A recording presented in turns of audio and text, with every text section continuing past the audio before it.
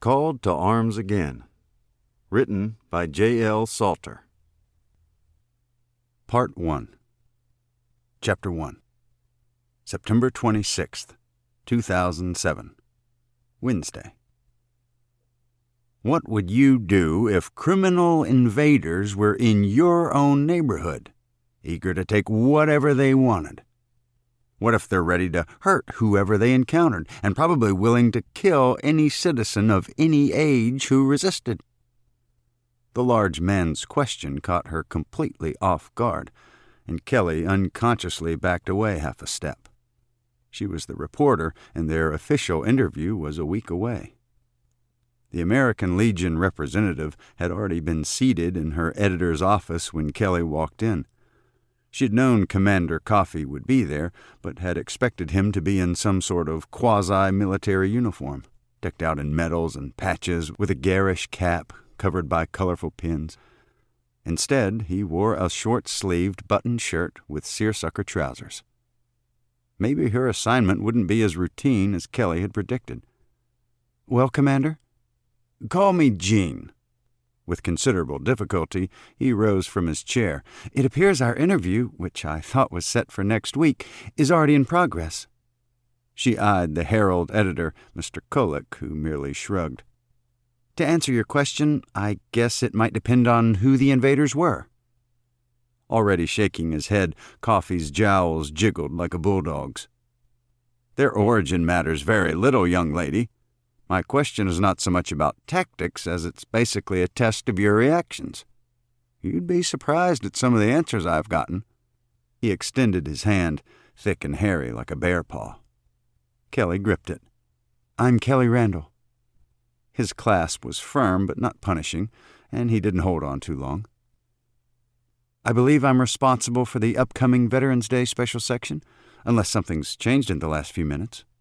She sneaked another look toward Editor Kolek. "Possibly," replied Coffee. "Let's hear the rest of your answer. What would you do in response to a large-scale hostile threat?" The editor indicated a nearby chair for Kelly. Coffee waited until she sat to return to his own seat. He grunted as he made contact. Kelly was a few months past 30, but could pass for early 20s. "I've never thought about it, but I don't guess it'd do any good to call 911. She tried to smile, but it felt too uncomfortable. Somehow, it appeared her assignment hinged on how she responded, and she needed the money. It was the first year Kolek had assigned this section to a part-time staffer. "Okay, Commander, if I have a proper grasp of your question," she squirmed slightly in the hard wooden chair, "I believe you'd defend your family and home." Coffee nodded, and his expression indicated cautious approval. "Go on." "If it was a small attack, then you'd probably be on your own, using whatever you had at hand." She searched the editor's face for clues. Nothing. "But if a bigger area was involved, or a large number of invaders, I suppose you'd seek assistance outside of your home and collect whatever resources you could." A broad grin split Coffee's jowly face as he turned to the editor. "She'll do just fine, Kolek. You finally got the right man for this job." "Man?" She cleared her throat dramatically. Coffee rose again, very slowly, as before. "My apologies, ma'am. I meant the right person to handle this assignment. Clearly, you are not a man." His eyes quickly scanned her high and low. It was obvious he approved. "In that case, Commander, I believe we'll keep your upcoming interview in the section." She winked, but it was not necessary because Coffee was already chuckling. They both knew he had enough clout to name anyone from mayor on down to dog catcher to wrangle those 12 pages. "Young lady, I think we'll get along just fine."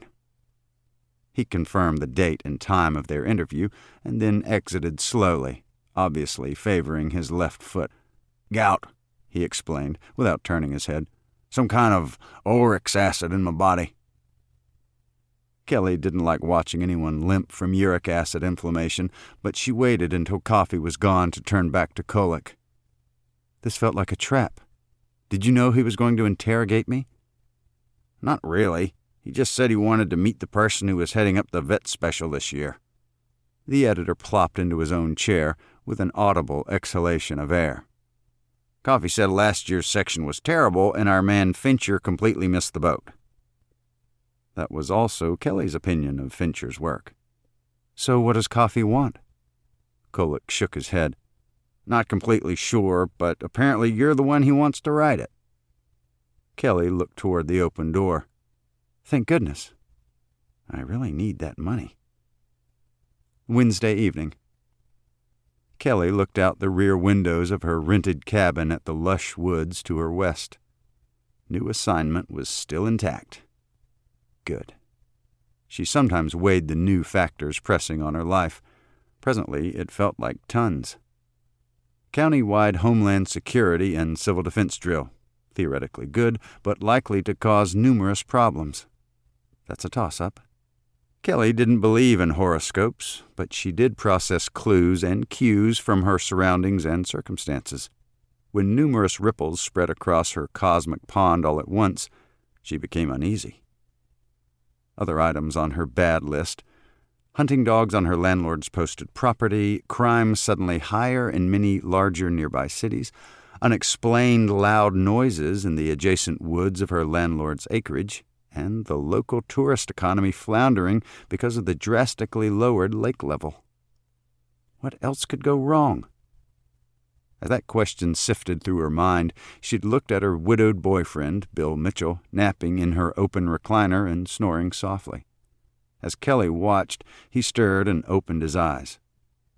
Mitch looked somewhat surprised that he'd dozed off. He'd arrived about 30 minutes before to take Kelly to the steakhouse buffet. She was still folding laundry at that point, so he sat and then reclined. It was only a matter of moments before he snoozed. "What time is it?" He yawned without covering his mouth. "Nearly 6. We should get moving since you always need to beat the rush." "I just want to get there before tour buses arrive and unload hundreds of extra customers." Mitch was prone to exaggeration. He stood and stretched. "What are you watching out there?" She motioned toward the glass upper half of the cabin's back door. "Just looking at the woods. Interesting how they change so much." Mitch stood close behind Kelly and placed his large hands on her hips. "You mean seasonally?" "Well, that too. But I mean how they look so different when it's about to rain, or the wind's a certain way, or the temp changes." He rested his chin lightly on the top of her head and inhaled deeply. She wasn't fussy about her honey-brown hair, but washed it daily, then simply blew it dry and brushed. "You seem unusually pensive this evening." Mitch bent his neck forward enough to kiss the side of her neck lightly. "You want to just stay in for a while? Maybe elbowing crowds in a hustle-bustle buffet line isn't the best venue right now." A breeze stirred the colorful leaves on the maple trees, and she watched a handful flutter to the ground below. With a minor jolt, Kelly realized he'd asked a question. "Yeah, let's just hang out here for a bit. Maybe we'll get a bite later, somewhere quiet." Mitch hugged her closely for a few more moments until she disengaged to get a sip of juice. Kelly, in the kitchen, could hear his stomach grumbling. About an hour later, Kelly and Mitch sat at their favorite of the local Mexican restaurants. He'd quickly ordered his standard, enchilada dinner plate. Kelly wavered between one of the specials and the numerous possible taco, tamale, burrito, and enchilada combinations. She finally selected the components of a combo plate. A different waiter, on his way to a nearby table, carried a steaming platter of grande fajitas with a plate full of flour tortillas and another dish of rice, beans, and salad. The fajitas sizzled audibly as they passed, and Kelly inhaled as though she would capture some of their aroma to savor later. "Let me guess." Mitch nodded toward the enormous tray as it was placed in front of a hungry diner 2 tables away. "You wish you'd ordered those fajitas." She nodded. "But nearly double the cost of my combo." "You do that every time." "Order this," he said, pointing to the combo section on the menu's back panel, "and wish for that." Mitch aimed his chin toward the sizzling platter. "Well, at least I vary my combos, Mr. Eat the Same Thing Every Single Time." He shrugged. "I like predictability. Sue me." Back at her cabin after supper, Kelly sat on one end of the love seat.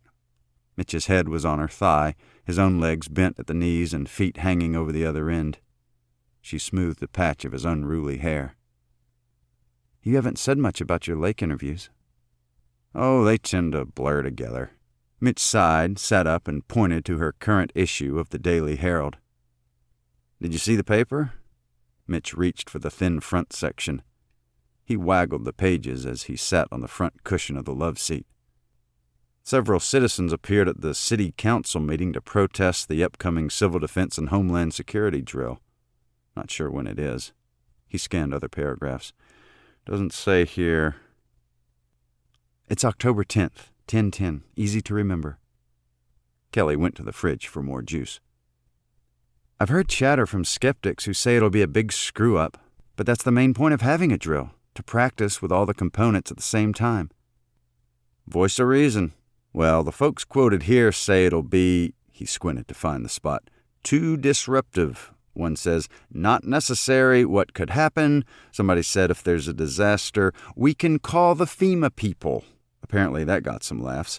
And one guy suggested, just let the media handle it. Mitch put the paper down beside him.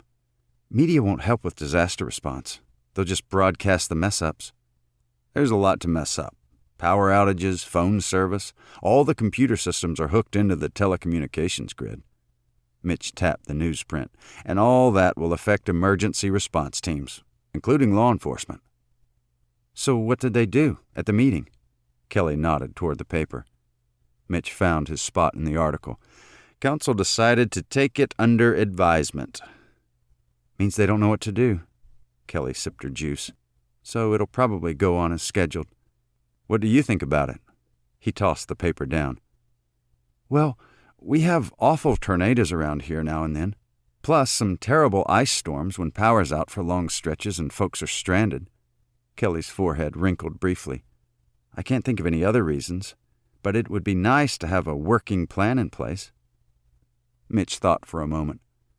"Well, even if this local test is for weather emergencies or something more like traditional civil defense, most people just say it's an unnecessary waste of tax money to run this complicated exercise and tie up all of our first response resources." "They have a point, but better to find out if the response is coordinated and effective before we really need it next time." She shook her head. "Evidently, the people opposing this drill must figure disasters only occur in large cities." In silence, Kelly looked out through the west-facing window of her living space. Mitch got up slowly, winced when the weight went to the hip he routinely favored, and joined her at the window. He reached one arm around Kelly's shoulders and hugged her sideways.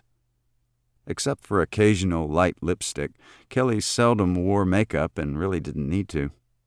The half-inch-long scar near her right cheekbone was a souvenir from a terrifying break-in several months previously. The gash had healed nicely, scarcely noticeable except from certain angles. They hugged, standing, for several moments. His heart beat loudly deep inside his chest. Mitch relaxed his embrace and leaned back slightly. He looked expectantly into her eyes. "Is there something else bothering you?" "Oh, just the usual." She held up a hand and ran her thumb against the two longest fingers. "Ah, money." Then he looked puzzled. "But you've got that big special issue coming up for Vets Day." "Yeah, but I won't get paid till it's published, and that's over 7 weeks away." She frowned and moved toward the kitchen. "I sure need another research gig, or to sell another article." "You made a good score back in June, byline and everything." "Yeah, it paid a couple months' rent." Kelly paused, "but they cut out a bunch and rewrote the rest." "Editors. No way around them." "When I'm feeling good about my writing, I think it's great I have a byline in a mainstream national magazine. But when I'm low, I think they bought my story only because it was a first-hand account." "Something else will come up. You're due." Her fingertips touched her own belly. "But I still gotta eat." Somerset was a small town in south-central Kentucky. It's difficult to find jobs when you've rejected typical office environments and can't tolerate the prospect of sales or food service. Adding periodic assignments for the limited circulation Search magazine to her part-time newspaper pay, Kelly could just about make ends meet each month provided she was braced for several days of soup, cereal, PB&J sandwiches, and free seasonal vegetables from her landlord's abundant garden. Mitch yawned slightly. It was time for him to go, or she'd be tempted to let him stay. Kelly hugged him tightly. I love being in your arms, you big Texan." She stood on her toes and kissed his lips quickly. "But it's late. Now scoot before I sick the dog on you." "I'm not scared of Para, but I'll leave anyhow." He kissed her lips lightly. "Good night, Kelly." Para's ears perked up when she heard her name, and she trotted out the door to escort Mitch to his SUV. She was mostly Jack Russell Terrier with a bit of beagle. Batwing ears large enough for a Labrador. Solid black except for a white blaze on her breast. Kelly crossed the room to look out the back window again.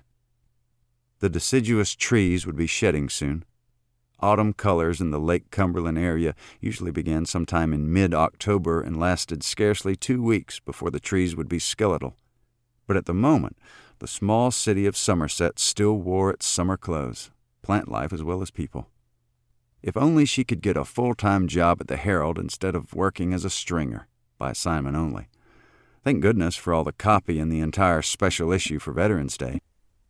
A small task force would be selling ads for that 12-page section over the next 5 weeks, which was how long Kelly had to research, schedule, interview, write, fact-check, rewrite, etc. 12 pages. She needed the work and was grateful for an assignment which would pay not only her usual fee of so much per column inch, but also some of her invested time would be compensated in an odd algorithm which only the Herald's business manager comprehended. One of her first interviews was with her landlord, Chet Walter, whom she would see very soon. She was already late with her rent. Chapter 2. September 27th. Thursday. Late afternoon. Though coolish at Kelly's cabin during early morning, it was considerably warmer in the bright sun of late afternoon when Mitch arrived. Para had just captured a huge mole, which she paralyzed by snapping its spine. Satisfied her prey was not going anywhere, the little huntress trotted over to greet Mitch cordially. Then she returned to the dense alfalfa to relocate the incapacitated mole. Mitch was there to join Kelly later for an inexpensive fast food supper. It was still early, so they sat on her front porch rockers. As Mitch watched several huge buzzards soar over a disappearing creek, Kelly studied his face. While not classically handsome, Mitch was indeed good-looking. Tall, broad-shouldered, with long, strong arms, firm chest, and just enough belly to grab hold of, but not enough to be unsightly. A man at 40 probably should be allowed a slight paunch. If not for the chronic pain in his hip, which sometimes affected his gait, he would be considered athletic-looking for his age, though a bit rumpled and a little bit beat up. Mitch had a full head of hair, and, as their friend Ellie Gray had once said, "He has all his own teeth." Ha! Several of his feature stories had appeared in other small regional magazines published by an electric utility co-op and a county chamber of commerce. Plus, a few of his more sporty pieces had also appeared in an official state publication concerned with fish and wildlife resources. Usually, Mitch had about 2 interviews per day, which often included considerable travel time to distant portions of the lake. Some were scheduled, but several were just serendipitous drop-ins. Typically, his interviews resulted in 2 or 3 actual submissions per week for publication. Kelly wondered how Mitch generated enough income to buy basic groceries. She only remembered a vague reference to his deceased wife's insurance policy. Kelly couldn't bring herself to inquire about his meager budget or his late wife. "It's a wonder that neither of us has been locked up in the poorhouse." She shook her head. "I'm supposed to have another big assignment from Search magazine, but the editor keeps pushing it back. Latest word is maybe next year." Kelly stood. "But next year might never even get here." "Why do you say that?" "Oh, I don't know. Hunters shooting in my direction, terrorists and homegrown crime, natural disasters all over the world." "You seem pretty glum again today." Mitch probably wished he could shift the mood. "Yeah, I guess I'm in a funk or something." Mitch hugged her briefly, but Kelly twisted away. Sometimes she needed to move. No confinement. Though burgers were available in dozens of Somerset establishments, Mitch believed the best were served at a place near the hospital. After ordering, they waited at a booth for the food to be brought out.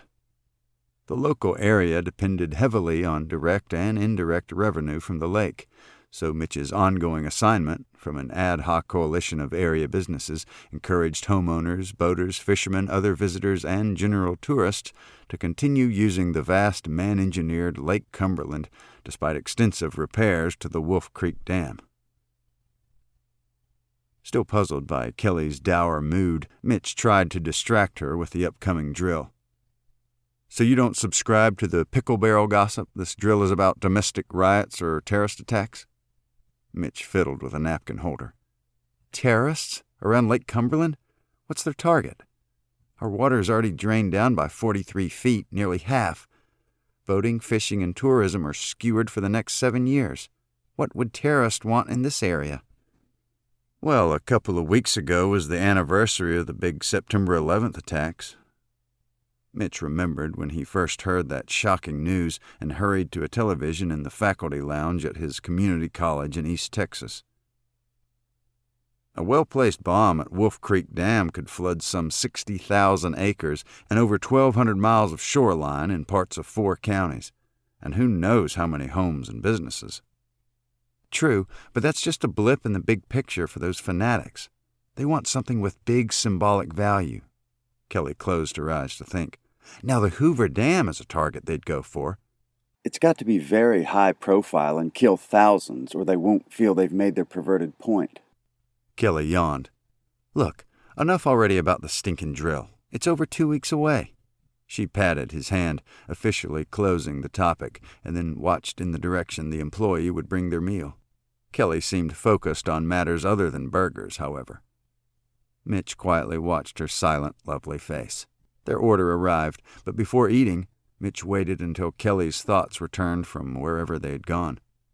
Shortly, Kelly looked around like she'd just awakened from a 5-minute cat nap. She ate her burger slowly, and it seemed like she didn't even taste it. Though they'd only been back at Kelly's cabin for a few minutes, Mitch had already gotten settled on slightly more than half of the love seat. Kelly gasped suddenly, looked at her watch, and then slapped Mitch's knee lightly. "I'm out of here. Got to be at Pop's house about 10 minutes ago." Mitch groaned loudly. "Sorry, I'd forgotten. Pop's expecting me and my rent. I've got some other things to ask him about my assignment, but I don't think I'll be too long. If you want to wait here, I should be back in about an hour and a half." She didn't linger to see how Mitch responded, whether he'd remain in her cabin or just go back to his own. "Okay, bye." Mitch was still considering whether to wait alone for 90 minutes when Kelly suddenly drove away. "Well, Para, guess I better get back to Fishing Creek." He sighed heavily and smoothed the short black hair on the little dog's head. "I know exactly how you feel, Mutt. I don't like being left behind either." The terrier extended her huge bat-wing ears and cocked her head. Wonder what she hears in my voice besides commiseration. Mitch watched out the cabin's front windows until he saw Kelly's small 4-wheel drive make the turn from Macon Circle. Before Mitch left Kelly's cabin, he bent forward and peered toward the east. Beautiful view. He stood in the middle of the dining, living, kitchen space and looked around. No, couldn't live here. Too small and too crowded.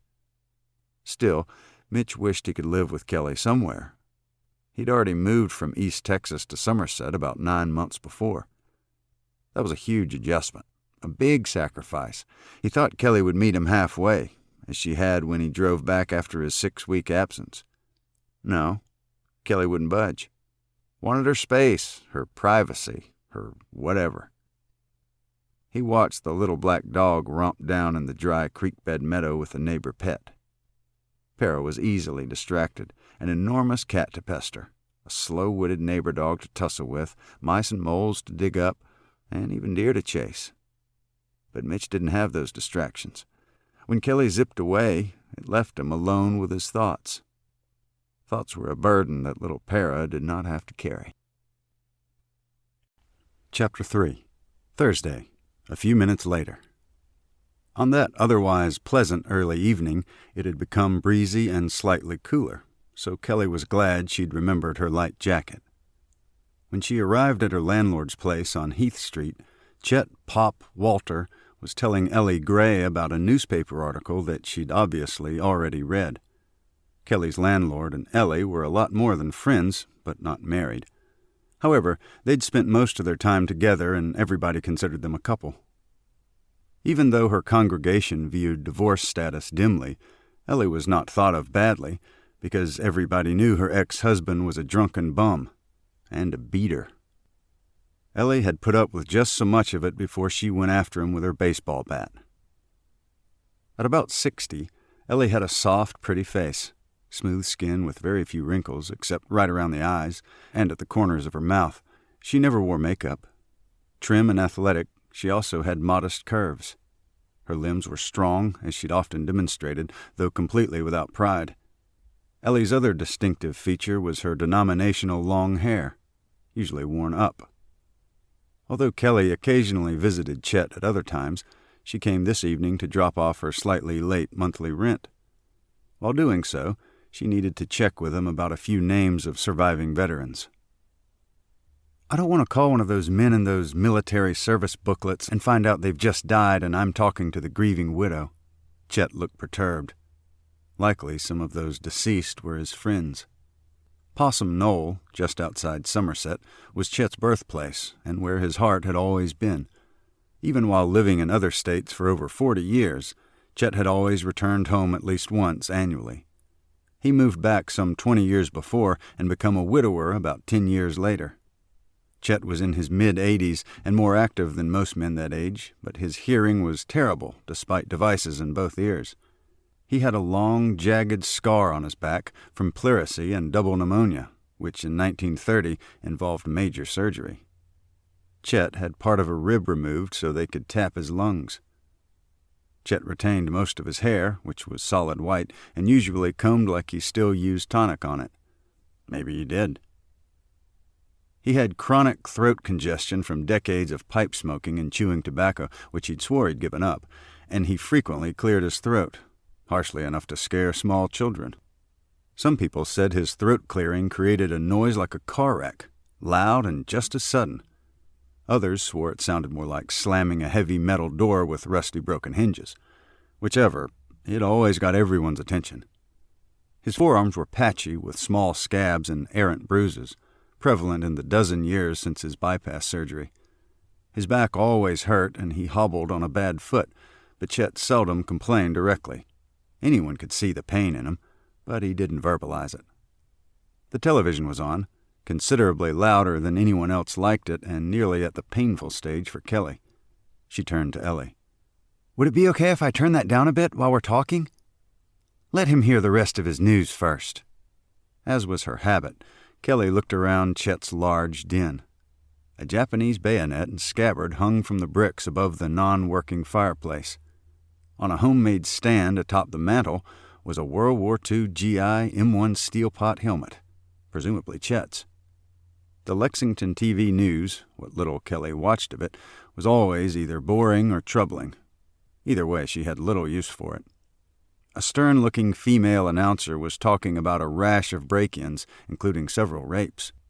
One was an entire subdivision which a police spokesperson said was wiped out in broad daylight when many residents were not at home. Kelly examined Chet's bookcases.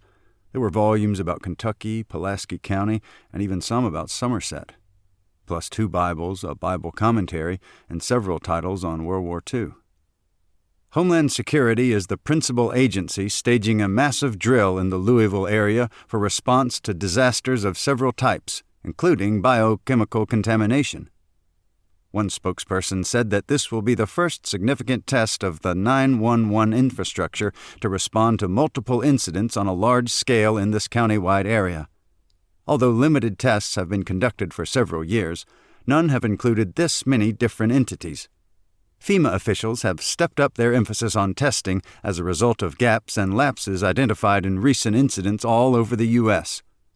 Almost all Jefferson County and Louisville officials, including law enforcement, fire department, medical personnel, evacuation specialists, and other special response teams, are expected to be involved in the drill, set for— Kelly tuned out the television again. A crawler across the screen's bottom listed a few other cities and towns which would be involved in smaller-scale drills scheduled over the next several weeks. When Ellie turned the volume way down, Chet looked annoyed until he remembered Kelly was waiting to speak with him. Kelly put her rent check face down on the end table and sat on the couch close to Chet's rocker. "Pop, how come so many Pulaski citizens have joined the military over the years?" She looked at a page from her folder of notes. "Going back as far as the Spanish-American War, it seems disproportionately high for a small county." Chet cleared his throat loudly and looked toward his mantel before he spoke. "This area's always been poor, people scraping to make a living. Economy was poor and jobs scarce even before the Great Depression. But after the crash, it was terrible. Folks did whatever they could to stay alive. It was hard raising families back then. If you got old enough to get away and wasn't needed to work the family farm, which in lots of cases there wasn't no family farm by then you probably had to go to big cities to find work." He went silent for a long moment. Kelly could sense he was reliving some of the painful memories of that awful period. But Chet suddenly resumed his explanation. "Besides the poverty, education was pretty poor in lots of places. Here close to Somerset it was all right, I guess, but out in the county it was catchy. So when jobs was available, most folks did labor work." He held up his wrinkled hands. "These old things bruise so easy now, but they did lots of chopping and sawing, digging, hauling, and fighting, back when I was a young buck." Kelly recalled that one of Chet's temporary jobs had been to relocate the graves of old Burnside to higher ground before the TVA flooded that area to generate electricity with the Wolf Creek Dam. Over the entire flooded area, more than 100 cemeteries of various sizes had to be relocated. To help the country out of depression, Roosevelt did some good, putting people to work. The New Deal had so many new programs you couldn't shake a stick without hitting some, and most had 3 initials. Ones I recall best was National Recovery Act and Civilian Conservation Corps. The CCC ran things almost like a military outfit, with commanders in Army uniforms. Before the war, there was a good many Pulaskians had their first paying job in CCC. "Pop, I understand there was lots of unrest about governmental regulatory activity having to do with prices and supplies. I saw a History Channel clip of men pouring hundreds of gallons of fresh milk in the streets, protesting the government's milk price regulations." Kelly shook her head. "That blew me away. People starving right in that city, and they're pouring milk out on the streets." Chet cleared his throat rather softly. One of Roosevelt's programs was cutting down beef cattle production. I still don't understand why or how this was supposed to help. But Roosevelt said we couldn't keep our cows. Wouldn't let us sell them, and we couldn't even salvage the meat, since meat production was what they was trying to control. He shook his white head sadly. "It's hard for a 12-year-old boy to understand why men with badges come to his family farm and make his daddy shoot his own cows. He was hungry, but we had to bury him back in that big sinkhole." Chet pointed as though he were sitting in his old farmhouse in 1937, rather than his present-day living room on Heath Street. That story made Kelly want to cry, but she recorded her notes as clinically as possible and tried to shift the focus back to her primary topic. "Disproportionate numbers of Pulaski citizens joined the military over the past 100-plus years because this was primarily an agricultural area in poor economic conditions. Plus, unemployment was high, and the few available paying jobs were mostly labor, partly because of limited educational opportunities. And right before World War II was a time of very austere financial hardship." Kelly looked up from her notes. "All that makes it sound like military service was just about the only way out." Chet paused so long before replying that Kelly feared she'd hurt his feelings. Then he spoke. "For some folks, maybe a uniform was the only way out, or up." He nodded. "And those was some of the reasons lots of folks served. The other reason didn't come up much till the Germans sunk the Lusitania in 1915 and folks realized our country had been attacked. But even that was nothing compared to how folks felt after Japan attacked us in December 41.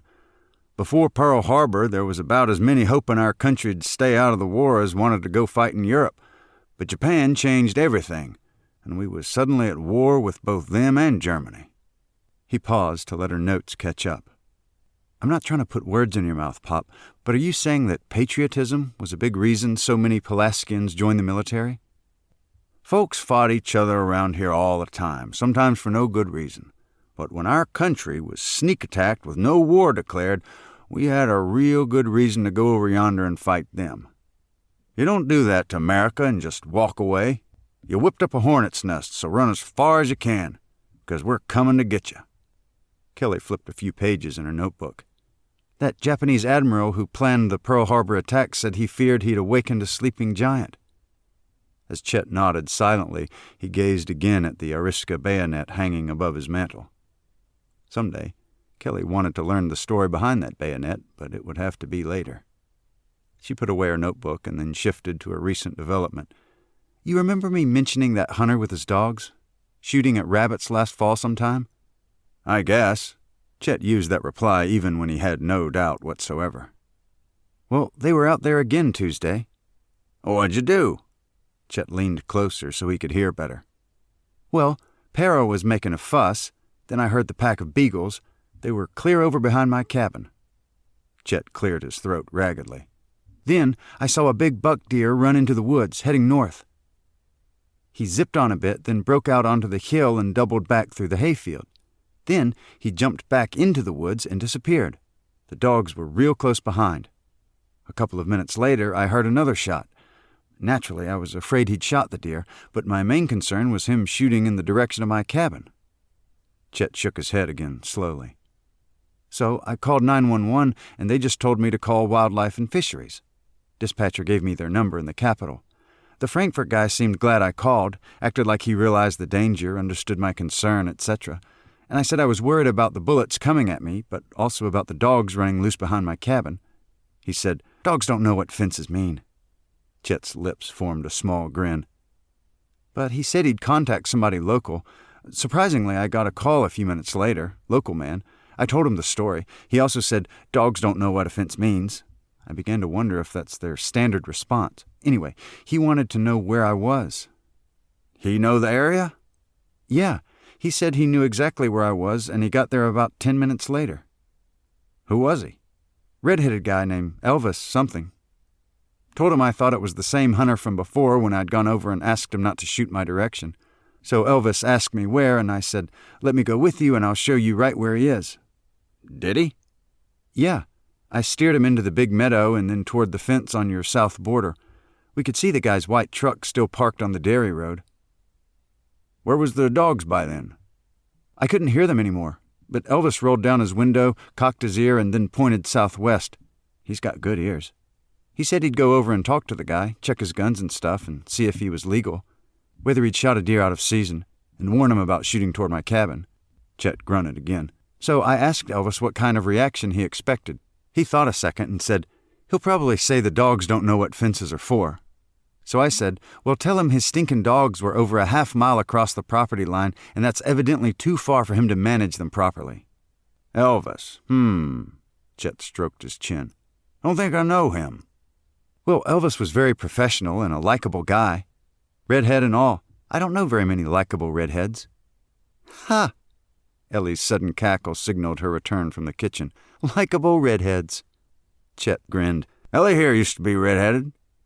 "Before all this gray chased it off." Ellie pointed with her wrist, since her hands held dishes. "I knew another redhead." Chet cleared his throat loudly. "Miss America in '44. Red-haired and hot-headed. Quite a looker." "You hush about that old beauty queen." Ellie dried her hands as she entered. "She'd sooner shoot you than tell you howdy." Kelly inquired. "She was in the paper about pulling a gun on a guy trying to rob her junkyard barn," Chet explained. "The deputy told her to put down her gun, and she told him to do his job and arrest the thief. Meantime, the thief was complaining that he would have already been gone except she'd shot out his tires and said, 'You're going to stay till the law gets here, or I'm going to shoot you.'" "Still feisty, ain't she?" Ellie sat on the sofa on the other side of Chet's rocker. "And evidently well armed." Kelly smiled. "Lives up north of here, outside Eubank, Chet pointed. "She came down to our high school reunion, 50th, sang a few songs for us." "What's her name?" "Venus Ramey." Those syllables rolled from Chet's tongue like they tasted exceptionally delicious. Ellie made a raspberry noise. Kelly was about to leave. "Pop, how far do you want me to get involved in stuff like that hunter and his dogs?" Chet thought for such a long moment that Kelly wondered if he still intended to reply. "You did right to call Elvis, and it was right not to walk over where he's shooting. Too dangerous. Some of those hunters shoot at movement in the bushes." He paused. "And I'm glad you told me." Chet cleared his throat and looked up at Kelly from his rocker. "If you don't protect where you're living, there ain't nobody else going to do it for you. You got to protect yourself." Chapter 4. September 28th. Friday, late afternoon. When Para barked loudly, Kelly peeked out the front window and saw a state police cruiser bouncing over the ruts in her driveway from the cemetery road. Kelly went to the porch and waited until Trooper Fred Lee Means got up the steps. She sat in one rocker and pointed to the other nearby. "How's it going, Fred Lee? Have a seat." He remained standing, which likely meant it was not a social call. Means was over 6'4" barefoot, though nobody had seen his feet since he was a boy, except maybe his wife, Gwen. In his uniform boots, he was right at 6.5 feet tall. Kelly didn't know his weight, but guessed the trooper was about 285 pounds. With his vest and equipment, he would exceed 300. Means was a substantial and powerful man, but he wore his bulk and strength with a calm, modest air. "It's real pretty up here, Kelly." Means looked every direction but west, not possible from the front porch. "I should have gotten Pop Walter to rent this place to me and Gwen." He grinned slyly. "Then I would have had to arm wrestle you for it." Without reply, Means leaned against the corner post. The railing itself might not be substantial enough, and faced her. Kelly assumed she knew why he'd come because she'd heard some buzz at the courthouse a few days before, but evidently Means felt a need to ease into it. Uncomfortable, waiting for that topic, she deflected. "Have they been doing any more blasting around here? For the new highway or something?" "Not that I know about. Why?" "Oh, it's probably nothing. I heard some loud booms, not piercing like gunfire, heavier kind of sound, more like blasting or something." "Not important. So I guess you've heard more about that business this past summer. I was told that J.D. and his cousin are both out on bail." That terrifying break-in had never been far from her mind since May. Means arranged the accoutrements on his belt so he could lean more comfortably. "I'm sorry, Kelly. I really thought they'd be in the federal pen for 20. "So how'd he get out?" She could still visualize the cousin's stringy blonde hair and smell his horrific breath. "Not sure. Some bizarre technicality that their lawyer worked into a motion for mistrial." Means patted his thick, heavy belt. "Completely bogus, of course. I mean, they caught the cousin on your premises with illegal weapons. And drugs in his car. And I've still got the scar where he hit me." She paused to touch it. "And J.D. was on his way here when Ellie and Diane rescued us." Means nodded and quickly shifted focus. "Are you still keeping that shotgun right by your front door?" "Yeah. Since Jenny left, I moved it back to the door again. Why?" "That's not a good place, Kelly. For one thing, it's easily spotted by other people, including kids." Kelly's reply was terse. "Look, I do put it away when anybody's here, except Mitch or Wade or Pop. But it's a potential danger to have a firearm so easily accessible if another perpetrator ever bothers you. Maybe he breaks in with a crowbar just wanting to rob the place. Now he's got Pop's loaded shotgun. See how it escalates?" "I get your point, Fred Lee, but you're missing mine. If a guy with a crowbar comes in on me, he won't just take my toaster and leave nicely. If somebody breaks in, I'm in danger. If I hadn't hidden that shotgun while Jenny was here, maybe I could have kept those freaks outside my cabin. Till the cops arrived." The trooper shook his head again slowly. "I'm not suggesting you change. You want to protect yourself, or try to. That's admirable. But a weapon can almost always be turned back on the person holding it, even with a trained professional. I'm going to do what I can with what I have, to protect myself. I'm not going to call you guys and wait helplessly, hoping you show up before whoever's busting in takes and does..." Means looked distressed. Kelly reached over and touched his muscled arm. I'm sorry, I didn't mean it personally. I mean the 911 folks. I know you'd be here as quick as you got the word. He looked at the place her fingers had briefly touched and then nodded. It's okay, I understand. You're right to want to protect yourself, Kelly. Just keep your defensive tools less exposed, so they don't draw attention to themselves. Means paused. But I'm also suggesting that you be real careful when you point that cannon at somebody. You better be far enough apart that they can't reach out and grab it, or knock it away. She had more to say, but decided to pick her battles. It had been cloudy when Means arrived, and suddenly a light drizzle began. The breeze blew it up on the porch a bit, so Kelly motioned for them to go inside. She took the recliner, and the big trooper sat on the love seat. It took 2 tries to arrange the equipment on his belt to allow him a comfortable position. I need to say one more thing about that old scattergun Pop loaned you. He pointed toward it. Somebody threatens you, direct threat, preferably with witnesses, you have legal right to use necessary, reasonable force to protect yourself, but only what's required to neutralize the threat. If he just pauses in your driveway and you shoot him, you'll be the one in jail. And if he won't leave? Call 911 and tell the creep that you've called. What if that doesn't scare him off? Then you can show him that old scattergun and remind him it's loaded. And then? If he attacks you, at home or anywhere else, use whatever means necessary to neutralize the threat and eliminate his ability to attack you. How do lawyers define that? You never have settled for the stock answers, have you? Means smiled sadly. If you're attacked and you can't run and don't have assistance, blast him. It's better if you just disable him, but if that doesn't stop his attack, and sometimes it won't, blow his head off. She nodded silently. He cleared his throat softly. I don't want anything bad to happen to you again. Kelly eyed Means for a moment and then touched the back of his massive hand. Fred Lee, you sometimes just flat out amaze me. You've got a soft side to you that most folks probably never see. The large trooper grinned slightly. Yeah, most people see the badge, my gun, the heavy belt. Folks don't usually look beneath or beyond the uniform. I do, and I like what I see. You're a good man, Fred Lee. A real good man. His face looked flushed. Of course, you're also a married man, and my dear friend. Kelly immediately regretted saying that out loud. It would sound strange somehow to further clarify reasons she and Fred Lee could never be together. Though that didn't stop her from imagining what was beneath his uniform and massive belt, besides a genuinely good big heart and discerning mind.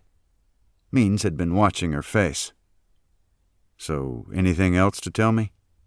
She smiled and blushed slightly.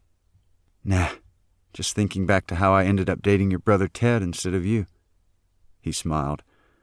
I don't know for the life of me why you and Ted ever hit it off. But I think I know why you and I never dated. She looked into his eyes and wondered what was coming. He paused like he was thinking how to phrase it. When you got divorced, I hadn't started dating Gwen yet. Means cleared his throat. Well, anyway, I really liked what I saw, but... But? She shifted in her chair. Too skittish, I thought. After you and Rob split up, you seemed real jumpy. Jumpy? Maybe I'm not explaining it right. In fact, I probably shouldn't. Well, you can't stop on jumpy and skittish.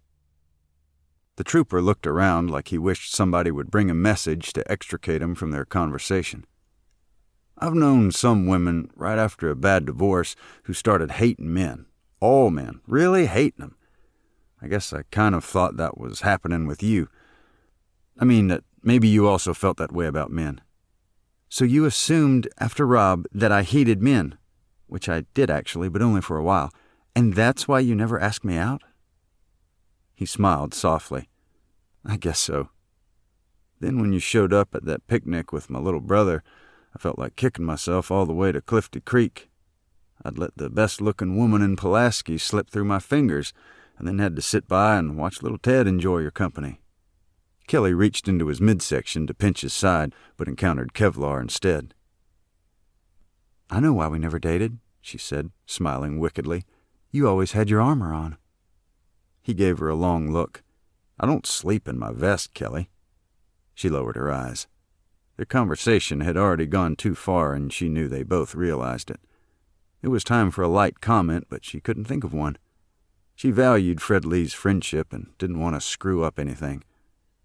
What could have been, maybe, 3 years ago was presently just a historical footnote. By the time Kelly refocused, she realized Fred Lee was standing in her cabin doorway on his way out.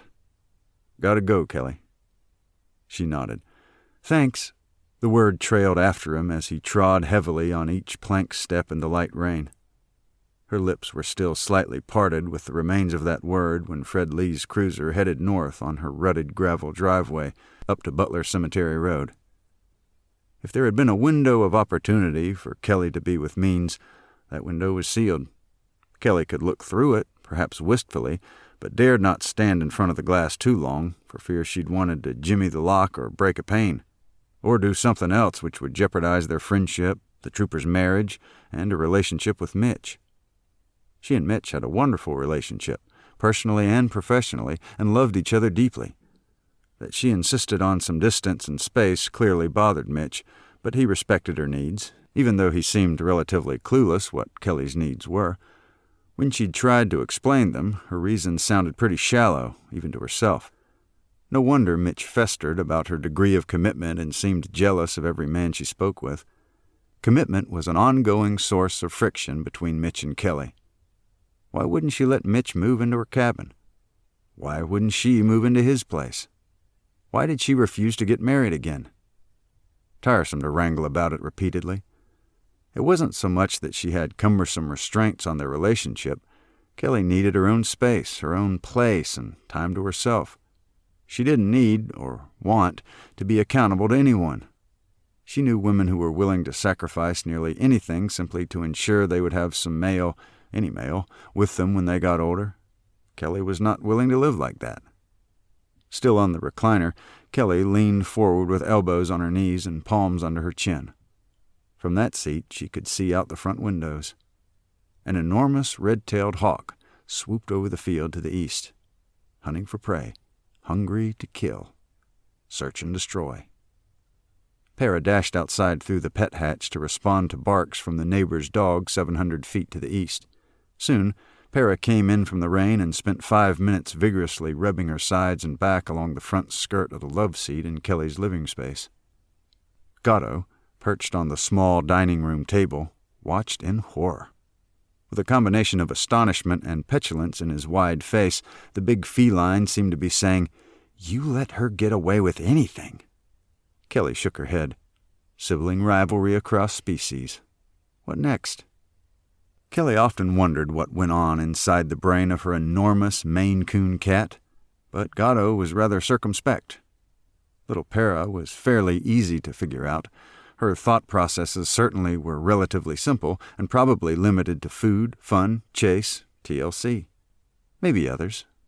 Yes, defend turf and protect human companion. In that respect, the little canine was quite like the simplicity and somewhat limited range of human males. Food, fun, chase, TLC, protection. Of course, the TLC for human males involved a lot more than scratching the ears, patting the rump, and stroking the shoulders. Considerably more. But in most other respects, if a woman could get along with a dog, she could probably tolerate a man being around. About the same amount of barking, whining, and scratching, and even a few similar smells. The human male's instinct to protect was certainly like that of domestic dogs. What about loyalty and devotion? That seemed more relative in men, depending partly on their age at the time. Oh well. Chapter 5. September 28th, Friday, a few minutes later. At Kelly's cabin, the light drizzle continued. Temperature was still moderate, but a sweater or light jacket would be needed before long. Mitch drove up, mounted the steps, and tapped on the front porch windowpane. She waved him in. Para jumped from the love seat and trotted to the door, wagging her tail. She sniffed Mitch's legs and feet and then zipped out the front door before he closed it. Gatto, napping on the kitchen table, merely looked up at Mitch and then blinked his eyes. Just now past Trooper Means as I turned off Highway 27. Mitch shook off some of the light rain. Yeah, he was here to warn me about J.D. and his cousin being out of prison. When? How? Mitch sputtered. Did they escape? She explained, in terms as economical as those means had used. Is this what's been bothering you lately? Part of it.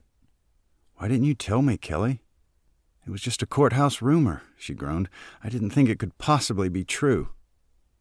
So what's the advice from your trooper friend? Kelly stood and stretched. Fred Lee wants me to tuck Pop's shotgun away somewhere. Totally ridiculous. He seemed to be saying I should just roll over and take it. Well, I'm not one to come to Fred Lee's defense. In fact, he makes me ballistically jealous, but it sounds like he was giving you good advice. Don't you start, Mitch. I can't stand it when somebody says, just settle down, little lady, and let me take care of that. Or when it's clear that's what they're thinking. I really hate that. Hey, sorry, I just meant he's a trained professional. Kelly approached Mitch and touched both of his elbows. It's so frustrating knowing that J.D. is loose again, not to mention his crazy cousin, plus having people tell me not to take measures to protect myself. Mitch embraced her closely. I understand, and I wasn't taking Fred Lee's side, but I'm also worried for you. I don't mean that you can't take care of yourself. You've already proven that. I just mean, well, I worry, that's all. She snuggled into his long arms. I can accept worried, but don't start preaching about me being a passive victim. That's not me, sport. I know. Believe me, I know. Kelly looked up at his face and almost said something. Mitch seemed to be waiting, but didn't ask. Hey, let's go eat. I'm starving. It was still a bit early, but Kelly needed to be in motion. She slid the pet hatch cover into its slot. Para! Kelly's whistle echoed somewhere down in the ancient bed of Disappearing Creek. Para! A small black shape bounded north along the creek bed and turned west up the steep slope toward the cabin. Para stopped, spread out her bat-wing ears, and listened for another whistle. It also echoed, but she wasn't fooled by echoes. She knew the cabin was home, and Kelly was in the cabin. Kelly was Para's home. Para raced up the hillside with leaps like a miniature gazelle and stopped at the steps to the front porch. She sat, wagging her tail, only slightly out of breath after her mad dash to get there. She was soaking wet and smiling. Mitch took a final sip of iced tea and discreetly checked his watch. They'd had a nice meal, economical, filling, and quite tasty, at the spaghetti place south of town. Kelly nibbled on half of a breadstick. You know how Ellie smiles, but it's just barely visible, and you know it's really a much bigger smile? Mitch nodded. Like she's trying to keep it inside. Kelly tried unsuccessfully to mimic it. What made you think of her? He looked around to see if Ellie and Chet had entered the restaurant. They hadn't. Just thinking they're kind of an odd couple. She looked toward Mitch as though expecting him to chime in. He didn't. Seriously, they're practically living together as I hear it. Can't believe everything you hear. Mitch waggled his forefinger. Well, she eats nearly all her meals with him and even cleans up his house. But she runs that cleaning service, Dirt Angels, with her family. Plus, that's a mighty big house Pop lives in. Maybe she's camped out on one end and he stays in the other. Well, now that you mention it, I think I have heard that Ellie sleeps at her own house. Kelly seemed to consider the possibility. You know, Ellie's real young for a woman in her 60s. Plus, she was quite an athlete up through high school, even beyond. From what I've observed, Ellie has a pretty nice figure. Of course, she doesn't show much of it with all those long skirts. Yeah, that's why I think they're probably not having sex. Ellie's denomination seems awfully strict. I doubt they'd allow an unmarried woman any hanky-panky.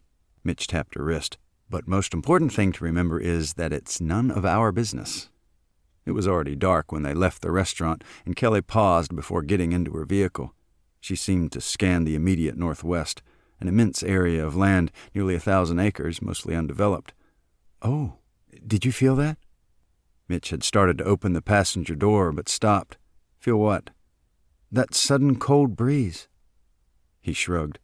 I didn't feel anything. The air was still. No breeze.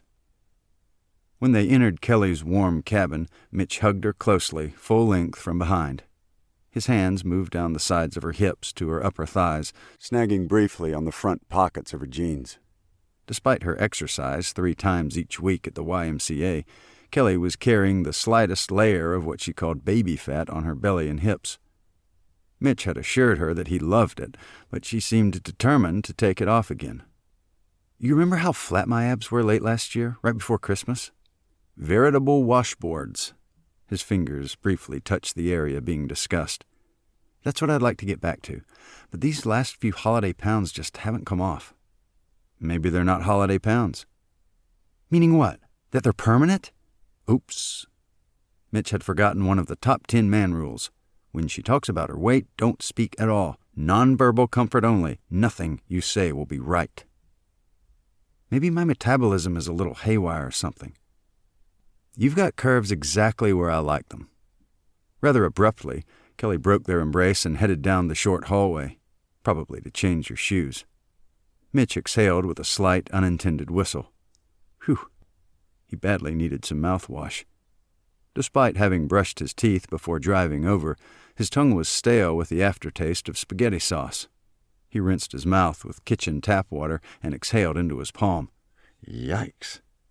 He remembered Kelly kept tiny breath mints in the cupboard near the toothpicks. He grabbed 3 and swirled them around inside of his mouth. 1 tastes zingy fresh, 2 give you a bit of a sting, but 3 can make your eyes water. He put 3 more in his pocket for later, in case Kelly returned from her bedroom in a better mood. Chapter 6. September 29th, Saturday, morning. Although the temperatures would rise considerably until late afternoon, a cool breeze periodically refreshed the bright and sunny morning. As Kelly sipped her second cup of coffee on the porch, she heard a distinctive whirring noise from the woods behind her cabin. It was a familiar sound, but she rose to investigate anyway. She'd barely left the porch steps when a large man zoomed down her driveway in a souped-up customized golf cart. "Wade!" She waved enthusiastically, spilling some coffee in the process. She flung away the remaining liquid and walked quickly toward the powered-up buggy as it crunched gravel and lurched to a stop. "No trailer this time, I see. Streamlined for speed." The chassis and cab were top-of-the-line premium brand, but the engine and transmission were secrets known only to Lawrence Wade Lawrence. The barrel-chested man jumped out of the cart and launched his bear hug before Kelly could put down her empty coffee cup, which clattered to the gravel. "Sorry, just happy to see you." He looked down. "Is it broke?" Kelly bent down and grabbed the cup. "Just bruised a bit. Come on in." They made their way up the plank steps in time to see Para bounding up the hill. With motions that resembled a greyhound and, at times, a third-grade child, the little terrier made a black streak up the hillside and was on the porch wagging and greeting her very large Cincinnati friend. Wade stroked Para's ears and patted her shoulders. "This little gal can run." The neighbor dog sounded in alarm, and Para barked a reply before turning her head. Then she scanned intently toward the east, raised the ruff on top of her shoulders, and scampered back down the steps. Standing on the slope, her legs stiff, she scratched the ground defiantly. "Wonder what that's all about." Wade obviously didn't see anything amiss. "Oh, some smell drifted down in the dry creek bed, or some squirrel ran up the neighbor dog's tree, something real important." Kelly turned. "Let's get some coffee. Somebody made me spill mine." He grinned as he burst through the door and barreled into the kitchen. Wade was not unusually tall, just under 6 feet, but he was massively built, with thick neck, arms, and legs. He was one of those men who did not manifest any particular musculature, but possessed astonishing strength. He could heave a 150-pound stump into a bonfire, but he usually shook hands passively. Wade's movements were never slow and seldom quiet. While extracting his personal mug from Kelly's kitchen cabinet, he managed to clink into at least 4 other dishes. The spoon clanked in his mug and smacked loudly onto the counter. "Wade, I declare you are a bundle." "Bundle of what?" When he grinned, his entire face was involved. At present, his face showed several days of stubble. "You growing your beard again for deer season?" She pointed. "No, this is the new movie star look. Always looked like you forgot to shave yesterday and just might wait till tomorrow." Kelly couldn't tell if he was serious, but Wade had probably already left that subject, so she shifted. "That pet hatch you installed has been real helpful, especially to keep her from following my vehicle." Wade looked slightly embarrassed at being praised, though his expression lasted only a few seconds. "So what are you doing in town?" I thought you usually visit about every other weekend. Got 3 acres to mow and lots of branches to clean up. Must have been some big wind around here. So you come down here more than I thought you did." She eyed him narrowly. "In case you've been here on other weekends, I wonder if you've heard some noise on Pop's 99 acres. "What kind of noise?" Kelly put her cup on the small end table so she could use her hands when she talked. "I've been hearing loud booms and other muffled sounds that seem like they're coming from those woods or the meadow beyond. I've also caught another hunter, but I know this isn't hunters unless they're carrying cannons." She had looked away to check on a movement from Gatto, and then she caught Wade's eyes again. "Why are you grinning?" "I ain't."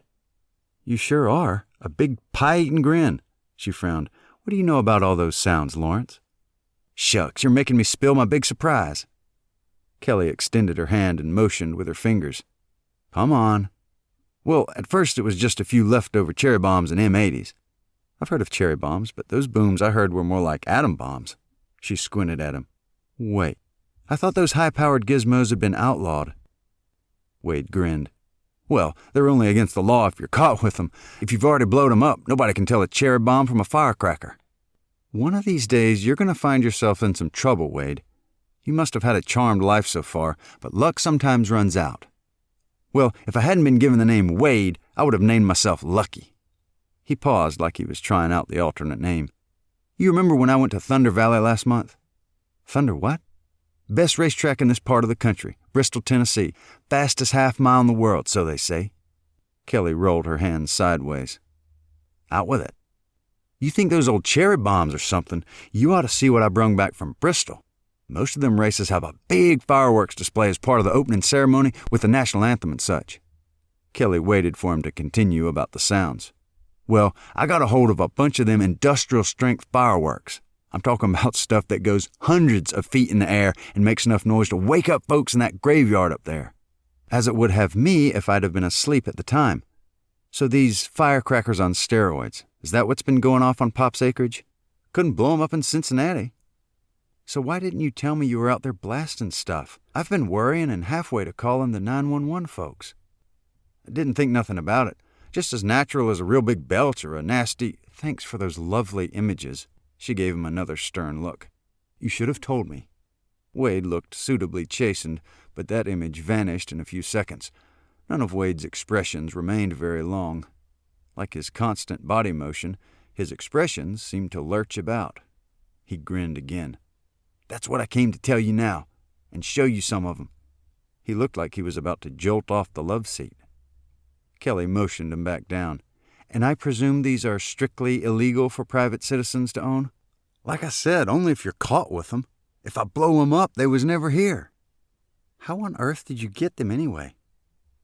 "They had a substitute guard at one of the gates. He looks a little nervous and asks if I want to buy some firecrackers. I say, 'What kind?' He shows me, so I say, 'How much you want?' He says, 'What do you give me?' Now, I know you can spend $50 on the 4th of July and come home with a little bag of junk, so I give him $100. "Did you transport his illegal fireworks?" "Got him right outside my buggy." "That's probably a couple of felonies." Wade started to get up again, and this time Kelly was too slow to stop him. Both went outside. Para tagged along, hopped up in the back of the golf cart, and sniffed suspiciously among the shapes beneath an old tarp. Then she wrinkled her nose and jumped back down. "I made some more improvements in old Betsy since you last seen her." He pointed to a button. "That's my siren." He pressed it and grinned broadly. Kelly covered her ears. "Turn that off!" He did, with obvious reluctance. "You already knew I took off the governor, so it runs a lot faster than at golf courses. Well, I also found some new injectors and put on a different header, so now this baby runs like a scalded dog." "It was already scalded enough, Wade." She was puzzled. "So what about the fireworks?" "Oh, here, under the tarp." He flipped it back with a minor flourish, revealing several assorted boxes. "Wade, you're liable to blow up my cabin with all that stuff. How on earth did that sub-guard get a hold of industrial fireworks like that?" "He said they fell off the back of a truck." Wade tried to keep a straight face. "Worked for me." Kelly scanned the array of samples in the rear compartment of Wade's buggy. "Okay, let's ignore all the legal issues for the moment. From what I recall of public display fireworks, there's always a lot of light bursts or whatever you call those huge flashes of color." They call them paints. I did some research. Different chemicals makes different colors. The way to tell a real expert is if they can make deep blue or dazzling white bursts. Kelly's mouth hung open briefly. I'm completely amazed. Bet you thought it was harder to make reds and greens, huh? No, I'm amazed that you actually did some research. She smiled. Yeah, went to the library in Lexington. Hold on. You live near Cincinnati. Why did you use the Lexington library system? He sighed heavily. Well, I started out in one of Cincinnati's library branches, but after I had asked a few questions about explosives and gunpowder and such, they started giving me the fisheye, so I figured I'd vamoose from there. Went to Lexington. Lexington's library staff didn't give you the fisheye? Nope. Some nice lady just took me to the computer and typed up some words, and there was a couple thousand, links? Yeah, links. So I sat there and clicked on them. Man, I got all kinds of stuff. I was printing pages like crazy. Sounds like you had a very positive library experience. Well, when I went to grab all them pages I printed, the other lady wanted me to pay for them. I told her the first lady said I could access anything for free. Wade had a fleeting frown. So while she was arguing with the first lady about my access, I snatched them pages and took off. So that's 2 libraries you can't go back to. He shrugged. He obviously never intended to visit any more library systems. So anyhow, most of them commercial fireworks are what they call aerial shells, and the stuff inside them, besides the powder, is little cubes or pellets they call stars. What I've been doing is taking them apart and separating all the stuff. Gunpowder here, packing there, stars over yonder. Plus that big old box I bought had about a mile of fuses. I swear, Wade, sometimes following your explanations is just impossible. Where are you dismantling all those brand new illegal fireworks? He looked at her like she ought to already understand. Simple, Kel. I want the sound from the gunpowder explosion to go with my new invention, but don't want the blast of light because them burning phosphorus particles is too tricky to handle. It's kind of like a big chemistry set, but real turbocharged. And I'm like the scientist dude that does the experiments. Kelly mulled over Wade's project. And this is what you've been doing, top secret, in Pop's woods? Pop's meadow. The woods be too dangerous to catch fire. Wade, that's why these are Class 2 or Class B fireworks. She couldn't recall which. And illegal. Way too dangerous for use by ordinary citizens. I'd sure hate to see you with 3rd-degree burns on your face and your fingers all melted together. Thanks a bunch for that pretty picture. Just be careful, that's all. I mean, if you insist on carrying on these experiments. After you see my new invention working, Cal, you're going to wonder why you ever discouraged me. I'm sure I'll be shocked and awed. I'm just thinking about your safety. I hope you're taking precautions. Wade rubbed his arm absent-mindedly. Yeah, I got precautions. Long fuse, light quick, and run like crazy. Stop, drop, and roll, Wade. She shook her head slowly. If running from long fuses is your elaborate safety plan, you'll need to remember the fire safety motto, because you're going to burn down something. Or burn up somebody. Wade shrugged. Even that had extra movement in it. Okay, but I've heard 2 kinds of sounds. I guess you explained the loud booms. What was the other one? How did it sound over here? She closed her eyes to help remember. Loud, but muted somewhat, almost like it was underground, like a muffled thump, or kind of like whump, whump. Wade grinned broadly. That's my new invention. Vegazilla. Veggie what? You know that big old pumpkin cannon out at Deer Holler Farm? She nodded. That's what gave me the idea. You've been launching pumpkins up in Pop's meadow? Didn't have enough pipe for pumpkins. Mine's for smaller stuff. Wade patiently explained the length and diameter of his pipe, his clever propulsion system, and the size and type of produce it could launch. Kelly had little concern about the vegetables and fruits, but was definitely worried about his experiments with gunpowder. I'm also going to rig up a little maze, a hayride through the woods, and part of a hay bale fort for my nephews and nieces and the kids of my cousins. I expect at least 12 kids. It'll be close to Halloween if I get everything ready in time.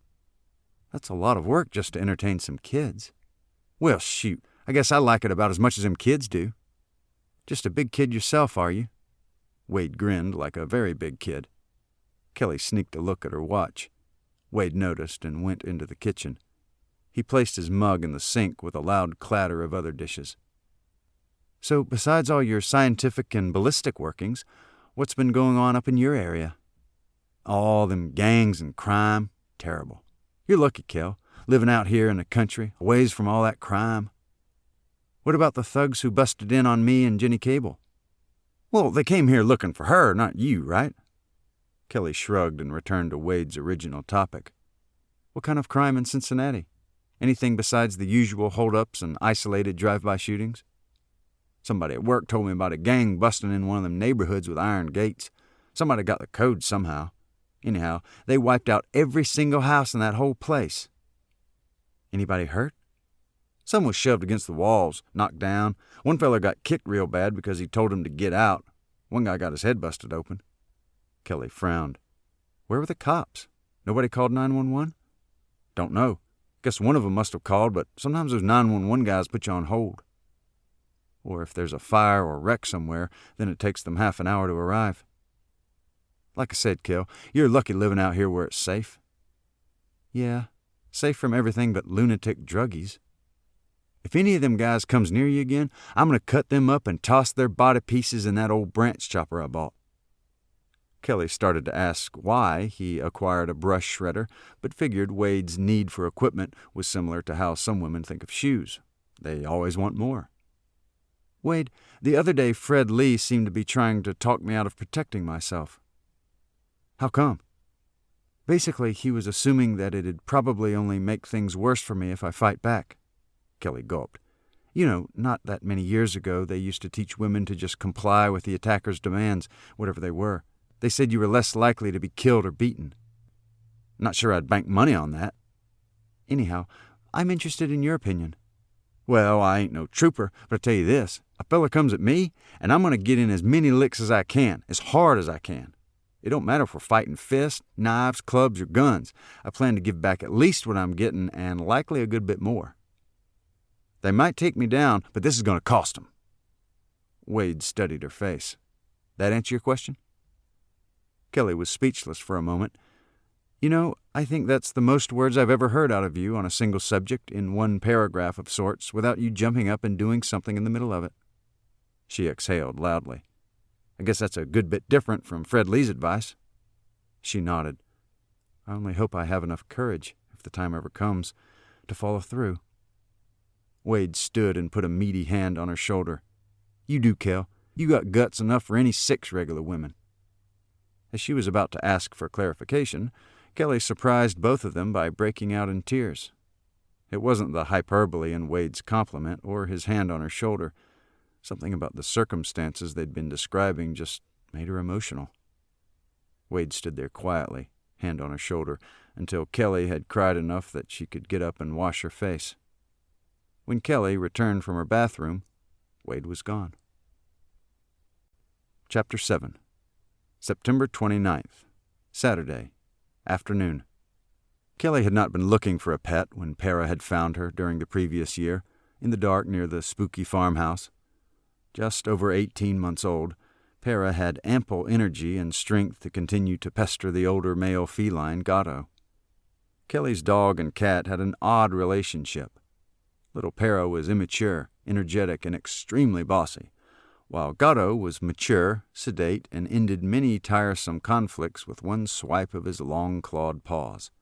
Young Para thought she could be the household's alpha pet, like an eager second lieutenant right out of OCS. But the older Gatto, like a taciturn first sergeant, actually ran the outfit. Typical temperatures in late September could be shirt sleeves in daytime with coolish evenings and nights. By early October, it would be light jackets in the mornings, but shirt sleeves in the afternoons. Evenings and nights colder, unless, of course, winter is early this year. Kelly realized she needed to update neighbor Diane on what she'd learned from Wade's morning visit.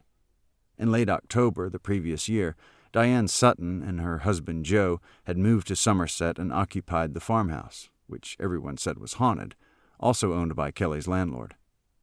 The morning fog had dissipated by the warmer early afternoon. Though Kelly had intended only to speak briefly at the door, Diane invited her in for tea. Kelly followed her hostess and noted how much the farmhouse insides had changed since Mitch had briefly lived there.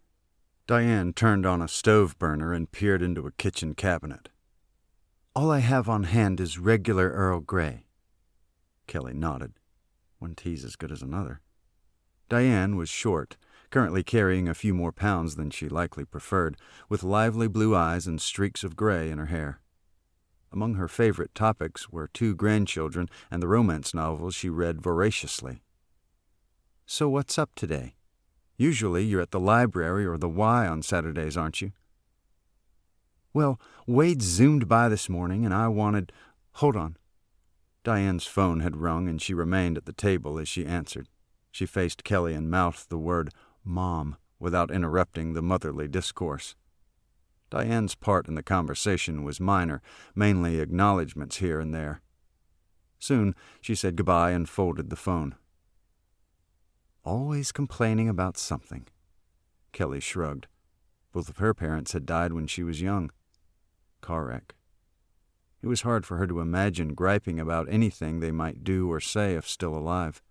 So Kelly didn't have any comfort for her neighbor with mom problems. Diane rose from the table to retrieve her kettle and poured the boiling water as she spoke. "So your big friend Wade is back in town?" "Yeah, remember those noises we'd both heard in the woods?" "Don't tell me that's Wade." Diane looked anxious. "Did he get blown up by his own dynamite?" "No, but he's got a huge box of supersonic fireworks and he's been experimenting. Wants to separate the audible boom from the visual blast." "That's the stupidest thing I've ever heard." Diane poured tea into both cups. "First of all, those big event fireworks are some special class of explosives, And I'm pretty sure the FBI or somebody controls them. Also, he's going to get himself killed messing with stuff that powerful." Kelly interrupted. "Hey, don't kill the messenger. Besides, I've already told him all that." He says he wants to use them with his invention. "Oh, no. Wade, an inventor. Do I even want to hear this?" "Well, he pledged me not to spoil his surprise, and it is still in the testing stage." Diane held up a hand, her palm vertical. "Okay, you keep all of Wade's explosive secrets." But I got to tell you, Wade and lots of gunpowder is not a pretty picture. "I know. I've already jumped on him." "What did he say?" Diane frowned slightly. "He just grinned real big and gave me that aw shucks thing he does." "Did it work?" Kelly sighed. "Yeah, pretty much. Usually does. I don't know what kind of sway his aw shucks has on me. I think it's the ant instinct most women have. If it was your own kid doing something dicey, you'd stop it and swat the kid. If it was your grandchild, you'd stop the activity but gently comfort the child." Diane pointed to her own chest. "Ants, however, talk stern, but deep down really admire the kid's spunk. And you just hope he doesn't get himself hurt. Ant instinct." "Not sure I agree completely, but interesting theory." Kelly wasn't an ant either. Diane took a few tentative sips before something outside the farmhouse west window changed her focus. "You know, we got here last year after winter had already set in. What's fall like? I keep hearing people talk about it." "Depends a lot on the weather. If frost comes early, the leaves die quicker. This particular season will also be affected by our summer drought, or so says Pop Walter." The leaves drop sooner, so not as many remain on the trees to change color. Diane pointed vaguely toward the trees on the broad hill. "So this year the leaves will start falling before they turn other colors?" "Some already have, and it's only the end of September. I noticed it was really dry over the summer, but I just figured that was normal up here." Oh no, we were something like 14 inches below our regular rainfall this summer. Kelly joined her at the dining room window. "Pop says there's usually a peak week when the fall colors are just so. I've been here for 5 autumns and I never know when it is. You just look up one day and see yellows, reds, oranges, and browns. A few days later, they're mostly gone. Boom. What drops first? I don't have a good eye for one tree from another, but Pop says the walnuts shed first, then sycamores." Kelly held up a finger for each variety named. "Then dogwoods and others I can't remember." "What falls last?" "Pop says maples are near the end, and finally the oaks let go." "You make it sound sad." Diane turned toward her. Well, I commiserate with the trees sometimes. The pin oaks hold nearly a quarter of their leaves until spring, when the new buds finally push them off, despite their stubbornness. The oaks letting go last. Somehow, I identify with that. Chapter 8. October 2nd, Tuesday, afternoon. Foss was hunkered down in Tateville with a mood even blacker than normal. His master plan had hit a snag. Well, several snags. It could be the crime of the decade if only Foss could collect an adequate number of trainable personnel, secure the necessary equipment and vehicles, and select the proper site at just the right time. Pretty difficult when you're working alone. Well, practically alone. Of course, that was the way it often went, according to an article Foss had read. Geniuses had to combat ignorance and ineptitude. He could do something about his mood, but had stopped taking those pills prescribed by the Free County Clinic because they dulled his creativity. To carry out his several endeavors, Foss needed to tap all his available brilliance, and that was plenty. Tateville was where he'd started out as a child, but Louisville was where he'd learned most of the skill sets needed to start a new collective which would rival those most infamous gangs. Foss figured the celebrity gangs only got so much press because they developed from particular major cities that everybody recognized. Deep down, he knew his destiny was to lead such a group, so it was excruciatingly frustrating to start from scratch and to have to work with such amateurs. His partners, the amateurs he seemed stuck with, were due to arrive in half an hour, so the best way to pass that time was to smoke a few joints, which usually put a nice edge on his schemes. Herv and Dante were acquaintances from the same Louisville neighborhood and had attended school together until they both dropped out, but one couldn't say they were friends. Both had worked with Foss before, but after each job he demanded they dump all the chumps and losers those two kept recruiting. Too unreliable. For his next major incursion, Foss would order assembly of a completely new gang around him and his two lieutenants. Of these two assistants, Herv was the brightest bulb, though not by very many watts. This next caper would be of a scope not even imagined by his counterparts in the big-name gangs. This one would top all the news bulletins and make Foss wealthy beyond measure. Plus, they'd get away scot-free. Unlike some of his previous plans, this one required certain very specific advance work, including the reconnoitering patrol to which he was about to send Herv, if that secundo was alert enough to understand what information Foss needed. October 2nd, Tuesday, early evening. Kelly bit the end off her slice of pizza and chewed. She and Mitch were eating early supper at the pizza buffet. They'd arrived at the stroke of 6, so they beat the crowds Mitch greatly disliked. After the cool, clear morning, it had warmed considerably throughout the afternoon, but presently the temperature was dropping again. Kelly had selected only 3 pieces and didn't even finish those. Mitch ate at least 5 complete pieces and had already checked repeatedly for the dessert pizza. Finally, it arrived and he was second in line to get a piece. Cherry. "Is that the treat you've been waiting for?" Kelly pointed. "Uh-huh, but it's too hot to eat." It didn't stop him from tasting it, however. He immersed the burning tip of his tongue into his water cup. Kelly watched intently. It was as curious as primate behavior in a zoo, though not as amusing. Mitch dabbed a napkin to his lips.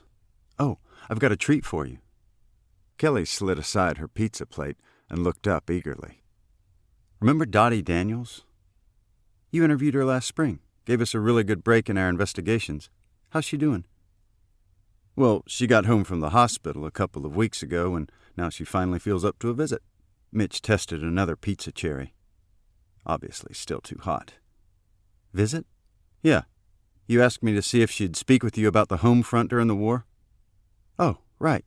For my vet special. Cool. When do I meet her?" "She said tomorrow's good for her. I figured I'd come get you." "You're going too?" "I've been wanting an excuse to visit her again. You don't mind company, do you?" "Not as long as you ask." Her smile was thin. "So how about 10 o'clock? Kelly nodded. "Date?" Mitch was finally able to begin eating his hot cherry pizza. Kelly tapped his hand. "Hey, maybe I should add you to my interview list." "My 2 years of ROTC didn't make me a veteran," Mitch shook his head slowly, "but I did get to hear some of the real vets who came in as guest speakers for programs, class sections, and training exercises. Some of those guys were really inspiring." "So they're the ones I need to talk to?" Mitch nodded. After he'd finally been able to eat the dessert, Mitch returned to the buffet line and scanned the counter like he thought he ought to eat something else, just to get his money's worth. Kelly could see Mitch was so full he could barely move. She went over and whispered, "Don't force it, sport. There will be other buffets." Mitch dropped Kelly off at her cabin. He kissed her goodnight on her porch, and they went their separate ways. It was earlier than they usually parted, no particular reason provided. Kelly suspected that Mitch the buffet king had a tummy ache. Chapter 9. October 3rd, Wednesday, morning. It was a pleasant sunny morning with a light breeze as Kelly and Mitch left for the appointment with Dottie Daniels. They made it to Burnside, south of Somerset, with 5 minutes to spare. Kelly took a long look at the house. In reasonably good repair, the structure had a faded look, as though its time had long passed by. It was a white Victorian with 2 stories and attic dormers. Raised on beams and piers, it had lattice work along the front beneath the porch. Someone had removed most of the gingerbread details, but 2 examples remained in the extreme corners of the expansive front. From the driveway, along the right side of the house, a fairly new ramp was visible, one made of treated lumber that hadn't been stained since its purchase. The ramp apparently led to the kitchen door in about the middle of the structure. After climbing the green-painted stairs, both stood on Dottie's porch and looked out over the former Main Street area of old downtown Burnside. "Seeing it all dried up like this is depressing," said Kelly. "I sure wish I could have visited this place before it was flooded in 1950. I've only seen pictures."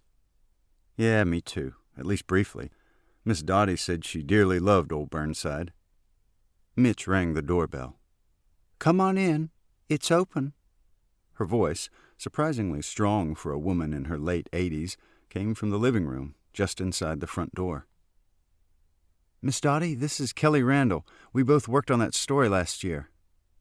Kelly remembered details Mitch had previously mentioned about Dottie, that in addition to modest regular meals, every day she ate cottage cheese and prunes, drank a single tiny glass of red wine, ate 1 square of dark chocolate, and took a large spoonful of cod liver oil.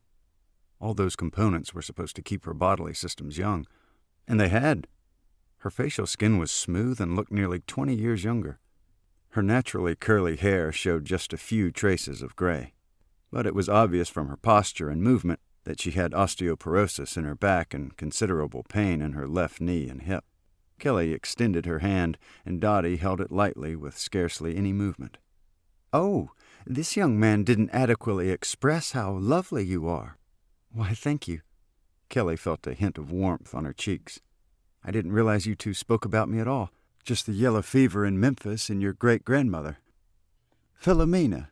Yes, we did spend quite some time on that. But he also told me about you." Mitch just looked uncomfortable. "Well, I'll have to ask him about that later, Miss Dottie." Kelly looked over her shoulder. "Right now, he seems rather incapable of speech." The old lady smiled and sat, slowly, in a huge stuffed chair. She waved her hand toward the other seats available, and Kelly took the nearest rocker. Mitch stood by the front window, looking out on the dry bed of Lake Cumberland. It used to be the busy downtown of the bustling Port Burnside, on a bend of the Cumberland River. "Mitch told me you're doing a series of articles for a Veterans Day special next month." Kelly nodded. "Should I begin with some questions about the home front, or is there some recollection you'd like to start with?" "Well, I've been watching that new Ken Burns documentary. It reminded me of all the excitement on campus. I was at Centenary College when America entered the war, but I'd transferred to LSU by the middle of the war. The campus was crawling with handsome boys in their pressed uniforms. Did you watch the Burns film?" "I don't see much TV." Kelly shook her head. Well, they interviewed a Birmingham lady, and she had it dead to rights. What she didn't mention was, my campus anyway, they rushed through the classes and graduated most of the boys early, just so they could go to war. You think they'd do that today? If they did, people would sue the school, the governor, and the Federal Department of Education. It was truly different then. Everybody was pulling together. We all had a common goal, to fight hard enough to end the war so our boys could come home. Dottie paused. Everybody knew the evil Third Reich and oppressive Japanese Empire had to be demolished. What do you think made everybody pull together, besides a common desire to bring the troops back safely? Kelly's pen was poised above her tablet. Well, you have to remember that before Pearl Harbor there was a lot of opposition to America getting involved at all. Lots of folks said it was a European war, period. Daniels cleared her throat. But people could read headlines. We knew Hitler had invaded Poland without any cause. We knew Japan had invaded China and slaughtered all those civilians. We saw their brutality and their single-minded purpose to possess and control everything. They destroyed any opposition and even eliminated other kinds of thinking. Daniels shifted in her chair.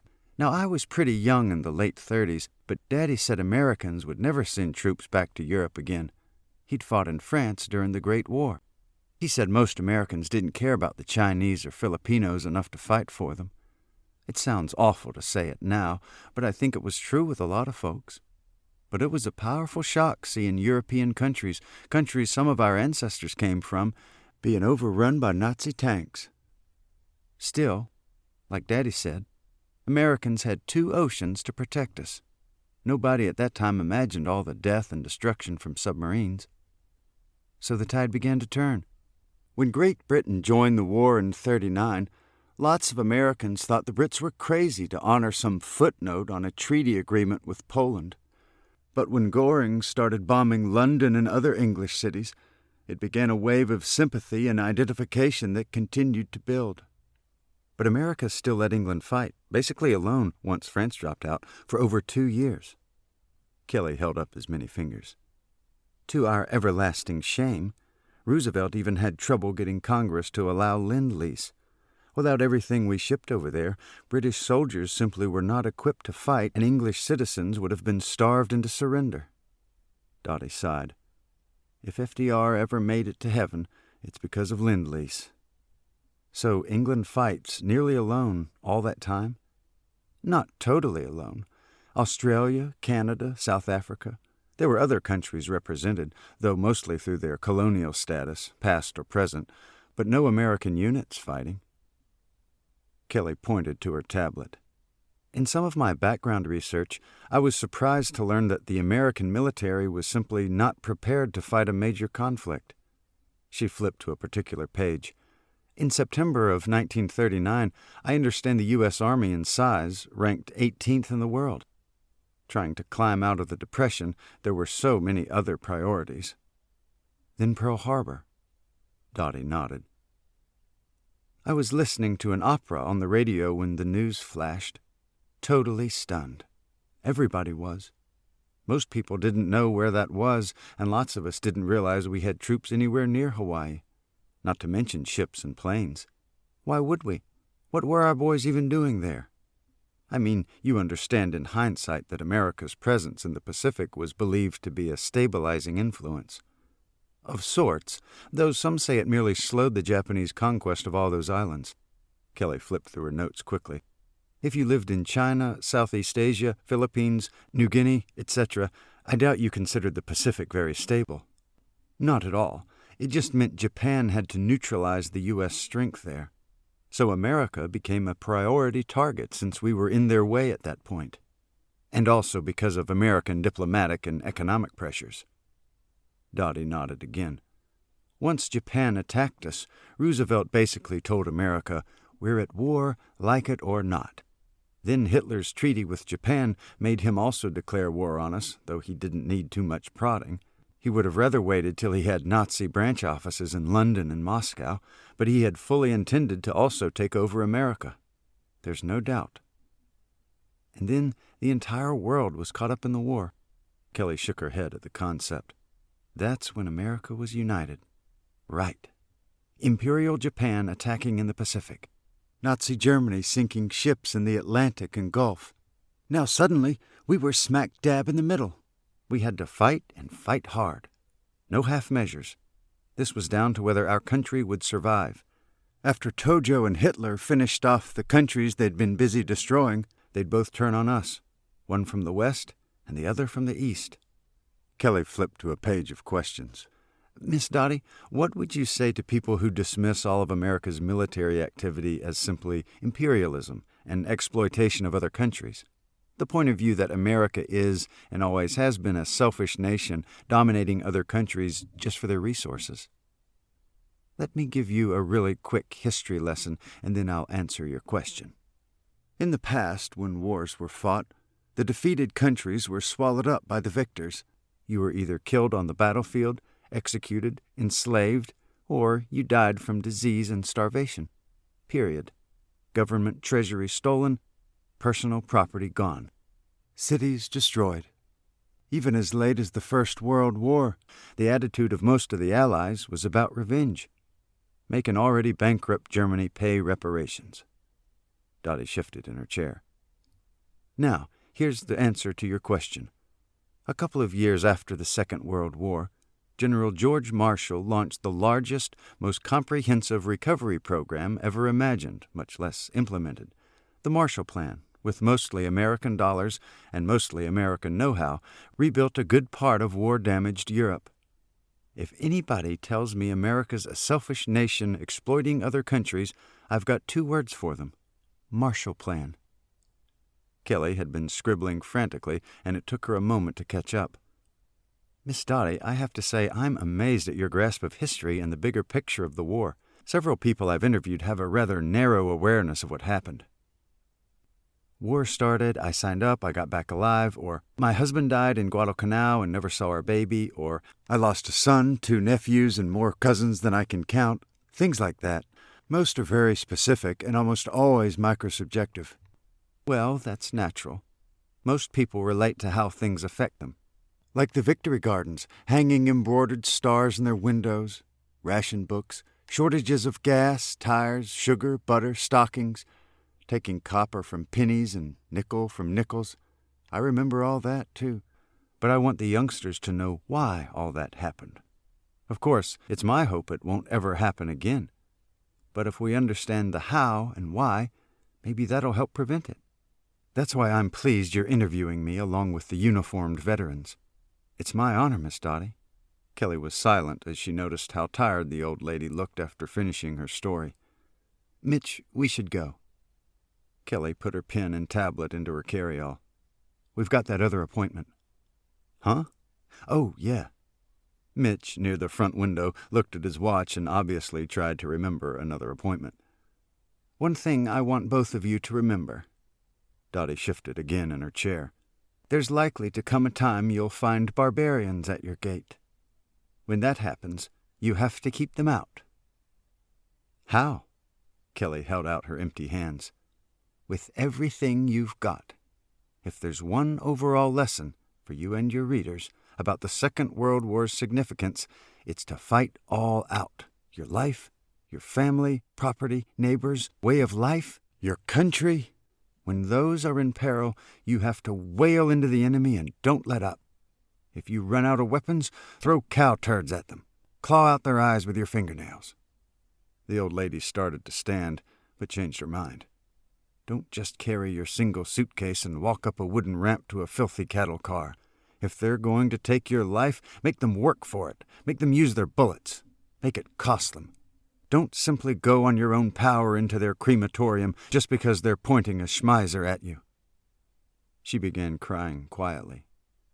Kelly patted her trembling shoulder. We're going to leave now, Miss Dottie. I'm sorry.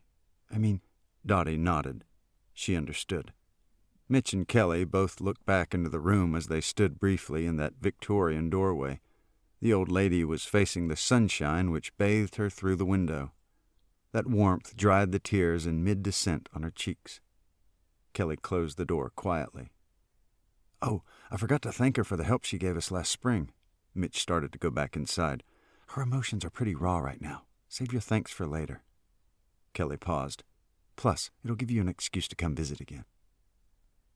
After their meeting in Burnside, they returned to Kelly's cabin. Mitch had an interview of his own to tackle at 1 p.m., so he only had time to grab a quick bite on the way. The interview was near the Delmer community of the now stone-dry Timmy Branch on the west side of Clifty Creek. Mitch wondered what this man's story was and how he could spin it into a positive feature in his series about Lake Cumberland still being open for business. There was a big Clifty Creek north of the Cumberland Parkway, but this, between Highway 80 and Highway 235, was just called Clifty Creek. On the topographic maps, it had the appearance of the rattle on a rattlesnake. After the interview, Mitch returned to his cabin above Fishing Creek and typed up his notes. He called Kelly, and they arranged to meet for supper. Chapter 10. October 3rd, Wednesday. Evening. Mitch and Kelly had eaten supper at an inexpensive restaurant near light number 18. Even though the daytime had been warm, the temperature had turned much cooler as they left. When they arrived at her cabin and Kelly unlocked the front door, Para zoomed outside with scarcely a pause to sniff the recent diners. Usually she took several deep whiffs, and one could imagine her ticking off the menu items which had been consumed. But that night, Para had urgent business to tend to down in the dry creek bed to the east. No doubt some groundhog had waddled from point A to point B. Once they got inside, Mitch started to sit in the recliner. "Oh, before you get too comfortable, could you help me haul my trash can out to the curb?" "Way out there? That's over 200 feet. "Probably more, but the exercise will do you good after all you ate." Kelly winked. "Plus, I'll have to drag it otherwise." "Okay, but it'll cost you a kiss." "First, let me see how strong you are." She gathered a small plastic bag from the kitchen to add to the large container. The 40-gallon can was kept outside, right next to the rear steps. Kelly taking one handle and Mitch the other, they slowly made their way north along the whitish gravel driveway toward Butler Cemetery Road. Para had returned from her urgent business and zoomed at them in the darkness. She quickly took her protective position about a dozen feet in front of them. About halfway, they switched sides. At the corner, they placed the trash can with a loud smack. Kelly rocked the container slightly to move it back a little, and the sharp-edged gravel scraped the bottom aggressively. "Kelly, for most folks, a trip to their curb is about 30 feet. "I'm not like most folks. Or haven't you noticed?" "Oh, I've noticed, all right." He reached for her, but she dodged in the darkness. Mitch came back around and captured her in a clumsy embrace. "You realize that hugging outdoors is really invigorating." She was breathing faster than normal. "I'm just as randy indoors without all the gross smells from the cattle yard next door." "You're impossible, Mitch." Abruptly, she pointed. "Let's go up there a minute." "I'm not traipsing up in your graveyard again." "No, just up this little hill."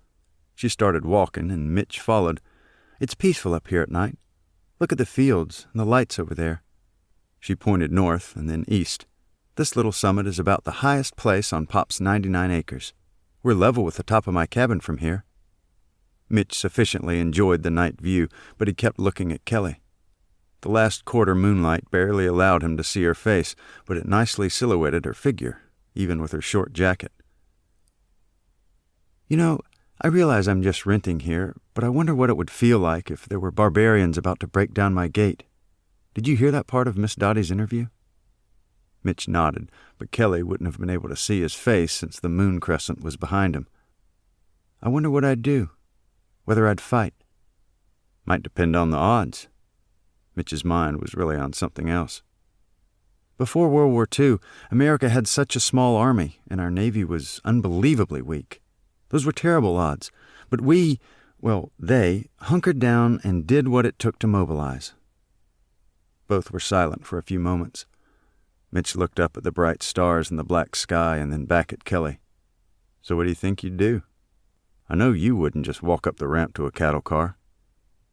"Impossible to say what you'd do until you're faced with the actual decision." Kelly shuddered, but not from the cold. "But no, I don't think I'd go nicely. I'd like to think I'd put up a fight of some kind, but I'm afraid my overwhelming tendency would be to run, just try to get away if I could." "Escape and evasion. That's a form of fighting back." but not the same as Miss Dottie was talking about. Make the barbarians invest in their gains. Don't just give in, and don't just let them have it free. We need to make it cost them to commit their barbarity. Mitch looked at her face as intently as he could with illumination from nothing but a sliver of moonlight. Kelly, I don't believe I've ever thought about that before. Chapter 11. October 5th. Friday. Late morning. Foss stared disdainfully at his lieutenants, Herv and Dante. "Put down that phone game and pay attention," he yelled at Dante. Herv punched his colleague's bicep to reinforce their leader's command. "Hey, I was almost done." "I'm telling you guys, it's going to be different this time. A lot different. For one thing, Dante, forget those guerrillas you collected last time. For this heist, I want 3 teams of loaders. Each team has 1 small, wiry guy." "What do you mean, wiry?"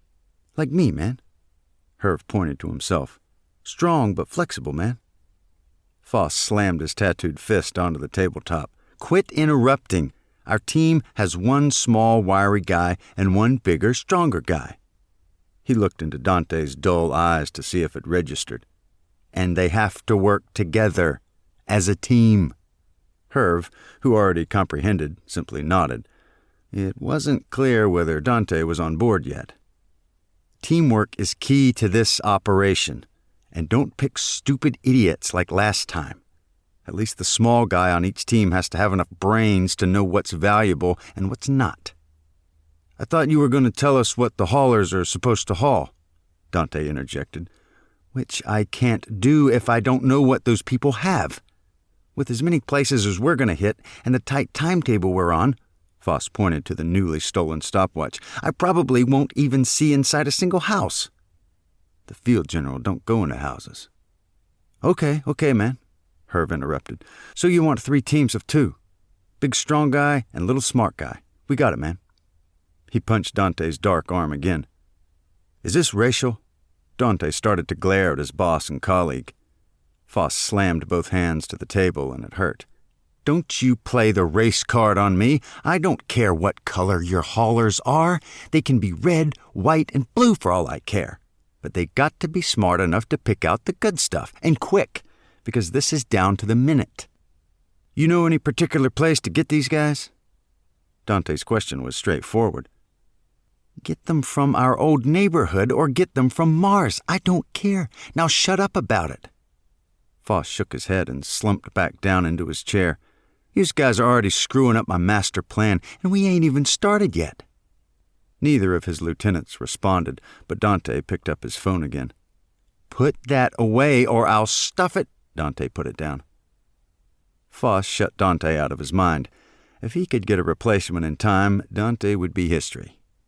After a deep breath, he shifted to Herv. "I got a special mission for you." Herv swallowed hard. "Besides getting the trucks and drivers, man?" "Yep, you're going to be my advanced scout."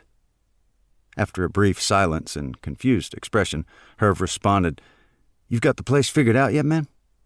"Not the exact spot, but I know it's going to be in one of the counties around the big lake." Foss nodded to the Kentucky highway map, quarter folded on the table. "Everybody in them counties is rich, and we just got to pick a spot where the richest ones stay." Herv nodded, and Dante just looked down at his phone. "Okay, now both you guys get out of here so I can think." They started to leave. "One more thing, Dante. I need a special guy to work with your haulers. He'll be a rover, so he'll be in contact with all your hauling teams." Foss waited to be sure his slower-witted lieutenant was focused. "Anybody in particular?" Foss couldn't help smiling. "Small, young, skinny kid that knows how to follow orders and keep his mouth shut." Chapter 12. October 7th. Sunday. Early afternoon. Ellie noticed things were especially quiet Sunday after church as Chet read the paper at his house on Heath Street. Chet was one of those individuals who often liked to read newspapers out loud. Sometimes just the headlines, especially those with errors of spelling or usage. Other times it might be a few paragraphs of a particular story. He would have done this even if someone handed him a paper they'd just finished perusing right in front of him. so it wasn't that he assumed the other party hadn't read the paper. To Chet, it seemed to be about sharing. Some typographical errors were too delightfully awful not to be shared. Certain story paragraphs seemed so idiotic he was unable to keep them to himself. Right then, Chet rescanned a letter to the editor which he'd just read to himself silently. "It's from that liberal tree-hugger wacko that moved here from Cleveland a couple years back." Though his voice dripped with irony and his accent was decidedly Pulaski County, Chet carefully read the complete letter in the perfect grammar which with it had been so precisely composed. "Listen to this, Ellie. As a responsible progressive parent, it's incumbent on me to complain vigorously about aged veterans in full uniform giving indoctrination programs in our public schools. For these former soldiers to talk about war to children just endorses the institutional use of violence to settle political issues, when other, more expedient avenues are routinely ignored. Their appearance and their bloody, exaggerated anecdotes do little but frighten most of the children. Not only do these presentations promote militarism generally, but they specifically glorify war, violence, and guns. As countless studies have clearly and repeatedly established, citizens should not own guns of any kind for any reason. All guns of all types should be outlawed, and all firearms manufacturing should be permanently shut down. All guns currently in the hands of citizens should be registered with restricted use at the very least, and preferably rounded up and destroyed if the person power is available to do so. Americans should look to the progressive examples of Great Britain and Australia for effective measures to control guns, fight crime, and protect their citizenry. Sincerely, Chelsea Rodham Harris. My, that woman's steam must have ruined the ink off the page. Ellie peered over his shoulder. How come she's got such a blessed George B in her ear? Ellie's use of George as an adjective dated from her high school reading of Shakespeare's Henry V. King Hal's famous "Once more into the breach" exhortation at Harfleur included the lines, "Follow your spirit, and upon this charge cry God for Harry, England, and St. George." Ellie, the student, was so moved by that entire speech, she often quoted its final line to her softball team between innings. As time went on, she just shortened it to "Bless George," and it eventually became an everyday adjective. "Wonder if her kid's in one of the classes I went to," Chet mused. "I bet there's going to be lots of answers back." "Wait till old Gene Coffey reads this. He's going to love that part about England and Australia. Their crime rates went through the roof after they rounded up everybody's private guns." Chet shook his head sadly as he let the newspaper rest on his lap. "Crime's already gone bless George crazy most everywhere except here." Ellie pointed to a front-page story. "Look at all them gangs busting up that neighborhood in Louisville." She peered closer to satisfy herself about the location. Mostly old folks living there with gates all around the place. "Dogs don't know what a fence means." Chet cleared his throat raggedly. "That's got nothing to do with punks robbing old folks." "Dogs can learn to obey rules, but you gotta teach 'em." He pointed at the article again. "But if nobody never teaches them about laws and rules, they figure they can take what they want and knock down anybody that's in their way. Dogs don't know what a fence means." "Well, somebody should have been blessed George teaching them. It ain't right for gangs of punks to go stealing and stomping and killing. Good bunch of them think killing somebody is a badge of their manhood." "It don't take a man to kill crippled up old folks.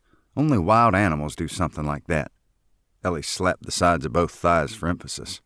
"Yep, and animals don't know what a fence means." "Well, I reckon I can teach them about blessed George fences if any of them punks think they can knock me down and take my purse." Without realizing it, she squeezed a fist and her upper arm muscles showed their athletic definition. "Settle down, Ellie. All them gangs run in the big cities. We got nothing down here worth driving that far. Plus, they stick out like a sore thumb coming into small towns like Somerset." Ellie grunted softly and left the room. Chapter 13. October 9th, Tuesday. Morning. The forecast had indicated rain, but it only looked cloudy. Temperature? Jacket weather. Just as Kelly was trying to decide whether to drive to the library to check email, her phone rang. It was Mitch telling her about an article he'd just seen in the paper. Remember those vocal citizens who griped at the city council meeting late last month? Vaguely. Well, one of them concocted a false emergency yesterday morning just to make a point, so he says. Now he's in custody, of course. What was his point? Kelly was only mildly interested.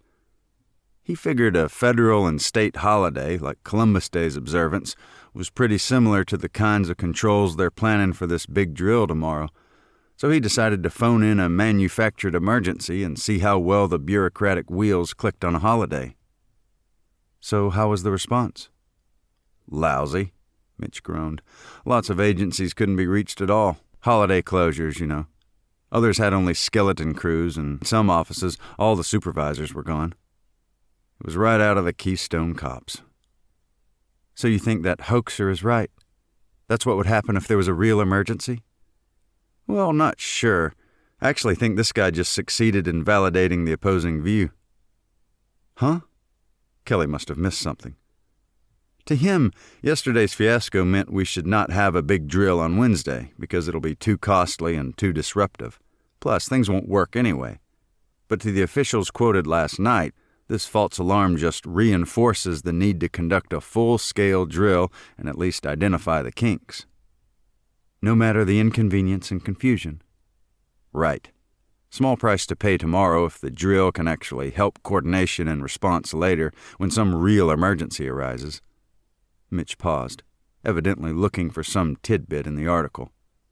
Plus, the police have a new Humvee special unit tactical something or other vehicle they want to try out. Kelly had long ago tuned out updates on the drill, which was already sounding like old news. So you got any plans for lunch? Or do you have any lake interviews scheduled? Actually, yeah. A piece of paper made noise over the phone, likely Mitch's directions. I have a 1 o'clock with a widow lady who runs a small dock and bait shop down past Tateville on Cane Branch, just a little east of Seed Tick Knob. As I understand her, it's the eastern side of Cox Bend, or the South Fork. Mitch, do you realize that sounds like gibberish? She smiled. You'll be lucky if you ever find that place. And if you do, beware of widow women in isolated bait shops. And don't be near Tateville after sundown. How bad could it be? She's just a stone's throw from Sweet Lily Ridge, or so she says. Mitch chuckled softly. How about you? Interview today? Yeah. While you were chatting up the wild widow woman of Cane Branch, I'm meeting a Legion commander with a huge army tank in his backyard. Practically. She thought it might make Mitch a little jealous, just like she'd felt since the widow was first mentioned. However, it appeared not to register with Mitch. Chapter 14. October 9th, Tuesday, afternoon.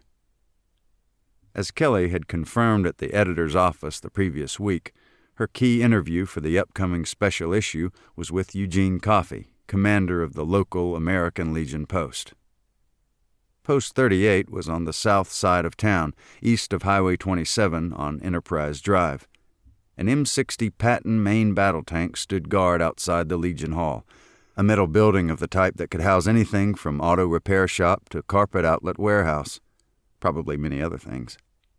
It was seeing the slightly rusty 60-ton tank that reminded Kelly her appointment was not at the Legion Hall, but downtown, which she'd just driven past. She tried to call Coffey's office, but there was no answer. Maybe he took late lunches. When Eugene Coffey still worked full-time, his title company in old downtown occupied the entire second floor of a brick building constructed in the 1930s. Since retirement, he used only 2 of those rooms, with nominal rent due to arrangements with the former owner of the office supply store downstairs. The remainder of the second floor was now storage for the store below. Health and weather permitting, Coffey appeared for a couple of hours every weekday morning. Very little related to titles anymore. It was mostly paperwork or phone calls concerning Post 38. He occupied the inner space. The smaller outer room was for a secretary. Both spaces were modestly appointed, with dark wood grain paneling popular in the 1970s. Several photos hung on the walls. Coffey, with a former Kentucky governor, with a 3-star general, with Ronald Reagan while he was California governor, and with the current 5th District congressman.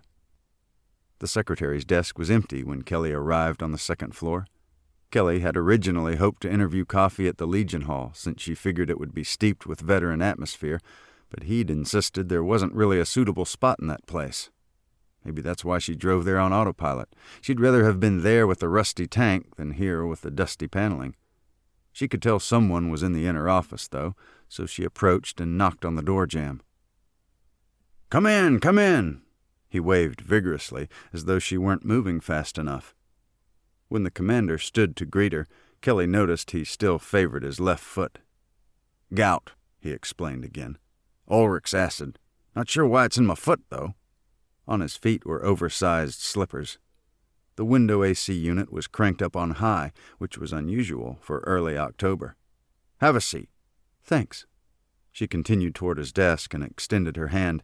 "I guess I'm just a bit late, because I went—" "No problem." He motioned to the chair. Kelly sat. "I didn't see your secretary." He nodded. "She's my niece. Just fills in occasionally."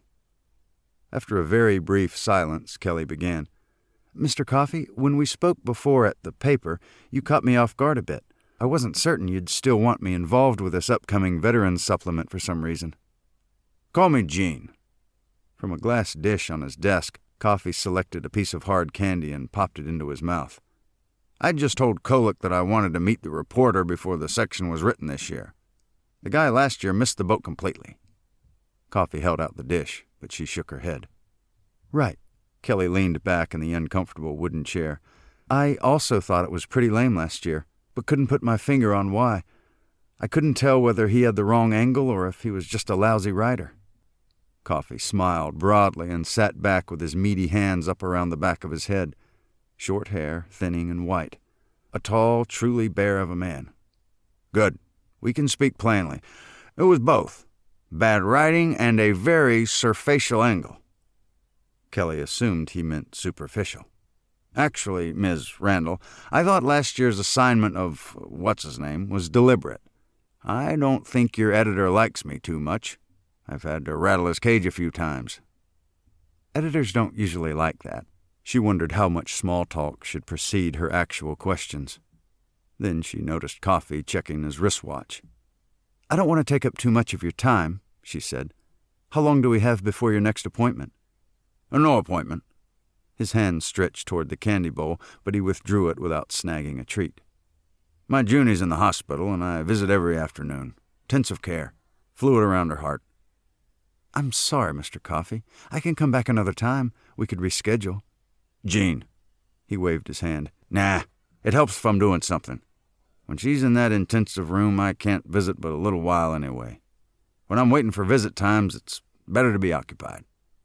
Kelly cleared her throat softly. "Well, like yourself, I want a fresh handle on Veterans Day. Not the same old stuff about how it began as Armistice Day and when it changed and how it moves around now to end up on a Monday. I mean, I'll include its history as a brief sidebar. But I want something deeper, something that explains why men and women serve in the armed forces. What's their motivation? What did they sacrifice? Do they regret serving? Those kinds of things." Coffey smiled. "I already like this issue, and you haven't even written it yet. I think they finally got the right reporter on this assignment." She smiled self-consciously. Coffey had the smooth, folksy voice of a small-town radio broadcaster. "Maybe it'll help you if I just rattle on for a few minutes. If we come across something you think you can use, stop me and we'll dig a little deeper in that spot, okay?" With some people she'd interviewed, that would be a recipe for disaster, but Kelly had a notion she could listen to Commander Coffey for hours. "Okay." Coffey leaned back in his chair and looked up at the corner of the ceiling. A small drip had formed a coffee-colored stain near that corner, but he didn't seem to notice. Manifest destiny. When a few generations of American pioneers headed out west, they had what we called pioneer spirit. They relied on themselves and maybe a neighbor, if they had any. They struggled to reach the land, worked hard to transform their land into crops and pastures, and then fought to protect that property. Somebody you don't know rides up. They're suspected enemies until they can prove otherwise. That toughness, self-reliance, and willingness to fight. That's at the heart of what it means to serve your country in uniform." Kelly scribbled notes as fast as she could. Now, things are a lot different in today's military. Air-conditioned dormitories, limits on physical activity, restrictions on company punishment, so on. But when our doughboys trained to go fight in the trenches of France, they lived in canvas tents with mud floors, used a slit latrine, and sometimes ate standing in the rain. My daddy trained at Camp Seaver right down in Tennessee. I've seen photos. You talk about primitive conditions. Those soldiers were also pioneers of a sort. What they did goes back through the Civil War and as far back as when Minutemen helped carve out a new and free nation out of an expensive British colony. Bring it up to the Second World War. We still have a good number of surviving veterans. Okay, well, they served because they were needed. They were willing, most of them anyway, because this was their land. Most of them had sacrificed to get here from Europe and other places. During the Depression, most had struggled just to survive, and many had to fight as part of growing up. America was their land, and they weren't going to let foreign empires attack us without paying consequences. I've seen several special booklets which feature Pulaski County veterans. Yeah, different groups put them out, but they're all good. Gives these old-timers some recognition for serving our country and doing their duty. A lot of those bios are pretty short, sometimes hardly more than a list of units they were in countries where they served. I'd like to interview a couple of Pulaski men who are really up to their elbows in combat. Could you point me toward a few like that? Well, we got lots of fellers that were up to their necks in combat. His meaty hand touched right below his ample chin. I'll tell you one that still amazes me. You know Pete Henley? Kelly shook her head. He runs our post's honor guard. My landlord's a member, if you mean the men who shoot rifles at funerals. Coffee nodded. Who's your landlord? Chet Walter. Well, why didn't you say so? He smiled broadly. Me and Chet go way back. I'll be. You live in that creepy old house on Chet's farm? No, but I've been inside it a good bit. Everybody says it's haunted. She smiled and then cleared her throat. No, I'm up on the hill. Pop built a little cabin up there. Yeah, I've seen it. Nice little cabin. So that's you up there all alone, right next to the cemetery. He winked. Quiet neighbors? Kelly ignored the very tired quip. So tell me about Mr. Henley. Master Sergeant Henley. Your landlord knows the story better than I do. Let me hear your version and I'll piece the two together. Well, it was the European theater, Battle of the Bulge. Henley's platoon, maybe his whole company, was pinned down by direct enemy fire to their exposed front. Behind them was cover, but German 88s were shelling those trees like crazy, so they were out on the fringe and dug into shallow foxholes in the freezing snow. Somehow or another, maybe they'd made a charge but had to come back to their former position, their platoon leader was badly wounded and left between the lines. They could see him and hear him squalling, but nobody could get to him. Everybody knew the LT would die if he was left out there, if not from the wounds he already had, then from German snipers. So Henley told the rest of his platoon to lay down covering fire, and he crawled way out there to the lieutenant. Then Henley slowly dragged him back in, low as he could scrape the ground. With Mausers and machine guns firing all around him, Henley somehow got that platoon leader back near the foxholes. When they got within about 15 yards, some of the other men scrambled out of their holes and helped carry him in. Wow, so that's what you meant by up to his neck in combat. The lieutenant lost his leg, but he was still conscious when medics came to take him back to the aid station. Last thing he said was, "Henley, I'll see you get the Bronze Star for this." Well, officers were always promising medals. Some of them used it as a bribe, but GIs aren't stupid. They'll risk their life if they have to, by orders or out of duty, but not because somebody dangles a medal. Most guys knew they'd never see any decoration. Coffee sighed heavily. So the war eventually ended, and Henley never heard another word about that medal. Ouch.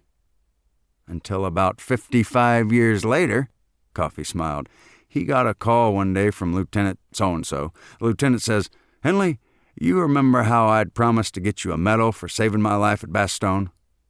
Well, I'm sorry it took this long, but I finally sent up the paperwork. I located some men from your unit who witnessed what you did, and they've got affidavits on file. It's all in the channels now, and I just wanted you to know. I didn't forget my promise. I'm just running behind schedule." Kelly stopped writing. Turned out the lieutenant had cancer that they couldn't operate on, and he was taking care of some unfinished business in his life. Getting Henley that medal he'd promised was evidently pretty high on his list. A tear fell onto Kelly's tablet. "So Henley got his Bronze Star after all, even though it was a half-century late?" "Well, that's the final twist. When you submit paperwork for decorations, you never know what it'll be like when it comes out the other end, so to speak." Kelly sniffled audibly. "You don't mean they downgraded it to something else?" Coffee paused and popped a candy into his mouth. "Nope. Upgraded. Henley got the Silver Star." "How high is that decoration?" "Used to be only 2 medals between Silver Star and Congressional Medal of Honor." Kelly's mouth hung open briefly. Now they've added a couple of new decorations and bumped Silver Star down a bit. But anyway, you talk to Pete. He's a good one for your interviews." "Yeah, I will." "And Bastogne was only one of Pete's war stories. You'll need a thick pad to write all the stuff he did in the war." Kelly shifted in her chair, trying to get comfortable, and glanced toward the adjacent chair, which looked just as unfriendly.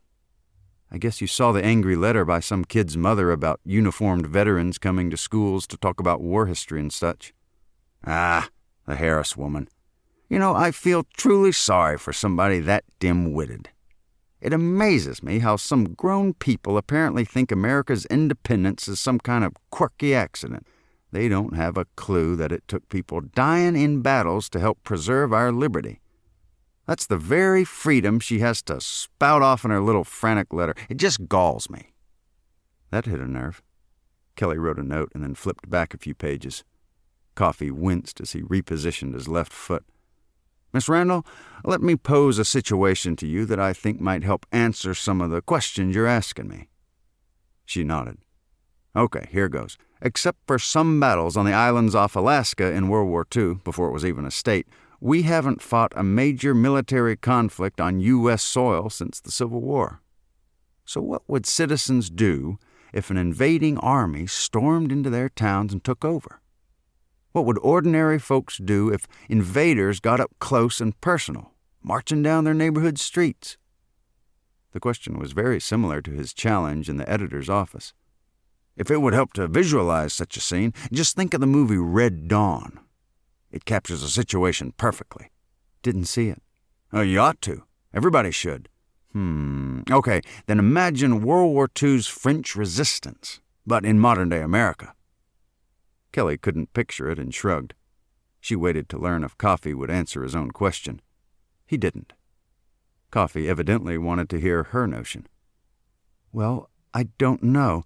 I'm afraid most people would do nothing except try to keep from getting killed." "And how would they do that?" He leaned forward in his chair. "I guess they'd figure compliance would give them the best chance of survival. That's what most trainers say, about personal attacks anyway." "I'm afraid you're right. Seminar trainers in the media do preach that kind of response, but that'd be wrong, dead wrong. Nowhere have folks been better off when they've just rolled over and let invaders do what they wish, take what they want, kill who they will. Look at the Warsaw Ghetto and Nazi concentration camps, Stalin's gulags, Pol Pot's re-education centers. Nobody's ever better off when they let a small number of thugs or invaders take over their homes and families, their lives, without a struggle. The only reason America has some 230 years of independence is because a small number stood up and fought. Sometimes their very neighbors thought they were crazy and tried to convince them to roll over with appeasement." Coffee paused again and put his large palms flat on his desktop. "So, I repeat the question. What would people do now if invaders came at them?" He waited for the effect. "Here's the answer. They'd look to government to handle it." "And what do you think the government will do?" Kelly wondered if she should respond. Coffee answered his own query. "Nothing. The government would spin in circles like they've done in so many other situations, including hurricanes and floods. Officials and agencies know they can't rescue everybody, can't feed everybody, can't protect everybody. but it serves many purposes to perpetuate that lie, and there's enough gullible people who want to believe it. When the chips are down, don't count on the government to do anything but criticize other departments and maybe even arrest you if you stand up to do something. For example? Right after Hurricane Katrina, the New Orleans police confiscated legally owned firearms from law-abiding citizens, which is against the Constitution and all existing laws. And those poor souls became essentially defenseless against roving gangs of looters, thieves, rapists, and whatever. Coffee scratched his fleshy earlobe with a thick fingertip. No, the government won't protect you, and might very well come after you if you try to protect yourself. But people need to remember the fundamentals of freedom. Take a stand, pull together, and fight back. Don't roll over, don't try to appease invaders, and don't surrender your rights or your guns. Coffee had more to say in response to his own series of questions. Then he wound down. Sorry, I guess that's my soapbox. Kelly pulled out a sheet with notes on the different living generations. Okay, here's my final question. You're a member of what Tom Brokaw called the greatest generation. You fought in World War II and you're post commander in the American Legion. What's your assessment of the generations that follow you? Is patriotism mostly dead these days? What does America's future look like to you? Well, that's about 3 or 4 questions. But let me say it this way. He reached 2 heavy fingers into the little glass bowl, picked up a yellow piece, and dropped it back in. Brokaw's a good man for bringing attention to those of us who lived in that time. Mind you, some who served here at home were just as important as those fighting. Not as dangerous, of course, hardly any killing and dying on the home front, but we couldn't fight over there without guns and ammo, tanks and planes, ships and artillery from back home. He located a red candy, looked it over, popped it into his mouth, and rolled it around with his tongue. There were some who shirked their duty overseas and in combat, and some who didn't contribute a blessed thing back home, profiteers and such. But by and large, there was a host of real good Americans who stood up on their hind legs and did their best to keep the world free of 2 tyrannical empires. 3 if you count Italy under Mussolini. That was a partial answer to one question. Kelly wondered where Coffee was headed. But even with all the sacrifice on the battlefields and here at home, I can't say I agree we're the greatest generation. We did a fine job, and nobody could have done it better. But to say we're the greatest would be a slight to those brave souls who created this republic. Kelly nodded. Other generations have stood up and been tested. My daddy served in France during World War I, along with about 1,200 other Pulaski boys who wore the uniform. Of that bunch, 35 combat deaths. You ever look at those monuments in front of the courthouse?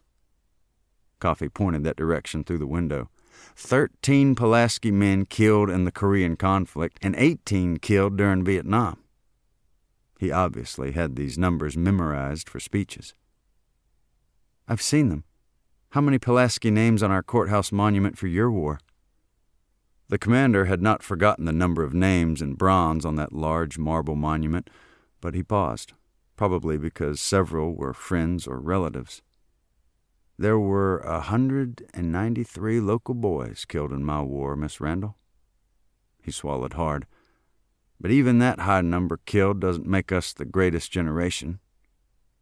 Kelly thought he had argued the opposite point, but did not interrupt him.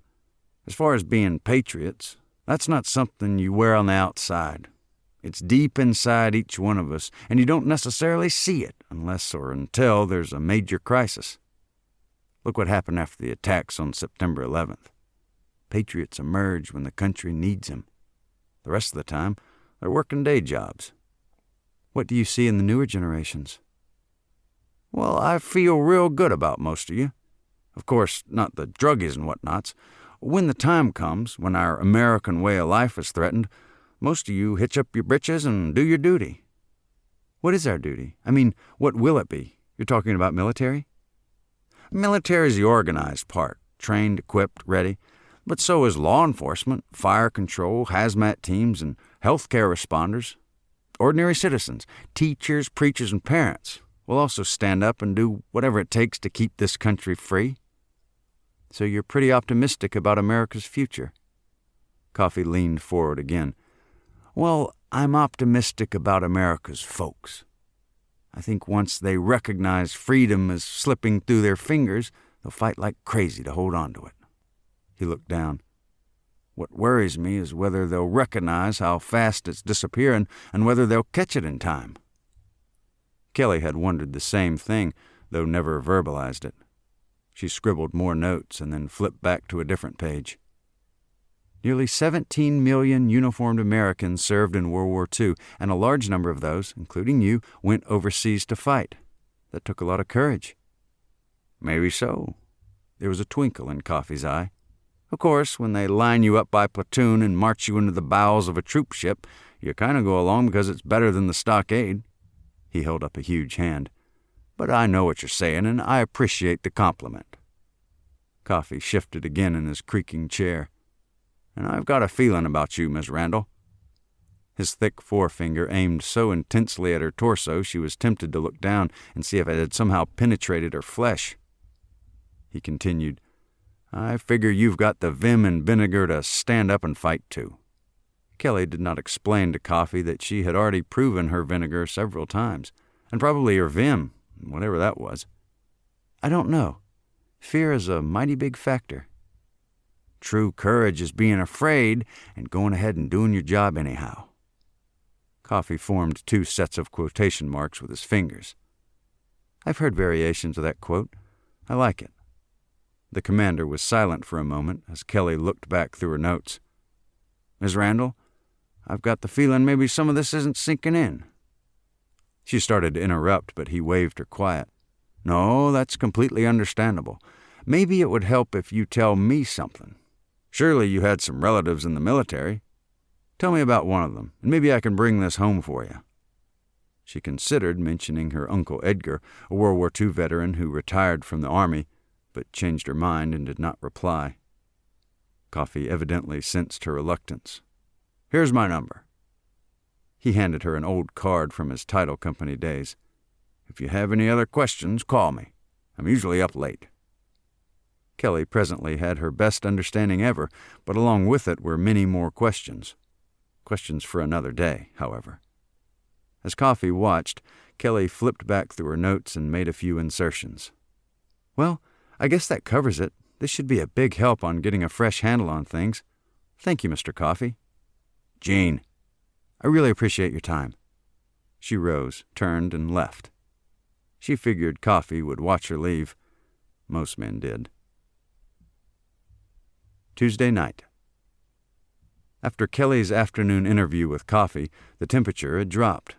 Since Mitch did not come over, she just microwaved a lackluster frozen dinner and sat on her porch in the darkness, looking at the Somerset lights to the south. Except for an endless array of hills and knobs, which clustered along and beyond the Highway 914 loop to the distant east and southeast, Kelly's rented cabin was higher than most of Somerset proper.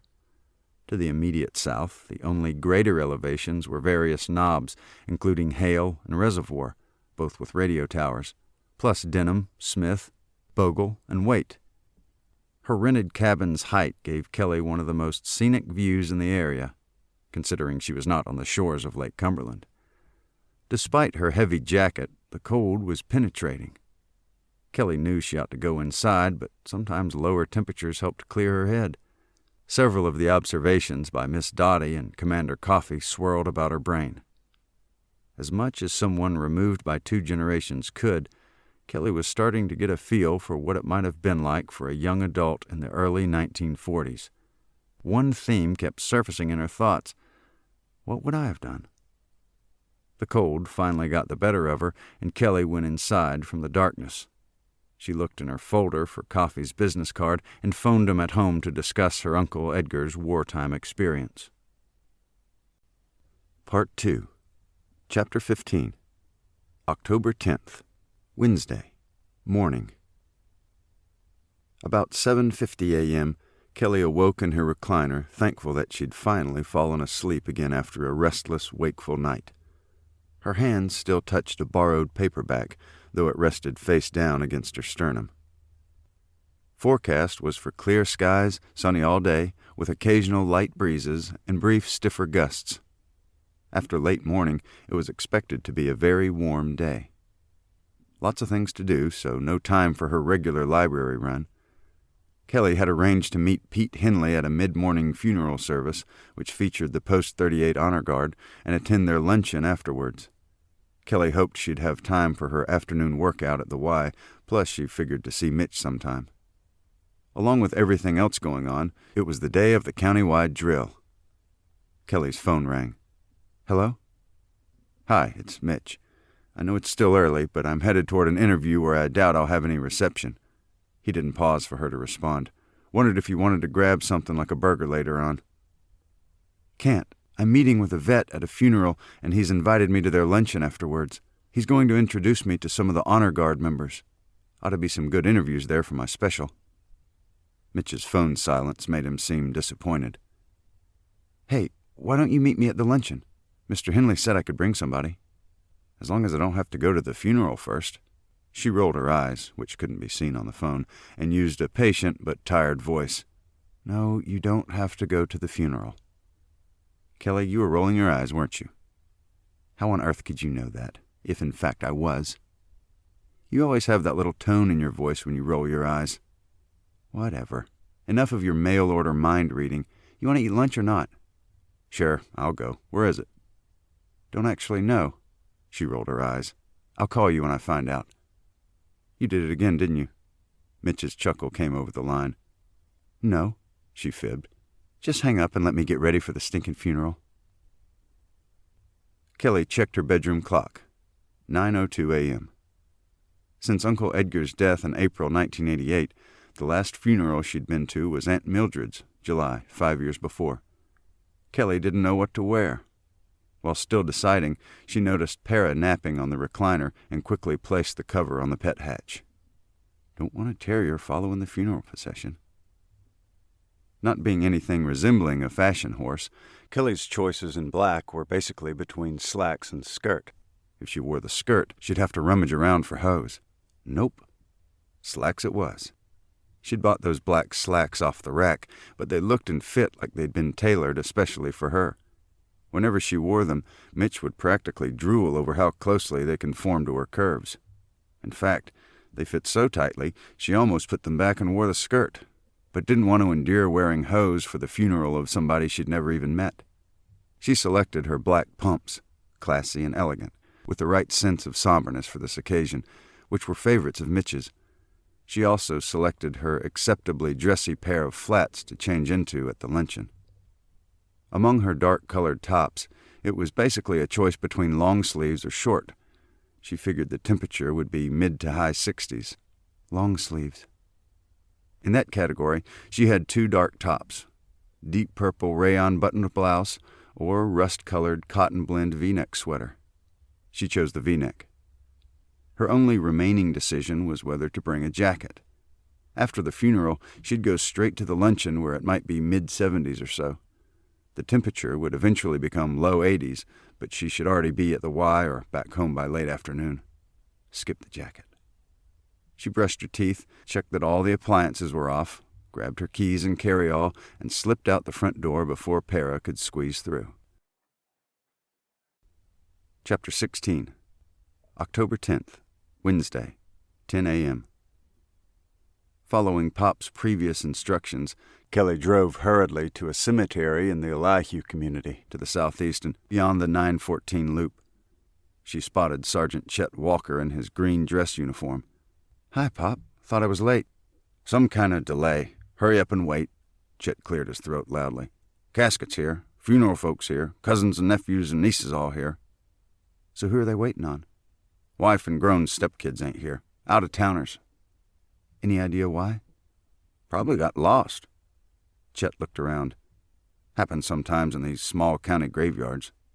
"Yeah, it'd be easy to miss that unmarked gravel road." "Ain't unmarked. Somebody stole the sign." No difference to Kelly. "Whose funeral is it?" "Don't know him. Vietnam vet. We're burying him younger and younger." A breeze made Kelly wish she'd brought her jacket after all. "Lousy morning for a funeral." "What do you mean?" "They got that big drill thing going. Practically all day, as I understand it." "Forgot." "Drill day." D-Day. Chet gave her a look. I wouldn't call it that. I didn't mean anything, Pop. I know D-Day was the start of the battle that won the war in Europe. He cleared his throat raggedly.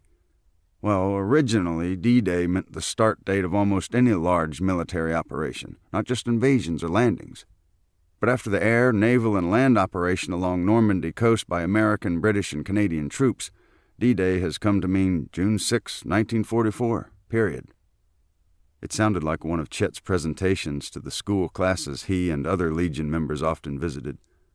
Chet looked at the deceased veteran's fresh grave, still open. I lost a cousin at Normandy, David Wayne Cox. He was in the 101st Airborne. Kelly touched his olive-drab sleeve. We'll just call it the drill day, Pop. She scanned the faces of those milling around. Is that your cousin Don over there? I guess. While we're waiting for the immediate family to show, I'll go say hey. Don Norman saw her approaching. Hi, Kelly. Long time. Kelly shook his hand. Did you know the deceased? She pointed to the faded canopy over the casket, the clay-stained outdoor carpet, and the scratched chromed railing. Not all that well. I sold his old house and got him into a new place. Then he got divorced, sold that house with another realtor, and married some Ohio woman. Anyway, I'm just paying my respects to a former client family. Plus, I needed to look at some properties around the Elihu community. How are things in real estate? So-so. Don shifted quickly from business. What are you doing here? Assignment. Articles on veterans for next month. Writing up the honor guard?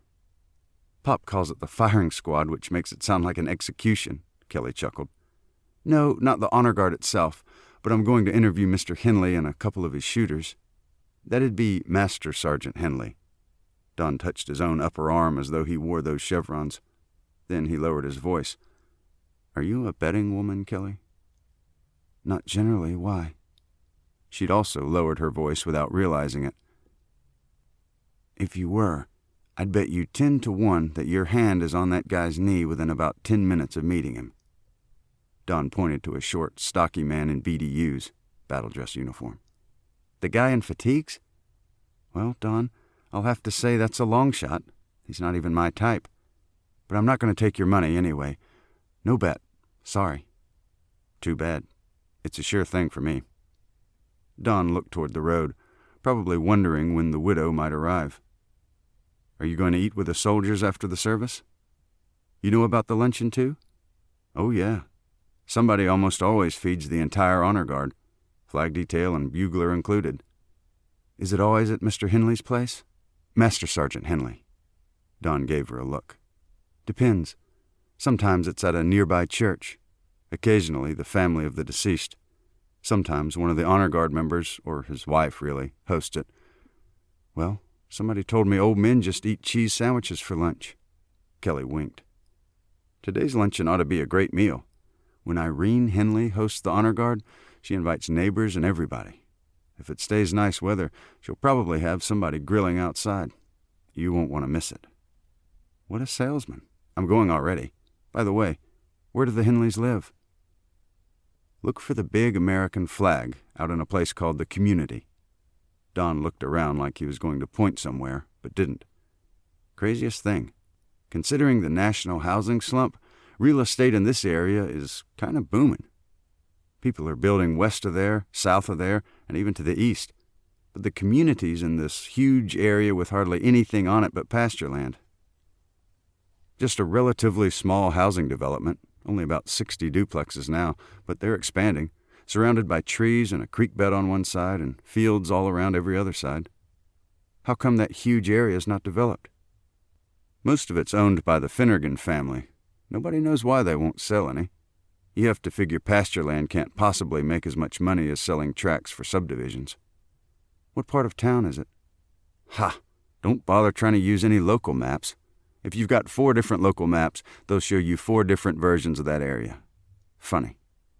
They'll have some parts of town perfectly down to a gnat's butt, but they act like this expanse is uncharted territory. He was obviously on a familiar tirade. Out-of-date maps are tough for real estate business, and sometimes you really get whacked-out results with those internet maps, too. Don, you didn't get close to answering my question. He looked around like somebody just thumped his head with a bent knuckle. Sorry, it's south, on the west side of 27, bordered on the northeast by Great Vista, on the northwest by Pine Mill. Don squinted and turned his head slightly. On the southeast by Whiskey, and on the southwest by Naaman's Lane. All told, it has, I guess, about 900 acres, maybe 1,000. You know, I could divide that with half-acre lots, which is a good size, and there'd be room for close to 2,000 homes out there. Imagine. Don looked like he was dreaming of millions in commissions. But except for the community up in the northeast quadrant, there's only a few houses on the fringes of the roads that border it. So access to the Henleys' neighborhood is off Great Vista Boulevard, right? Don nodded. I'd like to sell a few of those duplex condos they're about to build on that new north slope, even though there's a lot of drawbacks living in such an isolated neighborhood. What kind of drawbacks? Need direct roads into and out of a development. People don't want to live on a busy street, but they want their street to connect directly to major arteries. You don't want half a dozen turns and as many stop signs just to reach Highway 27. You also want an area that's relatively level. Hills and curves look pretty in brochures and TV commercials, but having too many is just plain dangerous. Don held his hand out flat in front of him. Old folks like those in the community need flat, level, and straight, not hills and curves. Realtors always talk about location, but I didn't realize you're fanatics about the location being level. Well, think about that neighborhood. You'll see what I mean when you get there.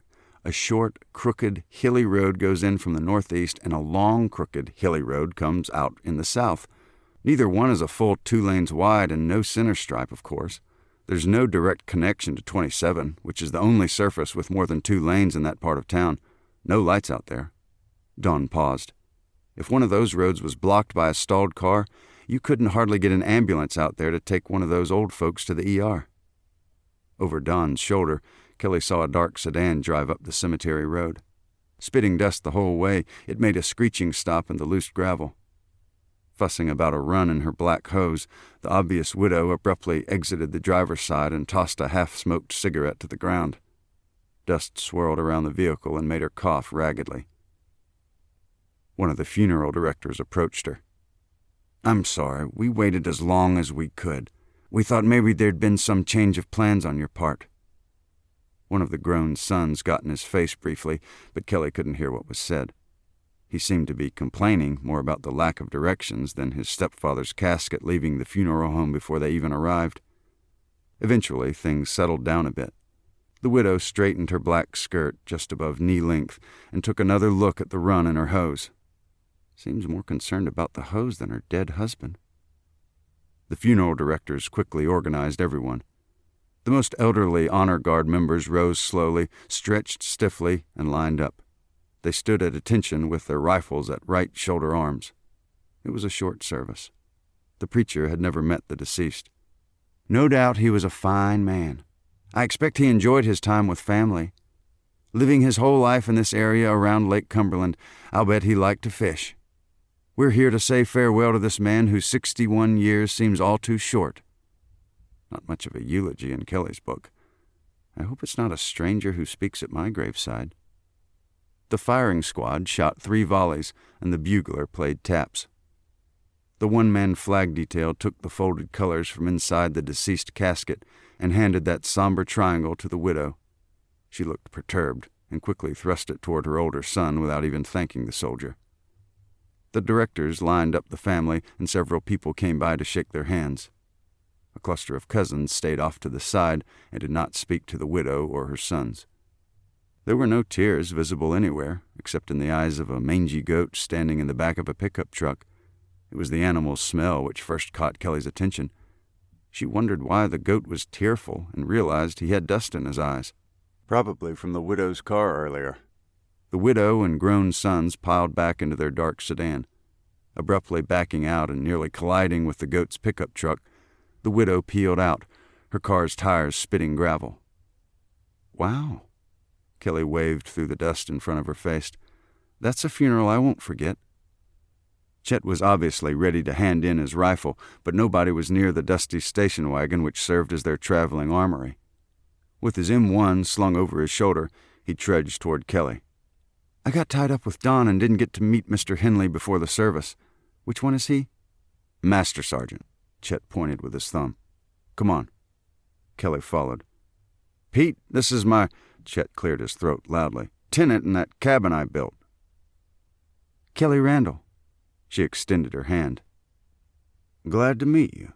You're the one writing the article on the Honor Guard? Kelly nodded.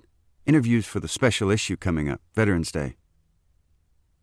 Let me get everybody situated and we can talk. Henley looked around. Over there. It was a shady spot beneath a large poplar tree where a cracked cement bench sat at a slight angle. Henley walked toward his station wagon, which had an empty rifle rack lying flat inside the back. Pete's the chaplain of our Legion post and coordinates the Honor Guard. Chet rubbed a few specks of dust from his eyes. He knew Wade's granddad, by the way. How? When? Where? All good reporter questions. They was in the Army together during the war. Europe. Chet looked around the small, dusty graveyard. After I turn in my rifle, I'm heading back to the house. You going to the lunch? If I can find the place. Don says it's a great event. Just look for the big flag. Irene knows how to feed people. Are you going, Pop? I guess, but I'm going to change clothes first. Ellie's picking me up. I think the Suttons are coming. Kelly frowned with puzzlement. How many people are going to be there? A few dozen, I expect. Firing squad, flag detail, bugler, wives, friends, neighbors. Sounds like a community event. Chet grunted, turned, and made his way slowly toward the station wagon. The Honor Guard members without rifles were already gathering at one of the vehicles driven by another colleague. Typically, most of them parked at the funeral home and carpooled to the gravesite.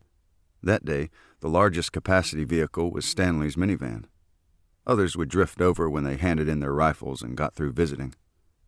Kelly moved to the slanted, cracked bench as Sergeant Henley checked in the 7 M1 Garands. 7 old men in uniform stood around the tailgate of Henley's nearby station wagon. The man in back of the line peered into the breech of his rifle. Couldn't find my brass, he said to no one in particular. He had ejected prematurely. He continued to look around even though their firing site was more than 50 feet from Henley's vehicle. Despite having seen each man clear his own Garand's chamber, Henry pulled back the bolts and eyeballed every one. Then he closed the bolt with a loud clack and set each rifle down in the reclining rack. Henley was clean-shaven, with a strong jaw, thinning hair that was mostly gray, with only a few streaks of charcoal. No glasses. Imagine having good eyes after 85 years. It was hard for a man to remain nice-looking in his mid-80s, but Henley was. Seemed surprisingly fit and just a bit stooped over. Henley was about 6 feet tall now, so he must have been 6'2" or more in his prime. The only black soldier present said his blank had not fired and handed that cartridge to Henley. Don't see any contact on the primer. I'll check out your firing pin later. Henley put that rifle to one side of the rack and patted his colleague on the back. When all the M1s were accounted for, Henley lifted the tailgate and then locked his station wagon. Chapter 17. October 10th, Wednesday, 10:35 a.m. It had already warmed considerably since Kelly left her cabin. Henley looked toward the concrete bench and headed in Kelly's direction. Sorry about the wait. Where do you want to start? Start with the shooters before they scatter anymore. Well, any you miss here, you'll be able to catch at Irene's lunch thing. Henley unfolded a single page with typed names and phone numbers and handed it to Kelly. 9 of the names were checked off. Irene made a list of the Honor Guard and ran some copies down at the church office. She sometimes does the calling and we mark who commits for each funeral, so we're sure we have enough men. He rubbed sweat from his eyes with a knuckle. Sometimes she has to call back the maybes and only if you absolutely need me's because not enough men are available and willing. What does the L mean? Kelly pointed. Henley looked. Oh, that's probably her count of how many plan to attend her luncheon after. Can I get a copy of this list? Keep that one. They're pretty much the same ones that show up for most all of these funerals. Henley exhaled loudly.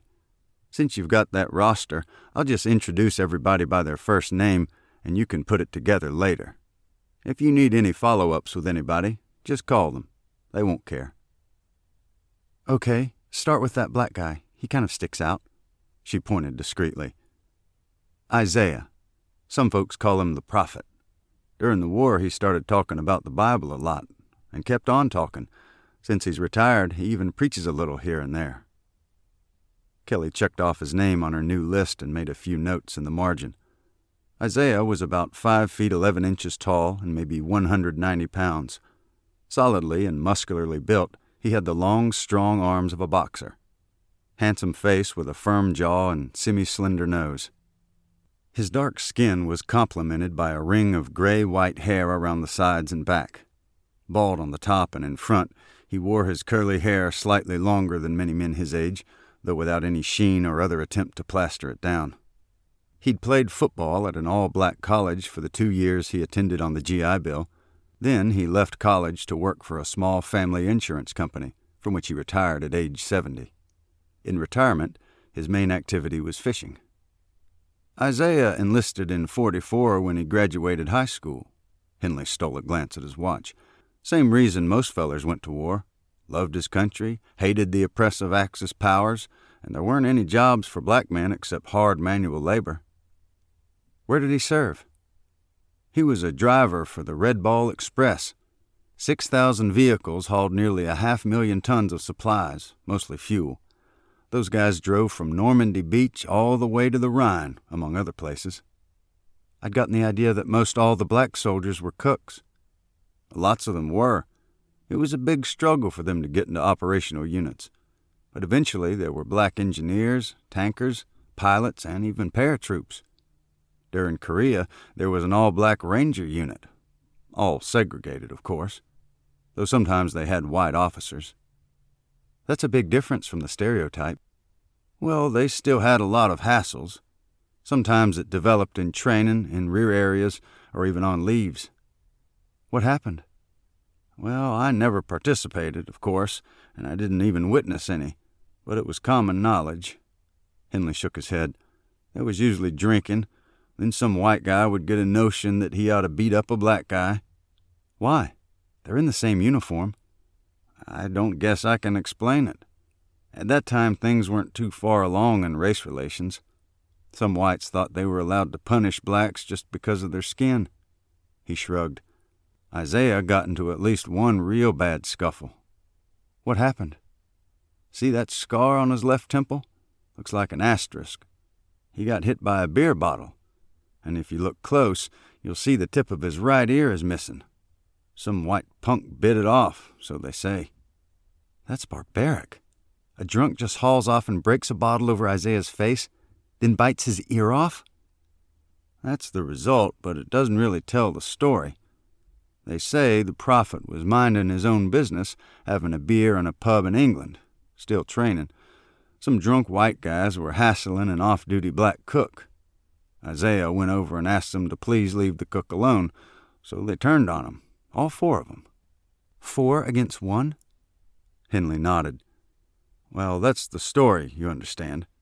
But I figure Isaiah could have handled 2 or 3 regular guys pretty easily, because he was a boxer in high school. They say he'd already decked 2 when he was whacked with the beer bottle. Then the prophet hit that one so hard he landed 12 feet away.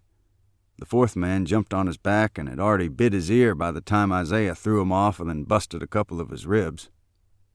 Kelly was out of breath just from hearing the account. So what happened? About the time that a few more brave white drunks were about to take his measure, the MPs busted in. They arrested Isaiah, and he later lost a stripe. And all the white drunks went to the stockade, I hope. Henley shook his head. Not back then. There wasn't a lot of justice when it was black against white. The prophet got the shaft. Kelly thought a moment. I think I could write an entire article just about Isaiah. But tell me some more names before everyone leaves. Let's see. Over yonder is Norman, call him Norm. Army Infantry, 9th Division. Officer in charge of a mortar platoon. Norm had about 2 years training stateside and landed in France on VE Day. From then on, he was part of the Army of Occupation. Kelly checked off another name. No danger for him, then. Common misconception. After France, Norm went all through Germany. They still had their Nazi werewolf teams blowing up trains and other infrastructure.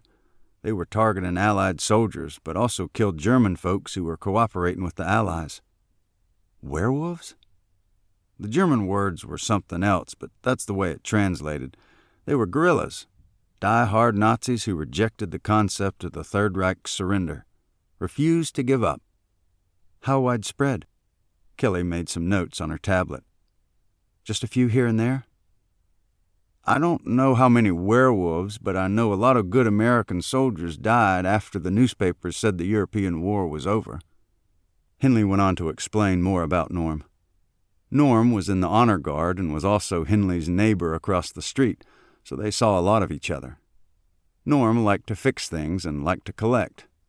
That was a good combination, since most of his collected antique telephones also needed repairs. If the residents of the community were allowed to leave their garages open, Norm would be seen, at least a couple of hours almost every day, perched on a tall stool next to some portion of the 20-foot counter he'd built along one wall. On the shelf nearest the utility room door, an old radio usually played music that he really didn't listen to. Norm was not married at present, though he had been, at least once. Nobody knew much about his ex-wife, or wives, since Norm's working life had been in Illinois, near Rock Island. It was only in retirement he'd moved to Kentucky, supposedly because the garage sales and flea markets in that region had better old phones. Physically, Norm was just about as average as a man can be in his mid-80s. Average height, weight, and amount of hair, average paunch, and apparently average health. He even wore average-looking glasses. But his incredibly bushy eyebrows reminded Kelly of a photo she'd seen of Mark Twain in his later years. As Kelly watched, Norm folded his average frame into the last empty seat in the minivan, and Stanley drove away slowly. "That's Gary coming over." Henley pointed discreetly with his chin. Kelly marked off another name on the roster.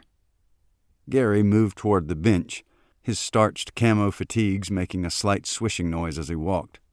Kelly wondered why all the others had dress uniforms and Gary wore BDUs, with the sleeves rolled up above his elbows.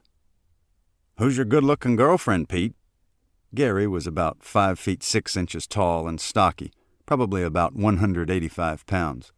He had thick, strong arms with tattoos, not visible while in uniform, on his shoulders. Those who'd seen the tattoos said one shoulder had a map of Vietnam with adjacent Laos and Cambodia in different colors. The other upper arm had a Special Forces banner with a list of 7 names, all in different colors. Most viewers supposed they were code names for special operations or covert assignments he was involved with, or maybe the names of certain fallen comrades. Gary himself would never say. Henley answered Gary's question. "She's a reporter, writing an article about our honor guard. Not so much about the honor guard, per se, but I'm interviewing some of its members." "You're going to interview me, too?" Gary kept his head shaved, which probably meant he had very little remaining hair. His scalp was lightly tanned and had a thick fold of excess skin in the back, near the top of his neck. "It almost makes me want to wrap it with something." "She just wants general stuff, Gary, no detailed biographies. I was Special Forces, 2 tours in country, Vietnam and Cambodia. We got ambushed once and I was left for dead. Still have shrapnel in my shoulder and knee. Let me show you." He quickly unbloused his left cuff and raised his pants leg high enough so Kelly could see the bumps. "Go ahead, touch it." She lightly placed her fingertip. "No, feel it." He grabbed Kelly's hand and pressed her fingers to his knee until he was certain she could feel the chunks. "Thanks, I guess." She wondered if Don Norman was watching. "But like Mr. Henley said, no in-depth bios in this particular article. Maybe in another feature, later." "Okay, sure. Just let me know. I've got a million stories about Nam." Gary rebloused his pant leg over the top of his polished combat boot and stomped the ground firmly. Then he turned and walked away. The faint swishing noise followed him. "My, he's friendly." Henley chuckled. "He shows that shrapnel to everybody."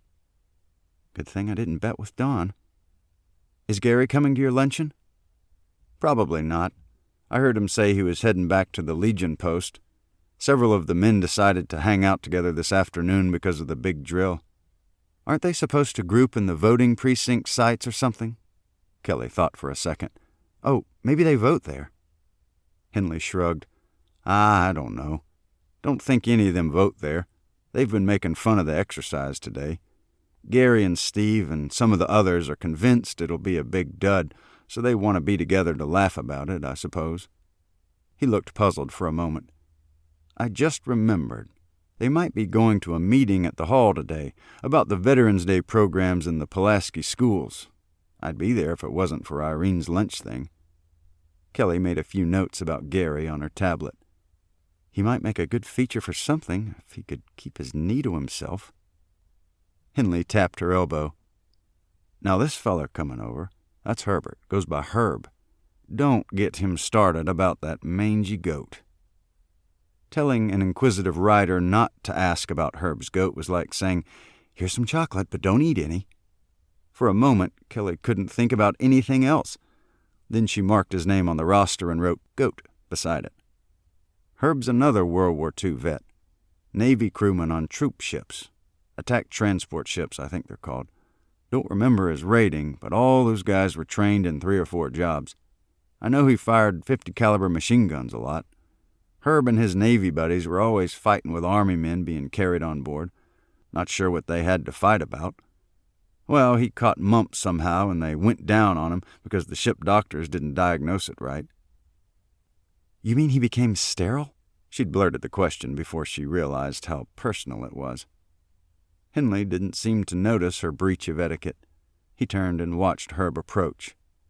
Herb was maybe 5'4" tall and 165 pounds, shorter and lighter than Gary, but with a similar build, stocky with a short, thick neck. He's always been as strong as an ox. Until he passed 80, he'd hurt you when you'd shake hands. Henley turned his head. Herb, this is Kelly, writing a story for the paper. You have a seat and let me go say a word to the mortician. Henley left. Herb sat with a loud output of breath. Nice day, ain't it? The cracked bench shifted considerably. There was a fine sprinkling of sawdust in the dense hairs on the back of Herb's hands and knuckles. The lenses of his glasses were similarly covered. Kelly looked around briefly and nodded. Is that a pet? She pointed to the goat she'd been cautioned not to mention. No, I'm trying to sell him.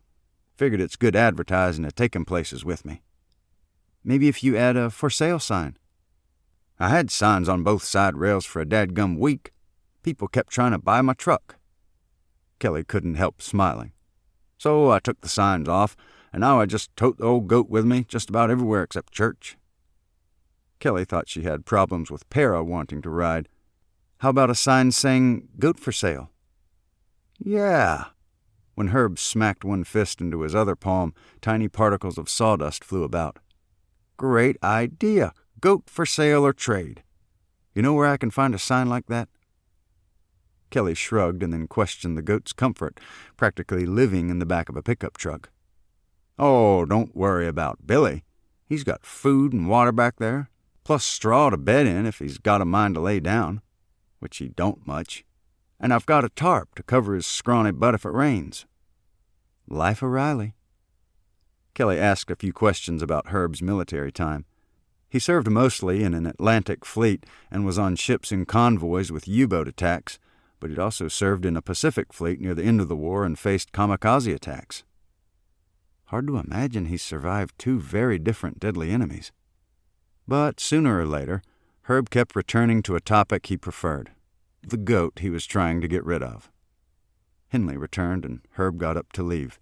They shook hands and Henley winced. Kelly saw a faint twinkle in Herb's eyes. Men with powerful handshakes usually know when they cause pain. Somehow, though, at least in Herb's case, it didn't seem malicious. It looked more like it reminded Herb of how strong and virile he used to be.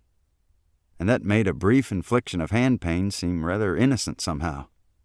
Henley didn't retake his seat. I need to head on out pretty soon to see if Irene needs any help. Was there something else you wanted to ask about the honor guard?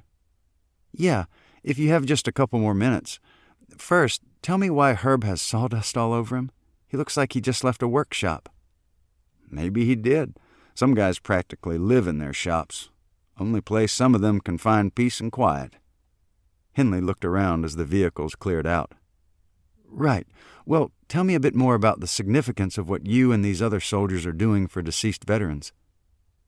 Well, it's to honor the veteran, of course, but the biggest impact is for their families. Henley sat on the bench again. Most people don't realize this, but the government provides very little for a standard veteran funeral. They'll send out some uniformed men with a flag for the casket.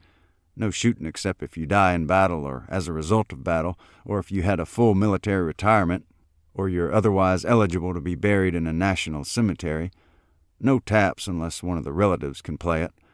What we do for Pulaski veterans is bury each one with full military honors, no matter where in our county they get buried.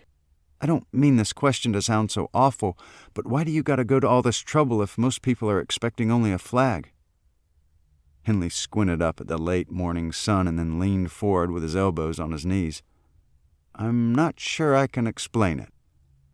Our Legion Post Honor Guard has been doing this for 18 years. Started before I got involved with the detail. I never even asked anybody why they were doing it. It just seemed natural.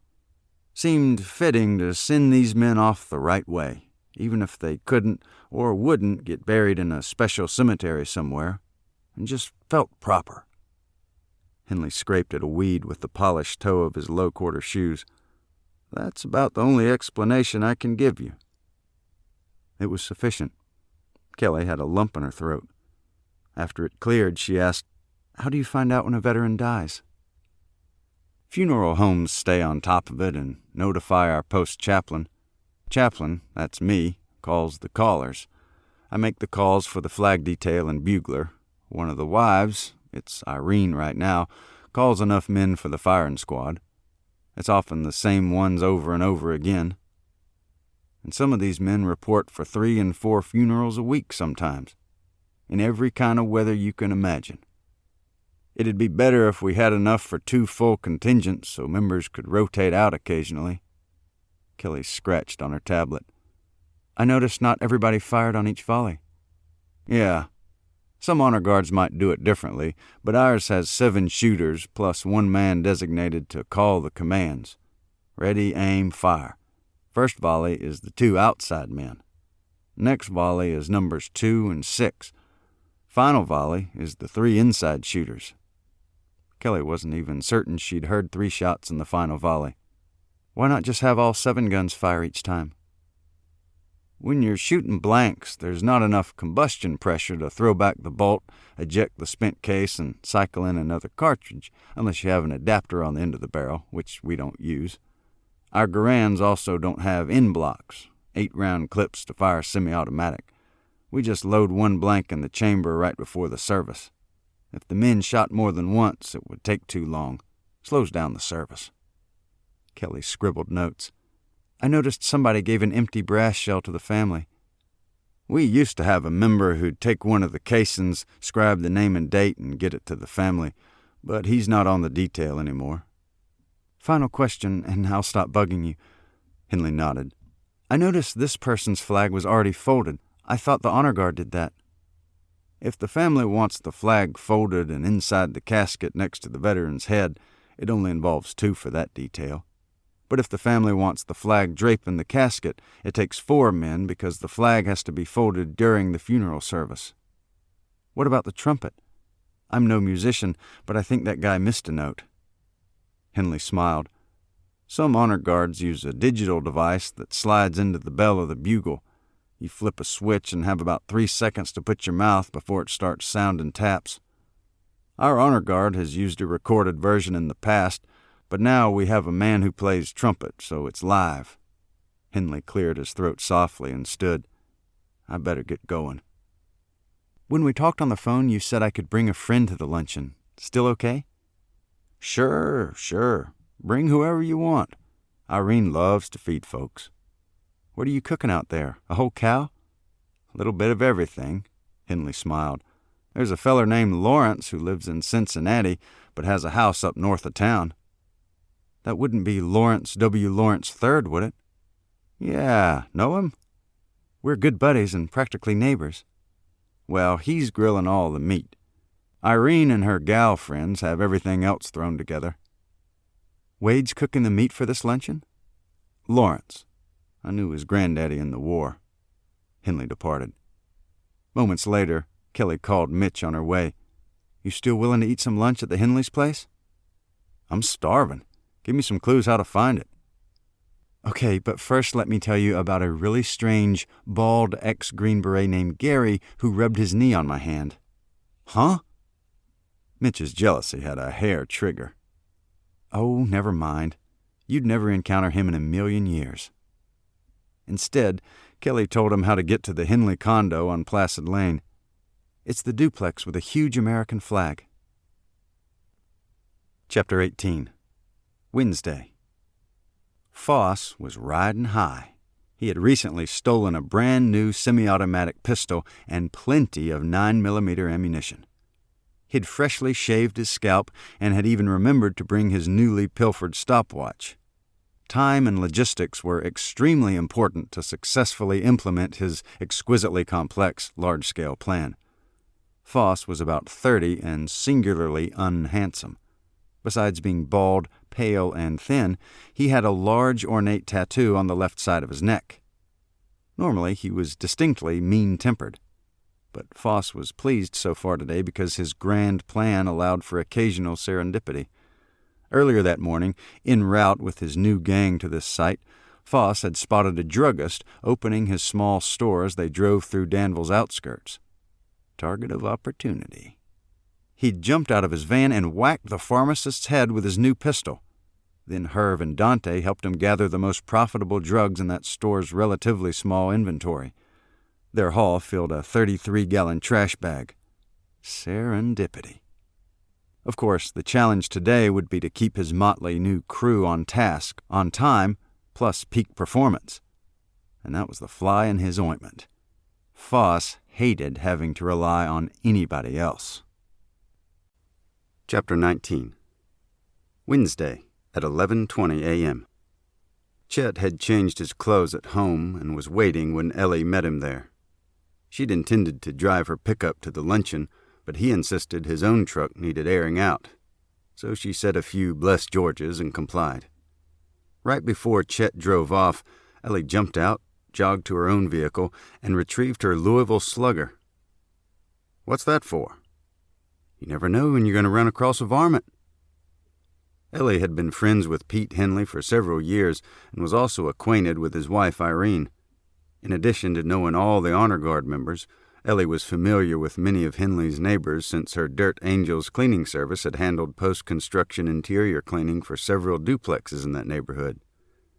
Some of the other luncheon attendees went to Ellie's church, and a few were relatives of people she knew elsewhere. Kelly parked slightly up on the hill of Placid Lane, about 2 duplexes along the pronounced curve to the Henleys' west. Not expecting Mitch that early, she began looking for Wade, who was supposedly the event's chef.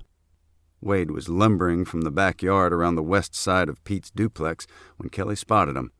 When they intersected, he displayed a typically enthusiastic grin and then swooped her up in a clumsy hug. It took her breath away. "What are you doing in town again so soon, you big galoot? Don't want to miss a big party." He was still grinning. "Pete told me you're cooking all this meat. How'd you get conned into that?" "Didn't I tell you I hire out now and then?" "As a chef?" "Well, shoot. A good grill operation needs somebody that knows what to do with meat. You can't just toss it down, burn and turn. Gotta do it right. It's like art." "Somehow I never thought of grilling meat as art." "Well, that's my cover story anyhow." Wade tried very briefly to pretend he was mysterious. "So what's your real reason?" "You know how I sometimes buy a piece of equipment here and there?" Kelly laughed out loud. "Wade, you've got more equipment than a third world government. In fact, you ought to sell off some as surplus." Wade Surplus. Nice sound. He paused while that title likely wafted in his mind. "Well, anyhow, my girlfriend's been riding me like a swayback mule gone lame." "What?" "She don't want me buying all that stuff." Wade didn't explain his imagery. "But she said if I am going to buy so much equipment, at least I ought to set up a company so I can write it off." "Did you?" "Well, not me. I let her write up the company and then write off my equipment. Sweet. So when Pop said the Henleys was looking for a meat man, I said, I'll grill their dad-blame meat for $20, plus I'll take home what I ain't ate. Not much cash flow in that deal, but likely plenty of leftovers. I got 3 freezers and one's just for meat. Kelly didn't ask what the other 2 were for, but figured ice cream for one. Maybe a man's freezers are as private as his dresser drawers. Wade practically twitched with excitement. Oh, guess what else? Wade didn't give her time to speculate, however. I brought over my new invention. The Veggia whatnot? Veggiezilla. And we're calling that my corporate entertainment expense. You think that's going to fly with the tax people? Wade rubbed his considerable chin. Well, it ain't no Super Bowl halftime, but I figure it's entertaining. Them folks at Deer Holler think pretty high about theirs. Those customers out there are mostly children, Wade. What if these grown-ups aren't suitably entertained by apples blasted from a pipe? He looked disappointed. Wait, I got an idea. Just categorize your veggie slinger as R&D instead. Huh? Research and development. Sounds better anyhow. He grinned again. By the way, what's the name of your brand new company? Thought you never asked. Wade's Cooking. He manifested enough pride for his family to have operated this business since 1925. Is that a noun or a verb? What do you mean? Wade probably didn't sit still in school when they talked about grammar. Does cooking refer to what you've grilled, or that you're in the process of grilling it? The second one's like Wade is cooking. I like the second one. Makes me sound hot. He smiled cheesily. You are hot, you big galoot. Wade watched another guest arrive. Well, that's not the only reason I'm here. Pete said one of his neighbors was an old artilleryman or something, and he might be able to help me work out some kinks in my Veggiezilla. You're not planning to shoot apple rockets in the Henleys' backyard, are you? No, you doofus. Over yonder at them hay bales out back.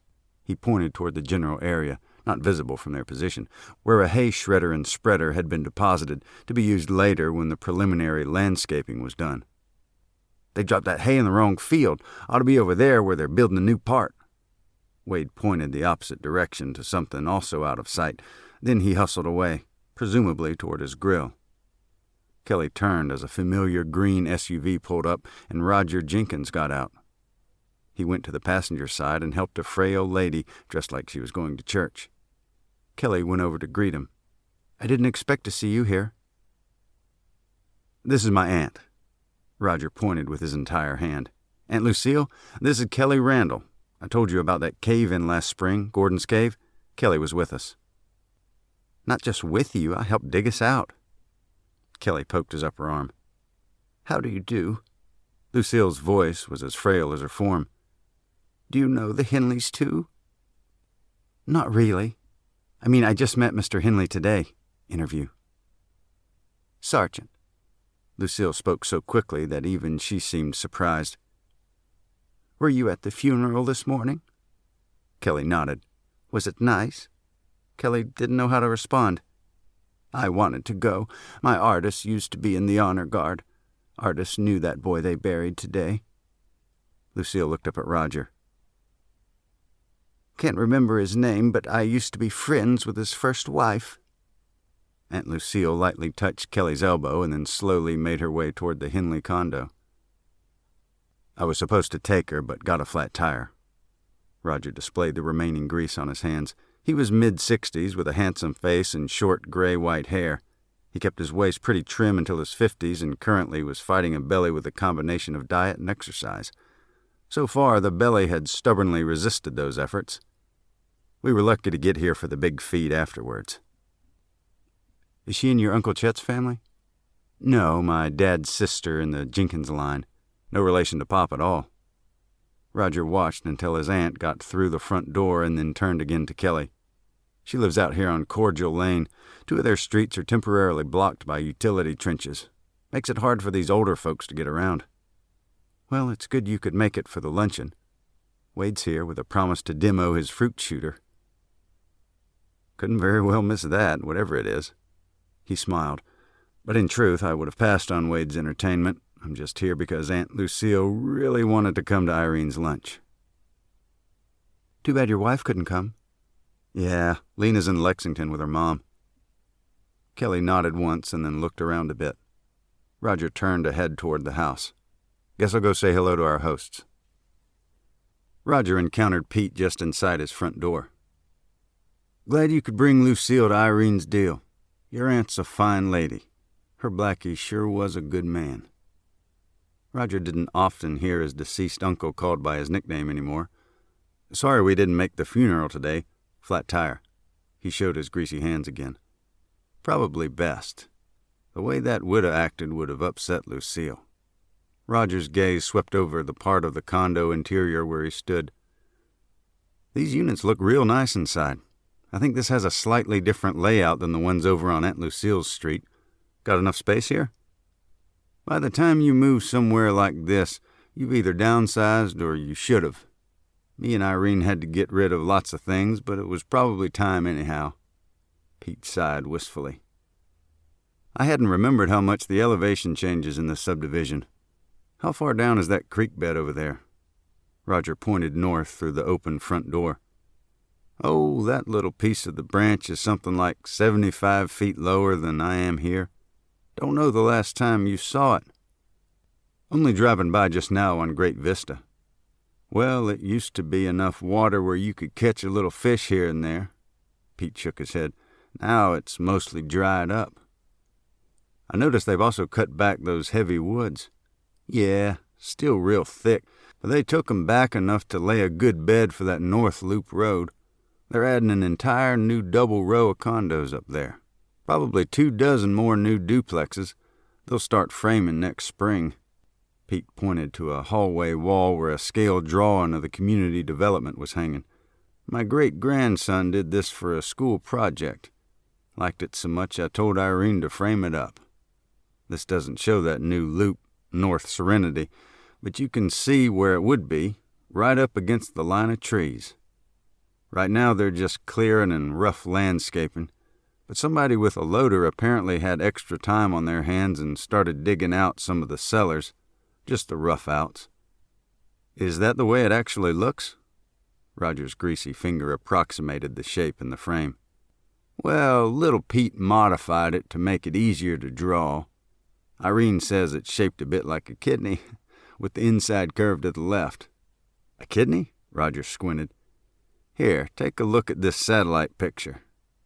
Pete retrieved it from a small desk in the nearby guest room. My daughter found this on her computer and printed it. Well, you have to be real careful with satellite pics. They might show a relatively current date, but maybe they are a year or more old. How many duplexes have already been built by, Roger looked for the date, January of 2007? Almost all, except the 2 farthest west on Cordial and 2 here on Placid. Pete peered closely. Oh, I see what you mean. This picture shows probably a dozen or more empty lots. He thought for a minute. Well, doesn't really matter. Nobody would be interested in the up-to-the-minute maps of our community anyway. Roger peered again at the satellite image. Aunt Lucille lives down here on Cordial. He pointed at the spot. But I didn't think her street had that much curve in it. Lucille's street curves like a real relaxed S shape. My street is a broad bow shape. They started with just these 2, Placid and Cordial. Units on both these streets had to have additional retaining walls because of the steep grade we're on. I just noticed regular retainers in the front yards between every other unit or so. Where are the others? Well, the way we tell it out here, the surveyor and engineer had a bottle of moonshine when they decided where to put retaining walls. I'm right on the crest of the big slope, so I can understand mine going south 25 feet from the back of my unit. But there's some down below me on Placid, and all those on Cordial that look like they just had a dozen extra loads of concrete ordered and didn't know what else to do with it. So they quickly set up forms and poured retaining walls all over? Roger chuckled.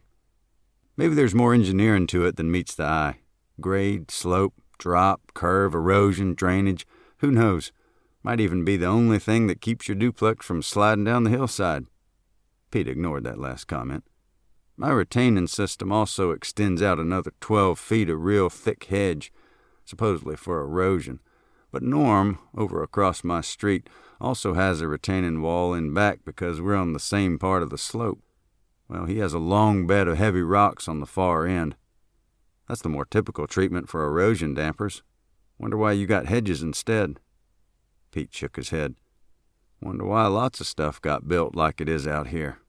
Norm's bed of rocks must be a good 6 feet wide."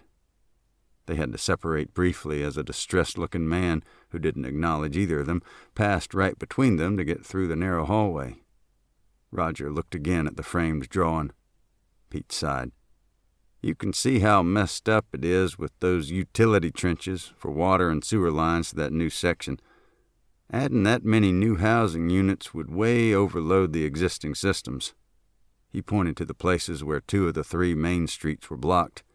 His fingertip tapped the intersection of South Pleasant Drive and Serenity, which bordered the western edge of the subdivision. "This southernmost trench was dug to repair a 42-inch drainage culvert that was crushed. You know what those workers hauled in there? A long lowboy trailer with a dozer and a grader on it. That kind of heavy equipment doesn't belong on these residential streets. Plus, they should have used concrete culverts anyway. I've heard those reinforced PVC culverts are pretty strong. Well, somehow that culvert got crushed like an empty toilet paper tube. I walked down there Monday evening." Pete pointed again at his grandson's drawing. "The east end of your aunt's street is also blocked by a deep trench waiting on the new utility lines to be run.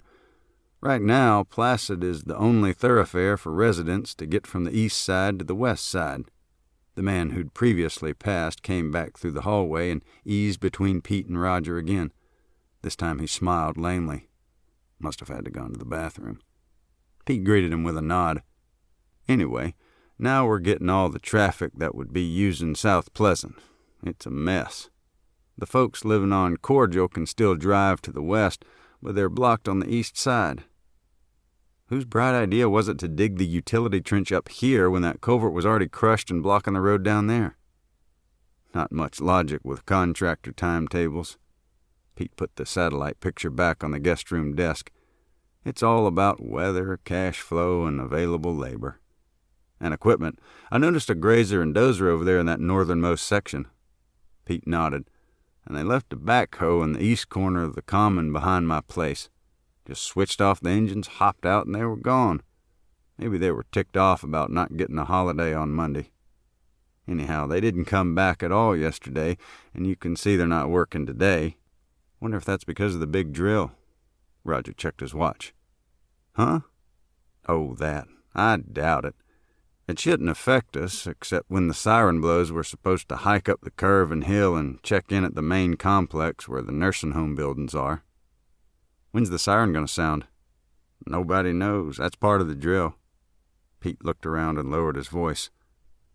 "Some of these folks say they aren't going anywhere, siren or not, especially if it goes off during lunch." "Can't completely blame 'em." Roger was thinking about their average age when he spotted someone about 6 decades younger. "Who's that young girl over there in the corner?" Pete smiled broadly. "Oh, that's my Ashley, youngest grandchild. She's practically in her own category, so much younger than our other grandkids, but a good bit older than any of the great-grandkids." "Does she live with you?" "No, she used to live in Bowling Green with her mother, but in August she moved to Richmond to live with our son. She comes down here every chance she gets.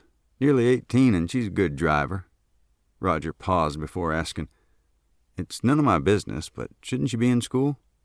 "She had to start attending a new school in Richmond, and it's been hard on her." Pete was answering the wrong question. "Oh, and it's a teacher training day. She'll have to go back tonight for classes on Thursday." "Well, she's very lovely." Pete nodded. "Really means a lot to me and Irene. She's special." "I noticed a lot of garage doors part way up." Hardly anything escaped Roger's attention. "Kind of late in the season for that, isn't it?" "Truth be told, I don't know that it works all that well even during the hottest days." Pete shook his head. "But some folks swear it makes the house cooler to vent the garage door like that. It might let the hot air out, but it can also let varmints in." Chapter 20. Wednesday at 11:30 a.m. On his way home from the funeral, Herb the goat man had stopped at home and quickly changed clothes. But it never occurred to him to leave the animal. Presently he drove up, got out, and slammed the pickup's creaking door with a loud crash. It always sounded like a collision of unmatched metal masses. Didn't seem possible that the door also latched shut, but somehow it did. As he passed, he trailed his fingers through the truck bed's homemade wooden railing with the intention of petting his goat, but the contrary Billy tried to bite his hand instead. The old man examined his hand carefully. No, Billy didn't actually bite him.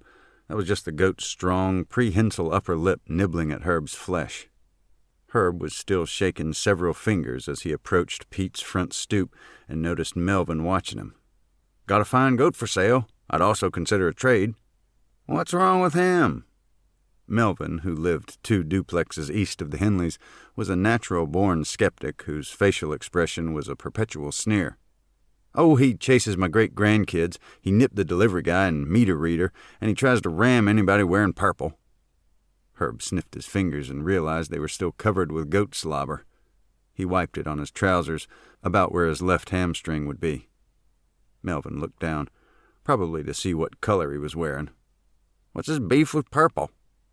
Melvin's well-earned neighborhood reputation was that he didn't believe much of anything he heard and argued about everything else. "Not sure. I wasn't aware of it for a long time because I don't have all that much purple around. But one time I made the mistake of hanging a purple neckerchief in the side pocket of my overalls." Herb rubbed his backside with the memory. "Billy sneaked up on me, rammed into my butt, and nearly knocked me to kingdom come." Melvin was built like a fire plug, short, thick-bodied, with short arms and legs. He was mostly bald except for an exaggerated comb-over. He'd been divorced for a good while, but nobody knew how long. "So why is he on search and destroy missions for purple instead of red like a bull?" "It's something to do with his former owner." Herb sniffed his fingers again. Goat saliva was as thick as syrup gone bad. "Billy goats are very impressionable while they're weaning, you know." "No, I didn't. I figured anything that eats briars, tin cans, and wire would be pretty unimpressionable." Melvin heard something at Herb's truck and turned to watch the goat. Billy was fairly sedate. With that camel-jawed, sideways grinding motion, he was chewing several blackberry branches which Herb had cut from his fence row. An old woman wearing an open purple windbreaker pedaled her 3-wheeled cycle with a big basket in the rear. She was headed up the hill toward the main complex where lunch was served daily. When Billy saw the purple-clad cyclist, he started trying to butt his way out of the truck's bed railings. "You can see he's got lots of spirit, too." Herb couldn't remember if he had used nails or screws for those railings. Hope it was screws. "Yeah, I'm sure that's real useful in a goat." Melvin watched the cyclist nearly crash as she veered sharply away from her unexpected encounter with aggressive livestock.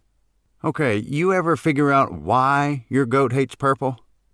"Well, about a week ago I ran into the guy I got him from and asked him that same question. He said his stepson couldn't stand the goat, even before he was a yearling. So every time he'd go into the backyard, he'd take a cattle prod. If that goat got within 5 feet of him, he'd zap it. I guess the goat didn't take it kindly. So why even go near the livestock?" Melvin had a point. Stepson fed the livestock. Melvin thought for a moment. "I'm guessing the stepson wore purple a lot." "Yeah, shirt and cap, too. Must have been a big football fan of that Minnesota team. Or maybe pro basketball. One of those teams wears purple." Neither questioned whether goats could actually discern purple on a color spectrum. Herb's position was that a goat's eyes could detect subtle shades of gray, whereas human eyes would lump all those grays together. "So how much you want for him?" Melvin squinted like he knew something about livestock values. "You can't hardly put a price on prime stock like Billy. Make me an offer." "Cut the hustle. You'll be lucky if you can pay some schmuck to take him off your hands." Something about ruminants of the Capra genus evidently got Melvin's goat. "I gotta do something. Purple is the school color where my great-grandkids are starting elementary. That goat will kill him if he sees a purple shirt or backpack." "Okay, let me think." Melvin patted down his comb-over, though it didn't need the attention. "You know, old Norm might be just the sucker. The lucky winner of Billy the Kid. But Norm won't part with any money, I bet. You might ought to make him a trade." "Oh, I've already been working on Norm. I see him at most of those funerals." Herb thought for a moment. "What do you reckon he's got to trade?" "Plenty. I've seen inside his garage. He's never thrown anything away in the past 60 years, so I figure he's got to have something you could make use of. Oh, all Norm's got is pure junk." Pete had monitored the early arrivals, including Kelly, several honor guard men, and then Roger with his aunt. Besides Melvin, most of the nearby neighbors evidently waited until the announced noon starting time since they were all on foot. Those other neighbors had started to arrive as Pete was speaking with Roger in the hallway. Leo was the community's person whom nobody believed, to the point he was known by many as Leo the Liar, or sometimes Lion Leo. So nobody had paid particular attention when Leo reported, the previous Friday, that he'd seen a car with New York plates cruising very slowly through the community several times. He lived in the unit directly across Placid from Pete and was the adjoining neighbor to Norm. Leo was medium height and distinctly fat. He was also nearly deaf, but refused to wear the expensive hearing aids his grown children had insisted he purchase. His wife, Gladys, was already in the nursing home at the main community complex, and he visited her daily. He drove an enormous 1998 Ford Crown Victoria, powder blue. Leo's story of the day was about an 18-wheeled tractor trailer which had supposedly flipped over and was lying across South Pleasant Drive, thereby blocking the only southern route to the community. Nobody believed him, of course. Why would a big rig be on the narrow streets of the community? Another neighbor, Earl, lived in the far half of the duplex next door, to the Henleys' east. He was likable enough, but he hadn't been in the military and simply wasn't involved in anything Pete or Irene did regularly. So they'd speak when they saw one another in the community, but did not have a deep friendship. Earl was in his early 70s, average height with a pencil-thin mustache, a style not seen very much anymore. Plus, he wore an awful toupee. His pride and joy was a big yellow Cadillac Eldorado. Purchased brand new, it was now 25 years old with its original engine and only 92,000 miles. Earl was widowed, but nobody remembered how many years. He entered carrying a long apparatus. Pete saw him coming. "Earl, let me introduce Lucille's nephew, Roger Jenkins." Pete stepped back enough for them to shake hands. Roger had not yet washed the wheel grime from his hands. Earl shifted what he was carrying to his left hand so he could shake. While Roger was still present, Earl wiped the transferred wheel grime onto his trousers. "Lucille down there on Cordial Lane? She's practically my neighbor, across that big field anyway."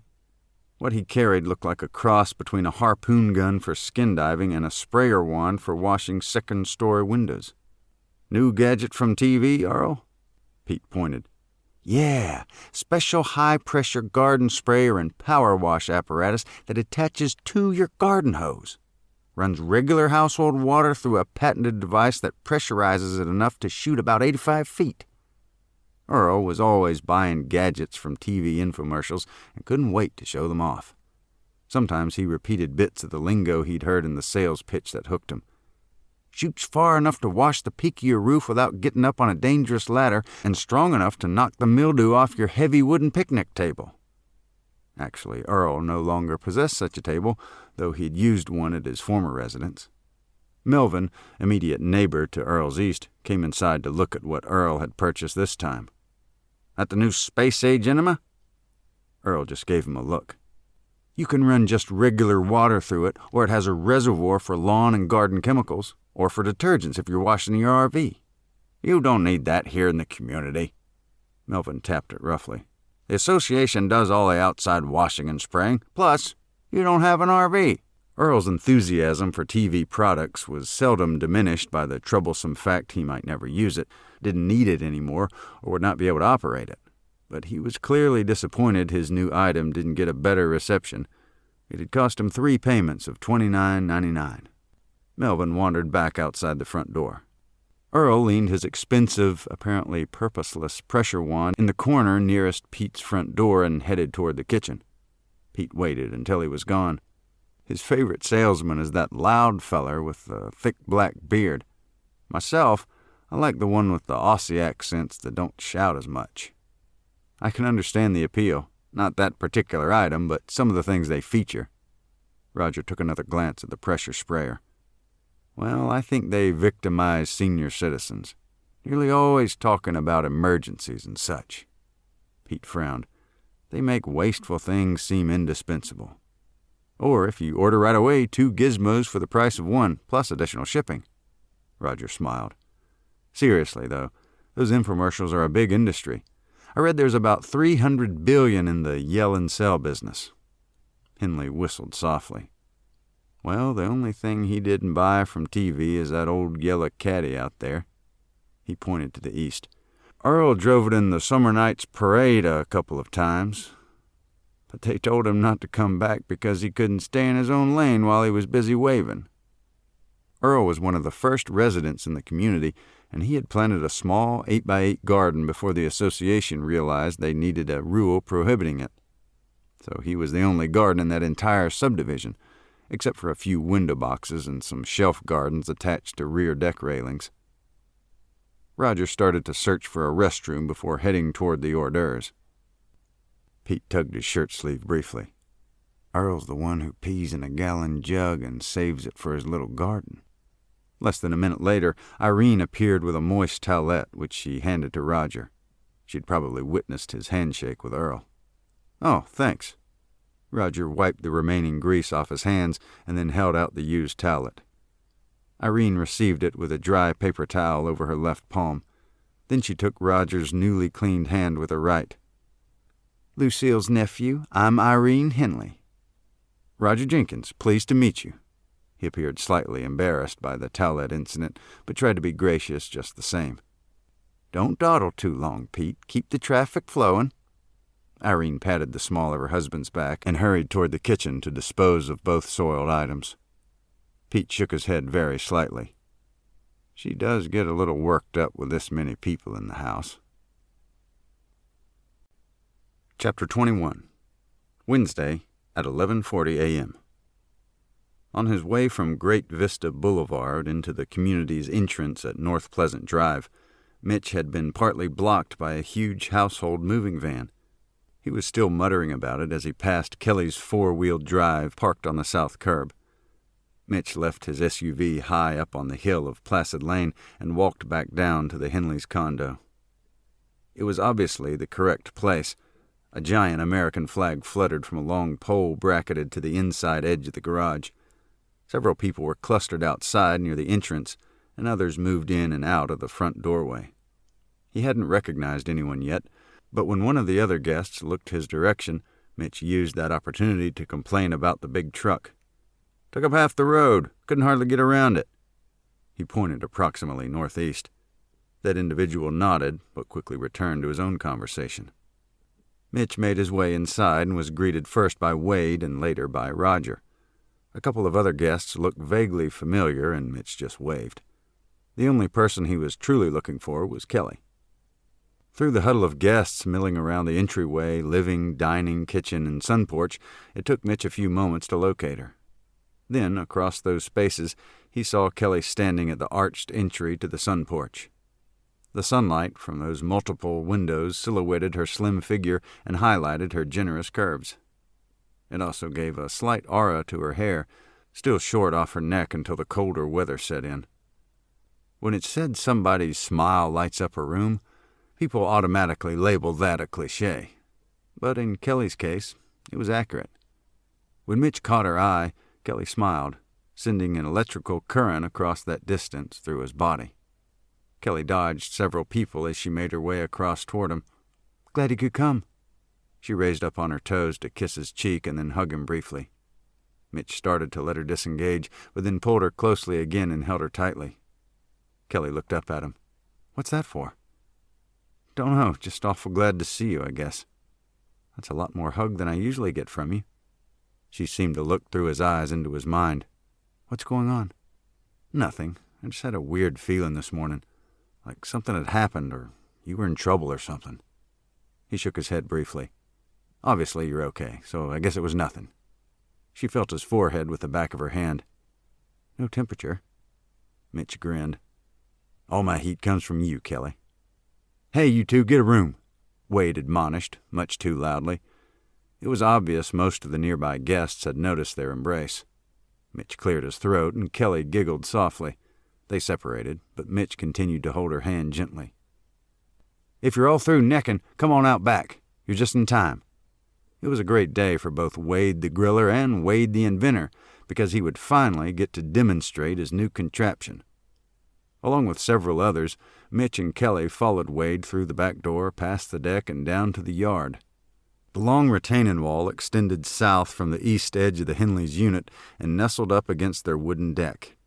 The concrete wall was about 7 feet high nearest the duplex, but tapered down to roughly 4 feet. At the end was a run of thick hedges, which would have been about 4 feet high, but presently needed trimming.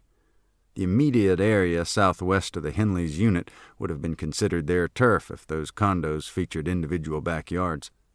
Mitch had only heard the barest mention of Wade's invention. "What on earth is that? A primitive bazooka?" "It's my pea shooter," Wade said proudly. "But my official name's going to be Veggiezilla in case I sell some of 'em." Mitch thumped it and hurt his finger. "Who'd want to buy a rusty pipe that shoots vegetables?" Wade ignored him. "The one at Deer Holler has a 30-foot barrel, loads at the breech, and fires 30-pound pumpkins several hundred feet.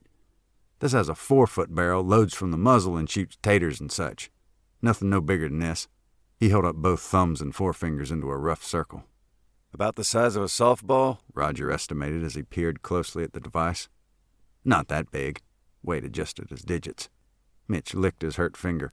"What are you going to shoot out of that besides spuds?" "Just about anything that fits into a 5-inch pipe."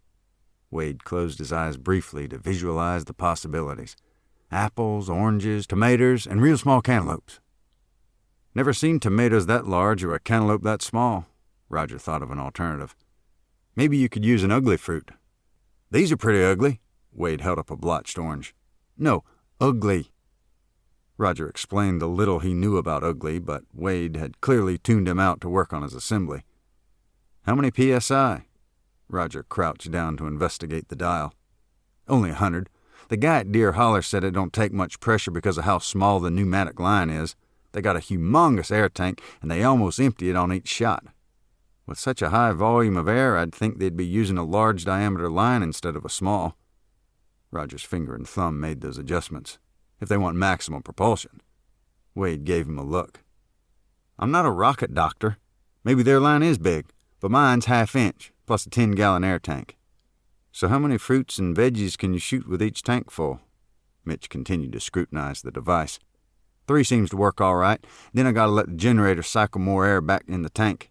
If I try to shoot 4 on one tank, the last one just goes bloop." The short arc of Wade's hand motion told the rest of that story. Mitch looked at 3 sturdy cardboard boxes on the back of Wade's nearby golf cart. "Where'd you get all this ammunition?" "Bought some from Cincinnati, and some came from Pete's neighbors." Wade shrugged. He didn't explain whether those neighbors even realized they had donated to his cause. Good science sometimes requires sacrifice, even if it's involuntary. As Wade responded to questions and generally explained things, he was also setting up his invention. Shortly, he called for everyone nearby to ready themselves. A few people on the Henleys' small rear deck descended those 2 steps and moved closer. Some came from inside and stood on the deck to watch. Wade started his gas-powered generator and then turned on the compressor. He looked left and right and then motioned 2 people to step back a bit. Then he stuck a forefinger in his mouth and held it up to gauge the wind. None at the moment.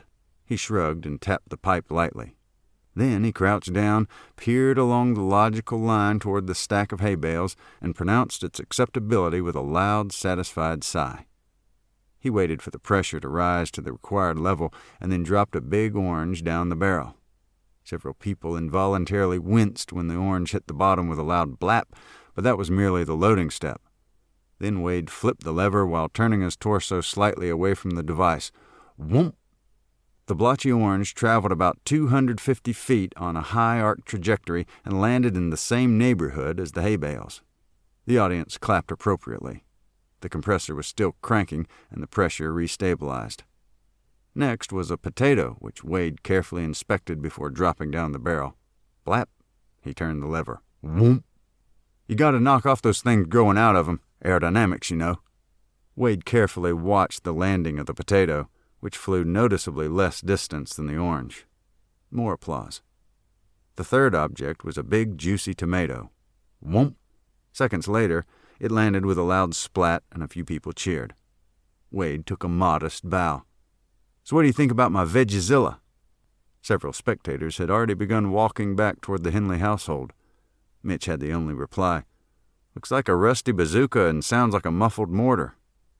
"How'd you know what a mortar sounds like besides movies?" "ROTC."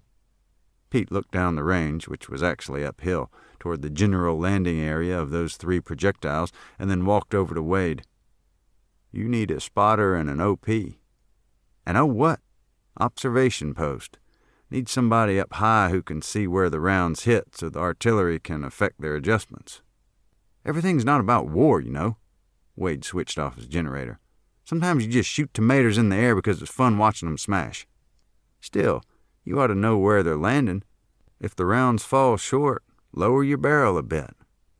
"Yeah, I'll keep that in mind if I need to pin down some invasion troops." "Don't laugh at me, Lawrence. I knew your granddaddy in the war." Wade looked at him for a minute. "I was just messing." "Knew your daddy, too, Lawrence."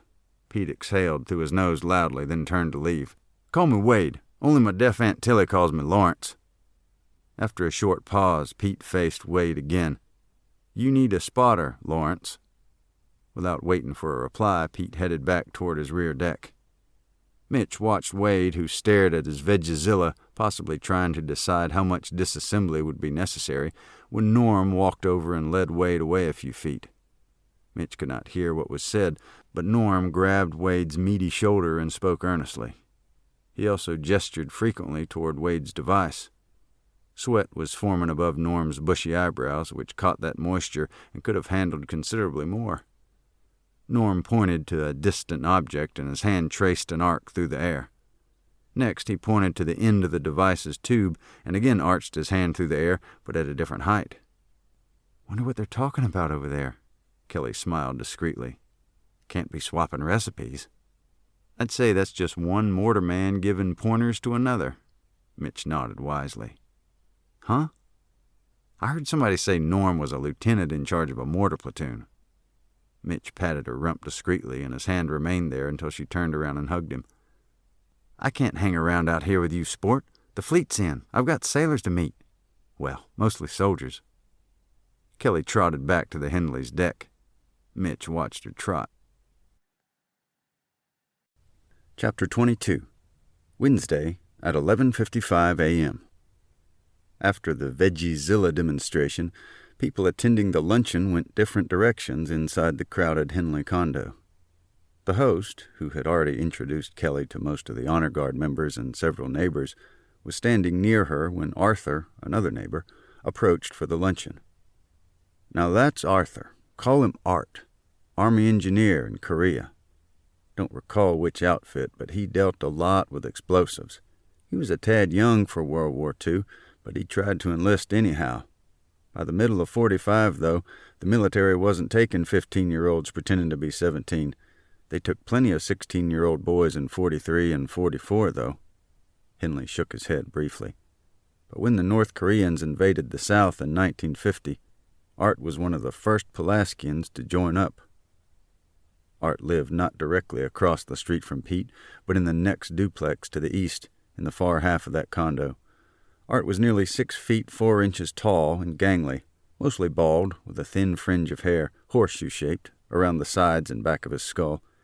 His goatee was self-trimmed, though he did not manage it obsessively. Because of his heart stent, Art was on blood-thinning medicine, which always made him feel cold. He was the only person at the luncheon wearing a windbreaker on that warm afternoon. He had never joined the American Legion, despite several invitations, but Art had been a guest at some of the Legion events and knew most of the Honor Guard members. Since his wife was visiting her sick sister in Cincinnati, Art had been on his own for meals in the past week and was looking forward to Irene's big luncheon. Art drove a big Chrysler sedan about 8 years old. Washing it earlier, he had parked on the street to keep the soap suds from running into his grass. But after it had dried, he couldn't get the car started again. So Art's first question on arrival was whether anyone had a battery charger. Pete greeted him. "Come on in, Art. Yeah, I got a charger somewhere. Let me get these folks moving in the right direction, and I'll go find it for you after we eat a bit." Art thanked him and headed toward the smell of food. Back outside, Herb the goat man had checked on Billy again, way up the street past the duplex to the west of Norm's unit. Satisfied the goat had enough water and blackberry briars, Herb returned along the street and headed inside toward Irene's assembled food. Ellie intercepted him in the entryway. "Herb, you and me gotta talk. Now, you're old enough to be my daddy, but I'm just bossy enough to be your mama, so I can just tell you straight." They stood eye to eye, both about the same height. "You're spending too much time with that blessed George goat, and you're starting to smell like him." Herb was startled, but he didn't debate the matter. He suspected Ellie's assessment was correct, even if overly blunt. "Crime in Italy, Ellie. It ain't like I'm sleeping with Billy. He just stays in my truck all the time, so the truck might be smelling a little ripe, that's all." Ellie reached for the front of Herb's shirt, brushed off a sprinkling of sawdust, and lightly twiddled the second button from the top. "You're as much of an old goat as Billy is. Now go up and wash before you eat." She patted the button she'd been holding. Herb looked down at Ellie's strong, tanned hand on his chest and started to say something to the handsome younger woman standing so closely, but then he looked over at Chet and just sighed. Isaiah appeared in the open doorway. Like most others, he had also changed from his uniform before arriving. When he entered, some of the conversation stopped until the guests who'd never met him realized he was invited. Such awkward moments were among the reasons Isaiah didn't often attend honor guard luncheons. But Pete had made such a point of the invitation, so Isaiah decided to accept. Might have been a mistake. Being the only dark face in a crowd of some 36 whites was not new to him, but it almost never felt comfortable. Chet saw him and nodded, an effusive greeting from Chet. Ellie came over, shook his hand, and spoke briefly. Pete smiled broadly and grabbed Isaiah's forearm. "Glad you could make it. You're just in time." He pointed vaguely toward the rooms full of guests. "You know all the Legion men, of course. I think you've met some of my neighbors." Isaiah cleared his throat. "I probably won't be able to stay very long." "Well, while you're here, enjoy the food. Irene has gone all out." Irene came over. "Glad to see you, Isaiah." She usually asked about his wife, because Irene couldn't seem to remember if Isaiah was married, divorced, or widowed. Instead, she introduced Isaiah to Kelly. Kelly shook his hand and asked a few questions about the Red Ball Express. In the backyard, things were cooking.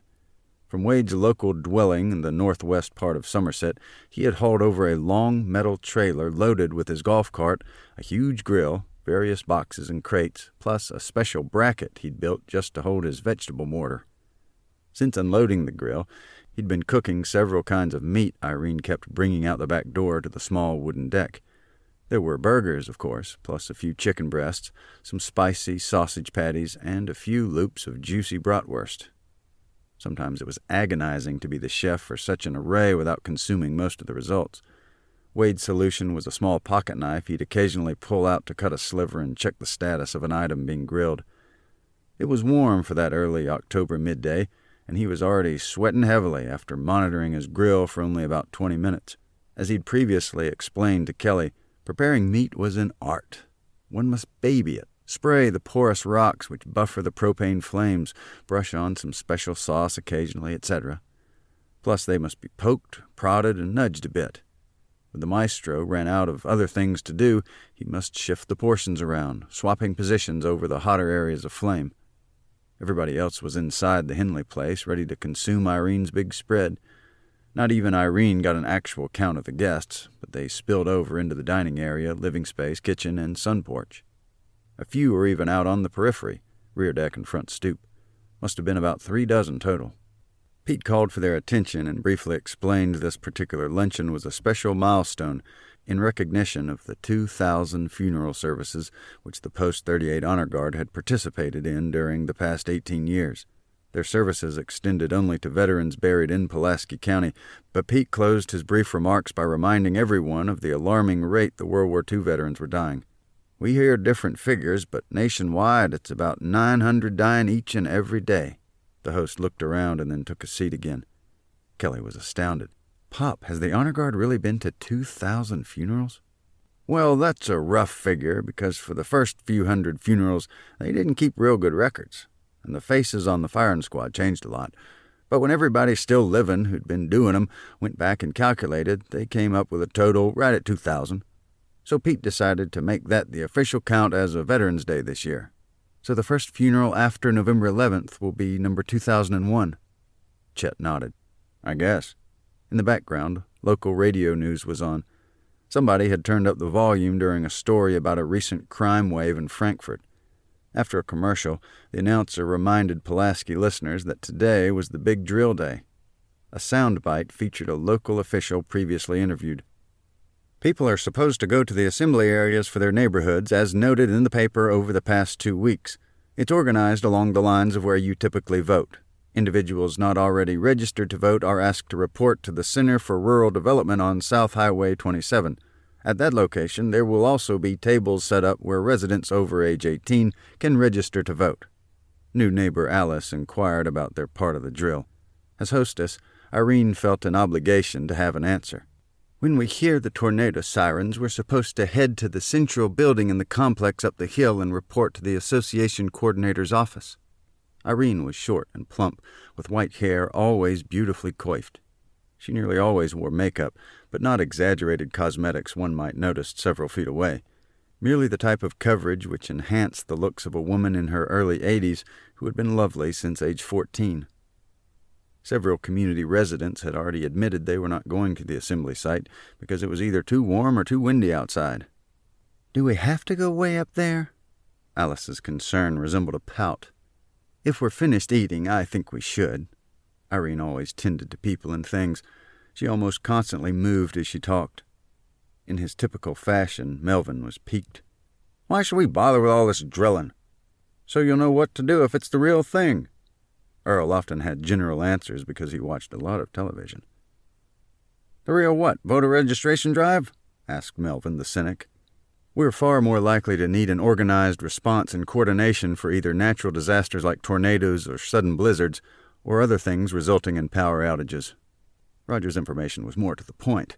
In fact, that's part of the matrix for today's drill, to test how well our area can adapt to multiple losses of major systems within the same time frame. Plus, Melvin, what if terrorists came here to attack? Art had barely spoken since his arrival, looking for a battery charger. "What would terrorists be doing along Highway 27? Art shrugged, which made his goatee twitch momentarily. Young Ashley, totally bored, had tuned out the entire conversation.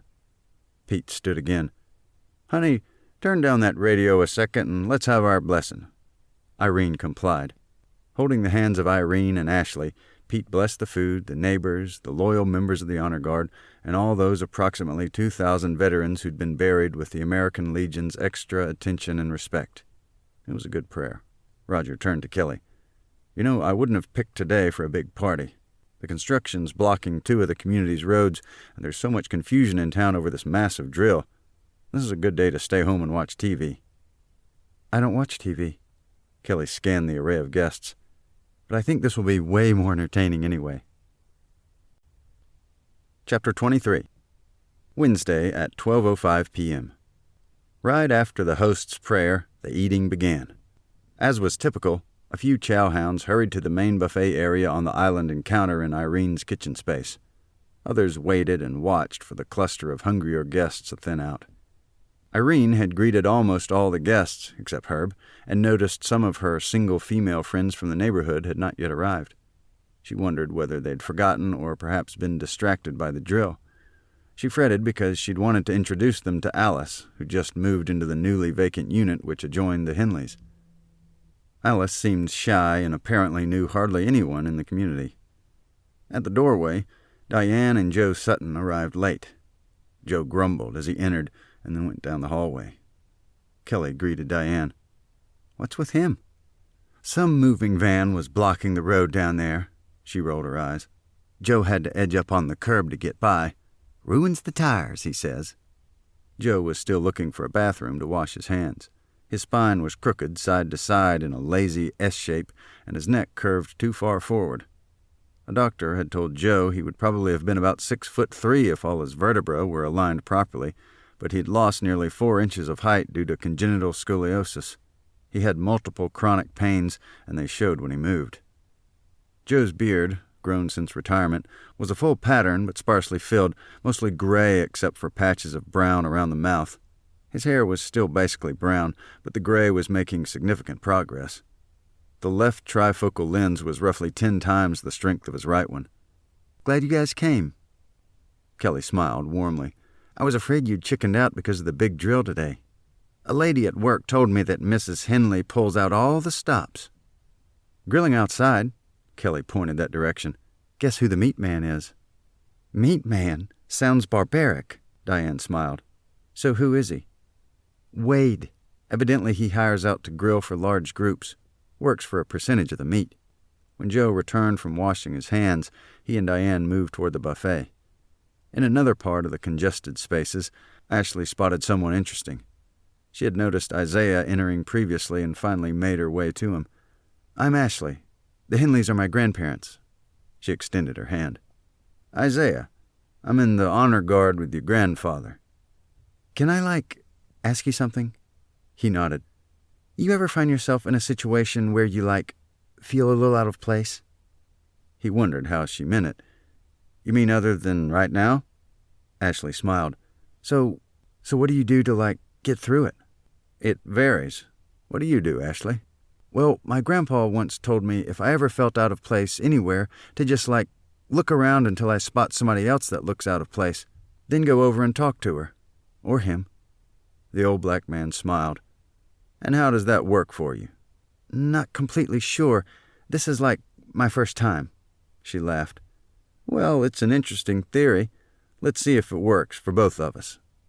On her way toward the food, Kelly was again near the front door when Pete grasped her elbow as he passed. "That's Stanley coming over. You missed him at the funeral, I think." Kelly nodded as she watched Stanley approach. He had also changed into civilian clothes. "Yeah, I saw him get into a minivan." Stanley might have been clean-cut as a younger man, and certainly he was better looking in uniform. But age had rubbed him raw. He had liver spots on his face and neck, and pronounced bags under his eyes. They were the kind of bags which looked so heavy one worried they might fall off if he ever removed his glasses. He wore his thin white hair in a crew cut, which did little to disguise the array of liver spots on his scalp. Stanley had thin limbs, shallow chest, and narrow shoulders, with a spare tire around his thick waist. Stanley was in the Air Corps, enlisted radio operator on B-29 bombers in the Pacific. I forget how many missions, but it was a lot. "You think he'd be a good one to interview for my articles?" "You might have to tiptoe a bit. He's sensitive." Henley stroked his chin. "When Stanley says he crewed on a bomber, everybody assumes he was flying over Europe, like there was no bombing in the Pacific. He really hates that. The 29s were flying major campaigns long before the Enola Gay ever visited Hiroshima." Kelly was somewhat startled by the indifferent way he expressed that. She looked at him, but Pete didn't notice. He had other guests to attend to. At the door, neighbor Bernie, nobody called him Bernard, arrived with his walker and an enormous shotgun, open at its hinged breech. Bernie's bathrobe belt was a makeshift sling, one end tied around the barrel and the other looped through the trigger guard. With that sling over Bernie's left shoulder, the huge firearm banged the walker's grip near his right hip. He huffed and puffed on the stoop. "Only way I can carry it with this pea-waddling walker." Melvin was in the doorway. "Good thing it ain't loaded." Bernie struggled to get in the door with his walker and the unwieldy firearm. Melvin stepped aside and held the door, but only after it was hardly needed anymore. Bernie was short, probably 5'5", and frail. A few wisps of hair appeared in odd places on his pale scalp. Thick glasses. Pete greeted the new arrival with a wave and then whispered to Kelly, "You'd never pick him to have been airborne in Holland." Kelly didn't respond. But Bernie was taller back then and a lot stronger. Pete watched him shuffle inside. His wife ran off some time back. Daughter lives here in Somerset and usually checks in on him, but she's real busy with her grandkids right now. Bernie's condo was higher on Placid's Hill, just to the west of Norm's duplex. Melvin's curiosity obviously got the better of him. "What the blazes is that anyway?" "Daddy's Long Tom," Bernie said proudly. "That's not a Long Tom. Everybody with a long-barrel shotgun says he's got a Long Tom. No, serious, stamped into the barrel." Bernie held it up. "My granddaughter looked it up on the internet." He noticed Art seemed interested. "Daddy bought this one at Sears and Roebuck right after the First World War. Sears didn't make 'em, just sold 'em." It pleased Melvin to know odd facts. Art knew even more. The first ones were made by Meridian and later ones by Stevens. I think there was a third manufacturer at some point." "How would you know all that?" Melvin didn't like being upstaged, even if Art did so unintentionally. "I ran into a guy at the gun show last month. He was a fountain of knowledge about shotguns, including long toms." Art turned back to Bernie. "How long you had it?" "Just got it. My big brother had it all these years since Daddy died." Bernie's eyes got a little moist. His brother's death last year still hurt. "So how come you're just now getting it?" Melvin tapped the barrel. "My sister-in-law was having a hard time dealing with things after Brother Verney died. I told her when she was ready I could come over and give her a hand. He didn't have all that much. Most of his stuff got throwed away when they downsized and moved into a little condo in North Cincinnati." Bernie carefully removed the robe belt sling and let each man examine the long tom. Melvin held it up. "How long is this barrel?" 40 inches, Bernie said proudly. A lot of long tom barrels were 32 or 36 inches.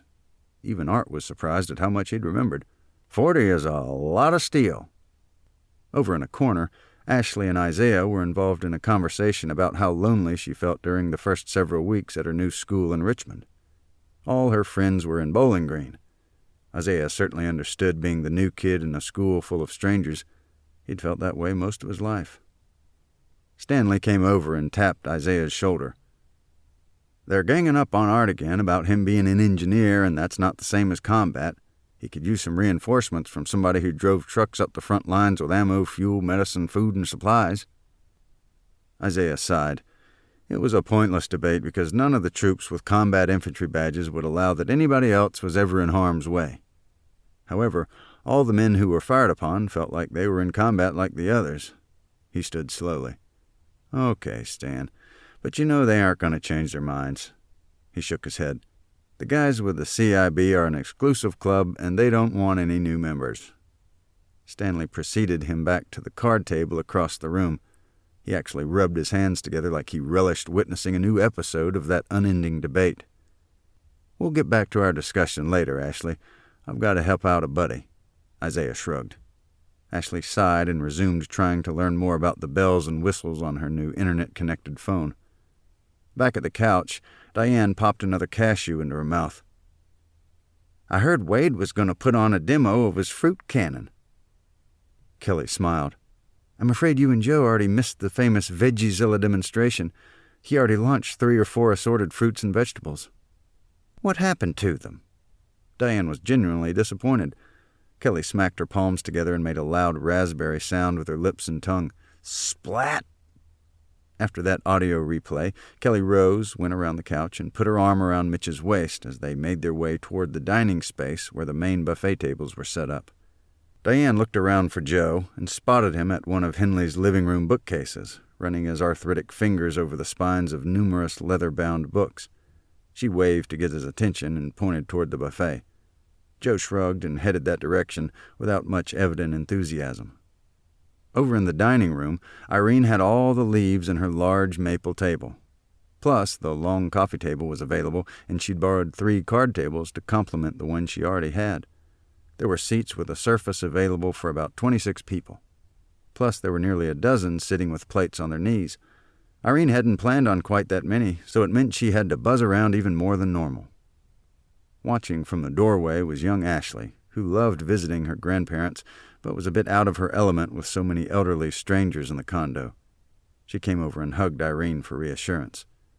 Ashley was tall and nicely tanned. Her very slender waist was showcased by the 3 skin-tight, form-fitting shirts worn in layers. The bottom shirt was the only one with sleeves, albeit extremely short and tight sleeves. It had the longest hem and highest neckline. The top shirt was spaghetti-strapped with the lowest neckline and shortest hem. The garment in the middle was basically a tank top with a hemline and neckline approximately between the other 2 pieces. Their colors were white, pastel yellow, and lime green. She wore flip-flops and jeans with the knees cut out. Her blonde hair, normally shoulder length, was in a ponytail. "Grandma, I wish I'd remembered to bring my MP3 so at least I could, listen to my own tunes, especially since you and Grandpa don't have internet access. I'm, totally bored." "Things will calm down right after our luncheon's over, honey." Irene kissed the top of her head. "This afternoon you'll have plenty of time to relax before you need to drive back home." Chapter 24. Wednesday at 12:25 p.m. Still outside, Joe, Roger, and Mitch watched Wade perform his grilling magic. Chet and Ellie were at a card table with Ashley and one of the Henleys, both Henleys when Irene would sit briefly. The men from the neighborhood tended to cluster here, and those from the honor guard collected there. The community women were bunched into 3 small groups. It made Irene want to shuffle them up a bit and achieve more integration. Pete restrained her. Kelly and Diane were together on the couch again. Both used the coffee table to place their drinks and had plates balanced precariously on knees and thighs. Kelly chewed thoughtfully on a delicious piece of chicken breast meat. It's funny how people segregate themselves. Diane looked about the room but didn't comment. I used to always prefer hanging out with boys than girls. A smile began forming on Diane's face. You must have been a tomboy. I just like to run, play, hit, catch, throw, and whatever. Kelly would have preferred to say it modestly, but it came out like bragging. I was just naturally good. An athlete. Guess I could have become one, only I caved into the pressure and decided it was easier to just be all girl. Kelly looked down at her plate. The girls my own age were the worst, real witchy, and made me feel like an alien. Some pressure was covert, like snide remarks from parents, relatives, even some teachers. It was pretty overt from the boys. One time I actually had to slug it out with a boy. Who won? Diane already knew the answer. He punched my arm and I punched his. Then he yanked my hair. His hair was too short, so I gave him a windmill slap on his face with my fist closed. He started crying and I fled the scene. So that was the end of playing with the boys? Diane cleared her throat. I mean, schoolyard playing. It was about that time. I wanted to be treated the same, but they sensed they had to treat me differently. Some interpreted that as gentler, but others treated me rougher. It was too dicey. I just wanted to be little Millie. Millie? In elementary school, I was still called by my middle name, Millie for Aunt Mildred. It wasn't until the end of high school that I just decided to use my first name, period. That's about when your folks died in that awful wreck. Kelly nodded slowly. Must have been rough, losing both at the same time. Senior year, a couple months before I graduated.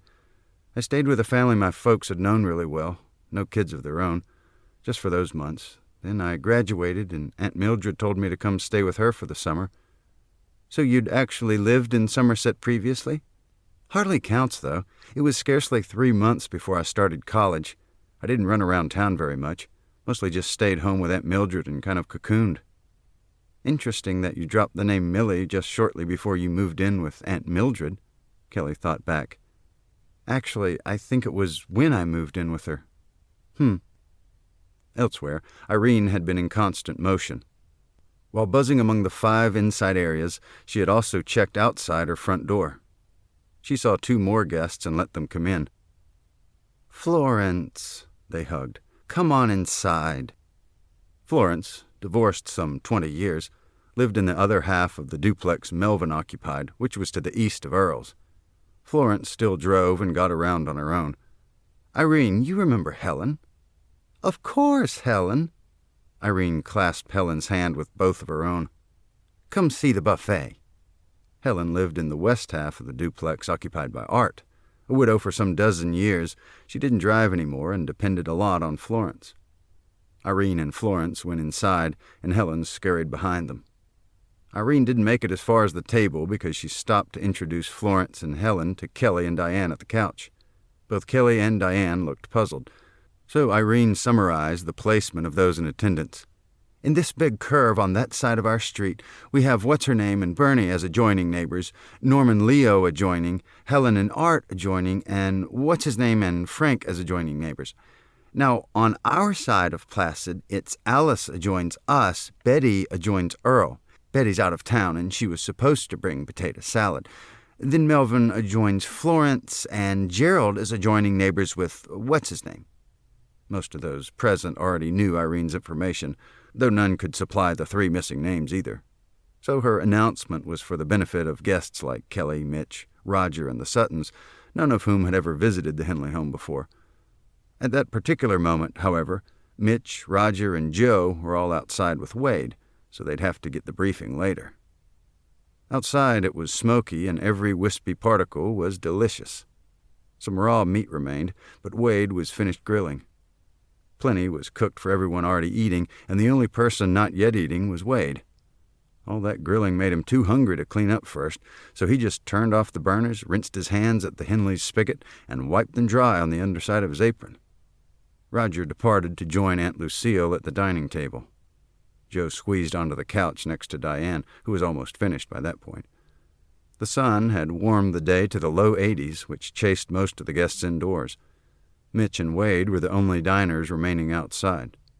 Mitch quickly stepped inside to get his second plate, and also brought a clean dish out to Wade. The hungry chef, who'd been eating directly off the grill with his hands, looked at the plate like it was a novelty. They pulled 2 folding chairs over between the Henleys and the duplex, which included Earl's unit to the east. Shade was partly present in the 20 feet between the 2 structures, and a warm breeze wafted through occasionally. From that spot, they sat facing north, looking across the lane. In the spaces between those structures across Placid, they could see portions of the new North Serenity Drive's roadbed subsurface. The layout of this place is confusing. Mitch chewed on a piece of chicken, which had been slightly more than a normal mouthful. What happened to rectangles and squares? And straight lines? Ain't none out here, not level neither. Well, this curving hill, Pete can't even see where his own lane meets that main drive. Mitch's greasy fingers pointed in the direction of the intersection of Placid with North Pleasant. All these other duplexes in the way. Wade also pointed eastward. Once they build units along both sides of that new drive, Mitch nodded toward North Serenity, Henley won't even have a decent view. Those woods over there are kind of scraggly, but it's nicer than looking into the backyards of the next bundle of duplexes. There's a little creek bed down in there, somewheres past some trees. Didn't notice that coming in. But I did see where they're clearing acres and acres of those beautiful grassy hills just north of Great Vista. Crying shame. If you like riding a big tractor mower, that place was a gone-to-heaven dream. Wade shook his head. But not now. Riding large mowing machines was near the very bottom of Mitch's priorities, but he realized how much Wade loved it. Not counting whatever equipment he maintained at his Cincinnati residence, Wade's Somerset estate had at least 3 riding mowers of various sizes, plus 2 tractors with belly mowers. You know what they're going to build over there? As much ground as they leveled, I guess they could put a Cape Canaveral over there. Wade shook his head again, crying shame to ruin such a pretty place. Both resumed their consumption. After the chicken was gone, Mitch still had dollops of baked beans and potato salad on his second plate. Wade just had generous portions of 3 kinds of meat. That new roadbed over yonder. Wade waved his hand vaguely northward. Why'd they go and pile all that dirt like that? He referred to 3 huge mounds clustered around the intersection of North Serenity and North Pleasant drives. Those dirt piles were not visible from where they sat because of the hill and curve and other condos, but Mitch understood his reference. Well, since they took the trouble to run fencing up to it and add a locked gate, I'd say they want to keep vehicles out. Once you get the grade on your roadbed, you don't want anybody driving ruts in it. They'd basically finished eating, except for a sizable length of bratwurst Wade carried with him, so they wandered along the east side of the Henley house to the neighbor's backyard. Carrying their folding chairs, they rounded the long cement retaining wall, plus the thick hedges extending beyond it. Wade's grilling gear was still out on the back lawn, and his fingers trailed over it as he passed. I need to get this stuff loaded for long. They placed their chairs a few feet away from Henley's rear deck, where there was a thin curtain of shade from the roof edge. Mitch looked out to the south. This could be a nice area for recreation. Lots of room. Shame it's got such a steep slope. Can't do much of nothing till after they fill that long, deep trench and move the backhoe out of there. What do you figure are the dimensions of this common area? Mitch swept his hand from east to west. Wade squinted. Well, Pete said across the middle of this field, it's about 240 feet between his back wall and the backs of them units to the south, on Cordial. And it's about 600 feet from that edge of Serenity to the back of them condos along Pleasant down there to the east. Mitch looked where Wade had just indicated at the frontage along North Pleasant, which formed the eastern connection between Placid and Cordial. Those 2 units looked like they're spaced differently. You see what I mean? Wade shook his head. No, not much different. Probably the same 20 feet like between these units up here. But look how they got a deck on the inside of that one and the inside of the other one." He pointed to each. "With both decks on the inside, instead of having one of them out back, the actual clearance can't be much more than about 5 feet. Think your souped-up golf cart could fit through there?" "You kiddin'? I wouldn't run old Betsy through that hole unless I had a good reason. Why'd you ask?" Wade's eyes lit up. "You got a good reason?" "Just thinking out loud. You're always planning things for your nephews and nieces. And cousins." Wade took a generous bite of his bratwurst. "What about it?" "Just wondered if this nice common area between these 2 long rows of duplexes might be usable for a big picnic or something. You know, have a few games going on, somebody cooking hot dogs, and some jolly uncle riding his nephews and nieces down this thrill hill." Wade smiled. "Yeah. Only thing, Henley says you can't hardly get up in here. Not from the west, because this side of Serenity has a big old paved drainage ditch the whole way down from Placid to Cordial. I thought I saw a pile of heavy timbers somewhere over by that spillway. Maybe they plan to make a temporary bridge just to bring that backhoe out of here." "Well, it's a shame it's landlocked like this. It's a real nice hill, especially for snow discs and things." Mitch watched his companion's bratwurst consumption and wished he'd brought along something else to eat. "But there's no kids out here anyways. This is just old folks." "Old people have grandkids." "No, there's enough space in Pop's meadow and woods to suit me. Ain't gonna traipse out here and worry these old folks. They don't like much noise." Wade pointed again. "Plus, that ground's way too soft. Anything bigger than a mower will sink up to the axles. Too many ruts, too." They both looked out at the wide, open, steep slope for a moment. Mitch rose and stretched. "Oh, you still want to load your stuff back on the trailer, or has it cooled off enough yet?" Wade slapped the top of the grill cover with a glancing blow. "Yeah, it's cool, but on second thought I might take old Betsy for a spin down that hill first." Back inside, Lion Leo entered the dining area where several people were still nibbling. "You remember that car I saw last Friday that was casing our neighborhood?" Someone at the table grunted. "Well, I think I just saw the same driver, but he's in a big van now. Like those biggest U-Move rentals." No comment from anyone. "And I found out why that wrecked tractor-trailer rig was in the community." Nobody seemed to care. "It was delivering all hospital beds to the nursing home complex, because they were raided last month by state officials after some old biddy got her hand caught in the rail and broke her wrist." Silence met Leo's investigative report. He waited a moment and then headed toward the sun porch to locate a better audience. Helen watched Leo depart. "You really think he saw anything?" "Oh, it's just Leo the liar seeing Martians again," Melvin grumbled his dispute. "Now they're in trucks, though." "Shouldn't somebody go have a look?" Helen's head nodded slightly as if prompting the correct answer. "If it was anybody at all, it'd probably some worker came back to get his toolbox or something." Melvin turned to see how far away Leo was. "Lion Leo makes up stuff just to get attention." "What about that business with the hospital beds and the big rig blocking our road?" Helen asked again. Melvin just rolled his eyes. "You really think they'd buy all new beds because some twit can't keep her hands out of the rails? Give me a break." Chapter 25. Wednesday at 12:35 p.m. Joe was again poking around the antique oak bookcase near the Henleys' front entranceway when he heard what sounded like a scream from outside. He looked around to see if anyone else heard it. Apparently not. Must have imagined it. When he scanned the room again, nobody seemed alarmed.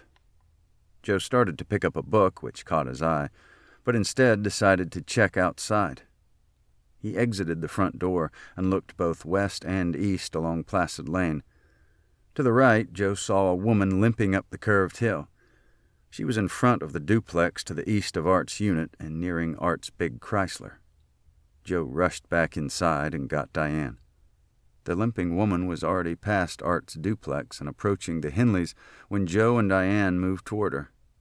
Their paths intersected where the Henleys' driveway met their sidewalk, and the woman seemed like she might run over the Suttons if they didn't move. They stepped aside as the distraught woman hurried directly beneath Pete's large flag. Diane looked the direction that woman had come from and saw another elderly female scurrying away from her unit about 3 duplexes further down the hill, where the street's curve was quite pronounced. As both Suttons watched, The second woman pounded on the door of Melvin's adjoining neighbor. No answer. The frantic female looked back toward North Pleasant as she continued up the hill, then banged on Melvin's door. Of course, he was already inside the Henleys' place. Then she tried the next unit, Earl's, but he, too, was gone. Out of breath, the woman was about to knock on the door of Earl's adjoining neighbor when she saw the Suttons and headed to the Henleys instead. Barely able to speak, the panicked woman seemed like she might faint from her exertion. The Suttons didn't ask any questions, and she offered no explanations. She just pointed down the hill and then hurried inside the Henleys' condo. The Suttons, however, walked quickly across the lane to the rear deck of Leo's condo. It was the same truck they'd had to drive around. From their vantage point, higher up Placid's Hill, Diane pointed toward a huge orange and white moving van. The 24-foot-long rental type with a compartment over the cab and a pull-out ramp, which had just turned the corner onto North Pleasant Drive from the access road off Great Vista Boulevard. About 100 feet behind that was another van, smaller, white with red lettering. It was basically a 14-foot-long rectangular box behind the cab. It sat up higher and had no ramp. Another truck! Diane punched Joe's arm. Still farther east, almost to Great Vista, was a third large truck with an open bed and long, low trailer. 3 enormous vehicles headed into the community, the first just barely on North Pleasant Drive, and the other 2 still on the access road, not yet inside the subdivision's formal boundaries. Back inside the condo, Kelly had finished eating and found herself alone for a few moments in the Henleys' guest bathroom. She enjoyed being with Mitch and liked talking with Diane, but sometimes she just wanted silence. The bathroom was the only place in the Henleys' very crowded condominium which allowed a person to be alone, albeit rather briefly. But she had to leave her sanctuary sometime. What on earth? Exiting the bathroom, Kelly saw the Suttons dash outside, so she followed quickly. She'd just arrived beside them on Leo's deck after nearly colliding with the second frightened woman while trotting across the lane. "That looks awful fishy. What was that lady in such a dither about?" Joe pointed. Farther along North Pleasant, they could see a small boy scoot under one of the garage doors of the many residents who left their garages slightly open. Shortly, the child emerged from the front door, left it wide open, and then moved to the next partly open garage door. There, he repeated his actions. Diane punched Joe again. "That kid's breaking in." "He's not the only one." Kelly spotted some older strangers spilling out of the 2 farthest trucks and walking along the access road toward the large residential area. What the? There were 6 strangers on foot heading into the community. Several had firearms. When they got to the first unit, which the child had opened, 2 split off and went inside. 2 more entered the second condo, and the final 2 approached the third dwelling. "Where'd those guys come from?" Diane's question went unanswered. The first pair was already hauling sizable items out to the largest truck, the big van in front. "What on earth is going on?" Another woman screamed somewhere on North Pleasant and shortly appeared from around the curve, trudging up the hill. She began banging on doors on the north side of Placid, but had no better luck than the previous individual had experienced on the south side. Other guests inside the Henleys' place had not heard or noticed anything happening outside, but several had clustered around the 2 frightened women who'd already entered. The guests were trying to make sense of the arrival's breathless reports. Kelly hurried back across the street, found Irene inside her condo, and gave her a quick briefing. Irene automatically reached for her home phone.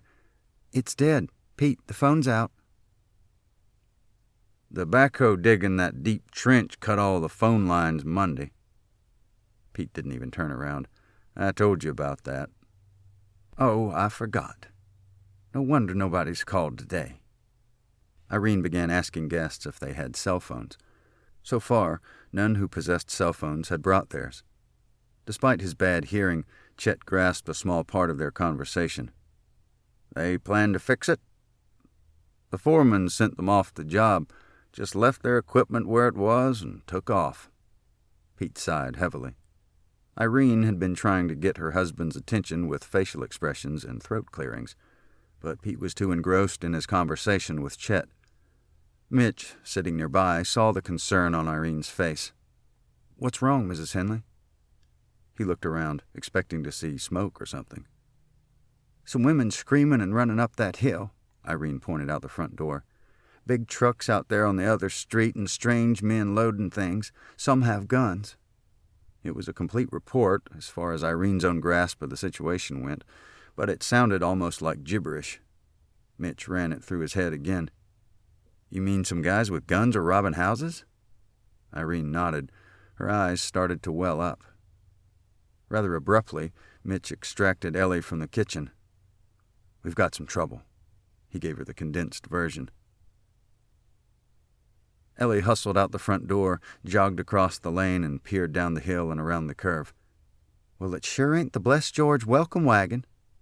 She turned back across Placid, into the living room space, and brought Chet over to the front door. It took Chet longer to move that same distance, but he soon stepped outside and stiffly walked the distance to Leo's deck. He surveyed the situation quickly. "Whatever they're doing, it ain't no stinking drill." Mitch appeared beside him. "They're obviously not here to help some old folks move. They're wiping out all them duplexes down there." Chet motioned with his right thumb. Kelly had rejoined them outside and clutched Mitch's arm tightly. "And clearly, they're going to take this street when they get through with those others." Chet looked up the hill toward the west end of Placid Lane. Then he looked east again, down the steep curve toward the ominous vehicles. "Well, that Cordial Road closed because of the backhoe trench, and the north loop not open yet. I guess this is the only street where they can get through with them big old trucks."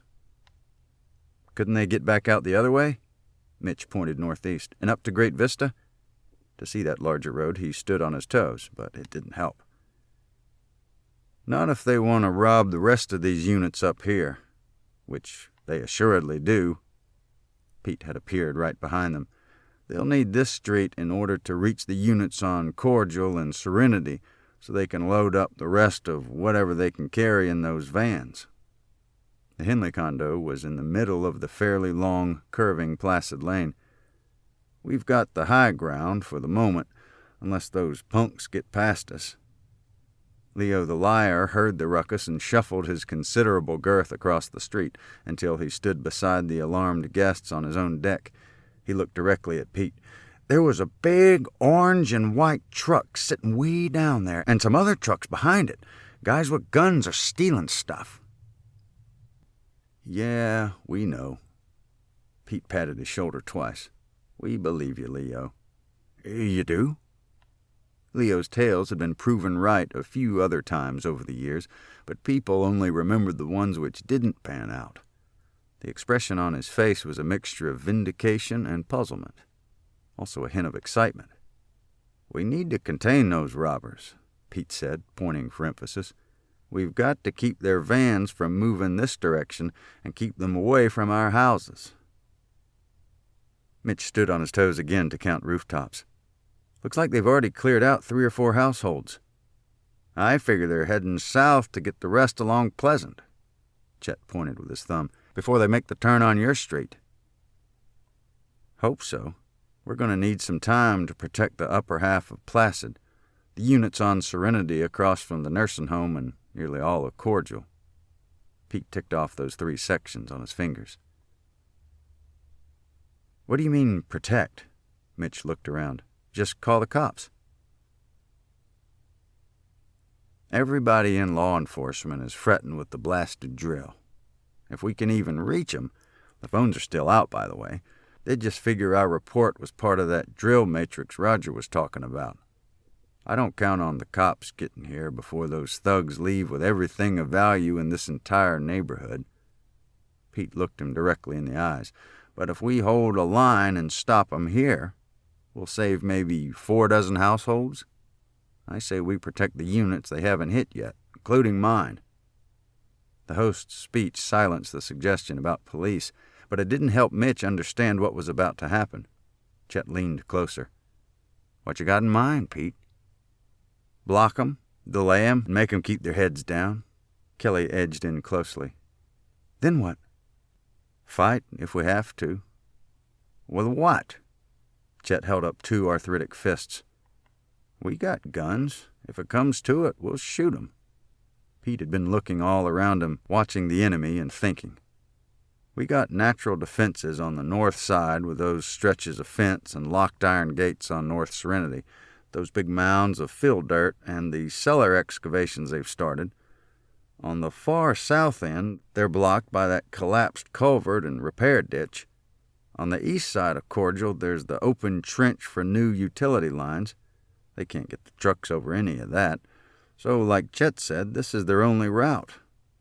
Pete motioned the bowed length of the inclined street which passed in front of his house. "Like it or not, they're heading this way, up Placid. Won't be Placid much longer." Mitch started to head back inside, but Chet grabbed his elbow to detain him. "Got a plan, Pete?" Chet was still holding Mitch's arm. "Best way to slow 'em down is barricade the street." Pete's hand chopped the air vertically. "Right there, from the outside corner of Leo's garage to the outside corner of mine." Chet handed his keys to Mitch. "Move my truck sideways in the middle of the street." He grabbed Earl and told him to move his long yellow Cadillac, nose to the north and front wheels against the curb. Earl started to balk, but Chet cleared his throat, really loud, and motioned with his thumb. Often, Chet didn't even speak a syllable. His throat clearing sometimes transmitted the entire message. Earl did as he was told. On the back side of the Henleys' condo, Wade stood on the small deck looking out toward the large sloping common area between Placid and Cordial. He realized everyone else had gone inside, so he entered to learn why. He elbowed his way past the throng near the front door and ambled across Placid to the cluster standing on and around Leo's deck. Everyone's faces showed obvious concern. "What's going on? Nobody's eating no more, and I got brats out the wazoo."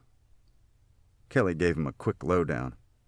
Wade hustled back through the Henley house, told Irene to deal with all the meat, what he'd already grilled and the pieces not yet started, and exited to the rear deck.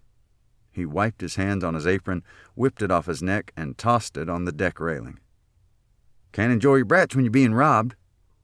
He drove his truck around the end of Pete's extended retaining wall and then along the east side of their duplex. Then Wade nosed his pickup truck forward until it touched the tail bumper of Chet's. That left Wade's trailer up on the Henleys' front lawn, partly blocking access around the south end of the quickly forming barricade. Without being asked, Leo waddled from his deck around to his garage. Watching both mirrors nervously, he backed out his big, powder-blue 1998 Ford Crown Victoria. Reaching the street surface, he stopped, looked around both ways, checked his mirrors again, and swung way wide, ending up in the middle of Placid Lane and facing the barricade. Enough backwards driving for one day. He pulled hard on the left steering wheel and maneuvered the big Ford just to the east side of the two pickups, covering the very small gap between the back of Chet's and the front of Wade's. That completed the barricade on the paved portion of the street, but there was nothing blocking the north end of their barrier line, Leo's driveway and lawn. Leo started to slide across the front seat in order to exit his car, but put the key back in and switched to accessories.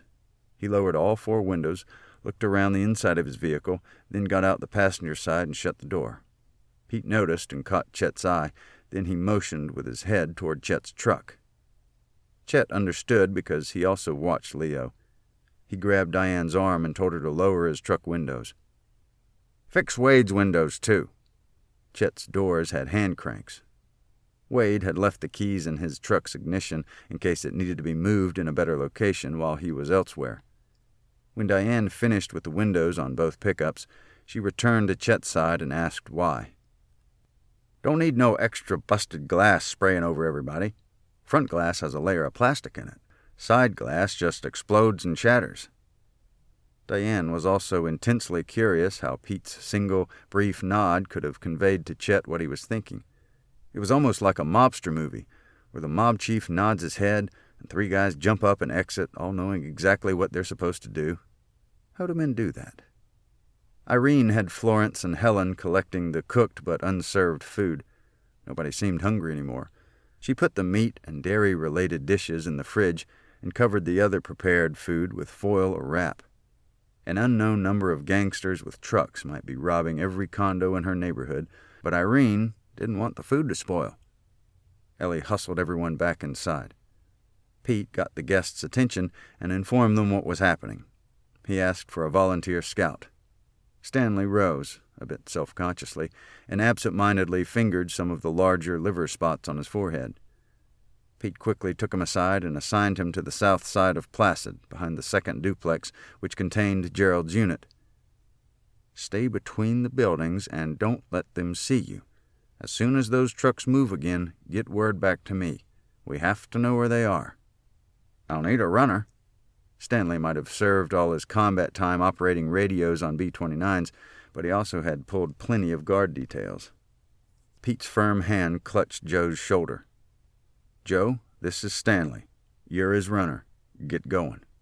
First rule of soldiering, never be near a sergeant who needs volunteers for a detail. Joe looked back at Diane with such a plaintive expression that Diane struggled whether to cry or laugh. It came out as a mix. On the way to their new outpost, Stanley stopped at the small garden behind Earl's condo and urinated. My medicine makes me pee a lot.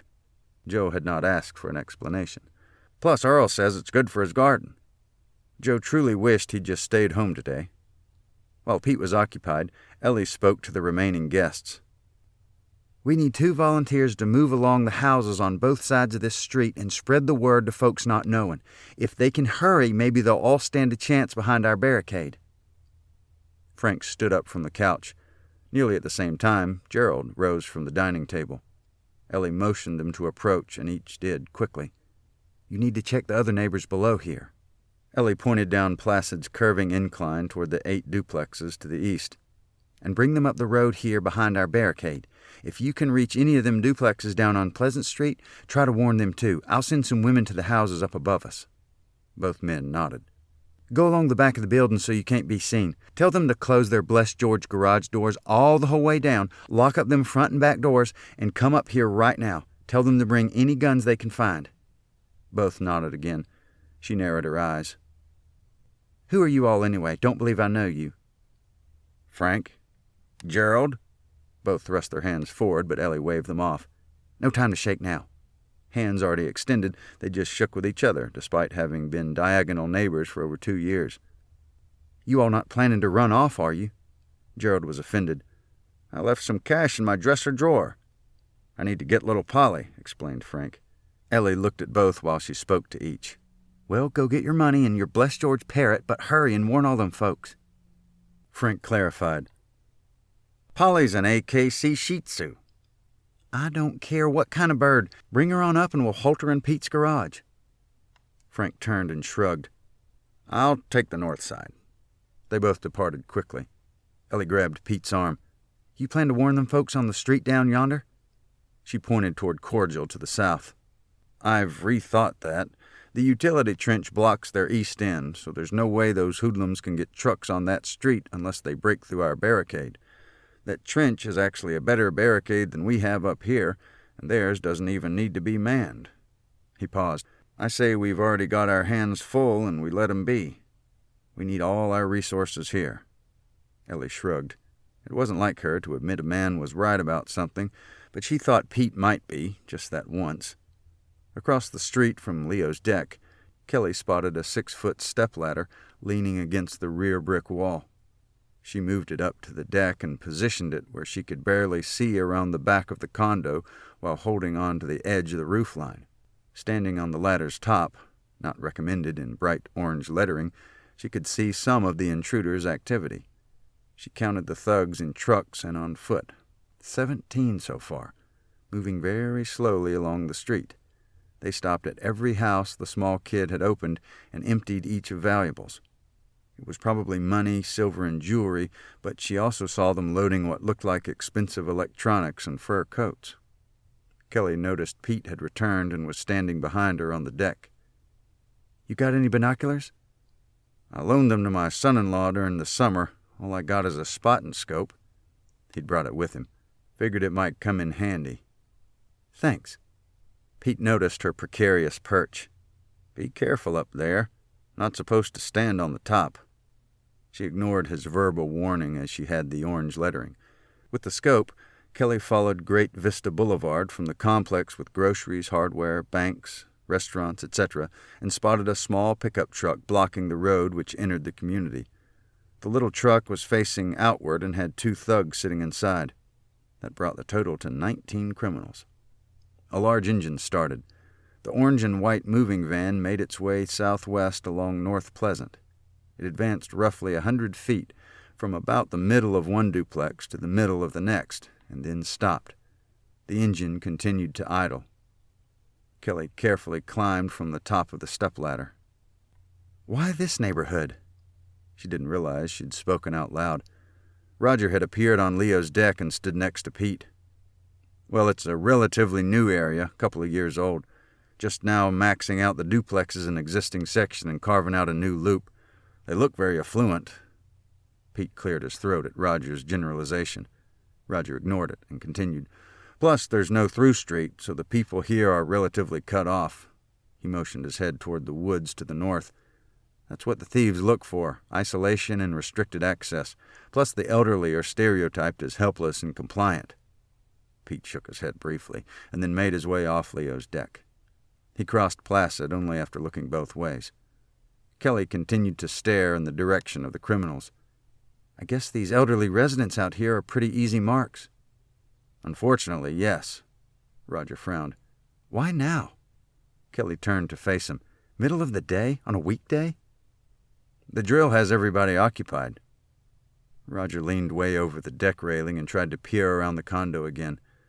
"In the couple of hours it takes them to clear out these 120-some households, assuming they brought enough manpower, no authorities will even be close to responding to this real alarm because of all the false alarms built into the county-wide drill."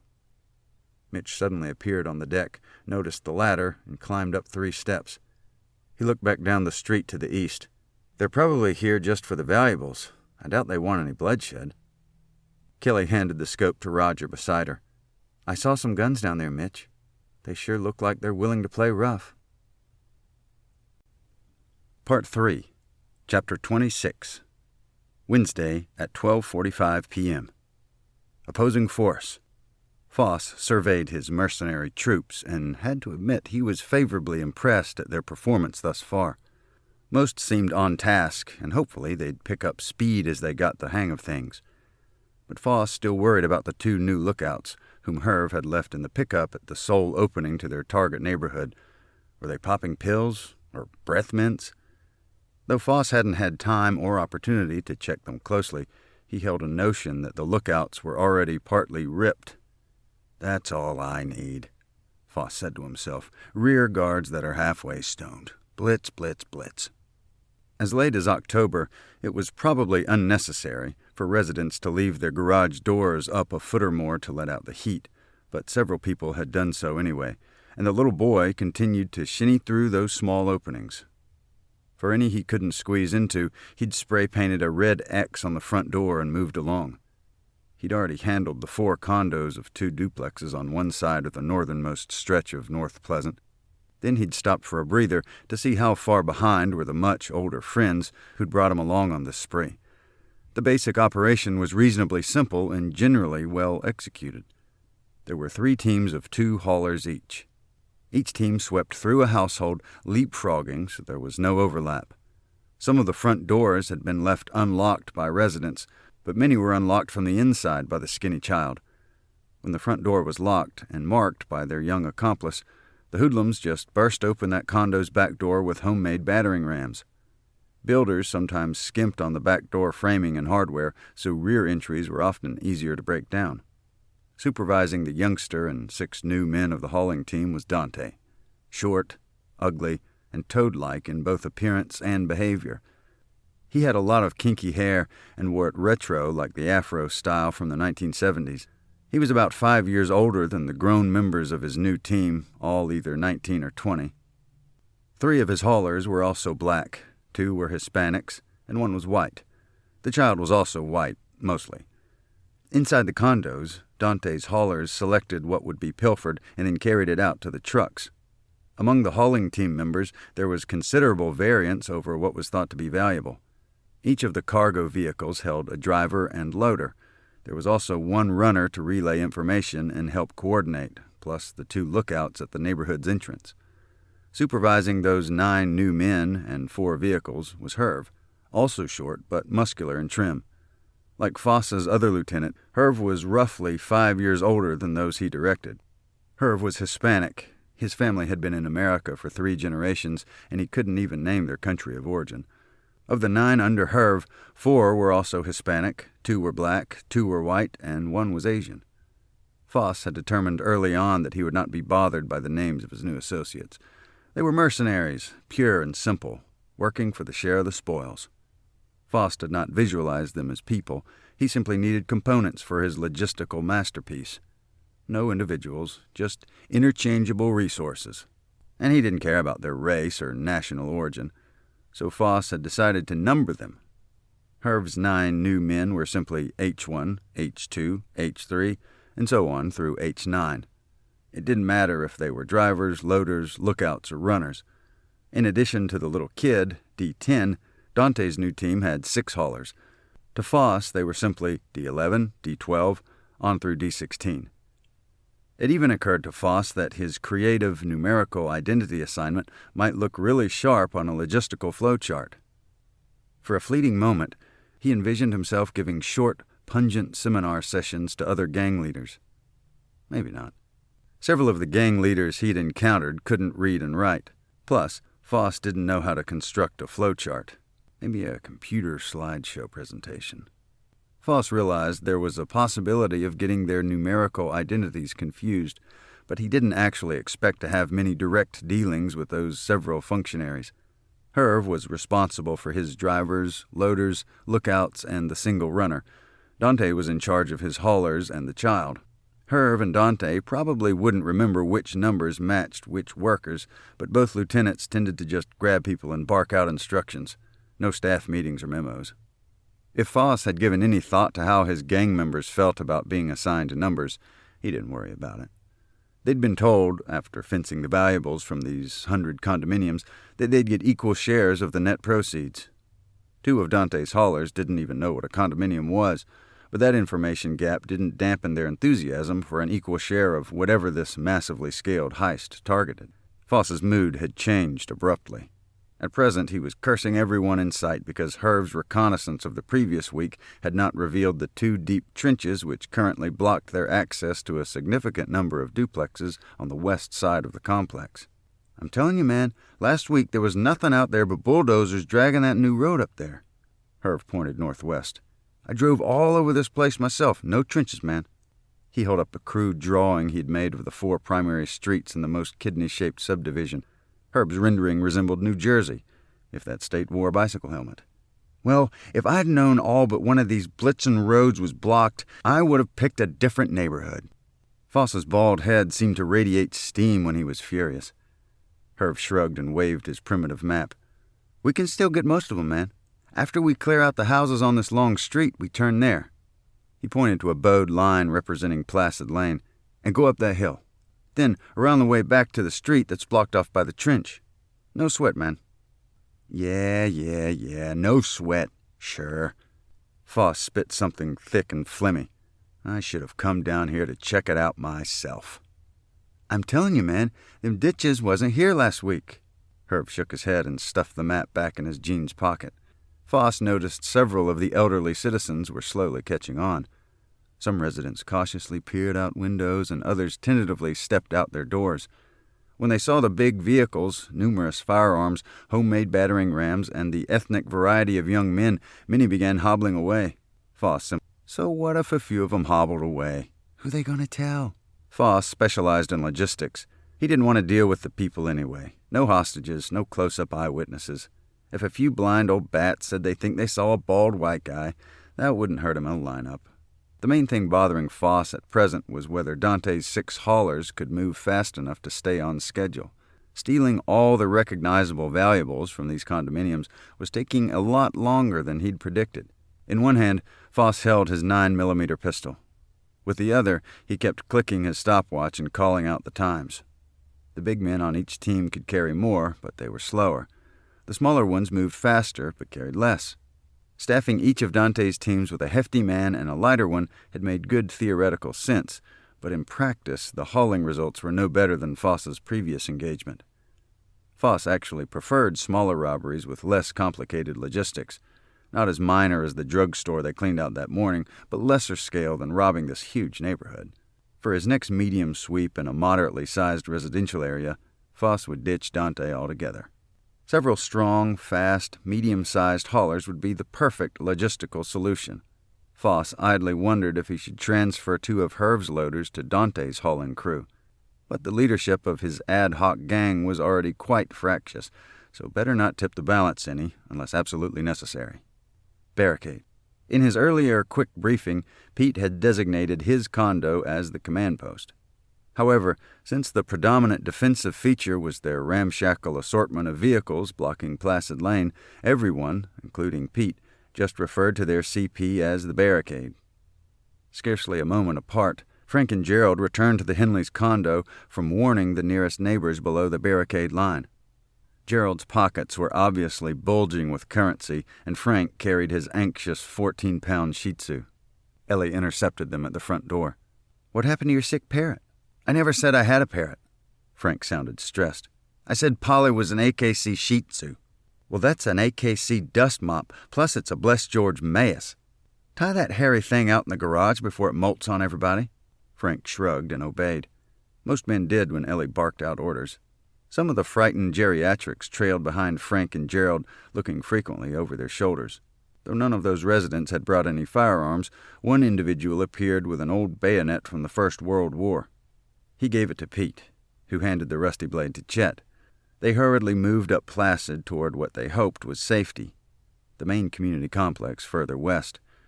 But it was now a long way up a steep hill and around a broad curve. All were slow and frightened, and each welcomed a brief rest with the Henleys. None had thought to bring a vehicle. "They must have spotted all this movement." Kelly watched toward the northeast from the Henleys' driveway. "Probably a dozen people have left their places and headed toward this condo." Roger had moved inside briefly to check the view from the Henleys' windows, but returned because nothing could be seen from there. "Those thieves don't seem to care if these folks run away. They're probably not worried about any response from law enforcement for at least an hour, maybe longer." Pete told Wade to drive his golf cart up to the main building and see if any of those individuals knew about the massive robbery down on North Pleasant. Wade grabbed Roger from the driveway and tapped Kelly's shoulder. "Want to go for a ride in the Wade-mobile, Kel?"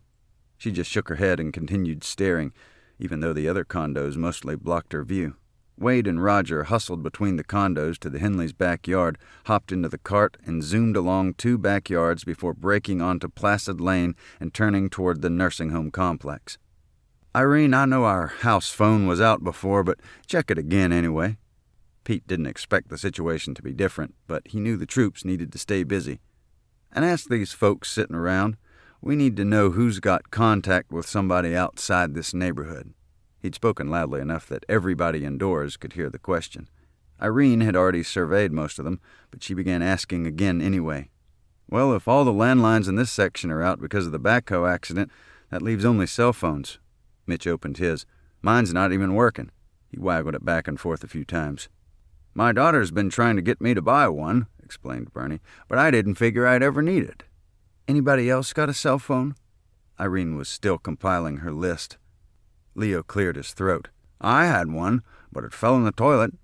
"You're not supposed to wash it, Leo." Ellie pinched his upper arm. Kelly checked her phone. "Mine just says, looking for service." "Let's all go to Norm's place. He's got lots of phones." Melvin's attempts at humor often fell flat, but that one landed with a prominent thud.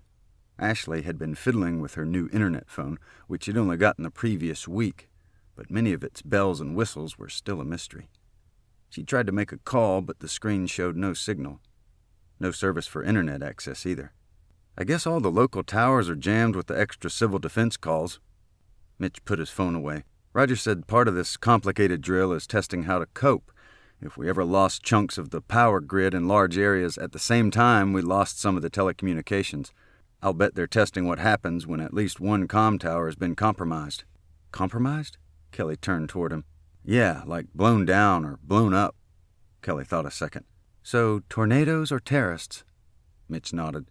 "Anyway, I got the idea they were going to shut off signals to a random sampling of the cell phones in this area code." How on earth could they do that? How can a Lexington broker buy stocks on the Hong Kong exchange in real time? Computers can do anything some whiz-kid programs them to. Mitch patted the phone in his hand. Drop every 10th cell phone signal for 2 hours?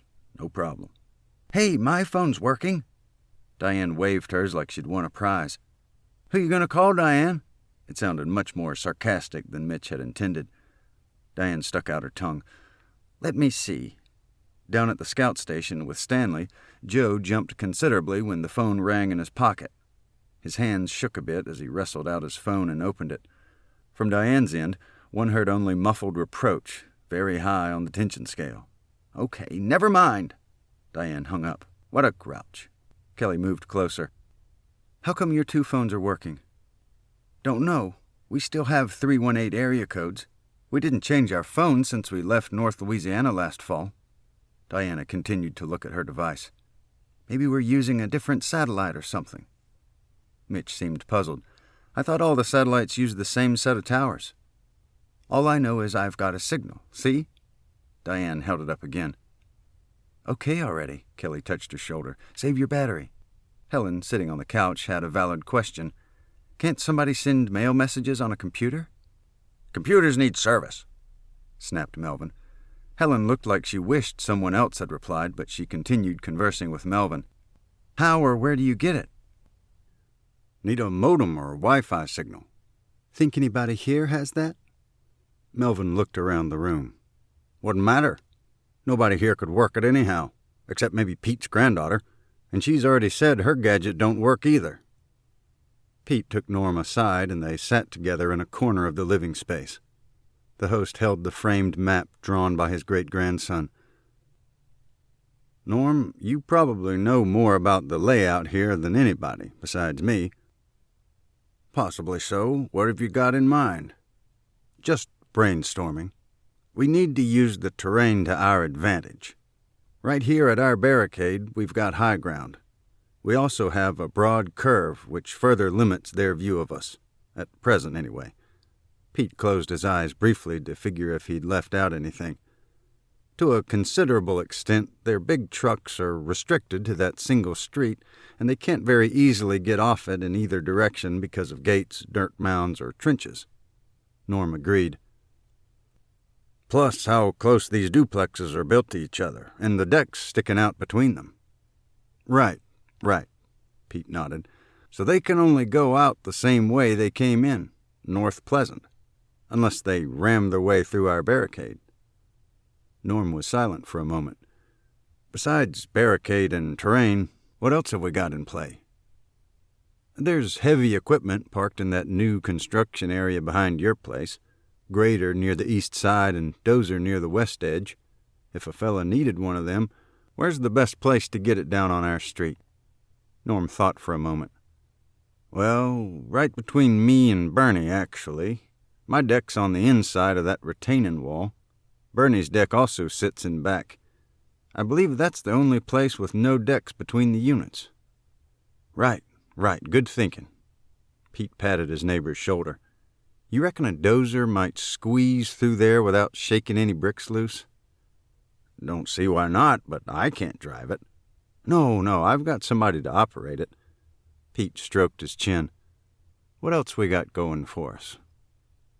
I saw a backhoe down the hill behind your place, parked right next to that long trench across Cordial, Norm pointed. Think we can use that? Can't jump the trench and can't get it across that concrete ditch on Serenity. Pete shook his head slowly. Besides, I don't know much to do with a backhoe in this situation. Norm watched Pete's face expectantly. Is there something else? You had your own mortar platoon in the war. You outranked me. Pete pointed to the civilian lapel where Norm's gold bar would have been on a uniform. Are you okay with me running this outfit? In OCS, I was taught history, tactics, and weapons, and practiced how to lead men. I learned how to direct and correct mortar rounds. Some of our stateside exercises even involved live fire. But I never got to actual combat like you did, Pete. It's a different kind of pressure and requires an experienced kind of leadership. So you're okay taking orders from an ex-sergeant? Norm thought for a moment. I learned a real important thing in all that officer training. When you've got an outstanding non-com, you rely on his experience, instinct, and guts. The men need to understand who their officer is, but they also know who they can count on in battle. When bullets start flying, nobody looks at the inexperienced lieutenant. Pete nodded. You think we need to explain anything to the troops? Norm chuckled. No, Pete. You're in charge of this outfit, and nobody would believe otherwise. Forget you ever saw those butter bars I wore 60-some years ago. I put my uniform in mothballs when I got out in 46. In fact, I mothballed my entire wartime experience and just moved on.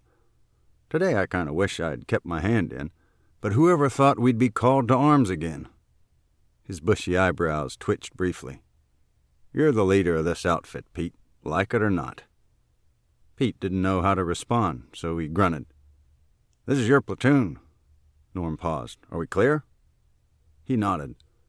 From a shadow inside Pete's brain, a small voice wished somebody else would relieve him and assume this command. It was that same feeling each time he'd led a patrol on the front lines, but that voice quieted and the shadow passed. Yeah, Norm, we're okay. As Roger and Wade noisily returned from the community's main complex, Pete and several others gathered around the golf cart before either occupant could disembark. Wade's report was first. A bunch of old folks already here, and some went back home. They ain't got no power. Some of the audience likely admired Wade's brevity, but Pete obviously wanted more information, so he turned to Roger. A few folks have trickled into the main building, but since the electricity's out in that complex, some returned back home. Most people are likely still in their condos. The assembly area's coordinator has been trying to contact someone in authority, but there's significant confusion due to the extent of the drill and the number of resources which are offline so as not to confuse real emergency response. The result is they can't do much of anything. Ain't that what I just said? Wade seemed genuinely miffed, which was ignored. Why is their power out? Pete clutched Roger's shoulder. One of their assignments for today's drill was to test their backup generators. When they turned off the power, it flipped some other switch. Roger shook his head. Must have triggered something else. Now they're on generators only, and those are running the machines related to life support and such. What about phone lists? Irene was right beside her husband. They're supposed to have immediate contact with all the residents in this community. Roger held up his hands. The up-to-date phone list is only on their computer, they said. With the power out, they can't get to the list. Plus, their wired phones are dead, just like these down here. Wade evidently wanted the last word. I told them what was happening down here. They said to send as many folks to the main building that could get there safe and sound. Irene's jaw moved slightly, like it did when she threaded a sewing needle. It was clear that she finally had her own mission. She went back inside to look for Florence and Helen. Most of the others soon drifted away, but Pete hadn't moved. Sarge needs more intel. We also checked that other road, but I'm not clear where I was. Roger pointed vaguely behind him. The south way in and out of the community is not very visible, South Pleasant Drive. It winds around and up a hill and changes name to Winston Court, then goes through a small cluster of residences, then down a little hill and around. Pete's hand made the movements. Then it practically becomes the parking lot of a church. Suddenly you're on Whiskey Road. You can get out to 27 from there. Wade appeared to tune out their conversation. He was looking at the 600 by 240-foot common area of grassy ruts which sloped dramatically to the east. It was obvious his brain was working on something which hadn't fully formed itself yet. Pete tapped Roger's arm to indicate the importance of his query. Tell me what else you saw. Roger's face squeezed up a bit as he remembered. From the fence and gate and mounds of dirt at the intersection of the new roadbed, Serenity is clear past your street. Past Cordial, past the nursing home complex, but only to where it hits South Pleasant at that sharp turn. That's the temporary repair ditch you told us about. Why isn't South Pleasant clear after Serenity stops at that intersection? Pete looked over Roger's shoulder as though he could see the road mentioned. Well, that's the odd thing. There's a tractor-trailer jackknifed across the road, just barely beyond that intersection. That was Lion Leo's story earlier. Explain. I couldn't get much sense out of the staff up at the complex. What I understand is the driver keeled over with a heart attack or something, after he'd run halfway off the road with his cab in the ditch and his trailer sprawled across the road. Somebody noticed and checked on the situation. A medical team hustled down there, pulled him out, and hauled him on a gurney all the way back to the nursing home section. They've got him stabilized and waiting on a regular ambulance. But of course all the ambulances are tied up with the drill treating mock casualties. If that road's blocked by the truck, how'd you and Lawrence get further south? And Wade basically drove his golf cart down in the ditch and back up the other side. I was sure he'd get stuck. No ordinary car or truck is light enough to do that. Roger closed his eyes briefly. Maybe a four-wheeler or something. Another road closed. Pete stroked his chin absent-mindedly. That explains why nobody moved from the nursing home complex. Okay. You got around the wrecked truck. Could you see much near the end of South Pleasant? Pete's questions had intensity, but he was not abrupt. No residents outside. No sign of those gangbangers either. I think all the bad guys are up here on the north end of Pleasant and maybe got as far south as Cordial, where Aunt Lucille lives. Of course, that's cut off by the utility trench. We better hope they're all here in front of us. You don't want to fight the enemy in both directions. Pete paused to consider that frightening prospect. How far south did you go? Past where it changes to Winston, then all the way down to the church on Whiskey. Roger's hand made the curve in the air. Didn't see a soul, not a truck or car in sight. So no gangsters or their vans anywhere down there. Pete stroked his chin. I'll bet those crooks don't know about that back way. It's not even on some of the local maps. Mitch had joined them and heard their last few comments. Probably not, but we've got to block it out anyway in case they have accomplices who do figure it out. I'd rather think we're protecting it so all these elderly residents can have a safe way out once the tractor-trailer is hauled off. Roger aimed his face that direction. In a military action, it would be the same. Mitch looked toward Pete, likely for concurrence. You hold a bridge for your own needs, but you rig it with explosives in case the enemy arrives before you can use it. The mention of explosives seemingly perked Wade's attention. Yeah, we're going to need some guys down there at the south end exit. We can't spare anybody from our main line of resistance. Pete started shaking his head, but stopped and smiled grimly. But that would be a good spot for some of the men from Post 38. How you going to get them out here? Wade mopped a bit of sweat from his forehead. Pete didn't answer, but he was clearly thinking. The small group eventually made its way back inside. Irene met her husband at the back door with a tablet and some notes. The house phone lines are apparently out in the entire community, along with the electricity on that other street, she said, pointing toward Serenity, and at the main complex. Most of the residents don't even own cell phones. The others who do, including our guest, have checked theirs. None are working except the Suttons. Thanks, honey. Pete appeared distracted. Does anybody recall whether the Legion Hall has a landline? Chet had joined their conversation. There's a phone plugged in the wall on that little table by the door. Honey, borrow the Suttons' phone and try to call Post 38. See if any men are still there after the committee meeting. Tell them to come up here quick, the back way, Whiskey Road at Winston Court, and bring any guns they can find. Chapter 27. Wednesday at 12:55 p.m. Barricade. Ellie had known Pete for several years, but this was their first joint mission. So far that day, they had only conferred briefly among other dealings with scouts, guards, and reconnaissance teams. Yet both were remarkably on the same page, almost like an executive officer and her company commander. After most of the guests had collected in the available chairs along the dining and living spaces, Ellie got the group's attention. That back street is plumb blocked by a Bless George 18-wheeler that wrecked when the driver keeled over.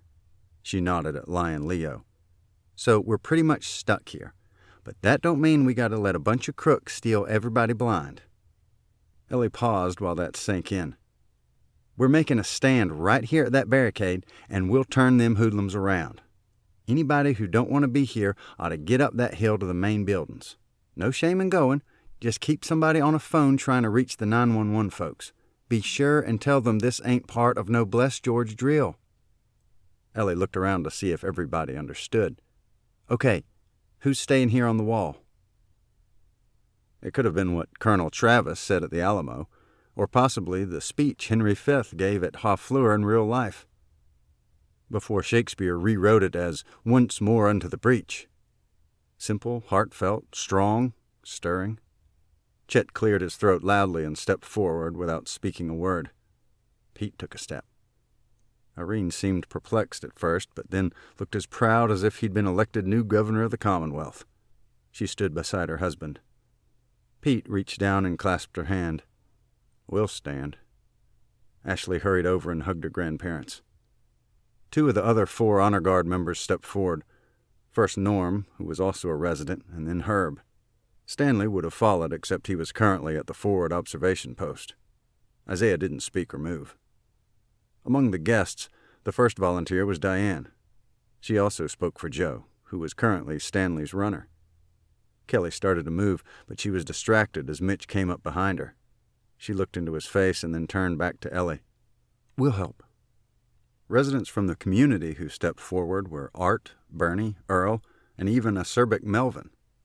Deaf Leo hadn't heard most of Ellie's stirring invitation, but he got the gist of it. Somebody nudged him, and he filed in with the rest. Art and Bernie were veterans. Earl, Melvin, and Leo had never served in the military, though Leo had worked as a civilian in America's massive industrial armament and mobilization during the 1940s. Roger stood. "This neighborhood is Aunt Lucille's home now. I'll stay." Wade looked around. "Don't leave me out, but I ain't going to sit still on no barricade. I need something to do." Isaiah, Gerald, and Frank were the only men who did not volunteer to stay. All 3 kept their eyes aimed slightly downward. As she had quite sincerely said, Ellie had no disdain for those unable or unwilling to remain at the wall. However, she also recognized the need to get them out of harm's way and also keep civilians out of their way. She quickly organized a small convoy of vehicles west of the barricade to drive elderly residents up to the main community complex, then to remain standing by to get them out the protected back way if the invaders were not contained and if a huge wrecker could haul the 18-wheeler from across South Pleasant Drive. Kelly had been helping with the arrangements. "If I was watching a movie where an entire community of senior citizens got isolated during a massive civil defense drill because of construction, utility trenches, a crushed culvert, a truck wreck, and a gang of armed thieves, and nobody's phones worked, I think I'd just walk out. That's not anywhere near believable. Stuff like that doesn't happen in real life." Kelly thought for a moment. "But even if all those things could happen, and all at the same time, we'd be a bunch of idiots to turn those vehicles into a barricade across a neighborhood street and make this into some kind of last stand." Ellie gave her a funny look, but didn't say anything at first. Then, in a low voice, she said, "Some of these fellers got called to arms in the war and found themselves cut off from everybody. And everything that could go wrong happened all at once. They had to just dig in and fight best they could. That was real life." Ellie paused. "And that's about what's happening out here today." The evacuation had begun. Isaiah, Gerald, and Frank were among the ones who departed for the main building. They would also be useful helping steady some of the women who had difficulty getting into the vehicles. Frank returned a few minutes later, went out to Pete's garage, and picked up the briefly forgotten tethered Polly who'd been gnawing on Irene's plastic recycling bins. Plastic is not recommended for Shih Tzu digestive tracts. At the front door, Ellie brought in the latest pair of frightened refugees and sent them with another small group up to the main building in one of the remaining large vehicles not on the barricade line. Kelly had assisted. "Why didn't Leo go to the main complex to be with his wife?" Ellie's smile looked sad. "I asked him that. He said if he told Gladys he'd left this here barricade to stay with her, she never would have believed him." Irene was still counting heads as Roger sidled up and pointed discreetly to his aunt. "Wade wants me with him somewhere for something. Would you look after Aunt Lucille for me? Get her up to the main complex if you can. She can't be out there on the barricade, and it'd be She ought not to be here in the house if there's shooting and whatever else. Irene touched his forearm. Of course I will. She's a guest in my home. I'll take care of her, Roger. You don't need to worry. He didn't. Not about that. Ashley had continued to fiddle with her new phone gadget, trying from different rooms, even the deck and porch, to get a signal. Nope. Seeing all the movement and everyone obviously worried, Ashley hurried to her grandmother's side. Irene was aware of Ashley's nearness and hugged her briefly. But she also had other matters to focus on. She saw Florence huddled with Helen. Neither had been assigned to a vehicle. Alice, alone, was nearby and looking on. Irene motioned for Florence to follow her into a corner of the kitchen and then spoke softly. Florence, we're going to need somebody to take the rest of these folks up the hill on foot and get 'em settled. She paused. Somebody who can keep their head. You'd be a good one for that. Florence's eyes had gotten large with apprehension. Tears formed, and she hugged her friend and hostess. Thanks. Be sure Lucille is with the first batch you take, Irene pointed. Florence nodded. I know Lucille. And take my Ashley with you. I'm putting her in your care, Florence. Irene nudged her granddaughter forward slightly. Florence nodded but didn't speak. I don't want to go, Grandma. Let me stay here with you and Grandpa. Ashley's voice was shaky and her eyes were moist.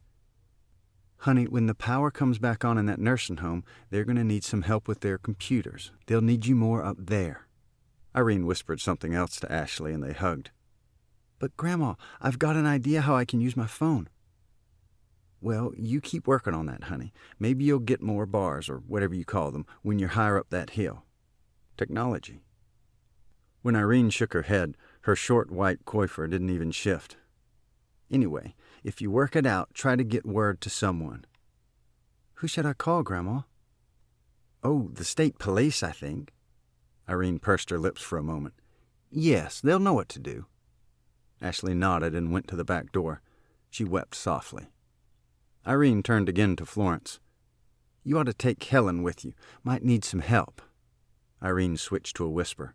Oh, Alice looks a little pixelated. Everything's pretty new to her. Take Alice with you, okay? Florence nodded, wiped her snivels, and straightened up. She returned to her former spot in the living room. Helen, we've got an assignment, and I need your help. Florence clutched Lucille's elbow and turned. Lucille, have you met Alice? Alice looked up gratefully from the sofa. Her smile was constrained by her nerves. The four ladies huddled for a moment and then began circulating in the large living area. They spoke quietly to each remaining refugee, and several started lining up behind Ashley at the back door. Irene watched as they made their way out the back and took the 2 steps carefully. Alice and Helen stood on either side and helped people down. Lucille held open the door. Florence stood next to Ashley at the head of the line and looked up the hill in the direction of the main buildings.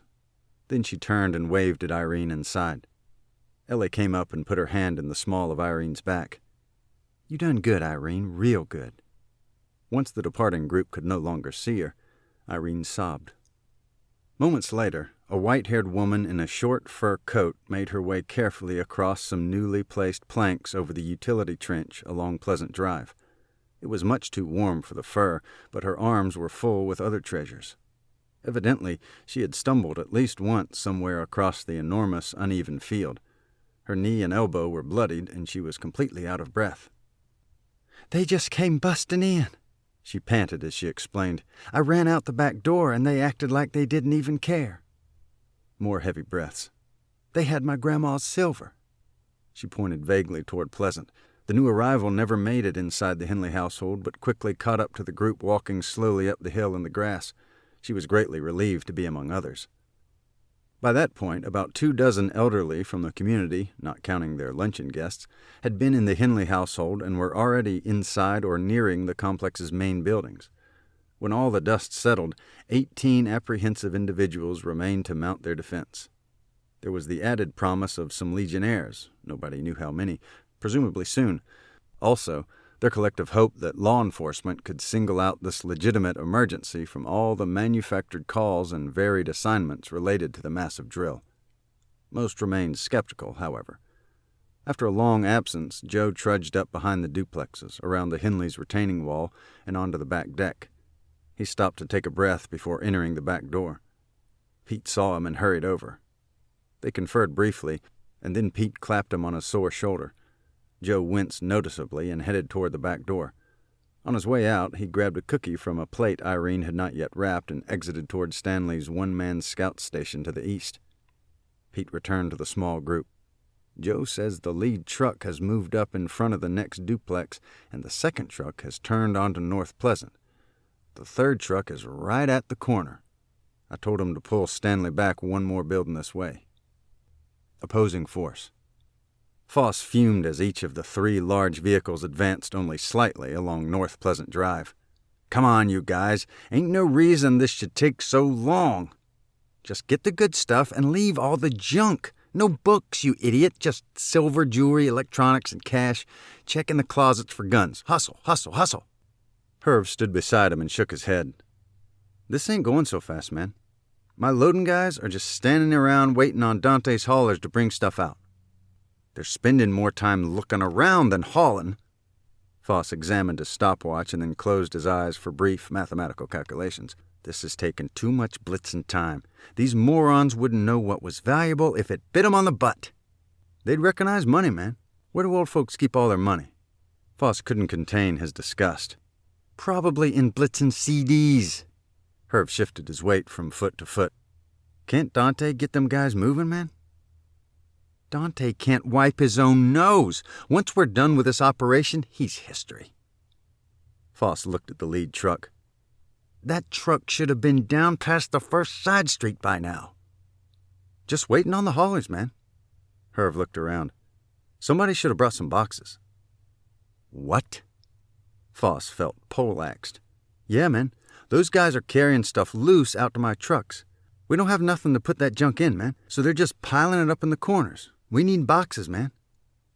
Boxes are supposed to come with the blitzing trucks.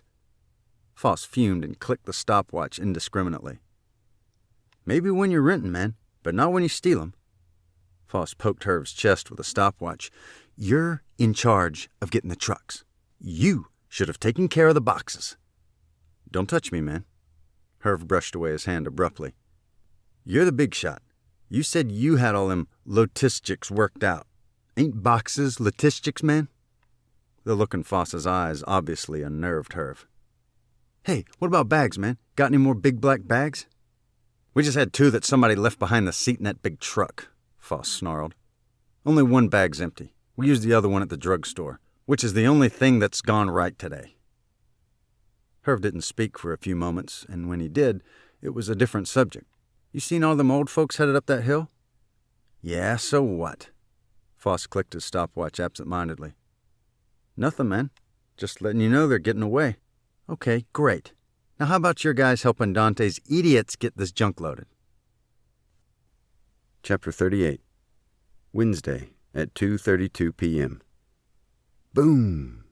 The 5th bomb exploded at the hay bales. Not nearly the loudest, but it generated the most smoke. Task Force Mitchell. Steve looked invigorated at the sound of the 5th bomb. He seemed actually to try to inhale the smoke from that considerable distance. Then he patted Gary's shoulder.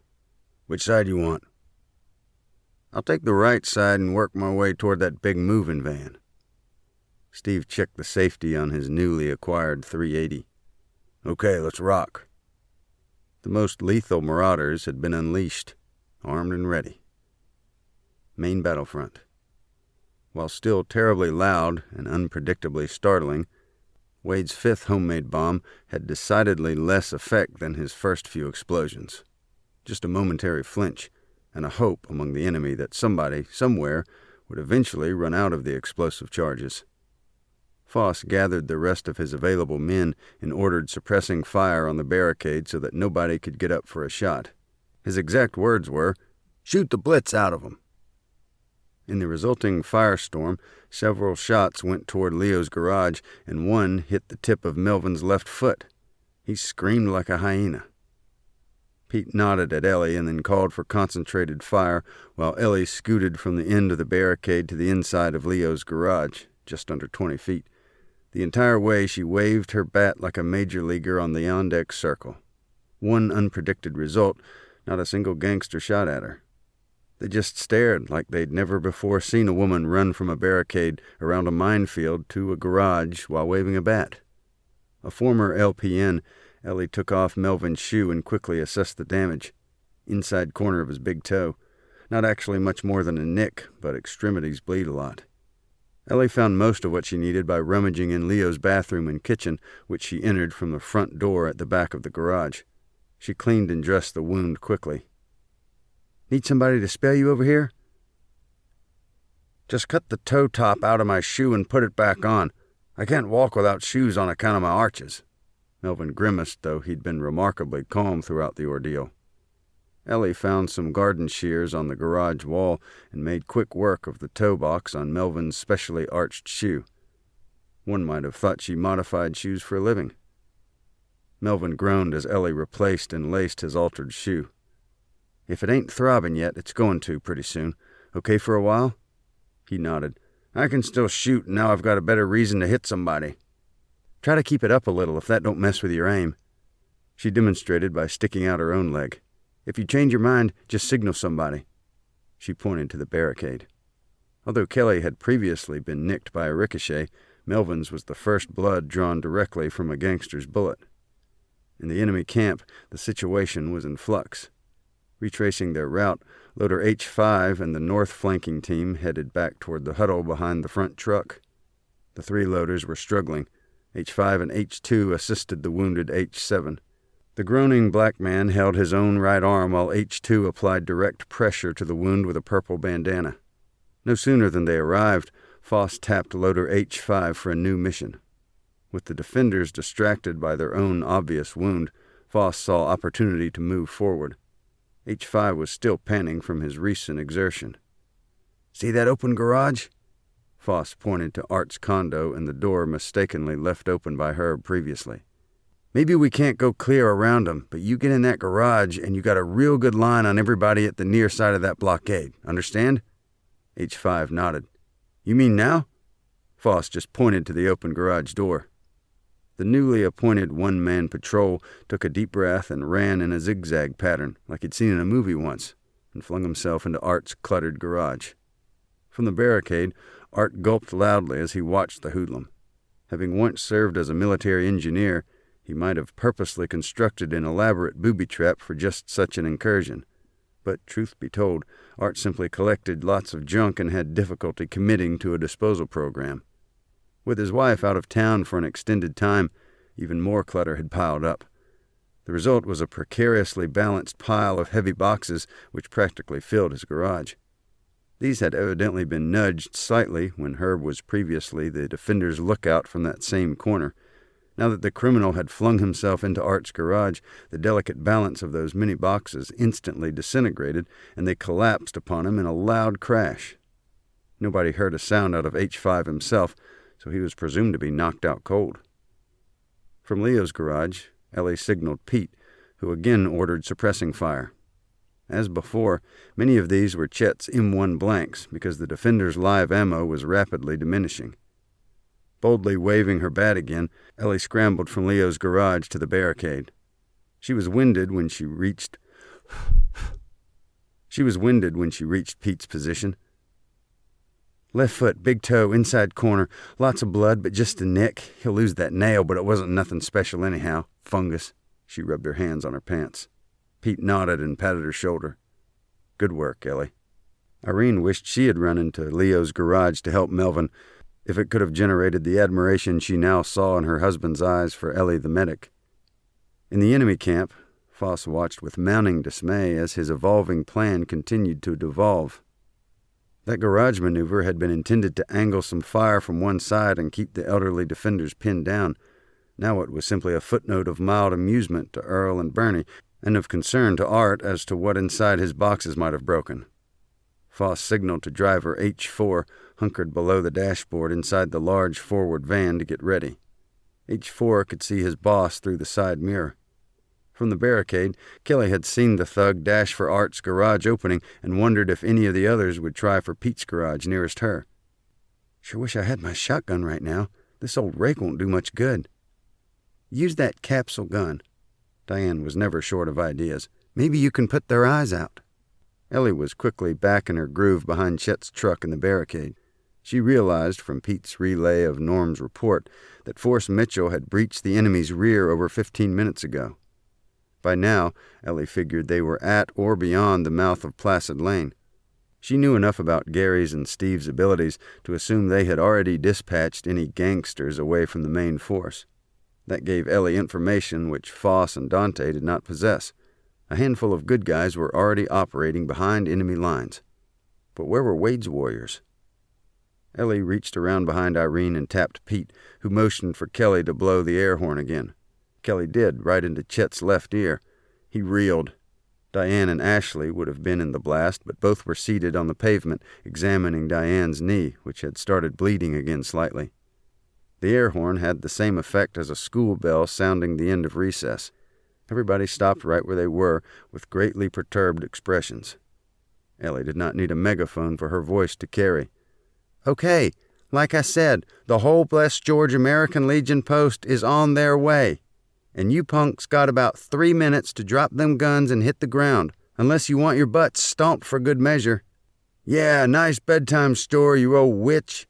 So where's all them Legionites? Ha!" Foss huddled briefly with Herv, who hurried to the large van's cab and briefed driver H4, whom Foss had just signaled. H4 slammed into gear, and the front van began rolling slowly. Pete called for concentrated fire. Several Garands shot at the grill and the tires. Some of the rounds evidently hit, but didn't stop the massive truck. Bernie fired off another shotgun blast at the vicinity of the truck, and the kick nearly bowled him over again. He loaded the fourth 12-gauge shell in his daddy's ancient long tom. Pete hustled over to his left. "Art, put that over and under in the radiator, both barrels, quick. Reload and shoot again if you have to. We need that thing stopped." He did. It did, after the third round. The results were punctured hoses, split belts, and some cracked hydraulic lines. The huge radiator hissed with steam and smoke, and the massive van rolled to a stop just short of Art's Chrysler, right in front of his own condo about 80 feet from the barricade. "Good job, Art." Pete's jaw stuck out briefly. That truck's definitely out of commission. At the disabled van, H4 bailed out and scurried toward the rear of Art's parked sedan. A quick huddle among Foss, Herv, and H4, and then all three zigzagged to the rear of the second van. Dante had begun moving down the hill to check on the third vehicle's raised hood when he saw Foss and Herv regrouping behind the second truck, so he returned also. From the south flank, haulers D13 and D15 returned, led by driver H6. Now the central enemy group was reinforced back to operational strength. Besides Foss, there was Herv, plus drivers H4 and H6, and loader H2 and Dante, plus D13 and D15. Total of 8. H1, driver of the second vehicle, was behind the wheel where he belonged. 9. Loader H7, who'd sustained the bullet wound, was laid out near a small tree in front of Frank's condo. Someone had tied the bandana tightly over his injured forearm. He lay near runner H9, who was still unconscious from the orange which had smacked him right between the eyes. Hauler D16 headed toward the rear to look for 3 missing colleagues, D11, D12, and D14. They were completely out of commission and guarded by the Elmer and Ralph duo, but none of the gangsters realized that yet. D16 was about to find out. Herv ran around to the front of the second vehicle with driver H4. New instructions. Driver H1 was relieved and H4 took his place. Driver H4 revved the engine. Hauler D13 and loader H2 piled into the back of the operational vehicle. Former driver H1 was given an AK-47 and told to ride shotgun up front. From the barricade, it looked certain the enemy was preparing to ram. The truck with the 14-foot enclosed cargo box started moving up Placid's Hill and built up speed as it approached the rear of the larger van. Pete's Model 70 barked loudly, and driver H4 slumped over with a .308 bullet deep in his right shoulder. The windshield had a neat hole with a minimum of cracks and veins. This truck came to rest about 50 feet behind the largest van, approximately in the middle of the street in front of Melvin's condo. The engine bucked and stalled when H4's foot abruptly flew off the clutch. Right before losing consciousness, he fell over into H1's lap. If it hadn't been in gear, the vehicle would have rolled back down the slope. The 3 gangsters riding in that truck abandoned the wounded driver and scurried back in the direction of the smallest remaining vehicle, the stake bed.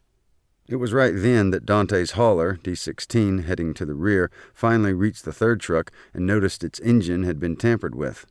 Though he pointed frantically and yelled toward the forward group, he was unable to get anyone's attention, except for Gary's. Task Force Mitchell. Gary scored right away as he intercepted hauler D-16, who'd tried to signal his forward cohorts.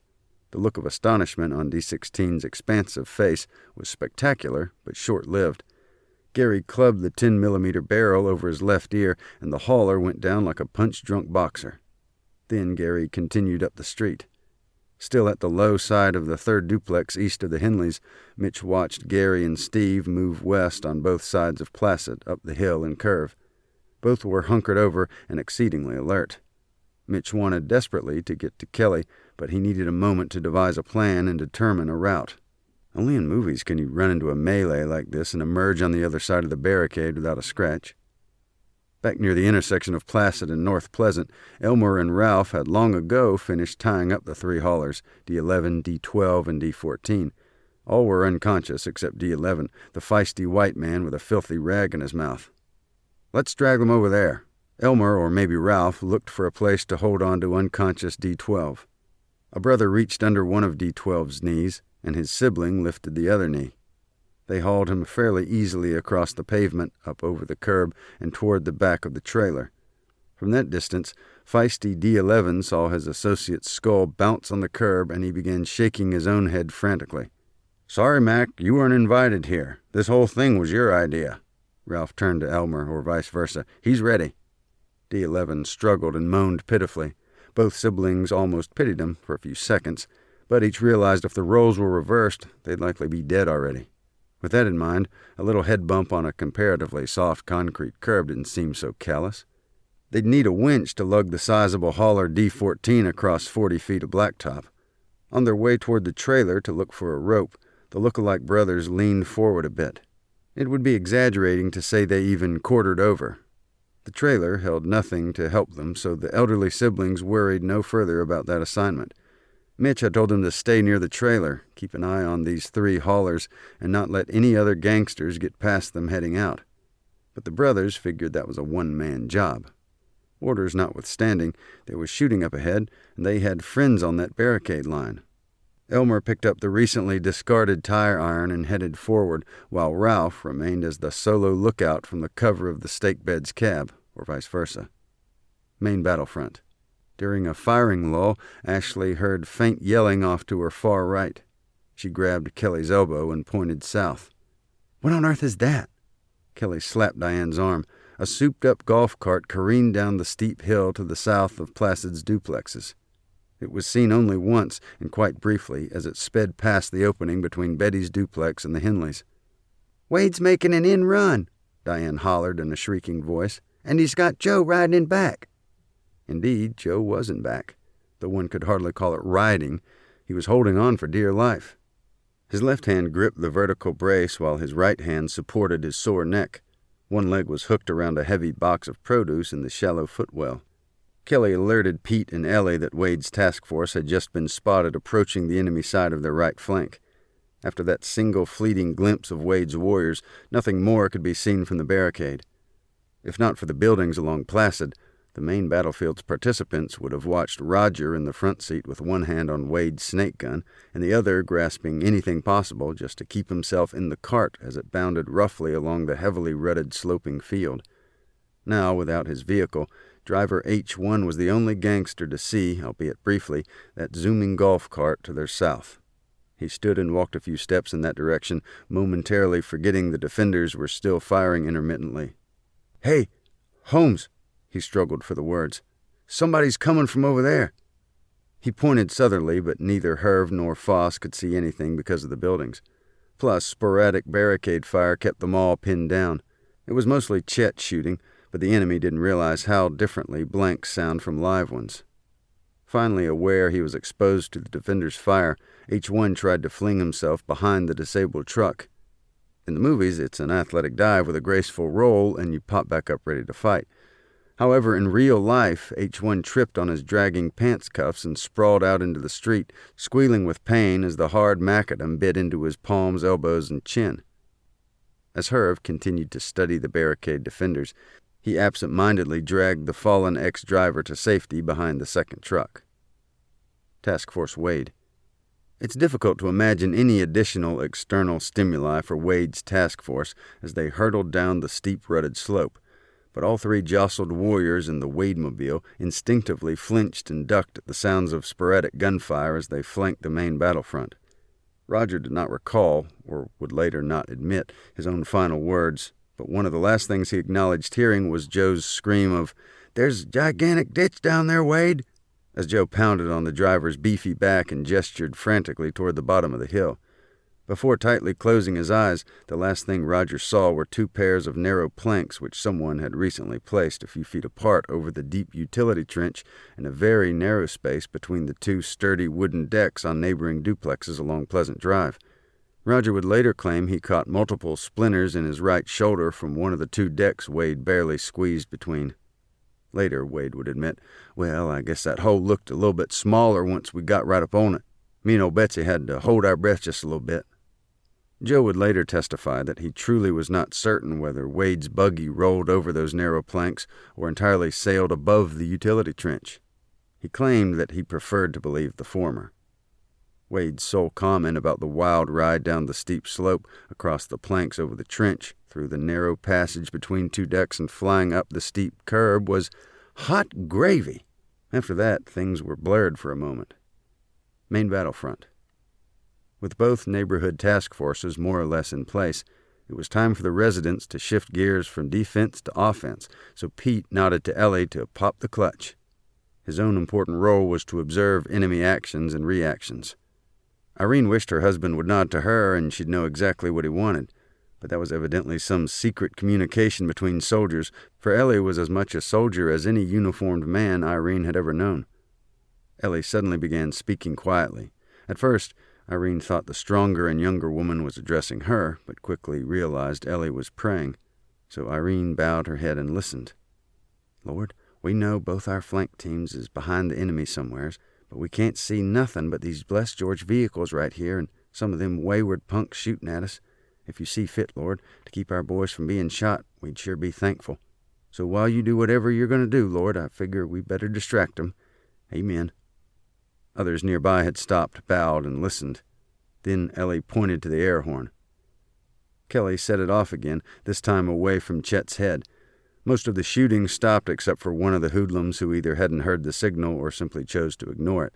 Deaf Lion Leo also started to fire again until Diane tugged his sleeve. Ellie hollered, "Okay, punks, you done waited too late. Now you got surrounded and you're fixing to get the worst blessed George whipping of your young scummy lives.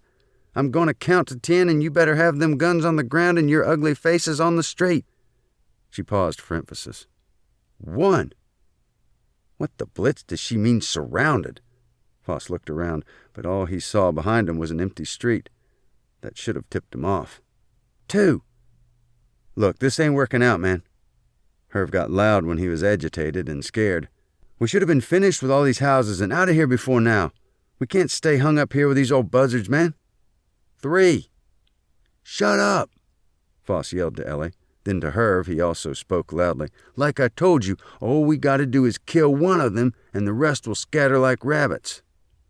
Ellie wished she could see where the other friendly task forces were, but nobody from the barricade could spot them.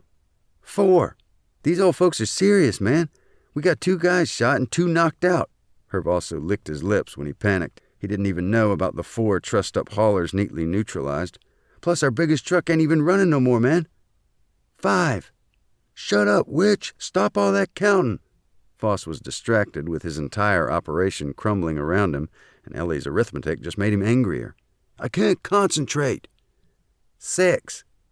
It ain't worth it, man. Herv looked all around as he urged Foss. We gotta clear out of here, man, even if we're walking. Ellie looked to her left and right at the hunkered-down barricade defenders. 7.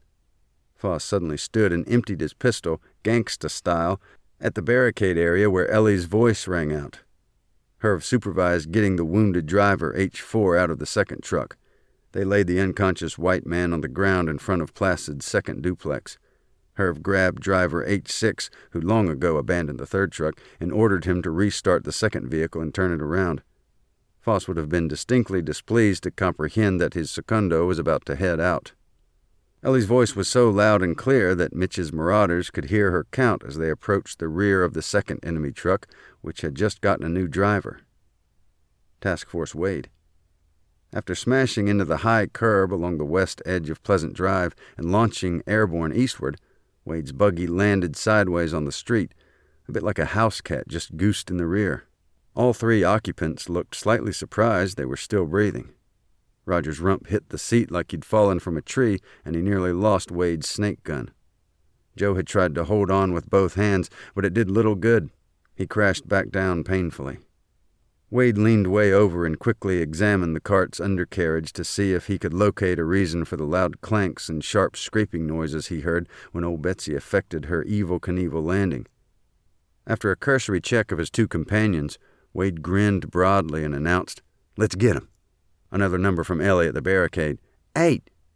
Yes, speeding around the curve and into the intersection, Wade's warriors could finally hear Ellie's numbering, even though they had no way of knowing how far she planned to count. Wade sped northeast on Pleasant Drive like a really intense golfer racing a rival to the next tee box.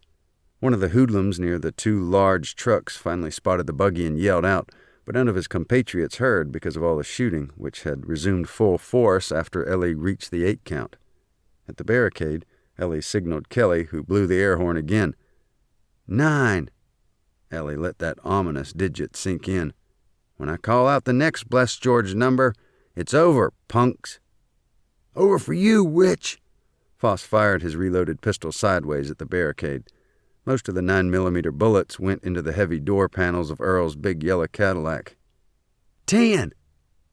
Loudest number so far. Though it hardly seemed necessary, Ellie shouted, "Okay, boys, they're all yours." Task Force Mitchell. Before driver H6 could turn the second truck around, Gary, Steve, and Mitch swarmed the 14-foot vehicle. Gary pulled open the door, yanked out the driver, quickly disarmed him, and put H6 in a headlock until he blacked out in less than 7 seconds. Special Forces guys learned that during their first week. The appearance of the marauders from the rear stunned every gangster still standing. Hauler D-13 whirled and pointed an AK-47 at the marauders, now approaching the second vehicle. After freezing D-13 with his .380, Steve quickly disarmed him, flung him to the ground, and pinned him with a knee in the back. That brutally efficient process cracked at least 2 of the hauler's ribs. Groaning horribly, D-13 was heaped on the ground near the unconscious driver, H6. Since the haulers near the third vehicle were securely bound anyway, and nobody was moving his direction, Elmer, or Ralph, had moved forward to join his brother when the gunfire intensified. Ralph, or Elmer, stayed to guard the newly unconscious driver, H6, and the wheezing, groaning hauler, D-13. Mitch hopped into the driver's seat as one of the elderly brothers climbed into the passenger side. On opposite sides of the truck, Gary and Steve stood on the running boards and gripped the big West Coast mirrors. Mitch first thought the appearance of this truck into the center of things would bring a halt to the shooting. Suddenly he realized the barricade defenders might mistake his marauders for the enemy. He raised up his own silent prayer. Hail Mary, full of grace was all he could think of because he'd seen Robert Redford say it in a war movie, but Mitch wasn't even Catholic. Gary and Steve looked around for somebody else to neutralize. Task Force Wade. Seeing Mitch's marauders were already in the fight, Wade accelerated and was soon zooming full bore northeast on Pleasant Drive. Old Betsy's new siren wailed. Never a wallflower, Wade also began yelling, "Woo-wee, gonna kick some butt!" It's hard to say who could hear Wade's yelling over the gunfire and engine noise.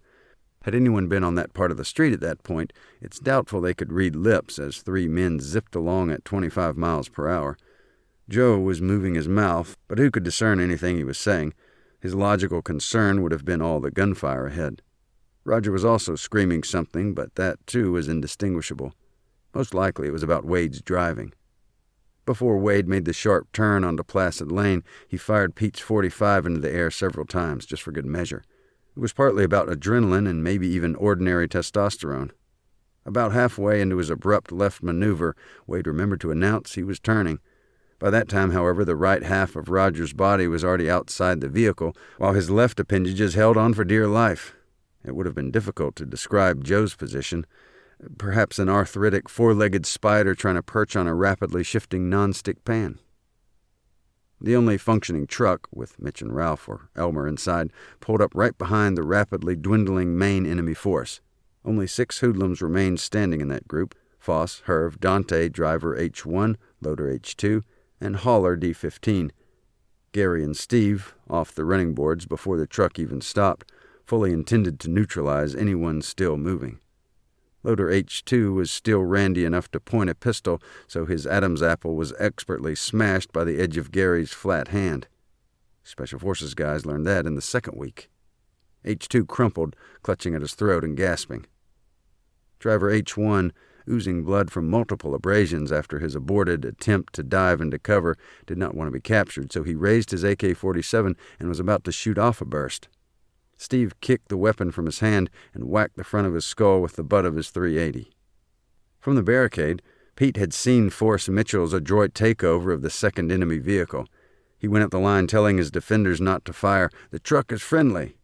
He went back down the line telling them also not to fire at the 2 maniacs who were neutralizing gangsters, but that message was superfluous. The troops at the barricade cheered each time a felon hit the street.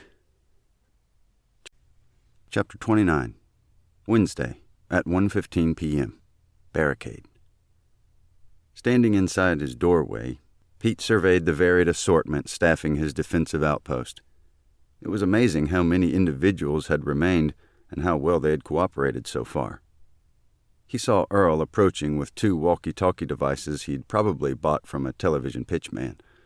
No doubt those two-way radios were several years old, but they still remained in their original heavy plastic casing. "Will these help any?" Earl handed them over. Pete looked around, but didn't move. "Irene, where's those shears?" Irene scurried to her kitchen and came back with her shears. "I'm going to want those back, Pete." He ignored his wife and cut the package with considerable difficulty. "Good thing I'm not in a hurry."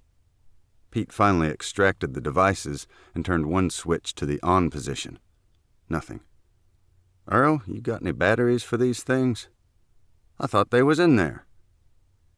"Irene, where's the—" Pete held it out to his wife. "What kind of battery does it say?" She peered at the tiny print. "It wants 4 AAA batteries in each one." "We got any AAAs?" "They're on my list to buy on first Wednesday." Irene pointed toward the fridge. "Why does everything we really need have to wait till discount day?" "Don't get riled at me, Peter Henley. They ought to have senior discounts every Wednesday." Pete ignored her and then asked loudly, "Anybody got any AAA batteries that work?" "I got some." Wade headed out to his buggy. Norm said he thought so and hurried across the street to look in his garage. As Pete waited, he examined the walkie-talkies. Shortly, Norm returned, out of breath, with 2 batteries remaining from a 4-pack. Then Wade reappeared with a complete 4-pack. That left only 2 batteries to be located. Irene had checked her kitchen drawers for the 3rd time. "Pete, did you look in all your garage stuff?" He hadn't, but did, and came up with 3 more. That made the 8 they needed, plus an extra. Wade had already loaded the first radio and was experimenting with how loud static can get before somebody slaps you.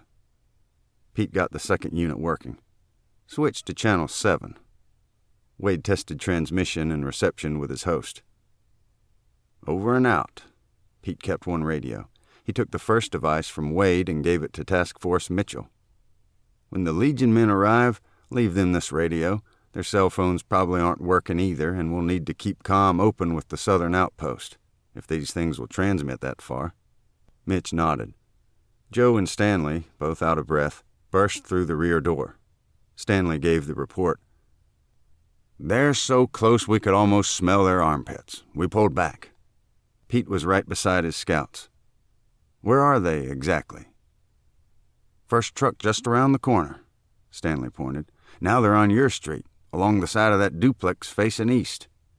Okay, good job." Pete rubbed his chin. "Those gangbangers are right where we want 'em." Several nearby faces showed total astonishment. Surely none of them wanted any of the gangbangers anywhere near Placid Lane.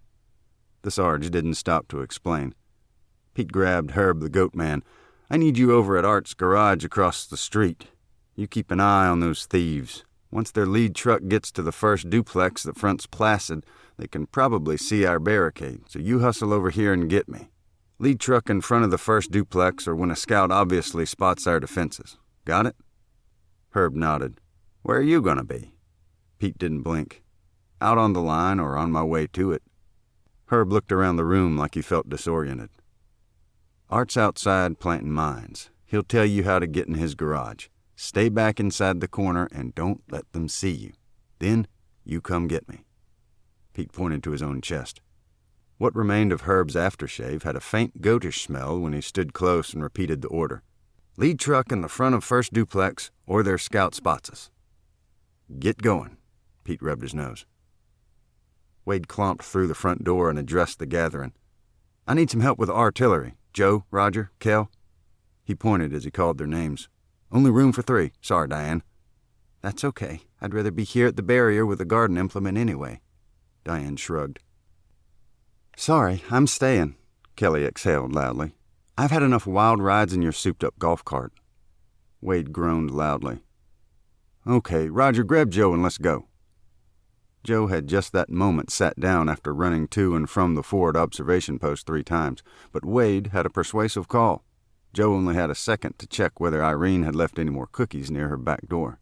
Pete approached Wade, who was already near the sun porch. "I assigned Bill here to head up Task Force Mitchell. He'll need to hitch a ride on the intersection with Whiskey Road to intercept the Legionnaires." "Task Force?" Pete nodded. "Task Force, flanking patrol." Wade looked vaguely jealous. "Okay, no sweat. I'm heading out in a minute. I gotta get Veggiezilla set up to welcome them punks down here." Pete's NCO voice stopped everyone except Herb, the lookout stationed in Art's garage. "Hold up. Nobody leave yet. Huddle up real quick. We need a final word before everybody disperses." He looked around and watched as those who'd been leaving came back over. Okay, best we can tell, those thieves still haven't even seen our barricade yet. We're much higher elevation and around that big curve. They've been real busy on North Pleasant, but they've just turned our corner, and they're definitely heading this way. They probably won't be able to see our defenses until they reach the second or third duplex on this street. Yeah, but they've seen all these residents coming up the street. Bernie's thin voice had considerably less impact. They expected people to run. It doesn't bother them because they clearly know about the big drill. They figure they've got plenty of time to get the loot and get out of here before any authorities respond. They've made no efforts to stop those residents on foot. Pete looked at each of the huddled faces. But once they turn the bend of Placid's curve, they'll see we're making a stand. Some in the audience gulped. So the element of stealth is essential, as long as we can keep it. Listen to me. His NCO voice was stern. No, repeat, no firing. Absolutely no firing. Not of any kind, Lawrence. No firing until they definitely spot our barricade. Mitch spoke up. "How will we know? My task force won't even be able to see those vehicles while we're in those woods, or on the way. I'll fire 3 rounds of blanks, bang, bang, bang. Until you hear my signal, no shooting of any kind." He turned. "And, Lawrence, that means no mortars or other booms." "How are you going to know when to fire the warning?" Art's turned to query. "Herb's our lookout, and he'll let me know when the gangsters see us. Their surprise will be unmistakable. They think all of us old folks are either hiding in our closets or we've already run away." Pete looked again into their faces. "Any other questions?" Bernie raised his hand somewhat tentatively. "What's going to happen after they finally see our barricade?" Pete surveyed the expectant faces. "Fact is, we don't know. If we're lucky, they turn around and leave. But somehow, I'm not expecting that. If we're not lucky, they just start shooting like crazy. That's possible too, but I'm leaning toward a third possibility." "Spit it out, Pete." Patience was not one of Wade's virtues. "I figure they'll try some intimidation first to scare us away. They'll probably gather up near our barricade and make a show of force. You see, at that point, they won't be worried about us as a threat, but that's partly because they don't know we've got any weapons. And then what happens? Roger this time. Then they'll realize that we've got weapons too, and we're not running. Then they start shooting? Wade almost seemed eager. Pete shrugged. Depends on who we're dealing with. If these are seasoned killers, they'll probably start blazing away. If they're petty criminals with no murder on their records, maybe they'll have second thoughts. Here's the important thing. The longer we keep them occupied, the better. That gives more time for somebody from the outside to get in here with help, including John Law. But how are we going to know, out there in that field, what's going on down here at the barricade? There was a slight whine in Wade's voice. After your 3 shots, I mean. I guess this is the best way to say it. Pete paused to be sure everyone, including deaf Lion Leo, was listening. If you hear another shot after my signal, it's almost certainly them shooting at us. And then we're probably going to shoot back. You hear a lot of shooting? Well, it is what it is. No responses and no further questions. Pete surveyed them again quickly. Let's hope for the best and get you to your stations. Irene stood quickly. Pete, we really ought to have a quick prayer first. Right, honey. Pete usually handled most of the spoken prayers in his home, but when a pastor was present, even a lay preacher like Isaiah, Pete often deferred to that individual. Pete pointed in the back of the condo's open spaces and began saying, "Would you lead?" before remembering Isaiah had already left for higher ground. Perhaps Ellie had assumed the host's finger had indicated her because she responded, "Lord knows I've got a prayer." She didn't even pause to clear her throat as a preacher would have. Pete was slightly surprised, like when a baby passes gas for the first time. Ellie didn't wait for everybody to bow. "Dear Lord, we all sure hope we don't have to kill any of them dumb polecats out there, but if they come up here and mess with us, then we sure do aim to push 'em back. So we're hoping they've got enough good sense left to turn tail and run back to wherever they've come from. We're real thankful we've got friends and neighbors out here pulling together to help these good folks, but it wouldn't hurt none to have some police out here too. Oh, plus we hope none of our folks gets hurt bad. Amen." It wasn't the caliber of Billy Graham, but it seemed to cover the situation. Everyone dispersed. Earl grabbed his high-pressure sprayer wand and took it outside, where he leaned it against the huge open trunk of his long yellow Cadillac. Wade huddled with Roger and Joe near the rear entry to the sun porch. Mitch was near them, but by himself, like an NFL field goal kicker on the sidelines. All 4 of them needed a final word with the Sarge before they left. Pete went over. Mitch spoke first. "I think I understand what to do once your Legionnaires get there. But how about until then? After Wade drops you off, Force Mitchell just sits tight and waits. Once Gary and Steve get there, plus whoever else they bring, you move and move fast. Remember, surprise. Don't let the enemy see you coming around their tails." Mitch's hands were out, palms up. "What if the whole thing's over by the time my men arrive?" Pete looked him over for a long moment. "Then you're the luckiest son of a gun out here. Get going." Mitch moved away to the side. Wade still had a pressing concern. "How come Mitch is a task force?" "I was coming to that, Lawrence. You 3 men are Task Force Lawrence, and your job—" "Wade. Task Force Wade." Pete sighed heavily. It was difficult to be a good NCO with prima donnas in the outfit. "Doesn't matter. Force Wade, fine." Wade likely rolled that name around in his brain for a few seconds. Then he smiled slightly. "Oh, what are we supposed to do after we pelt them hoodlums with my Veggiezilla to keep their heads down and after we blow 'em up with my bombs to scare 'em?" "Our mission is to keep those gangsters on the other side of our line. Don't let them have any of these houses up here on the hill. Don't allow them through our barricade where they can rob these units and the ones over on Cordial. If Force Wade has time on its hands after you complete your assignments, then think up additional ways to keep those criminals pinned down." "What can we do to pin them down?" "Improvise, Lawrence. Improvise." Wade the inventor grinned and his eyes lit up. "Okay, Pete, we'll improvise." When Wade spoke that word, Joe looked like a chill had just gone down his back. Kelly joined the anxious cluster near the back door. Chet followed. "Pete, you ought to give your .45 to Wade. With just his paint gizmo and that little snake gun, they ain't got much firepower." Holstered on his M1936 pistol belt at his right hip, and he thought a moment. It also had a M1923 magazine pocket with 2 loaded magazines. He slowly unclasped the belt and handed over the complete rig. "Lawrence, I'm going to want this Colt back in real good shape. I carried that in the war, and I don't plan to lose it now because we got a gang of hoodlums looting houses out here. Understand?" "Yes, sir. I'll take good care of it." Wade looked humbled. It was possibly the first time anybody had seen that in his face. "And don't change those hooks on my pistol belt. It fits me just like I want it to." Pete watched that .45 rig move away like it was his premier grandchild trudging up the steps on the first day of school. He shook his head slowly and left to check on the troops about to man their barricade. Kelly could tell Mitch was anxious to get started, but she still wanted a moment alone with him. They had just connected again when Diane met them on the rear deck with the 2 garden tools from the wall rack in Pete's garage. Kelly reached for the 16-tined steel rake. "If I'm staying here on the wall, give me something long, strong, and sharp." Diane kept the hoe.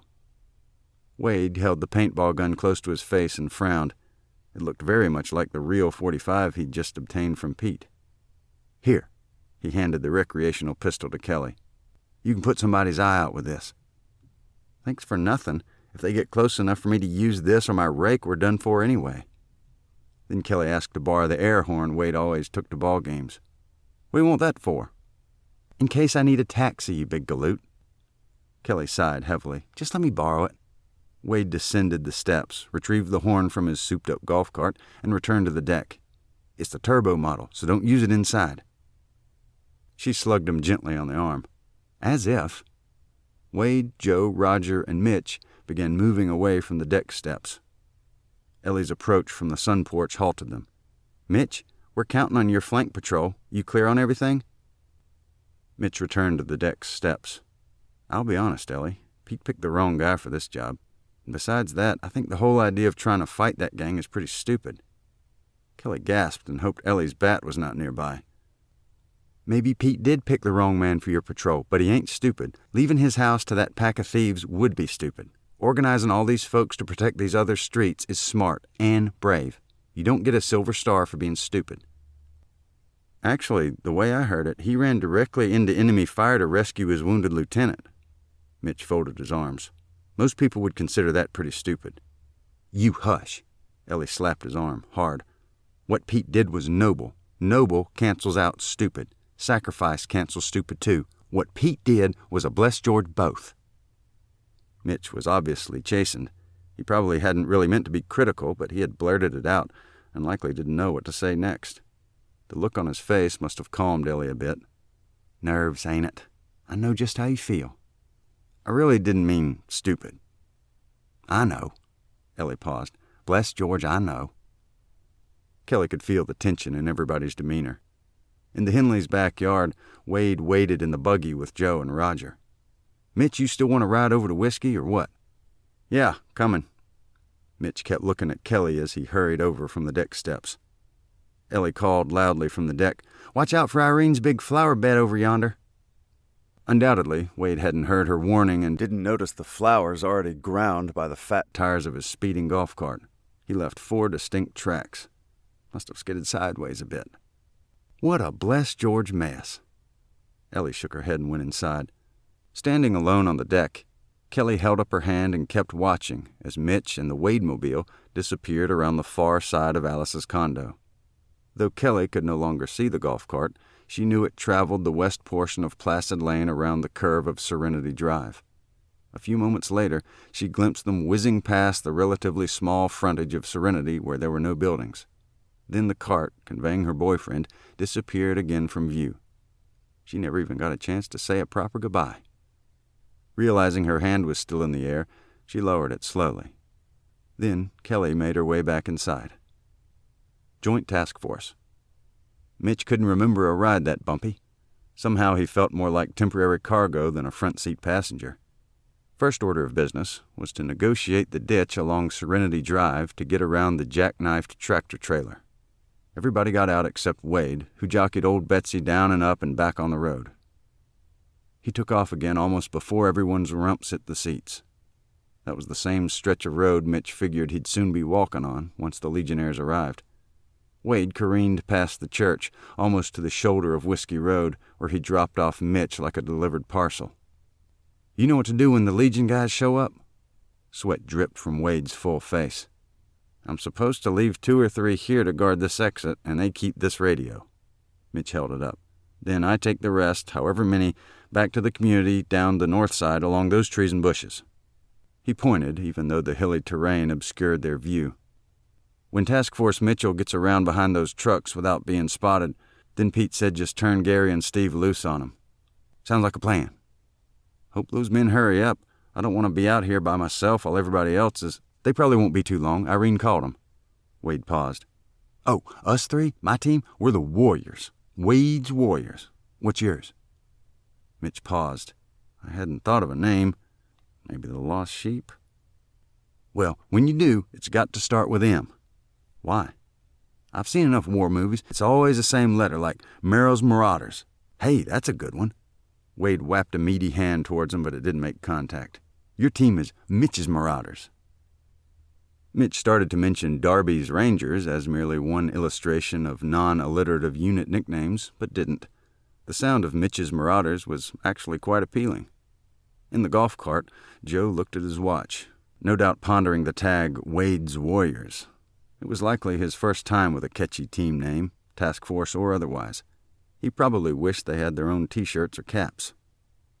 Wade started to leave, but stopped. "Mitch, you better keep your eye on Steve." "Why?" "In his prime, he was a lean, mean, fighting Marine." Wade apparently savored that alliteration for a second. "Now he's extra mean." "Thanks for the warning." Wade touched the empty seat beside him absent-mindedly and then looked back at Mitch. "You okay?" "My heart feels like it's trying to jump from my chest to my stomach." Wade grinned. "Oh, you'll do okay. You got your own task force." The Wade-mobile began speeding off to the north a few seconds before he called out, "Ready?" Mitch, the solo marauder, stood there holding a lousy radio in one hand and his revolver in the other. He had to keep pulling his finger away from the trigger guard. He watched Wade's souped-up golf cart careen back north along Winston Court. Because of the hills and curve, it disappeared about 400 feet away. But Mitch thought he could hear Joe's arthritis screaming. For the first time, he examined the radio device closely. Though never before used, it was an older model with a maximum range of about 2 miles, over flat, level terrain, not designed for woods, hills, or areas underlain with limestone. Mitch turned the knob. Nothing but static. He rechecked it. Still set for Channel 7. More static. Mitch couldn't see anything but the church, perched right down at the intersection of Winston and Whiskey. Great address for a church house. He'd seen a map earlier. There was a big knob, elevation 1,011 feet, between him and the defenders at the barricade. Only 82 feet lower than Bogle Knob further north, and 120 feet lower than Waite Knob to the south. But the prominence blocking Mitch's view had no name. Right now, Mitch felt like no-name Knob. All alone, can't see anything. All he wanted was to be with Kelly. Mitch remembered his morning premonition that Kelly was hurt or in danger. He recalled his flood of relief when he saw her at the Henleys, healthy, whole, and happy. Then he'd felt slightly foolish for giving so much credence to the feeling of something bad about to happen. Waiting was bad enough, but doing so alone was the pits. Waiting had always been Mitch's weak suit. Well, Mitch acknowledged he had quite a few weak suits. In fact, he had an entire closet full of weak suits. Oh well. His introspective analogy was much too moth-eaten. All he wanted to do was run to Kelly, take her away from this bizarre Wild West last stand drama, and keep them both safe. How on earth did I get involved in this anyway? I guess there's no free lunch, he muttered to himself. Chapter 30. Wednesday at 1:25 p.m. Barricade. Standing below his flag, close to the near end of the vehicular barricade, Pete watched as Earl hustled that direction with his sprayer in hand. He can't wait to use his TV toy. Earl arrived huffing and puffing, and out of habit patted down his awful toupee. "Pete, I have 3 hoses hooked up, but still got a problem. Make it quick." "I don't have anything to go in the reservoir." Earl held it up. "No fertilizer, no weed killer, nothing to spray but water." "If that sapsucker has enough pressure to shoot 85 feet like you say, the water alone will discourage those punks." Pete walked with Earl toward the caddy. "But everybody else has a gun or something." Earl sounded whiny. "Well, what's that in the gallon jug?" Pete pointed inside Earl's trunk. "That's my collection for my veggie garden." "Collection of what?" Pete had a suspicion. Earl lowered his voice a bit. "Well, I guess you could say it's pee." "You mean you really do save urine for the garden?" I thought Leo was lying as usual. Pete noticed Ellie approaching. "It has potent acidic qualities." "Never mind its qualities. Pour some of that potent collection in the reservoir of your super sprayer." Pete smiled as he nodded. "I think that'll be a nice surprise for those punks." Earl looked very pleased that he also had a lethal weapon. Opening the jug of urine he'd collected over the past week, he sniffed gingerly. It was distinctly rank. "Oh, this'll do fine." Then Earl turned to tend to his reservoir. Ellie cleared her throat softly. "Pete, I never heard about peeing on plants doing 'em no good." "Me neither, but maybe hosing down those gangsters with Earl's collection might help us out a little." Ellie chuckled. "At least ought to sting their eyes a bit. If it slows them down any way at all, it'll be a good weapon." Pete turned to leave. "Pete, remind me not to eat any salads that Earl brings anywheres." Task Force Wade. In the open common area, Wade's warriors were already at work. Wade found a spot behind the hay bales to set up his experimental explosive charges. With the salvaged gunpowder, he had 5 large bombs in heavy plastic detergent bottles of slightly more than 3 quarts each. When the fuse hit the main powder supply, they would fire wadding from the neck of the bottle a short distance into the air, but otherwise just make a lot of smoke and a tremendous bang. Wade's exhaustive experimentation had finally paid off, he hoped. Roger peered closely without touching anything. "How do you keep the first explosion from breaking the chain?" "Did lots of experiments to figure that out. The trick is to have 5 real long fuses, but different lengths. You light all 5 at the same time, so the first one don't affect the others. They all go off at different times. I've been working with 3 different safety fuses. The green one's the best." "You figured all that out?" "Got the powder burns to prove it." Wade squinted at him. "Why do you seem so surprised?" "Oh, nothing. It sounds perfect, actually." Roger straightened up from his peering. "How far apart are the explosives?" "I figure the first one goes in about 5 minutes. Each one ought to be about 10 minutes after that." "We going to be far enough away?" "When they explode, it's just noise and smoke plus a bunch of wadding. But it ain't packed with nothing and don't launch no fragments, except a few scraps of them plastic bottles." "How do you ignite this much explosive powder without making a crater out here?" "Look, Roger, I ain't come out here to teach firecracker class. They got at least 2 types of powder in them big display things. My job was sorting it all out. The flash powder's got something mixed in it, powdered aluminum, I think, which makes all the flash and burns explosive stuff. But the other type's called salute powder, and it's mixed with something else that just makes the sound." "So no projectiles?" Roger evidently needed to be certain. "Nope, just noise and explosion. The sound and the fury signifying nothing." "The what?" "Faulkner's use of a Shakespeare quote from Macbeth, I think. Never mind, tell you later." If Roger recalled it was a tale told by an idiot, he probably decided not to explain it further. "Give us a heads up when you light that gaggle of fuses." 10-4. Barricade. Art was east of Leo's driveway, laying the bogus minefield with Melvin's newly enthusiastic help. As he visually measured his minefield, Art thought of another ingredient. "Melvin, do you think you can rustle me up an old alarm clock? Manual, the wind-up kind." Melvin first looked puzzled, but then perked up. "Yeah, I got one somewhere." "Good. We also need something to anchor these wires to the ground beneath the plates." Melvin thought for a second. "How about a ballpoint pen? The clip ought to hold that wire down." "Good idea. You got any?" "Bunches. They're free at my bank. I get one every time I go. Be right back." Melvin looked eastward to see where the gangsters were. He sneaked behind the barricade along the north front of Earl's duplex, between Earl's and his own unit, and then went inside his own back door. Shortly, Melvin emerged, retraced his earlier route, and arrived at the minefield with the clock and over a dozen pins. "That was weird," he remarked. "I've lived here don't know how many years, but my condo felt real different just now." "Different how?" "Not sure. Empty, quiet, Maybe spooky. Like I was in somebody else's house with nobody home. Might be the extra adrenaline. Art tested the winding key on the borrowed clock. You know, stressing before the enemy advances. Not having served in the military, Melvin just shook his head. Returning to his preparations, Art took a pin, looped the wire through its clip, and jammed the pin into the ground.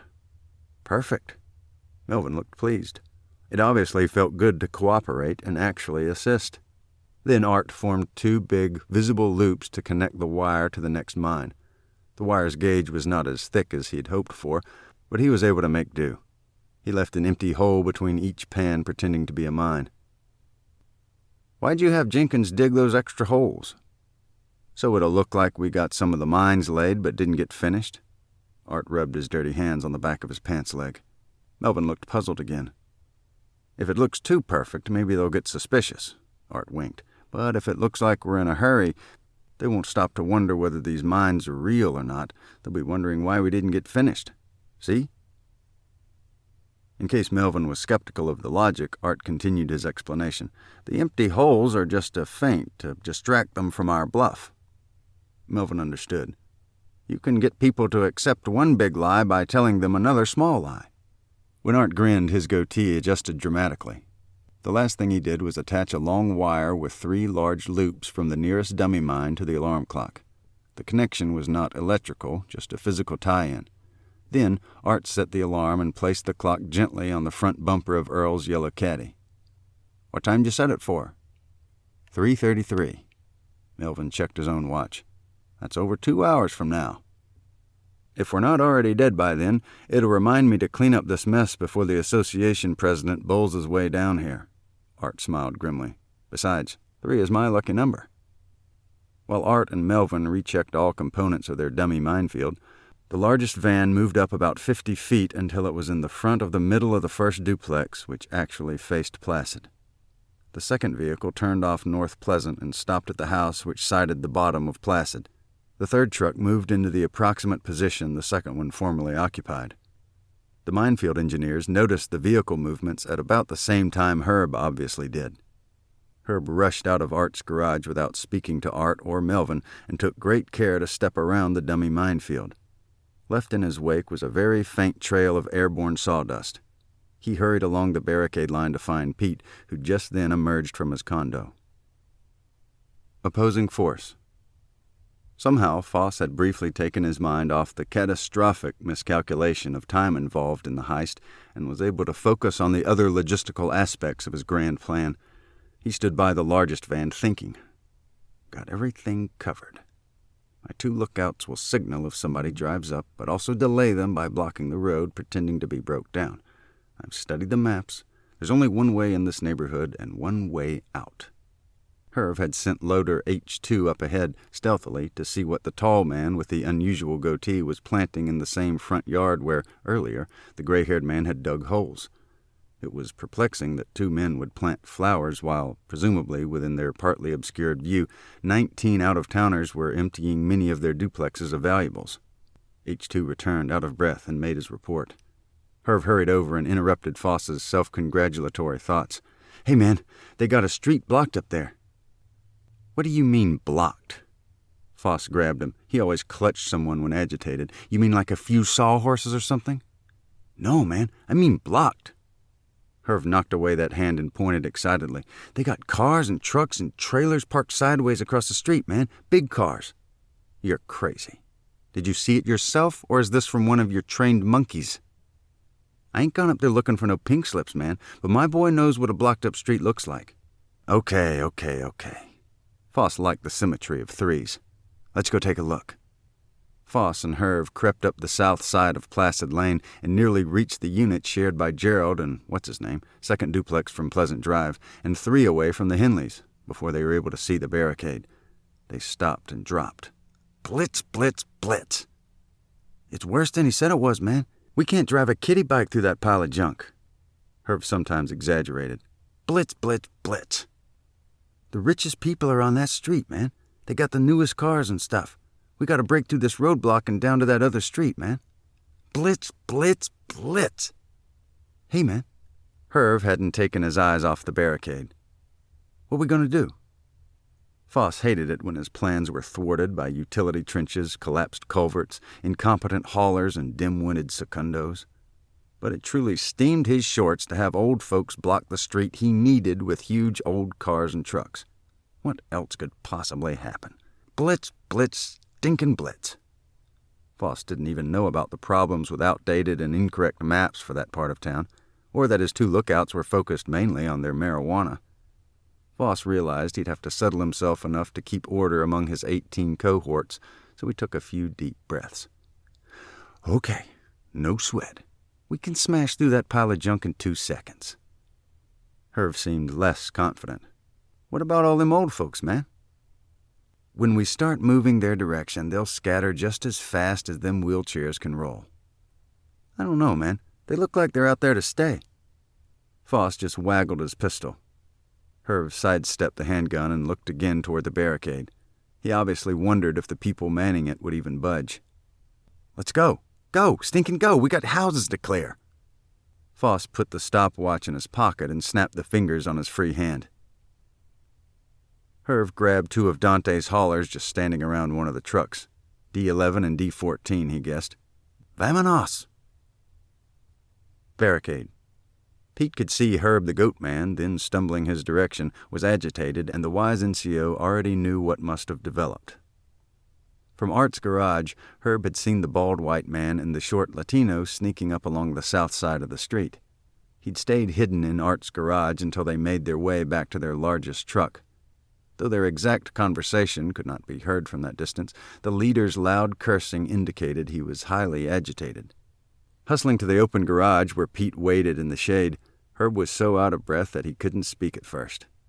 When Pete reached out a hand to steady him, a light sprinkling of sawdust fell away. They've seen the barricade, right? Herb nodded, still heaving with short, ragged breaths. They headed back to the trucks to gather the rest of the hoodlums, right? Herb likely wondered why he'd been the lookout if Pete already knew everything. Finally, he could speak a little. Just now. Pete patted his sawdustly shoulder and held it firmly. Good job, Herb. Go sit and rest a minute. They've seen it. Herb caught back a little of his breath. Definite. I saw Baldy and Chico pointing right at it. Baldy and Chico? Nice to ID your enemy. Herb nodded with extra adrenaline in his movement. Okay, Herb, fine. Did you close Art's garage door? Forgot, sorry. That's okay. Art's going to be stationed pretty close. Maybe he'll get a chance. Pete turned to Ellie. Okay, get everybody moving. They've spotted our line. He stood at the edge of his own garage and looked toward the gathering enemy. Ellie dashed inside to gather those not already out. Okay, let's get outside and show them hoodlums they can't come up in here and push old folks around. Everybody ready? Chet cleared his throat loudly. I guess. They all filed out through the garage, mostly hunkered down somewhat. Except for Kelly, Diane, and Ellie, none were very steady on their feet.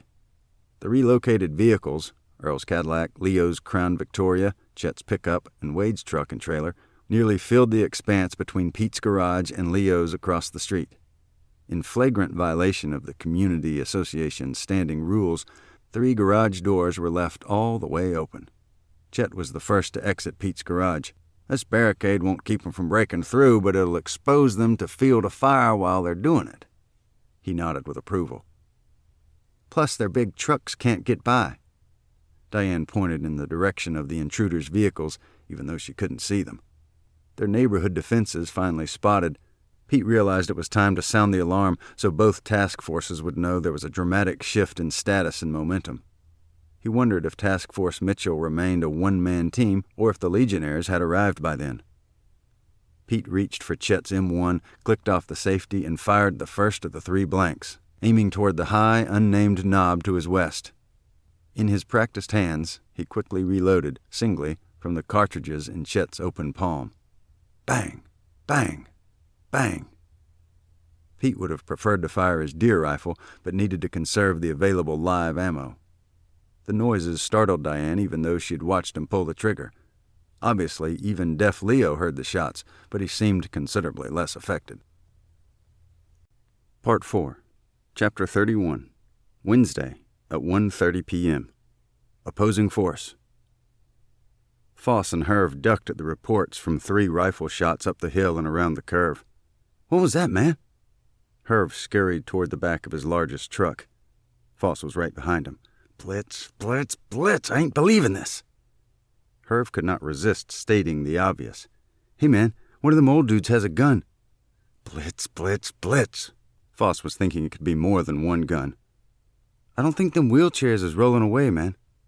"Shut up and let me think! Blitz, blitz! Stinking blitz!" Task Force Mitchell. As the sole current member of Mitch's Marauders had nearly reached the limit of his mental, physical, and emotional fidgeting, Mitch heard 3 rifle reports. They were blanks, without the sharpness of live rounds. Blanks or not, for a moment, standing on the back slope of No Name Knob, he had the oddest feeling that he was being fired upon. Pete's signal meant the most forward enemy had finally spotted the community defender's impromptu barricade. Mitch wondered what the young thieves thought as they watched a handful of octogenarians hobble back and forth behind a string of ancient vehicles blocking the road. He stood on his toes, as if that would get his eyes high enough to see over No Name Knob's substantial height and breadth. Nothing to climb except the church steeple. But by the time he did, the Legion men would probably arrive. Where are those guys, anyway? He looked down at his snub-nosed .38. Mitch suddenly wished he was on top of No Name Knob with a scope and Pete's deer rifle. Nope. That .308 wouldn't be accurate over such a distance. To hit those punks from that knob, you'd need something high-tech. Maybe that new M24 battle rifle the military was testing. Or some laser-guided super sniper weapon like the M48. He'd read about both in his NRA magazine. But if he had such a weapon, would Mitch use it? To protect himself, yes. To protect Kelly, definitely. Mitch would shoot all those criminals if they were hurting Kelly. Or probably if Ellie was in danger. Maybe he'd shoot to save Chet or Diane. So maybe Mitch would take a life to save the lives of the people he valued, plus some of the ones he knew. But what about those people who'd barely acknowledged him as he walked into the luncheon? Would Mitch kill to protect strangers? Not sure. In a brief moment of clarity, Mitch realized he ought to write down that question to share later with Kelly. It might be a key to her Veterans Day articles. What's the motivation to kill some enemy in order to save the lives of strangers you've never met? Task Force Wade. When they heard Pete's sequential rifle shots, all 3 warriors looked up. Only Joe faced the wrong direction. "The enemy spotted our barricade," Roger turned to Wade. "That clears you to blast your hijacked fireworks." Unable to restrain a grin, Wade started the grouped fuses with a cigarette lighter, watched to see they were burning properly, and then called out, "Okay, guys, 5 minutes till showtime." They loaded up quickly, and Wade drove the cart about 100 feet east to a protected spot behind a small knoll where he had previously begun setting up Vegezilla. Joe, the designated spotter, saw an elevated place in the rafters of the only unfinished duplex on Cordial Lane, about 150 feet west toward Serenity Drive. Plenty of distance from the bombs. The site of that framed-up condo was nearly the highest part of the hill within the retirement complex, although still considerably lower than the unnamed knob to the southwest. Wade had given Joe some basic signals to use. Aim longer, hands all the way apart. Aim shorter, hands close together. Come right, both hands swept right. Come left, both hands swept left. Right on target, hands clasped together. Got it? Joe practiced all 5, and Roger narrated as though Joe were already far up in the observation post. Then Joe ran through all 5 motions again. Roger looked over his shoulder. "You figure the workman left the ladder?" "Not likely. You better go help Joe get situated while I finish putting this bad boy together." Wade stopped him. "Oh, give Joe them binocs from my buggy." Roger complied and followed Joe toward the framed-up 2-story condo. It was one of the only 7 units with 2 levels. All were along the east side of Serenity Drive and faced the nursing home complex. Since Diane had the only other working phone at present, Joe tried to reach her at the barricade. No answer, so he left a message. Then he gave his phone to Roger, who could make any firing order corrections noted from the barricade, but missed by the apprehensive spotter. Barricade. Pete had scarcely ejected the 3rd casing of his warning shots when his peripheral vision registered 2 figures moving toward them from the rear. Instinctively, he positioned the borrowed empty M1 rifle. Ellie noticed and pushed up his barrel. "It's your Ashley, and that's Prophet bringing up the rear." Pete gasped and handed the Garand back to Chet. Then he collected himself enough to trot, doubled over, back to the D8 dozer, about 100 feet behind the defender's line. He was out of breath when he reached safety. Ashley got there first, tears in her eyes, and hugged him urgently. While Pete struggled for words, Isaiah arrived with something of a stumble and then bent over with his hands on his knees. The old black man was completely out of breath. "What the big blue blazes? Settle down, Pete. I saw her headed this way and figured she ought not to be by herself." Isaiah breathed raggedly. "Didn't know if there were enemy patrols on your side yet." "It's not his fault, Grandpa." Ashley was slightly winded, but trotting down a curved hill had a much faster recovery for someone nearly 18. "I'd waited as long as I could up there and got worried." "Irene said Florence was watching you." "She was, but she got busy or something. I figured that was my chance to get away." "I tried to catch up to her, Pete, but she's quick for a girl." "For a girl?" Her face was about to form a pout until she saw that Isaiah was deliberately ribbing her. "It's too dangerous down here. They've spotted our barricade, and they're bound to probe soon. Maybe worse." Pete looked around the bulldozer toward the other defenders on the line. Irene was approaching. Irene tried to double over as she walked quickly, but with her age and girth, it was more of a quarter over. Her stride wasn't all that quick either. She hugged Ashley tightly and looked at Pete with large, moist eyes. "Too dangerous here. Take her back up to the complex, Isaiah." "Don't think she'll go back." Isaiah wiped sweat from his smooth black scalp, mostly surrounded by the cuff of curly gray-white hair. "Besides which, I'd decided to come back down here anyway when I saw her slip out." "Well, you can stay. We need an extra hand." Then he faced Ashley. "But you've got to go. Things are about to bust loose down here, honey." "You just said you need more help. I can help." She paused for a reaction, saw only his concern, and then continued.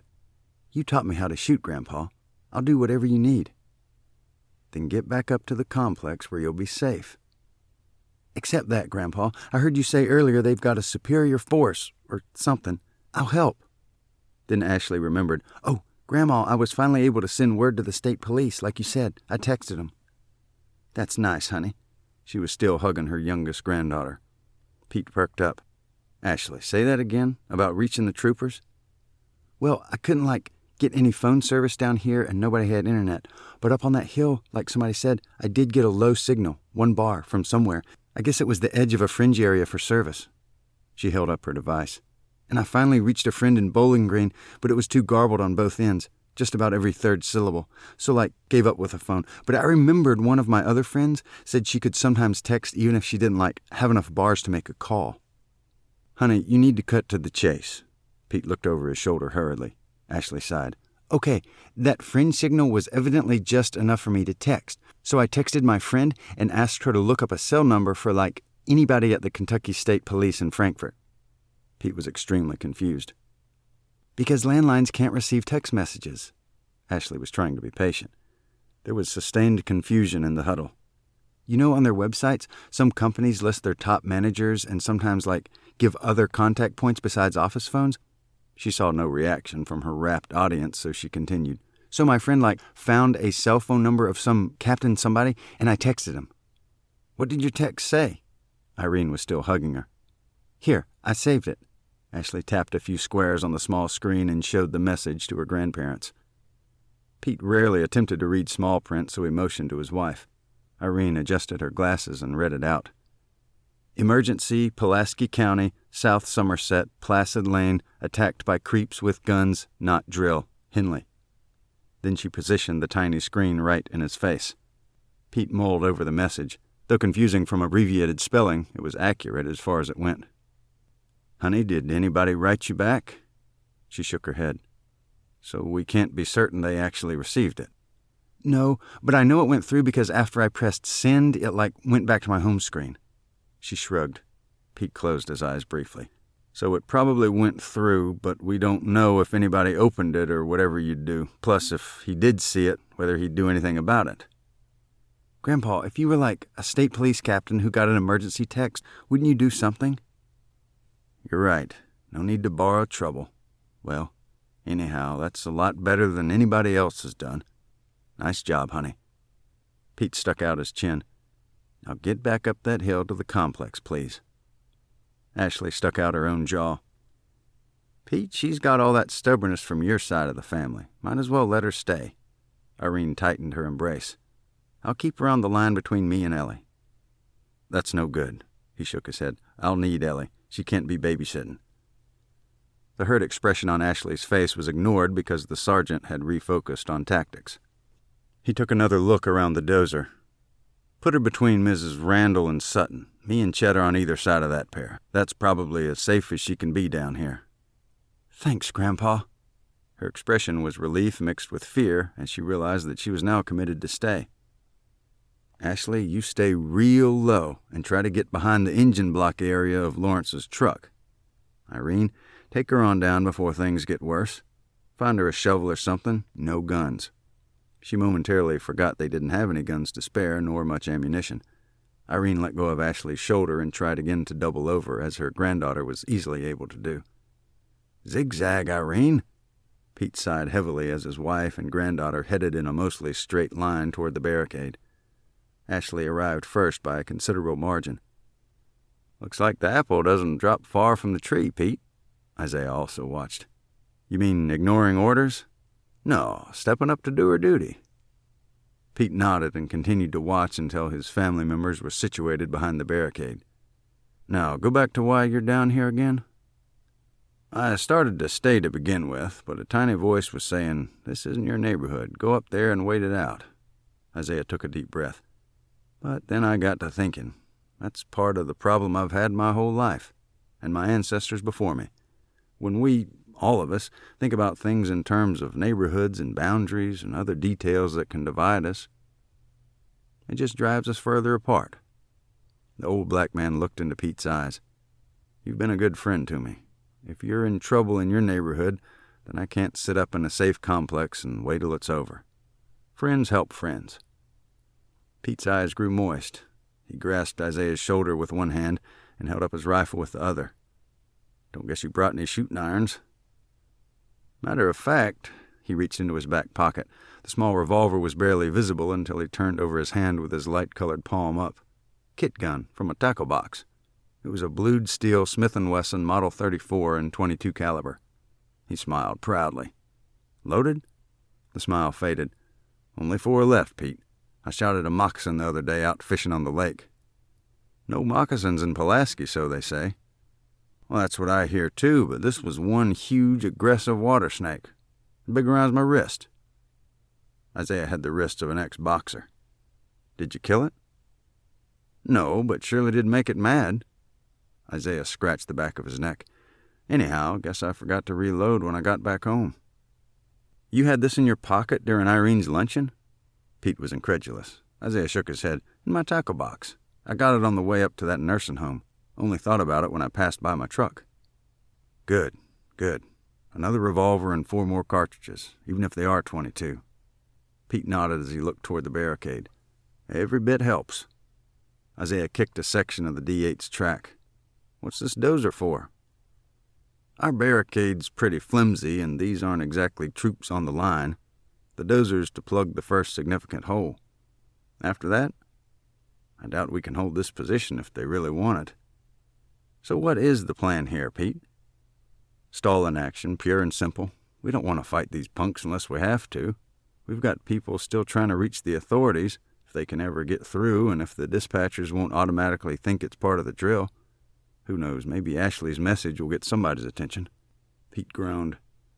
So if we figure to hold them here at the barricade, they can't get through any of those other intersections. You think maybe they'll settle for clearing out the condos down there on Pleasant and then just back out of here? Right now, that's the best-case scenario, for us anyway. Pete shook his head. But somehow I figure they came here for the whole enchilada and they won't be content to leave with only the valuables from about 24 units. Greed's going to do 'em in, Pete. You think so? He had to catch himself. It felt reassuring to hear someone else speak encouragingly. That was usually the NCO's role. I mean, you're right, Isaiah. Pete looked around. We got high ground, and we're dug in, so to speak. Plus, this is home turf. They'd need a few BARs and their own bulldozer to get past us. Speaking of Brownings, do we have any automatic weapons at all? Isaiah looked hopeful. Closest we've got is semi-automatic, my .45 that I lent to Lawrence. Pete continued to regret letting that pistol out of his sight. "You'll be on the line down there between Chet and Leo, close to the right end. Herb's just inside my garage, about 25 feet to Leo's right. Didn't want you to be surprised. I'm at about the middle of the line if you need me." Pete quickly briefed Isaiah on the planned diversionary maneuvers of Task Force Wade to their south. He still didn't know whether the Legion men had finally joined Force Mitchell on its end run around their north. Chapter 32. Wednesday at 1:40 p.m. Task Force Mitchell. The solitary marauder was exhausted and stressed from waiting. Suddenly, 2 vehicles sped up Whiskey Road and took Winston Court's sharp right turn so fast the minivan spun off into the church parking lot. The smaller SUV barely slowed enough to stay on Winston's surface. Out of the SUV's front passenger side jumped a man about 5 feet 11 inches tall with a huge belly and an extremely tight T-shirt. Probably too much beer and not enough exercise. With a dramatically receding hairline, his hair was trimmed short, uniform length all over, not much more than 3/8 of an inch.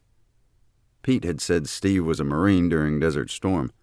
This person was about the right age. Wade had said Steve was mean. This individual looked plenty stinking mean. Must be Steve. Moving a bit closer out of the SUV's driver door and favoring his left knee was a shorter, stocky, bald man in battle dress. Kelly had told Mitch about her encounter with Gary at the funeral. She'd described him to a T. All of a sudden, Mitch had a mild curiosity to feel the shrapnel in Gary's knee. Steve looked around with a bit of a sneer, but didn't speak. Gary approached. "If you're Bill Mitchell, Henley left word you're our contact. At the front, you don't salute or shake hands either." Mitch grimaced with his best impression of a second lieutenant. "Pete wants me to show you the way along the west side of this neighborhood and then through the woods to the north. We're supposed to get around behind 17 armed punks in 3 big trucks." 17? Steve suddenly looked more interested and came closer. Mitch vaguely recalled hearing Kelly mention 2 other guys in a 4th truck, but he wasn't certain they were connected, and Pete had not said anything. "How much do you already know about what's going on here?" "Hardly anything." Gary's antennae were also up. "Henley said he needed us. We're here." Mitch gave them a quick rundown about the robbers, their weapons and trucks, plus the barricade defense. He explained the formation of Task Force Mitchell, but forgot to mention Force Wade. "By the way, where's your guns?" Mitch noticed their empty hands and belts. Gary shook his head. "The firing squad rifles don't stay at the post anymore. Henley keeps them locked up at his house." He motioned toward Steve. "But we collected several personal arms, rifles, shotguns, and handguns." "They're in your vehicle?" Mitch craned his neck. "They were." Steve shook his head. "But Gary ran a 4-way stop." "Wasn't anything coming." Gary mounted his defense. "Anyhow, we got stopped by the town cops." "During this big drill, they're making penny ante traffic stops?" Mitch groaned. "Not only that, they're giving out tickets today." Steve added a curse. "If Gary hadn't had that illegal prescription, it was just my sister's pain pills." Gary defended himself with appropriate indignance. "And it's for my bum knee." "So what happened to all those guns, Gary?" "Confiscated." Gary's face showed total disgust. "Yeah, like we're common criminals." Steve's version was much more incensed. "Ignoring the Second Amendment and whatever else, they kept every gun we had. Ammo, too." Gary explained.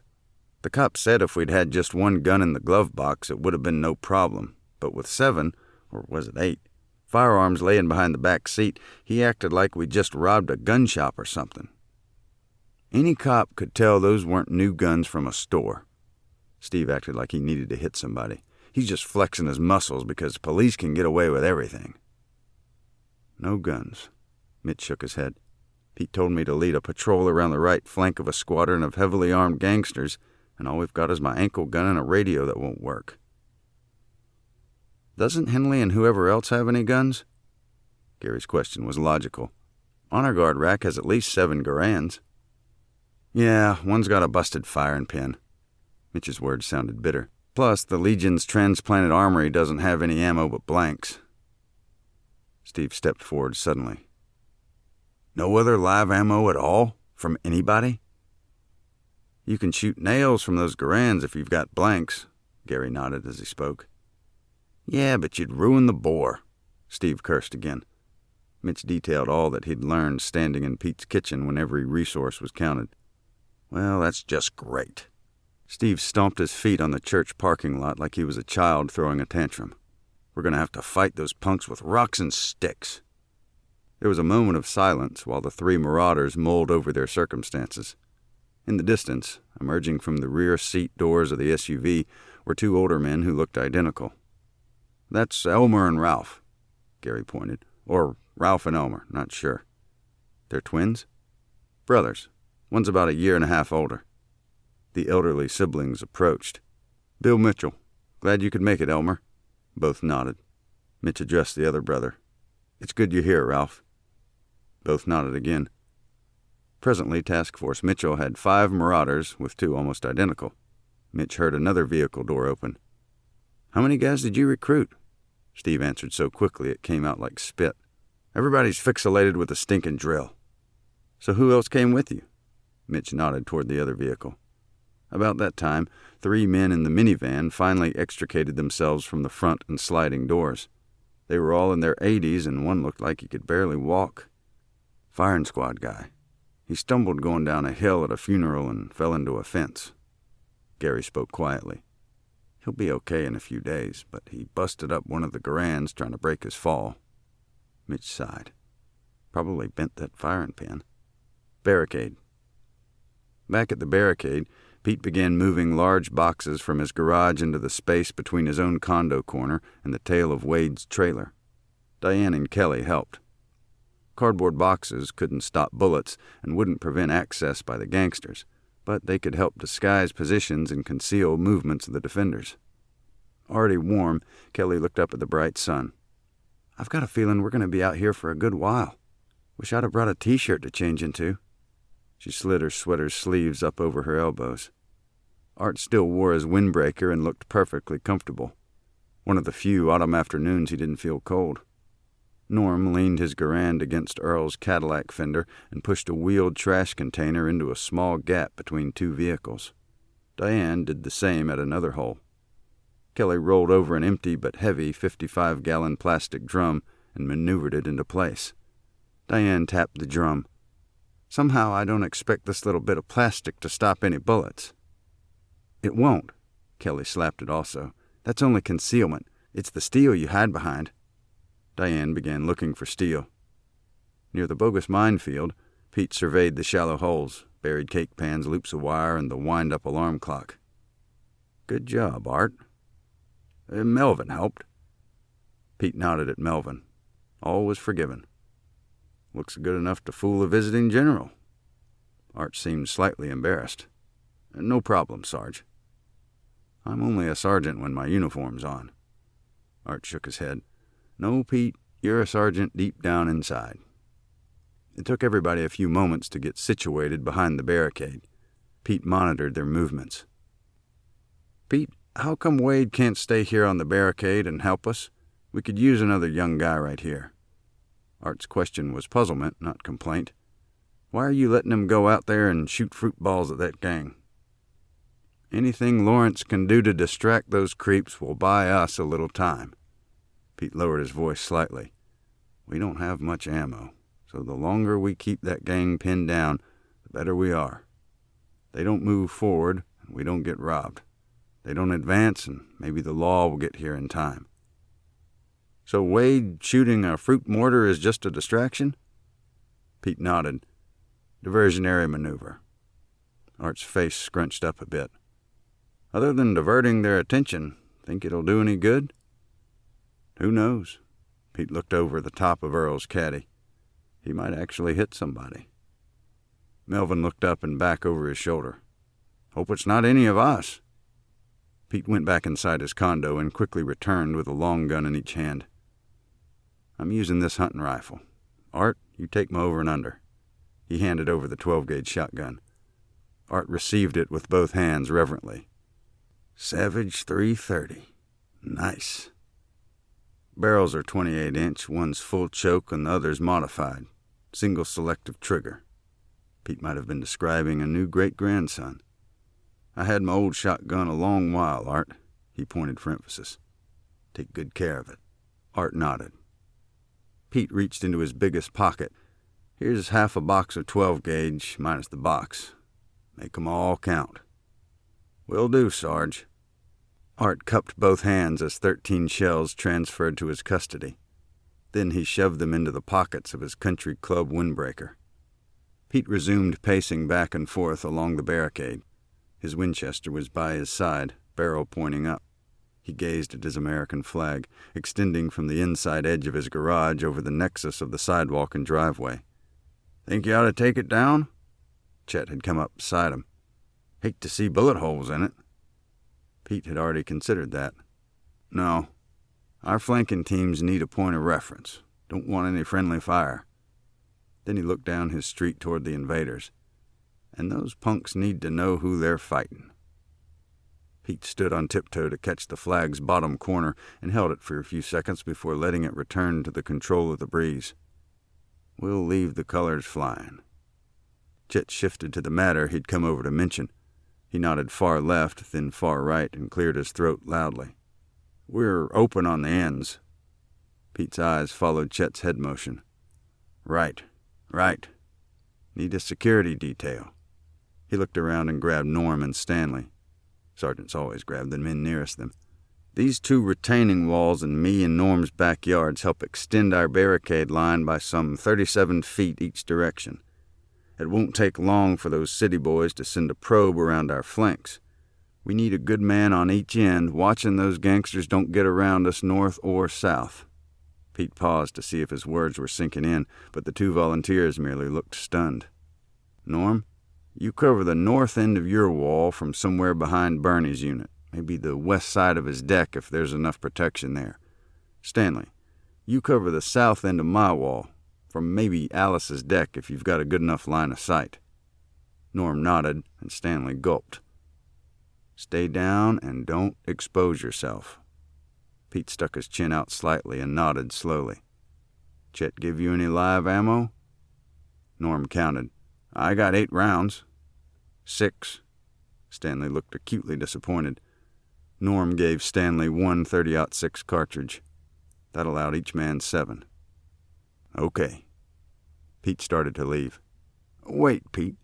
Stanley reached toward him but didn't actually touch. "This sounds like sniper work. My eyes are shot." Pete shook his head.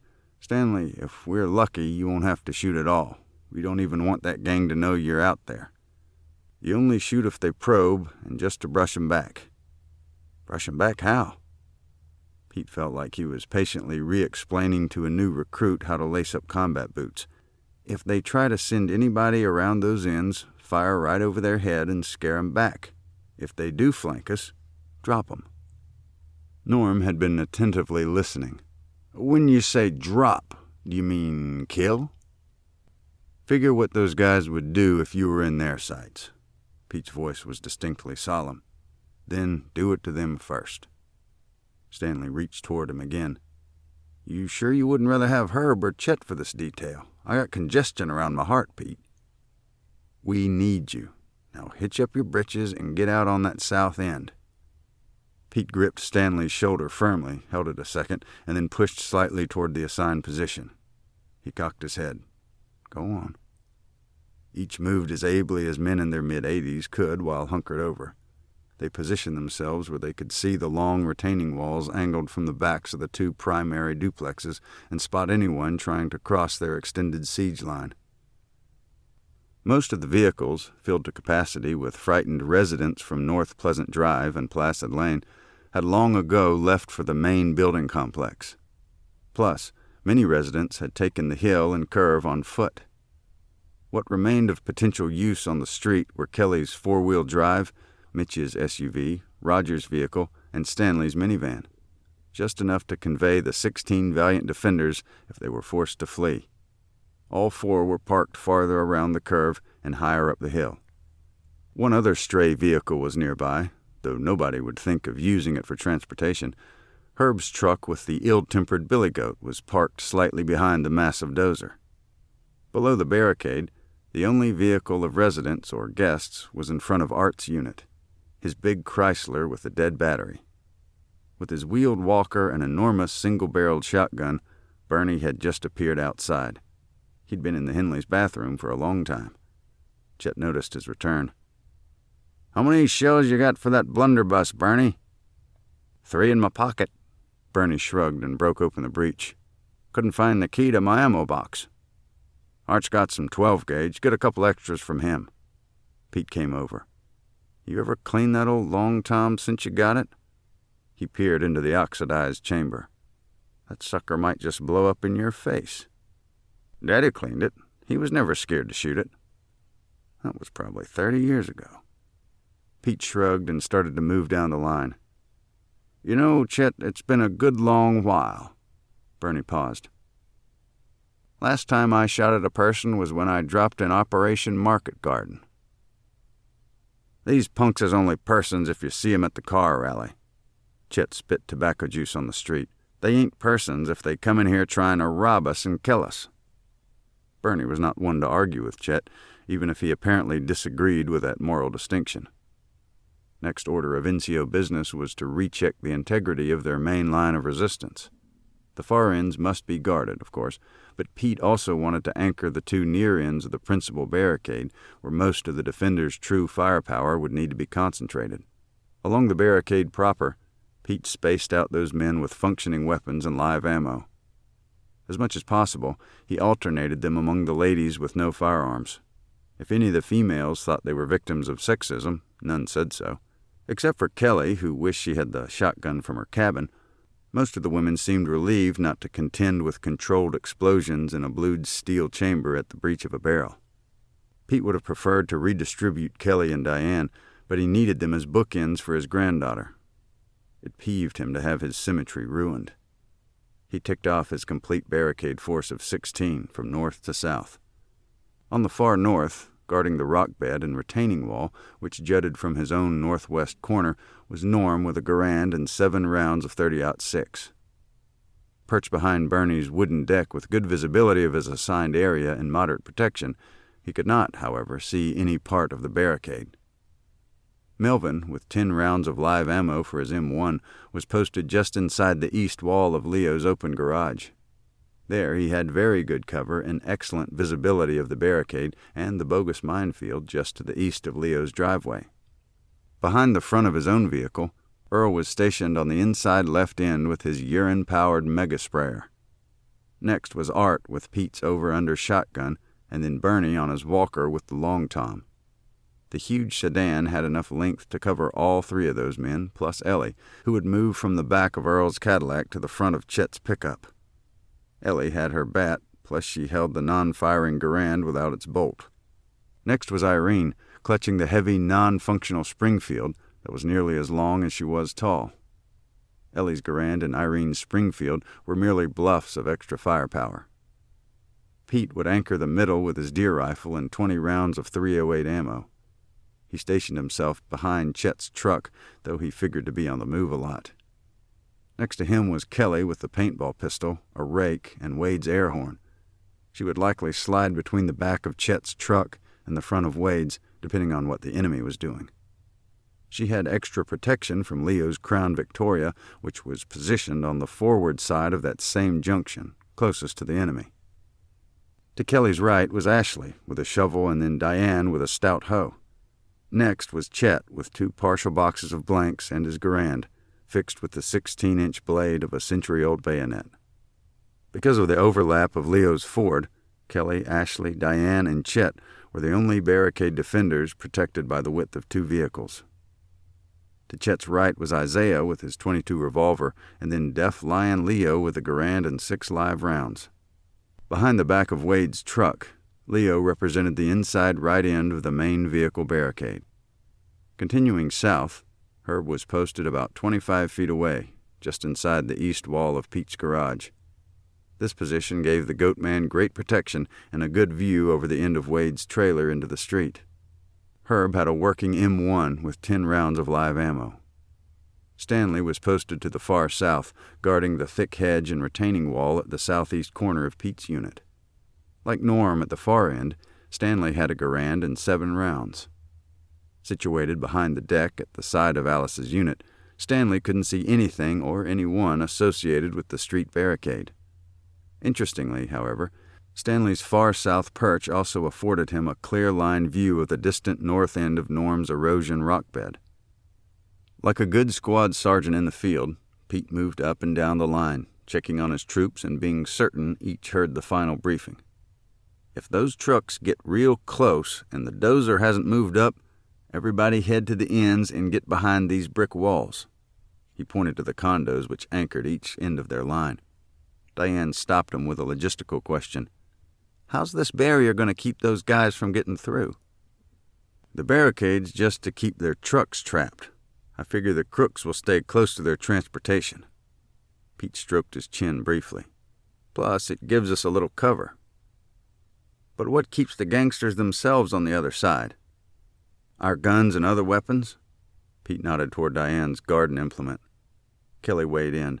Why wouldn't they just sprint up here and overrun our position? They don't know our firepower. Not yet, anyway. Once they do, they'll figure out they've got us trumped in almost every category.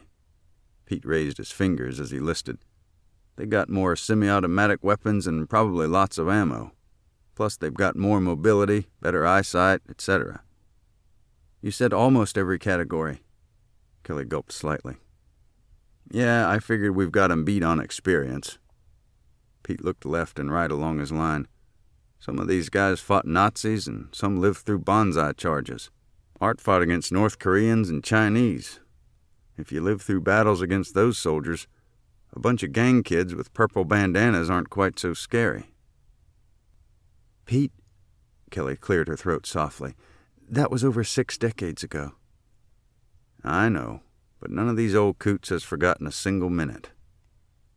Irene was in the vicinity of this and other conversations, but at that moment she was preoccupied. She just remembered a tray of deviled eggs had been left out and fretted she would not get them refrigerated in time to save them. With Ashley between them, Diane positioned herself at the very front of Wade's truck. Kelly was behind the very back of Chet's. Kelly squirmed a bit. I'm glad I didn't wear my black shirt, but I sure wish these slacks weren't so tight. I'd give $20 for a pair of loose jeans and a t-shirt. Good thing you brought those flats to change into, Diane pointed. A barricade's no place for sexy heels. Both were looking out over the top of Leo's powder blue sedan when Diane's cell phone beeped in her pocket and she nearly jumped over the hood of Wade's truck. Holy moly, who'd be calling at a time like this? Kelly grabbed her arm. Answer it. It's a voicemail. She peered closely. From about 10 minutes ago, apparently. Don't know why I didn't hear it ring the first time. Diane pressed the appropriate buttons and listened. It's Joe. Diane turned away slightly. You remember something for the shopping list? Joe said he was giving his phone to Roger and for me not to worry.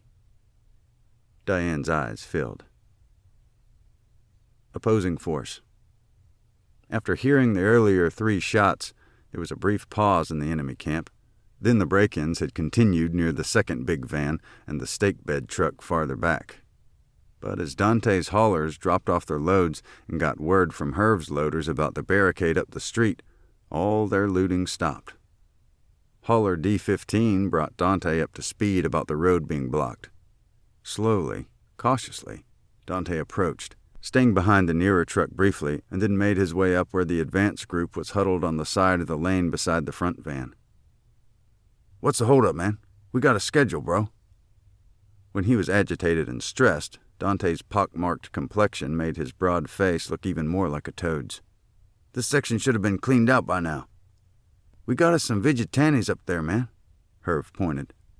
Unless you want to kill everybody, we've got to clear them out that way. Dante's solution was straightforward. Them is just old folks.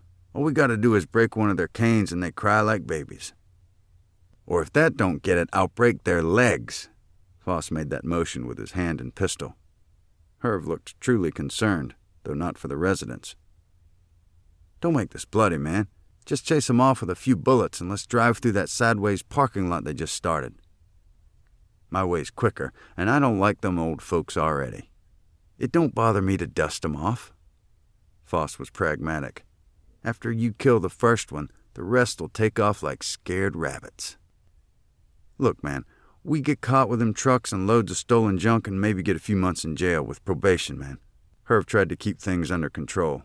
But you go beating up old dudes and maybe killing some, and we're going to be on death row, man. That ain't part of my plan." Foss's face turned blotchy red. He waved his 9mm on both sides of Herb's head. "Don't tell me what to do, Herb.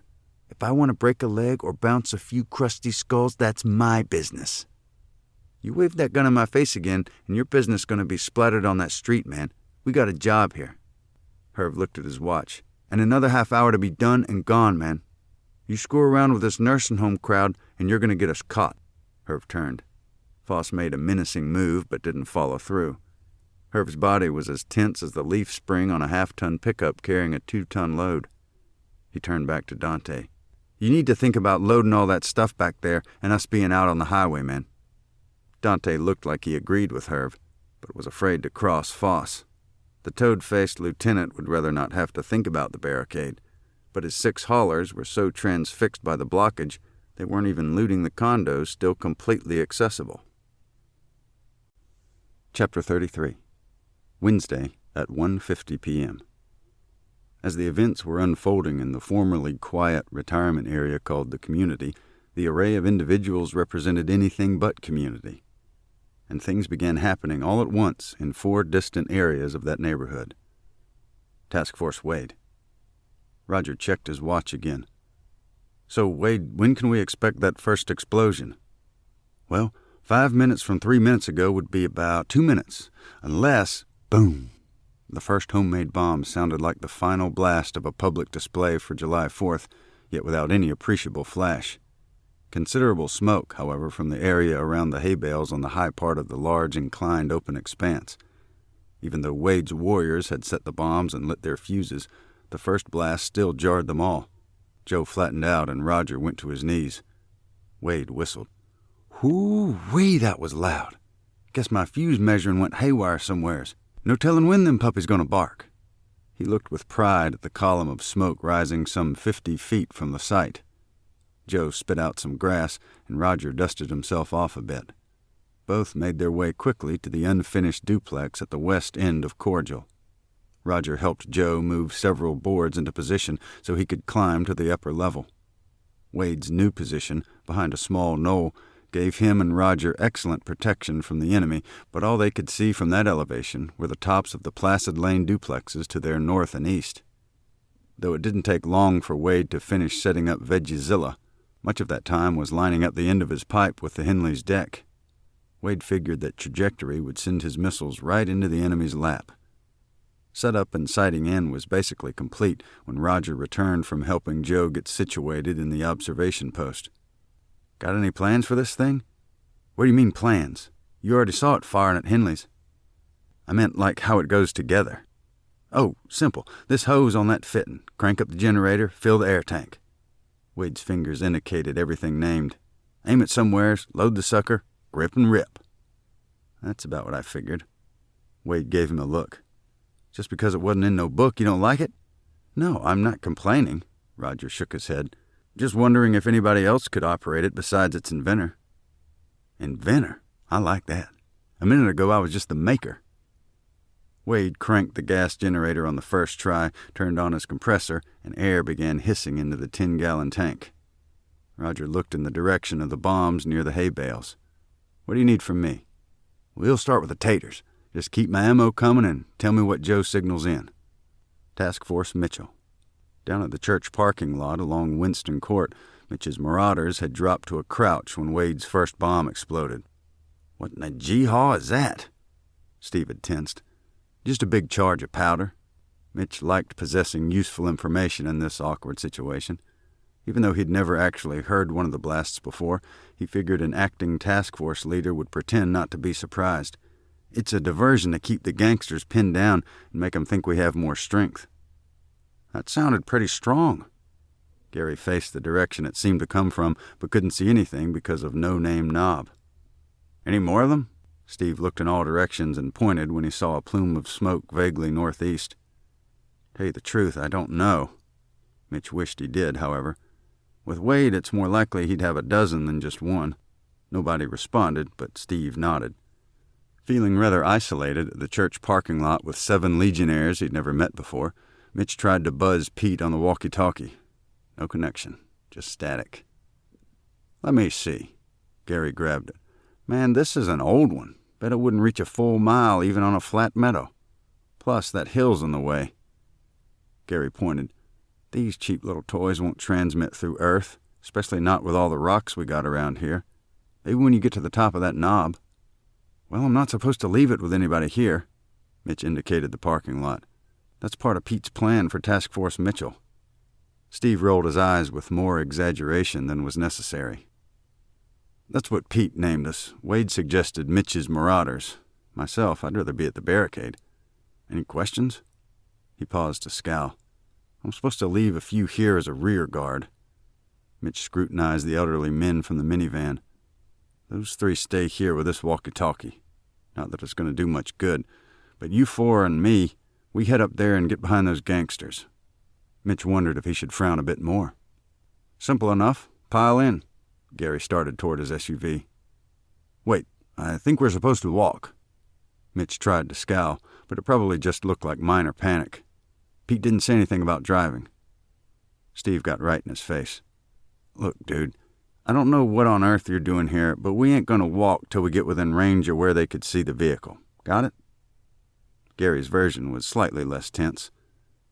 "My knee's carrying shrapnel from Nam. I don't need any extra hikes. With these hills out here, we can drive a good ways before anybody at lower elevations can see us. You ride shotgun. When you spot the place they might could see us, we'll walk from there, okay?" Mitch nodded. "Give me the walkie-talkie." Gary held out his hand. "I'll go brief the old guys we're leaving here." "Okay, sure." Mitch was distracted, partly because the plan was already falling apart, and partly because he didn't know what on earth he'd stumbled into. He began frowning again, but was unaware of it. All 3 designated guards got inside the minivan again, and the driver backed up until he faced Whiskey Road, then left the engine running. Mitch could see one passenger was already trying to raise somebody on his walkie-talkie. The SUV's back seat had Steve sandwiched between Elmer and Ralph, or Ralph and Elmer, not sure. After Gary got in the driver's door, he looked at his 4 passengers. "Okay, let's roll." Mitch had wanted to say that. Barricade. After the first bomb blast, everybody on the barricade had ducked except Deaf Lion Leo, who just looked around. Once he saw everyone else crouching, he very stiffly assumed a similar position. "What was that?" Diane's voice was a minor screech. Ashley looked like she wished she'd stayed in Richmond and gone to the mall. Kelly smiled. "That's one of Wade's experimental homemade bombs. Got more powder than a hand grenade," he said. "Out here in the open, it's a lot louder than the ones that were buffered through Pop's woods." "Yikes." Diane looked toward the direction of the sound. "Hope nobody gets too close." "No worry, doesn't fragment, just a real loud boom and a bunch of smoke." Kelly also enjoyed possessing useful information. Pete spoke in the direction of Diane and Kelly to his right. "After the mortar starts up and you get Lawrence on the horn, find out how many more explosions he's got rigged." He was pleased to note that Wade's first bomb had flattened all the visible enemies like greasy pancakes. He thought he heard Baldy cursing loudly in threes, but Pete couldn't make out the exact word. The robber nicknamed Chico crouched carefully. The thug who looked like a toad also squatted like a toad. Toady. Just when the barricade defenders had almost relaxed again, whoomp! The start of the first Veggiezilla barrage. Kelly called out, "Incoming! Everybody duck!" The first potato hit right in front of the barricade and disintegrated with a surprisingly loud splat. Diane's reaction was immediate. "Wow, I think even the skin exploded." Pete shouted the obvious, "Short round!" Then he grabbed Kelly's shoulder. "Get word back to Lawrence to lower that tube." Reaching over Ashley, Kelly clutched Diane's arm. "Call Joe's cell. You 2 have the only working phones." Diane dialed and waited a moment. She looked impatient, then distressed. Then, over Ashley's head, she abruptly held out the phone to Kelly. "Not Joe, it's somebody else." Ashley looked like she'd rather be between any 2 other people on that barricade. Kelly held one hand over her other ear and spoke into the phone briefly, then addressed Diane. "Joe left his phone with Roger, remember? Then Kelly returned her attention to the phone. "First round was short. Repeat, short. Very short. We almost got splattered. Forward about 150 feet. 150 feet. She flipped the phone shut and handed it back. Diane's mouth hung open briefly. "Where'd you learn to talk like that?" Kelly tried not to smile. "Mitch sometimes rents war movies." "You like war movies?" "Not really, but I like watching stuff with Mitch." Kelly looked toward the trucks and gangsters. "However, this afternoon, I'm quickly growing to appreciate his war flicks. Here, you keep this for now." Diane handed the phone back. "I don't think I can talk that way." Ashley rolled her eyes and clutched her shovel handle even tighter. After a few seconds, the second potato went slightly farther, but crashed through Helen's garage window, shattering the visible glass, and also obviously smashing something breakable inside her garage. Pete motioned to Kelly, who made the call to Roger. "Second round was still too short. Repeat, still too short. Caused friendly collateral damage. Forward about 100 feet. 100 feet. Kelly wondered what the conversation was like between Roger and Wade. Shortly, the third missile, the shortest yet, landed on the roof of Earl's enormous Cadillac. Nobody really heard that one coming. You never hear the one with your name on it. It splattered Earl, Art, and Bernie, despite all three ducking slightly too late. It also left an ugly beige dent in the caddy's yellow roof. Not waiting for a signal from Pete, Kelly quickly phoned Roger with the 3-round summary and her suggested correction. Pete had studiously noted the enemy's camp reaction, including the recent tense powwow among Baldy, Chico, and Toady. After Wade's first barrage, the haulers who'd started dispersing again had all scurried back to the trucks. Good sign. Lawrence's diversion is slowing them down. Task Force Wade. After the first potato, Joe had waved frantically to get Roger's attention and then held his hands nearly 6 feet apart, as far as his arms could extend. Good thing the binoculars have a neck strap. Roger quickly translated for Wade. "Aim longer for the next 2 rounds. First one was too short. Aim longer." When Joe's phone rang in Roger's pocket, he put on his glasses to answer. "It's Kelly. She says it nearly hit the barricade line. Add 150 feet. Wade looked at him like Roger was nuts, but made a trajectory adjustment anyway. Wade dropped the second potato down the tube and flinched as it went sailing. Roger fielded the information from their spotter and the barricade caller. Maybe I didn't tap it enough. So Wade bumped his invention once more. Wade's warriors were functioning smoothly so far. Wade made a cursory sighting along the pipe and fired the third potato. Kelly called back and Roger nodded before he hung up. "She got any other complaints?" "That last one hit the barricade. She says the potatoes are deadly, too much collateral damage. Better stick to the softer food groups." Looking annoyed at first, Wade then sighed. "Everybody's always griping to me about food groups." Barricade. Kelly leaned over to Pete, on her immediate left. "Just talked to Roger again. Wade has 5 bombs total, so 4 more. He doesn't know the exact interval, but guesses about 10 minutes apart." He nodded and spoke over Irene to tell Ellie. 4 more. Pete held up his many fingers. Irene was the woman he'd fallen in love with and married, the one who'd borne his children and helped raise their grandchildren. Pete loved Irene deeply, but Ellie was the woman he wanted by his side in a battle. Irene could clearly sense what her husband was feeling. Noticing blood on her knee, Diane touched it with a finger and tasted it gingerly. She'd worn knee-length shorts and what might be considered a golf shirt, wide ankle socks and sneakers. Ashley rolled her eyes, more about Diane's fashion sense than her small wound. Kelly just looked curious. Diane didn't wait for the question. "Just a little blood." Diane looked back over her shoulder toward the presumed location of Wade's Vegazilla. "Guess I scraped it on the street when all those potatoes started flying." Task Force Mitchell. When Mitch had heard the first of the 3 faint, spaced-out whoops in the distant northeast, he rolled down the SUV's window. "That's gotta be Wade's Vegematic." Gary grunted. "Huh?" "Nothing." Mitch scowled briefly. Sergeant Henley had a good idea. "I'll explain later." Gary sped up at the distant sounds of battle. Mitch found himself gripping Gary's door handle as the eager driver took all the curves so fast the right side tires slipped onto the shoulder a few times. "North on Winston. It'll become South Pleasant in a minute, about there at the rise." It involved nearly as much time for Mitch to narrate as it took Gary to drive it. Gary screeched to a halt when he spotted the 18-wheeler across the road. "What the? Oh, I didn't mention that wreck because I thought we'd be on foot across the field." Mitch wondered if they'd suspected he'd merely forgotten due to stress and adrenaline. "I ain't walking from back here." Steve clamped his jaws. Gary craned his neck out of the window and eased forward slowly. "Not to worry, this baby's got 4-wheel drive. We can curl around the edge if you guys hold your breath a bit." A faint smile appeared on his lips. Beads of sweat formed on his scalp and drifted toward the ugly crease of shaved skin just above his neck. The SUV only barely got back out of the ditch, and Mitch did hold his breath while they were briefly bottomed out. Steve exhaled loudly as the SUV got resituated up on the narrow pavement. "What's with all the construction?" Gary nodded toward the intersection of South Pleasant and Serenity on his right. He seemed to try sounding nonchalant after his ditch maneuver. Mitch finally exhaled also. "Bear left. Head north on Serenity." He directed first and answered second. It seemed like a leadership thing to do. "That's some kind of accident where a heavy truck and trailer carrying a dozer and a grader crushed a culvert. That's why Pete barricaded his street. Both of these other roads are temporarily closed, and the only way those hoodlums can get through is right in front of the Henleys' place." "I see about 1,000 stinking cars at this big complex on the left," Steve growled. "What the gee-gaw is that?" "Nursing home is part of it. Assisted living, offices, not sure." Mitch would have preferred to be certain.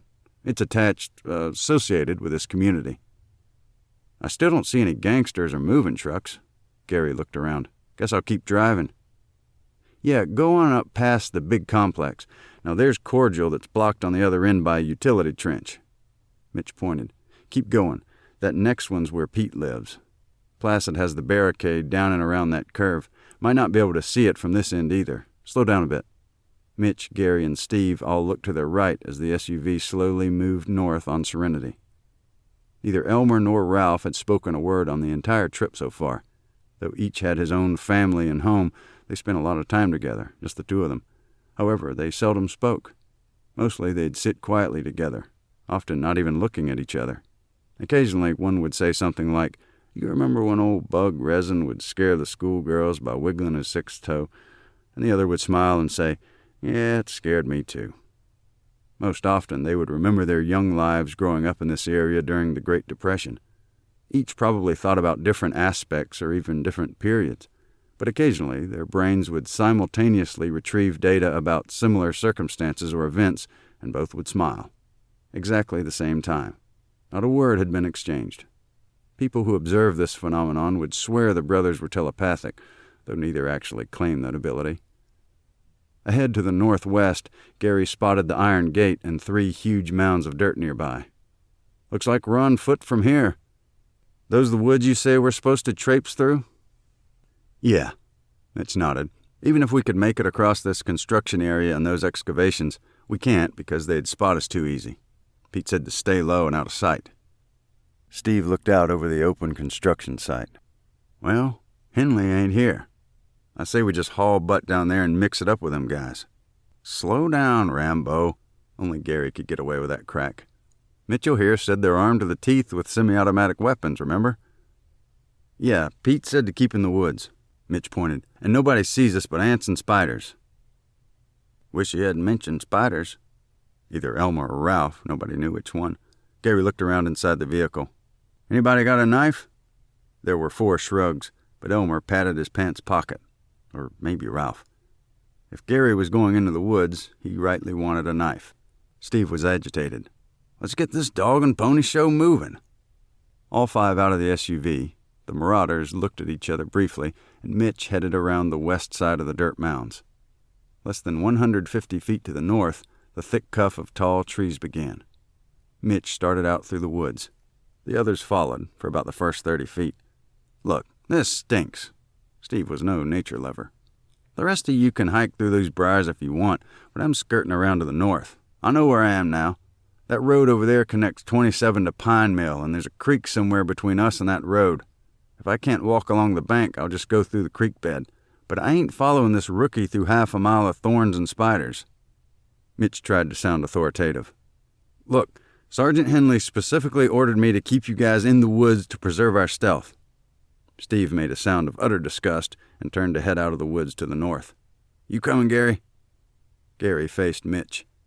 "Steve's got a point. Other side of the woods is just as stealthy as inside the woods. Lots quicker, too. In Nam, we spent most of our time in the bush, but that's because there wasn't hardly any place that wasn't bush. If there's a clear bank over yonder, I'm taking it, too. See you at the other end." Gary struck out, several paces behind Steve. The two elderly brothers looked at each other. Elmer said, "Spiders," and Ralph nodded, or the other way around. "We're going around the woods, too," said Ralph or Elmer. Both headed in the direction Steve and Gary had gone. Mitch found himself alone again. Before, he was in the middle of a vast field of at least 900 acres. Presently, it was in the middle of a small patch of very heavy woods with briar, thorns, ants, and spiders. Mitch looked up at the trees. The sun was barely beyond midpoint. He checked his watch. 1:59 p.m. If you're their appointed leader, you'd better catch up with them and get in front again. So he did. Mitch hustled out of the thick woods toward the north, hoping to intersect his 4 errant charges on the north edge of the woods. With considerable noise and a good deal of painful contact with inexhaustible briars which nearly suffocated the trees, Mitch finally broke out. He emerged slightly behind the surprised elderly brothers. "Spiders," Mitch announced, which explained everything satisfactorily. He made his way along the slope above the creek bed. Not much footing, but it was completely hidden from view by the gangsters. Steve and Gary had been correct. As he passed them, he said so.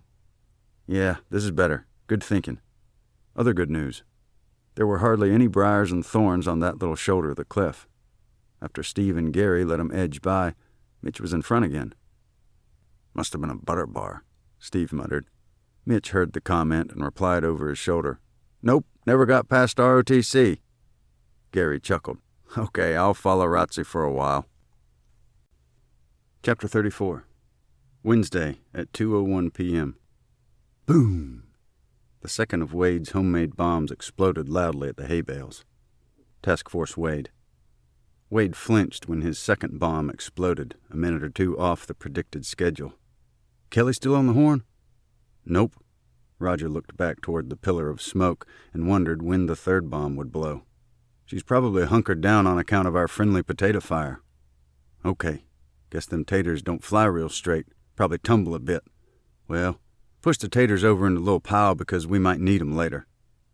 Wade surveyed his ammunition supplies. "Right now, let us see where oranges fly to. Nice and round. Ought to go pretty straight." Roger signaled to Joe that Wade was about to fire again. Joe focused his binoculars on the barricade, saw his wife hunched over behind the front of Wade's truck, and felt a brief pang of longing. As much as he liked temporarily sharing the name Warrior, he really wished he was in his recliner watching the History Channel, with Diane reading in her nearby chair. Joe sighed heavily.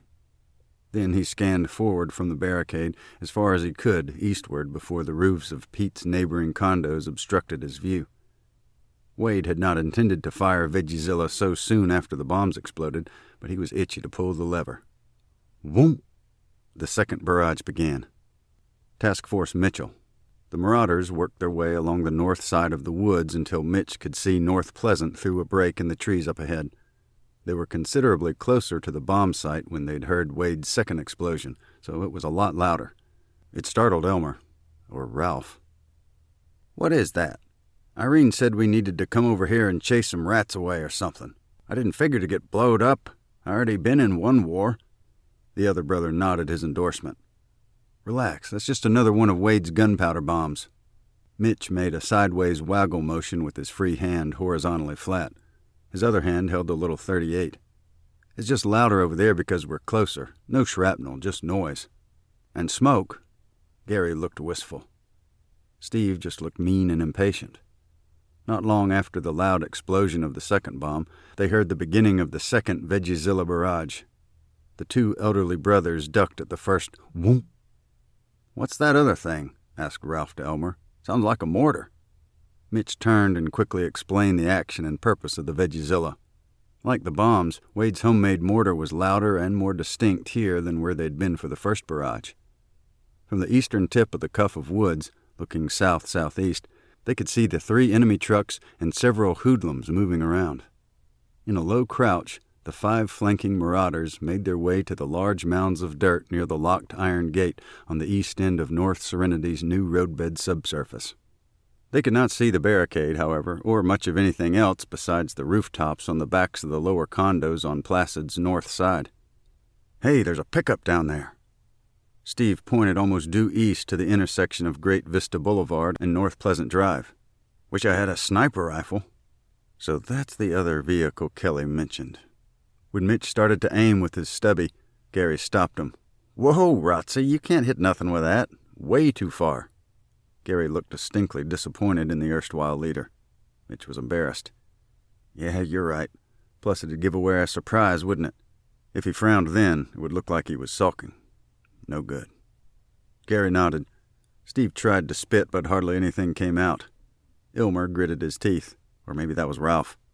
Task Force Mitchell finally realized the total number of gangsters was actually 19, with 4 trucks and a trailer.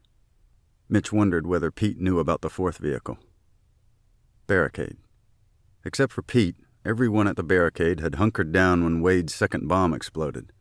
Pete intently watched the cluster of gangsters around the 2 front trucks and was pleased to note all of them ducked at the sound of the loud bomb.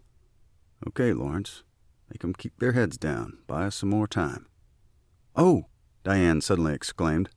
Kelly reached over Ashley. "What, are you hit?" "No, not hit. What on earth happened?" Kelly leaned closer. "You scared the beans out of me." "Sorry." Diane's eyes got red. "Today's our anniversary." Ashley moaned, much louder than necessary. "Your what?" "Wedding anniversary." Diane looked somewhere toward the southwest where she assumed Joe was stationed. 37 years. "Congratulations already." Kelly's hand actually turned her friend's head toward the front. "Now get your attention back on those invaders out there or somebody's going to get hurt." "We ought to be together," Diane sniffled, "but I'm down here hiding behind a rusty truck wheel with a bloody knee, and Joe's up in a tree somewhere watching for a drop of produce rockets from Wade's Vegematic." "Joe couldn't even climb a tree." Kelly cleared her throat. "Sorry, that came out wrong." "It's okay. You're right. He can't anymore." Diane looked back to the southwest. "So where is Joe spotting from?" "Roger said Joe was in the rafters of that unfinished duplex on Cordial, up the hill." Kelly nodded. "Good position for observing artillery or flying fruit." "Beep, beep, beep, beep, beep." Everybody ducked except Irene, who shrieked because the sudden noise was so near her. "What the blue blazes?" Pete looked first toward Irene and then beyond Ellie to Bernie. Bernie held up his left hand momentarily, which nearly made him lose balance within the creaky Walker frame. "It's just my alarm." He pressed a button to silence it. Ellie slapped Bernie's right shoulder. "Alarm for Bless George what?" He looked distinctly sheepish. "Time to take my blood pressure pill." "Well, you already wrecked my pressure with your ridiculous alarm," Irene snapped. "If Daddy's old Springfield wasn't plugged up, I ought to shoot you just for scaring me." Bernie's eyes got very large, and he looked past Irene to her husband. "She wouldn't really shoot you, Bernie, but like as not, she'd whack you pretty good." Pete stuck out his chin. "Now be sure that alarm's completely off so we don't have folks wetting their pants out here. I can silence it, but it'll keep beeping every 5 minutes till I take my pill." "How does it know if you took your Bless George pill?" "It doesn't, but the instructions on how to stop the stupid alarm are under the box with all my pills." He referred to a clear plastic container with 21 compartments, medicine for 1 full week. "It's back at my house." Pete just exhaled loudly and focused again on the opposing force. Bernie shrugged. "What about my medicine?" Ellie clasped the top of his shoulder. "When this is over, we'll go get your pills and divide them up amongst us all. I suspect everybody's blood pressure's going to have a workout today." "But I can't share any because the insurance only gives me 90 pills every 3 months. Ellie looked him straight in the face. "I was kidding, Bernie. I used to be a nurse. I understand meds. Now tuck that watch away somewhere so it don't scare everybody when it goes off again. Then get yourself focused on the other side of this barricade." As Bernie fiddled with his alarm, he looked around like the beautiful watch fairy might swoop down and provide assistance. But she didn't. Bernie unbuckled the watch and buried it in his pants pocket under a sweaty and soiled handkerchief. When the second mortar barrage began, everybody ducked at the barricade except Lion Leo, who couldn't hear Veggiezilla's muted report. Oranges. Chet reached behind Isaiah and tugged Leo's sleeve. Better get down, unless you want to ride the ambulance. Leo looked around, saw everybody else hunkered over, and searched for a more protected space. He didn't see one on his end of the barricade, so he just crouched against the left flank of Wade's truck bed. A symmetrical orange landed with a dull splat about 50 feet in front of the defenders. Pete was distressed. Still too short. Who's got that phone? It was right next to him, in Kelly's hand. Kelly called in the correction. After a pause, another orange landed within about 20 feet farther than the first one. Shortly, the third orange landed, a bit farther toward the enemy. The barricade defenders relaxed a bit since Wade seemed to fire Veggiezilla in waves of staggered 3. Pete was surprised and very pleased to note there had still been no gunfire from the gangsters. No probes yet either. Task Force Wade. After he'd fired his second mortar barrage's first round, Wade plopped down on the ground and waited for Roger to report the signals from Joe's observation post. From the rafters of the unfinished duplex, Joe moved the binoculars from his face and motioned with his hands in front, about 3 feet apart. Roger translated for Wade. Aim longer for the next 2 rounds. First one's still too short. Aim longer. Wade tapped the pipe again and then fired the second orange quickly. The phone in Roger's pocket rang. Wade wiped sweat from his eyes. If that's Kelly again, tell her I don't need no backseat shooting. Already got me a spotter. Roger wasn't listening to Wade. Kelly says the first one was 50 feet in front of their barricade. Second orange was plus 20 feet. Try to find the range of the lead truck somewhere in front of the third duplex on the north side of that street. She says it's about 80 more feet. 80 feet? This ain't no field mortar. I ain't got calibrations on this thing. Wade reached down near the base where knobs might have been. It's just grip and rip, point and shoot. Which he did. Opposing force. Vegetables and fruit raining from the sky in front of the barricade line was still a complete mystery to the disorganized hoodlums, as were the loud explosions from who knew where. The second barrage, coming so soon after the second bomb explosion, caught everyone by additional surprise and landed much closer to their own lead truck. Where's all that junk coming from? Foss looked around. We ain't safe down here. I can't see it, man, but the sound's coming from over there somewheres. Herv pointed in the direction of the open common area, which was scarcely visible from that far down the hillside. I ain't seen no more guns up there on that line. Foss held up one finger. So maybe they just got that one rifle we heard a while back. I don't know, man. Herv was still crouched low. But I ain't been looking too hard since they started firing that cannon over there. We need recon, announced Foss. Forget recon, man. They got a cannon shooting stuff at us. They got something else getting blowed up somewheres over there. Herv pointed. And I think that guy digging holes with all them wires was putting bombs in the ground, man. If they put 'em in the ground, they'd be mines, idiot. Foss's look of supremacy changed to one of concern as he mulled over that possibility. How many holes? Herv moved to the other side of the lead truck's rear. He peered around the north side toward the space just east of Leo's driveway. He pointed as he counted. I don't know, man. Maybe 10 or 11 bombs buried in there with wires sticking out, man. Plus all them other holes. Who knows what else they planted up there, man? Guess they ran out of time and didn't get all their fancy mines set. Foss was thinking again. That means we can walk through using the empty holes and won't get blowed up. Yeah, well, you better find one of Dante's homeboys for that tiptoe dance, because I ain't sending my homes across any bomb field, man. Minefield. Foss was a stickler for accuracy. I don't care if it's a stinking daisy field, man. My guys ain't going through it. Okay, no sweat. Foss felt uncommonly calm. We don't need to go through that patch of ground anyway. Herv looked at his bald partner with a bit of a squint and wanted to ask something, but didn't. While I think a minute, you talk to them. Foss pointed toward the barricade and then shifted to a more comfortable crouched position. I ain't no talker, man.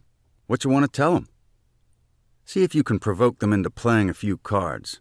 We gotta know what else they're holding. Foss looked satisfied with his own brief explanation. Let's move up there a bit so I'll have a better look while you're yammering. Foss and Herv approached cautiously, hunkered over and moving fast. They both ducked behind a large Chrysler parked along the north side of Placid, about 80 feet away from the barricade. Herv briefly waited, thinking maybe Foss would change his mind and do the talking himself. Foss just nudged Herv roughly with an elbow. Herv yelled, You folks got the wrong idea, man. We're just here to relieve you of a few possessions, which it looks like you got plenty to spare. Ain't no reason nobody gets hurt. Just put down that gun, man, and clear out the street and we'll get back to work. We only got about 8 of them houses cleaned out and we need to keep moving, man. Those 8 duplexes held 16 condos, so the invaders already had a pretty good haul. Voss punched his lieutenant's shoulder. You don't tell them how many we'd done. We're trying to get info from them, not blab away all our business. Well, you do the talking, man. You didn't tell me what to say till I was already done. Yeah, well, too bad. But I did get a look. I saw at least 3 or 4 rifles, plus some other stuff. Need a better look. Voss grabbed Herv's sleeve. Step out in the open a bit and draw their fire so I can see what else they've got. You crazy, man? I ain't gonna dangle myself out in the street just so you can see what they shoot at me, man. That's nuts.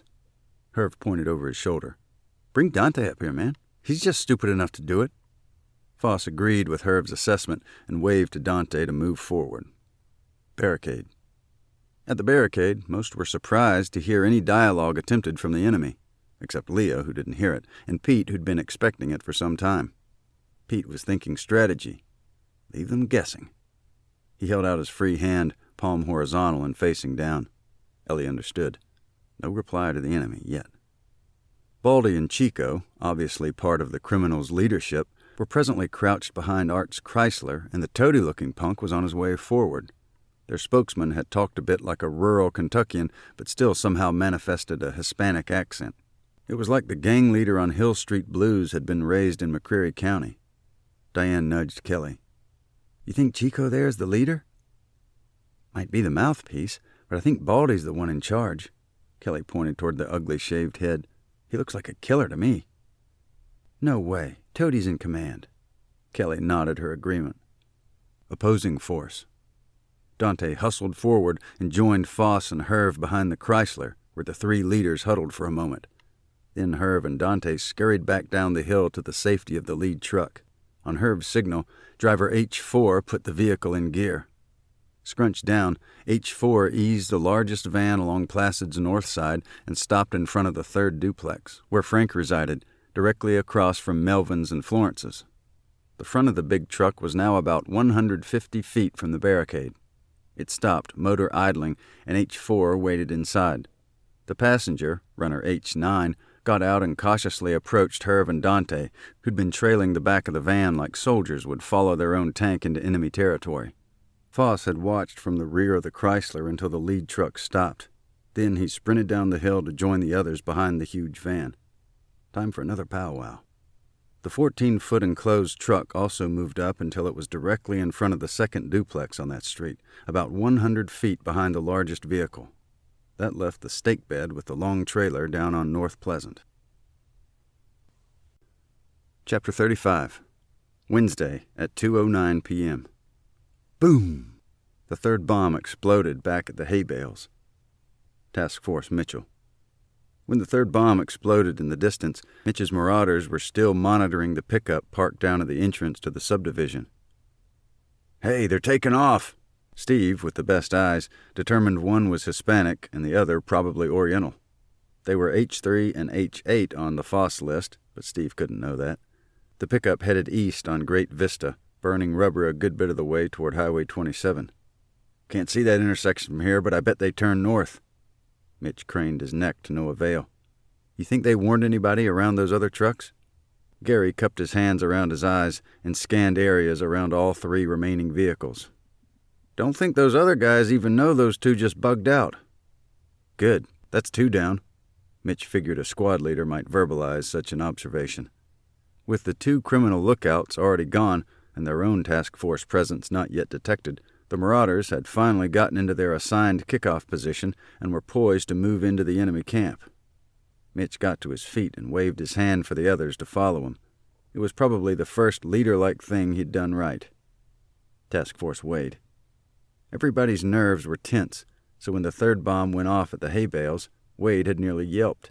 It might have been a disappointment that the intervals were so skewed, but it was just as likely because Wade's warriors were physically closest to those loud explosions. A breeze cut into the neat 50-foot vertical plume of smoke and scattered it haphazardly. Wade lowered the Veggiezilla barrel slightly, then he leaned over and took a rough sighting. Still unable to see either the barricade or the enemy trucks from his position, He aimed the tip of his pipe right over the middle of the retaining wall behind Pete's condo. That seemed like it could represent about 80 more feet once it arrived on Placid Lane. Wade checked the wind again with a moistened finger and seemed satisfied. "Give me 3 more oranges." Roger handed over the explosive fruit and signaled to Joe to resume spotting. Up in his perch, Joe squirmed around some of the uprights to get a better view of the lead truck. Being a temporary warrior was not by any means a comfortable job, but it was the most adrenaline he'd experienced in many years. Though Wade had misjudged the timing of all 3 bombs so far, he wanted to keep his mortar fire on schedule, so he began the 3rd Veggiezilla barrage without further delay. Boom! The first orange hit in the street near an enemy vehicle. Correct range. From his observation post in the rafters, Joe signaled the OK sign, both hands clasped together. He also nearly lost his balance. Roger patted Wade's shoulder. "Joe says dead on. Fire for effect." Before Veggiezilla's barrel could move very much, Wade loaded and fired the next 2 oranges quickly. Boom! Wade paused only enough to watch the compressor tank's gauge before pulling the stiff lever. Boom! Barricade. At the explosion of the 3rd bomb back up the hill, everybody on the barricade had flinched, but fewer defenders hit the pavement that time. Pete reached over Irene, tapped Ellie on the shoulder, and then held up 2 adjacent fingers. Ellie understood. 2 more explosions before they'd need to make a play, unless something else developed first. Irene observed and wished her husband had tapped her shoulder. Pete was gratified that the enemy obviously still had no idea where the explosions had come from or what had actually exploded. The criminals were equally clueless about the vegetable and fruit barrages. More importantly, the enemy had not yet begun firing.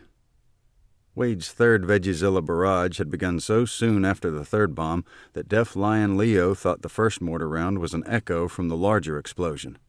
Oranges again. None of the determined defenders ducked that time, but Kelly and Ashley both watched the sky carefully. The first orange hit the street right beside the largest truck.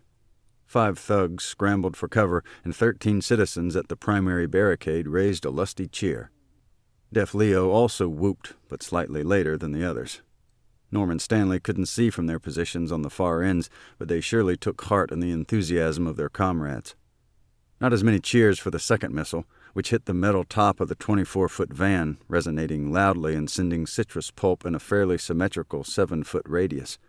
The 3rd orange hit loudly, though most barricade defenders couldn't see where. But a noisy groan on the other side of the big truck suggested one of the thugs just took one for his team. Occupying the best vantage point, just inside Leo's garage, Melvin raised up his thumb to signal a hit. From the left side of the barricade, Earl saw that stricken gangster drop like a sack of fertilizer. He was runner H9, who just left the front seat of the van and joined the leaders. "Wow!" exclaimed Earl. "I never thought Wade's veggie thing would be anything but a curiosity." Pete continued to assess the status of his unit. Other than his initial warning, no shots had been fired yet. As expected, the enemy had attempted intimidation and sent frontal probes for intel, but no direct physical contact. No evidence of patrols on the flanks yet either. Except for the single hit which just then KO'd the thug beside the truck, Wade's volleys of produce had served only to keep the thugs under cover and restrict their movement. Otherwise, the enemy was unharmed, though covered with citrus pulp and juice, and very, very angry. But they had not advanced enough to breach the barricade. Good job, Lawrence. Though nobody else was near him at the North Security post, Norm pointed to the far east end of the dense stand of woods to the north of the subdivision, which roughly bounded Great Vista Boulevard. "Hey, unless I'm dreaming, it's the American Legion." The newly formed patrol was flanking the enemy, moving wide around the north side. Norm wished he could tell somebody without abandoning his post. Without shifting his eyes from the zone he zealously defended, Norm allowed a faint smile to crease his weathered face, and that made his bushy eyebrows twitch slightly. Task Force Mitchell was in position, and the enemy had no idea. Norm checked his watch, 2:12, and looked around for something to ride on. Opposing force. Foss had banged his knee when he dove just beneath the large van's substantial rear bumper at the first whoomp of the 3rd barrage. "Blitz, blitz, blitz! What the blitz is shooting all that junk?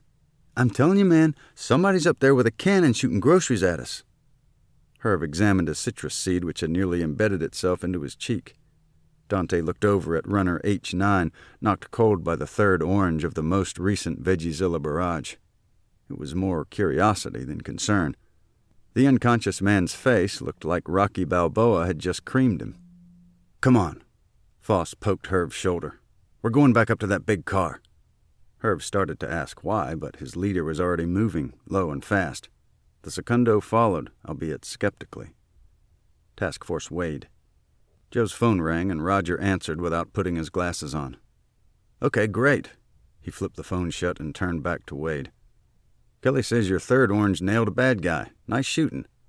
Roger slapped the sweaty upper back of the mortar's inventor. Wade's satisfied smile came from deep inside. He patted the warm Veggiezilla pipe lovingly. He had guessed the oranges would fly straightest. Good combination of density and symmetry. He kept his eyes along the sight line of the barrel and Pete's retaining wall. "How many oranges we got left?" Task Force Mitchell. After scrambling from the safety and concealment of the huge dirt mounds, Mitch's marauders quickly reached the stake bed, the truck nearest them and farthest from the barricade. They were still undetected by the enemy. The task force had heard the third grouping of Wade's mortar fire while they were running, but none of them could tell where the rounds had landed. "Do you see a driver?" Mitch strained his own eyes. Steve craned his neck. "No driver, but he left the truck running." "Wonder where he's at." Gary scanned enemy territory. Mitch tugged on Gary's BDU sleeve. "Can you unhook that trailer?" "Give me a kilo of C4 and I'll vaporize it." "It's loaded with stolen merchandise." Mitch frowned again slightly. Effective. "I don't want to blow it up, I just want it sideways behind that truck so the truck can't get away." "Easier to just disable the truck." Gary rolled his eyes so Steve could see. "How?" Mitch, the leader. "Watch." Gary casually walked around to the cab, opened the door, turned off the ignition, and put the key in his pocket. Then he pulled a lever and the hood latch popped loose. He went to the front, climbed up on the high bumper, and lifted the hood. Gary grabbed the 6 wires from the distributor cap and jerked them out in one staggered movement. He returned, having left the hood up and the driver door open. Like that.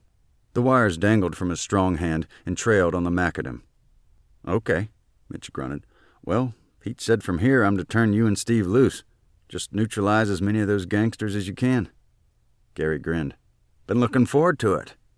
Steve actually rubbed his hands together maliciously. "Listen, we're supposed to delay these gangsters and remove their effectiveness." Mitch realized he couldn't speak very clearly while scowling. "We're not trying to kill these guys unless it's absolutely necessary." "Necessary is the grandmother of invention." Steve's mangled platitude was appropriately solemn. Mitch shrugged. "Oh, Pete also said we're supposed to keep the element of surprise going as long as possible." Gary patted his shoulder. "It'll be a surprise, all right, for whoever's left. Steve, hitch up your britches. We're going hunting." From the trailer, Steve picked up a tire iron and wiped it off with a greasy rag. "We don't need to look real far. Here comes somebody now." He indicated the duplex on the southwest corner of North Pleasant and Placid. About 60 feet away, 2 haulers emerged from a household with arms full. TV, DVD player, etc. Both stared at the stake bed truck with the hood propped up and 5 strangers standing beside its trailer and looked distinctly surprised. Each spent a moment wondering if Foss had wisely hired additional helpers. Both also wondered where driver H6 was. Gary and Steve were already moving and closed the distance before the astonished gangsters could even empty their hands. D11, the smaller white thug, finally dropped his load and reached around behind his waist. In a whisper that would carry sideways across a football field, Mitch called out, "Gun!" Gary dropped his distributor wires and went for D11's hand as Steve smacked his head with the tire iron. In a Three Stooges episode, it would have been a dull clang by the Foley operator. But in real life, it was a sickening thud and a short, anguished groan before D11 crumpled to the ground. D14, the larger black crook, still holding his stolen load, stared in disbelief. His mouth hung open and he started to speak, but Steve conked him in the head also. The first blow only stunned him. Must have had a really thick skull, so Steve whacked him again. D14 went to his knees, still holding the TV set, then he crumpled forward. Steve stood over D14 to be sure he was out, and then checked for weapons. None. Gary grabbed the gun from D11 and searched for an additional magazine. "No extra ammo, just what's in the pistol." He released the magazine latch and checked the contents. "Full. These guys must not have expected any trouble." Black one's not armed at all, and the white creep had his pistol in carry mode. Didn't even have a round in the chamber. Nice, 10mm. He'd seen that caliber pistol in gun ads, but had never held one. Gary reinserted the magazine, chambered a round with the slide, pulled back the hammer, and put the safety on. Cocked and locked. He tucked it in the front of his waistband. With considerable exertion, Steve rolled the large, unconscious D-14 off the TV and stuffed the rag in his mouth. Big one ain't going anywhere. With one eye on the activity up street, Mitch had rejoined them. How long you figure he'll be out? Half hour, maybe longer, Gary shrugged. Better take out the gag or he might suffocate. Steve looked distinctly perturbed. You're real new at this, ain't you, Rotsy? Look, Pete put me in charge. I didn't volunteer. Mitch tried to scowl for effect, but he just looked peeved. We want this guy neutralized, but he doesn't have to be dead. Steve cursed, mostly under his breath. Gary roughly pulled out the gag and tossed it to the ground. Meanwhile, D11 moved slightly and moaned loudly. Help me tie up this little one. Gary tore a long spark plug wire from the distributor cap harness and hog-tied the crook's wrists and ankles. You gonna squawk? Steve addressed the bound small man. D11 just spit toward him. Give me that greasy rag, Gary. Retrieving it from the ground, Steve stuffed the filthy rag in D11's mouth. There. That'll keep that ugly yap stopped up till you learn some manners. Gary and Steve having just rendered 2 haulers ineffective, another robber emerged from the nearer half of that same duplex. This was a short, wiry Hispanic hauler known by Foss as H-12. Mitch pointed and yelled, Bogey! It was the only noun he could think of. Gary whipped out the pistol and pointed it directly between the eyes of H-12. Don't even twitch. I hadn't killed anybody yet today. He advanced as quickly as a panther, though considerably less graceful due to his bad knee. H-12's eyes were wide with fear, and he froze, almost. Actually, momentum caused the wiry man to take another step. Steve bounded over and smashed his skull, hard. H-12 collapsed on the first whack. Then, Steve dropped his tire iron and searched the short crook for a weapon. Oh, nuts, this punk's only carrying a little .380. You can always hang on to your trusty tire iron. Gary didn't grin. Has he got extra ammo? Steve searched roughly. Nope, just what's in the pistol. He checked the full magazine, pulled back the slide to expose the empty chamber, and then sniffed deeply. He hasn't fired recently either. From the third truck and trailer still parked on North Pleasant, nothing important was visible. Neither the barricade nor the cluster of gangsters around the largest van. All Mitch's marauders could see was the rear of the second medium-sized truck. The driver and loader had temporarily abandoned their vehicle and were up with the gaggle behind the front van. Barricade. At the barricade, Pete hustled up and down the line and told his troops to remain ready but continue to hold their fire. Other than Pete's warning signal and Wade's mortar, the defenders had not yet fired a shot. Pete told Leo to relay that information to Herb in Pete's own garage and told Earl to transmit it to Melvin in Leo's garage. Watching the bizarre combination of loud whispers and convoluted hand motions from Leo and Earl would have been high comedy if so much weren't at stake. Earl turned from his own rather unsatisfactory signaling efforts just as Chico stood up behind Art's parked car and waved to the toady black man farther down the hill. Either interpreting that as a signal the enemy would begin firing or simply having a slightly anxious trigger finger himself, Earl somehow nudged the release valve on his brand-new turbo-power sprayer wand. All of that device's TV pitchmen would have been proud. Earl staggered as a violent burst of water surged 85 feet and carried nearly a quart of his own potent urine. It hit Herb square in the face, neck, and upper chest. Herb shrieked. Foss fired his 9mm toward the barricade, and a half-dozen other firearms began shooting from around the truck slightly behind. Foss and Herb had to flatten to the pavement to stay out of crossfire. From the barricade, the first actual gunfire was Bernie's long tom, and the resulting recoil nearly knocked the frail octogenarian from the support of his wheeled walker. After hearing the long tom's distinctive boom and thinking he was directly defending a neighbor, Deaf Lion Leo fired his Garand toward the large van. Art shot one barrel of the over-under merely because it's contagious when somebody immediately adjacent discharges a weapon. Chet held his fire, which were blanks anyway. Isaiah started to shoot his revolver, but remembered he only had 4 cartridges, so he saved them. Melvin and Herb each fired 1 round from their concealed spots in the garages. Pete's deer rifle remained silent. Caught up in the noise and surprise, Irene extended her spiked Springfield and yelled, "Bang!" Opposing force. At first, Foss was startled at the sudden firing, but his interest immediately shifted to the shooting from inside the two garages linked by the barricade of vehicles. He had not even realized any residents were in those garages, much less that they were armed. That was exactly the kind of intel Foss needed, and he yelled back to his own troops to cease fire so he could get off his belly. Herb frantically rubbed at his face and eyes and screeched that he'd been poisoned by monkey pee.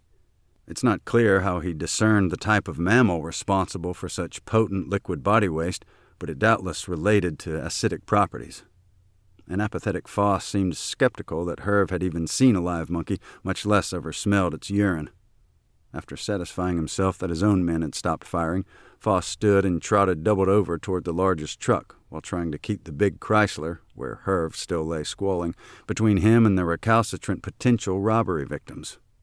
Foss saw a rag on the step of the big truck and tossed it at Dante. "Take this out to Herb and keep your head down. Those old buggers have lots of guns." For most criminals, the contents of 16 condos and the 8 duplexes they'd already looted would have been an ample haul for all 19 members of this ad hoc gang. They should have taken what they already had and quickly skipped town. But Foss had that kind of hubris often seen in managers who forfeit practicality because they're so dazzled by their presumed logistical prowess, so intoxicated with their original plan. No matter how woefully inadequate that plan became when it encountered dramatically altered real-world circumstances, such managers were simply unable or unwilling to adapt. The completely unexpected development now facing Foss, however, affected him differently than it would someone merely bound to a rigid, inadequate scheme.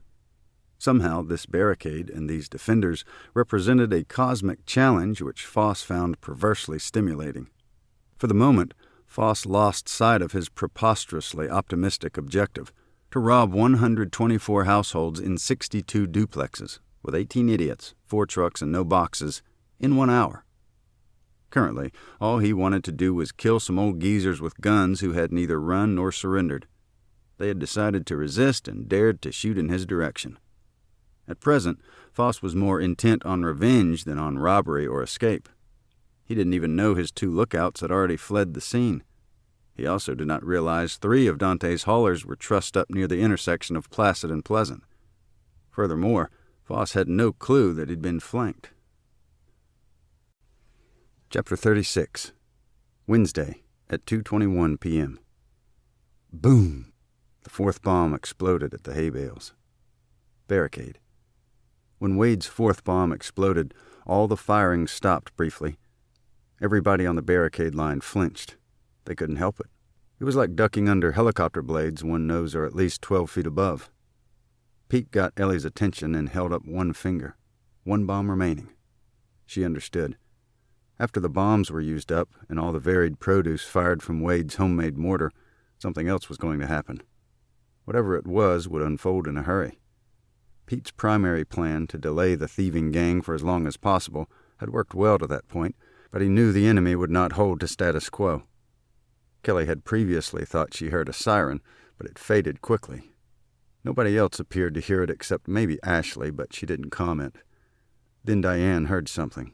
She reached to her right and grabbed a nearby sleeve. "You hear sirens?" It wasn't who she'd thought she'd clutched. Chet was crouched down and Isaiah had stepped back lightly. "Huh?" Deaf Leo was the wrong person to ask. Kelly leaned over Ashley from Diane's other side. "Yeah, I thought I heard something. Probably a siren. But they were like going away from us." Ashley felt pretty certain. Kelly wondered if the sirens were heard by either task force or by any of the enemy. Over at the South Security Post, Stanley intently watched the end of the peat's erosion hedges from the deck beside Alice's condo. He needed a restroom badly. Stanley's medicine helped keep fluid from building up in the area around his heart, but it was also a relentless diuretic. Right then, he had an important job guarding the extended right flank of their barricade line, so he couldn't leave his post. Only one answer, and Alice probably wouldn't even notice. Pee under her deck. Sounded simple enough, but in order to keep his Garand trained on the hedges for possible infiltrators, Stanley would have to tend to his other business left-handed. Back at the barricade, the tension simmered. In what seemed like a long time since Chico had been blasted in the face by Earl's fouled water, nobody on the barricade had verbally engaged the enemy. Sergeant Henley's orders. So Baldy repeated Chico's earlier surrender demand with more threats and punctuated it with additional profanity. At such times, one would like to come up with something as memorable as General Anthony McAuliffe's succinct reply, "Nuts." But lines of such majesty surface only once in a generation. Finally, Pete nodded and Ellie was free to reply, loudly. "Afraid not. You got this figured wrong. We ain't moving and we ain't leaving. You ain't getting nothing from these houses except some blessed George trouble. We figure to keep you hoodlums pinned down till the police come and haul you off." Baldy peered around the back of the largest van and answered, "Ain't no cops coming out here, old lady. They's all messing with drills and practicing disasters. We got this all figured out. The gangs out in L.A. ain't the only ones know how to get what they need. We just as smart as them guys." Which wasn't very smart at all, Kelly was thinking. Belonged to an organization that glorifies killing for no reason but to claim neighborhood territories. This batch was nothing like those media-hyped gangs. In fact, aside from being young and male, they were fairly a broad cross-section of the usual demographics. Without looking too closely, Kelly saw blacks, Hispanics, Caucasians, and possibly others. Baldy must be an equal opportunity hoodlum recruiter. There was also the young boy, of apparently mixed blood, who'd been shinnying under garage doors previously, but had huddled in the back of the 14-foot van since Pete's initial warning shots. Opposing force. When the fourth bomb had exploded in the distance, all the gangsters stopped right where they were and everyone hunkered down. Foss conferred with H4, driver of the big truck, while Herv limped back from behind the Chrysler, still frantically wiping his face. Nobody knew why he was limping, but maybe everybody does that after being blasted in the face with Earl's pungent urine. Foss's original scheme, which even he finally realized had been absurdly unrealistic with the personnel and resources at his disposal, had to be loaded and headed toward Cumberland Parkway slightly over 1 hour after they rolled into that opulent-looking community. His gang possibly could have been gone by then, except for these 14 neighborhood folks, at least 10 of whom were obviously in their 80s, behind their makeshift blockade. Those old-timers were determined to protect their property, belongings, and themselves. What nerve.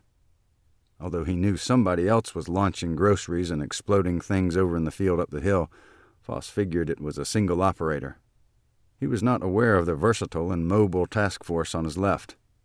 Fortunately for his composure, Foss also did not yet realize 2 octogenarians anchored the extreme ends of the stubborn barricade line. Task Force Wade. At the Warriors' temporarily idle mortar, Roger and Wade had both flinched at the sound of the 4th bomb explosion. Up in the unfinished observation post, Joe had nearly tumbled down. "That wasn't no 10 minutes. Wade looked over his shoulder at the bomb site. "Somebody messed with my fuses." "Shouldn't make any difference. No harm, no foul." Roger looked back at Joe in the distant, unfinished second story. Their spotter was as close to prone as anyone could be on exposed rafters. "Guess I need to redo all them fuses next time I need some bombs." "Wade, I hope there is no next time. You never know when a real loud boom and lots of smoke might come in handy." He nodded wisely. Wade wanted his warriors to be better prepared in the future. "Roger, you heard all that gunfire down there?" Wade pointed, though it was unnecessary. "Yeah, Pete said if there was any shooting after his warning, it would likely be plenty." Roger stepped up on the knoll, hoping he could see better. "And that's plenty." The extra elevation of the mound didn't help. From his observation post, Joe could hear all the gunfire. With the binoculars, he could see defenders squeezing into the smallest possible targets. Every now and then one would move to firing position, squeeze off a round, and then resume something as close to fetal as they could get. Down with Vegazilla, Wade leaned way over and satisfied himself the barrel had not moved significantly. "Now we got the range, finally. Let's send in some tomatoes." "Bet they don't fly the same. I'm thinking oranges have more weight and density than tomatoes." Wade shrugged. "Guess we're about to find out. Tomatoes." Roger reached toward the box and signaled Joe to spot the upcoming hits. Joe readied the binoculars. The 4th Vegazilla barrage was about to begin. Task Force Mitchell. As Mitch was crossing the mouth of Placid Lane, the 4th bomb had exploded way up in the vacant field by the hay bales. He ducked even though he knew it was only noise and smoke. Mitch came up while Gary and Steve watched for movement from the 3 downed haulers. "We need to make sure all these guys are completely out of the fight." It sounded like something a patrol leader might say. Gary had already used all 6 of the spark plug cables on the first 2 thugs. He waved over Ralph and Elmer, who had made their way from the trailer to the duplex where their 3 fellow marauders were waiting. "Rip out those cords and tie him up." Gary pointed first to the appliances with cords and then to D12, newly neutralized by Steve. "Hands and feet and back, then tied together." Elmer and Ralph looked at the cords on the TV, DVD player, and other items. It clicked. "Sure," said Ralph, and reached in a pocket for his folding knife. Or maybe that was Elmer. Mitch looked up Placid Lane toward the second truck. No gangsters were near it. "Can't leave them out here on the driveway because some of their friends might come back and spot them. Or they might get shot from stray gunfire." Steve looked disgusted. It wasn't clear which of Mitch's comments had triggered it. Gary spotted a large bush planted between the 2 units of that complex. "Drag 'em over yonder." Elmer and Ralph understood they were to stay behind and drag the trussed-up gangsters out of the street. Mitch moved toward the sound of gunfire in an awkward low crouch. His hip hurt like crazy. Gary and Steve followed their erstwhile squad leader. Shortly, Mitch stopped at the duplex fronting Placid South Curve. Gary and Steve also paused right beside him. From there, the 3 marauders could see a cluster of enemy around the largest van, up the hill and around the bow, a bit more than halfway to the barricade from where they stood. From his new position, Mitch could see the criminals firing, though their target, the barricade itself, was not visible. He was pretty sure none of the gangsters had yet seen any marauder activity behind them. None of his task force really knew how the defenders were doing, just that the battle had escalated quite a lot in a short time. They all realized that any shots fired from the barricade might well reach back to the marauders' current positions. Mitch hoped and prayed Kelly was all right. Since Wade's 4th bomb had already exploded, Mitch was braced for the 4th mortar barrage he was sure was about to begin. Barricade. Whoomp! The 4th Veggiezilla barrage had begun. Ellie called out, "Everybody down!" When a firm but juicy tomato sailed overhead from an unseen position to their south, nobody on the barricade did anything besides flinch from the launch sound. It hit right beside one of the gang's haulers, and he jumped like a grenade had landed by his feet. Pete was pleased to note Wade's 4th barrage still had the enemy pinned down. With the range of the first missile appearing correct, Kelly did not bother to phone any trajectory instructions. After a long pause, there was another boom, then a short pause, and the third whoomp. Each caused the enemy camp more fear than damage.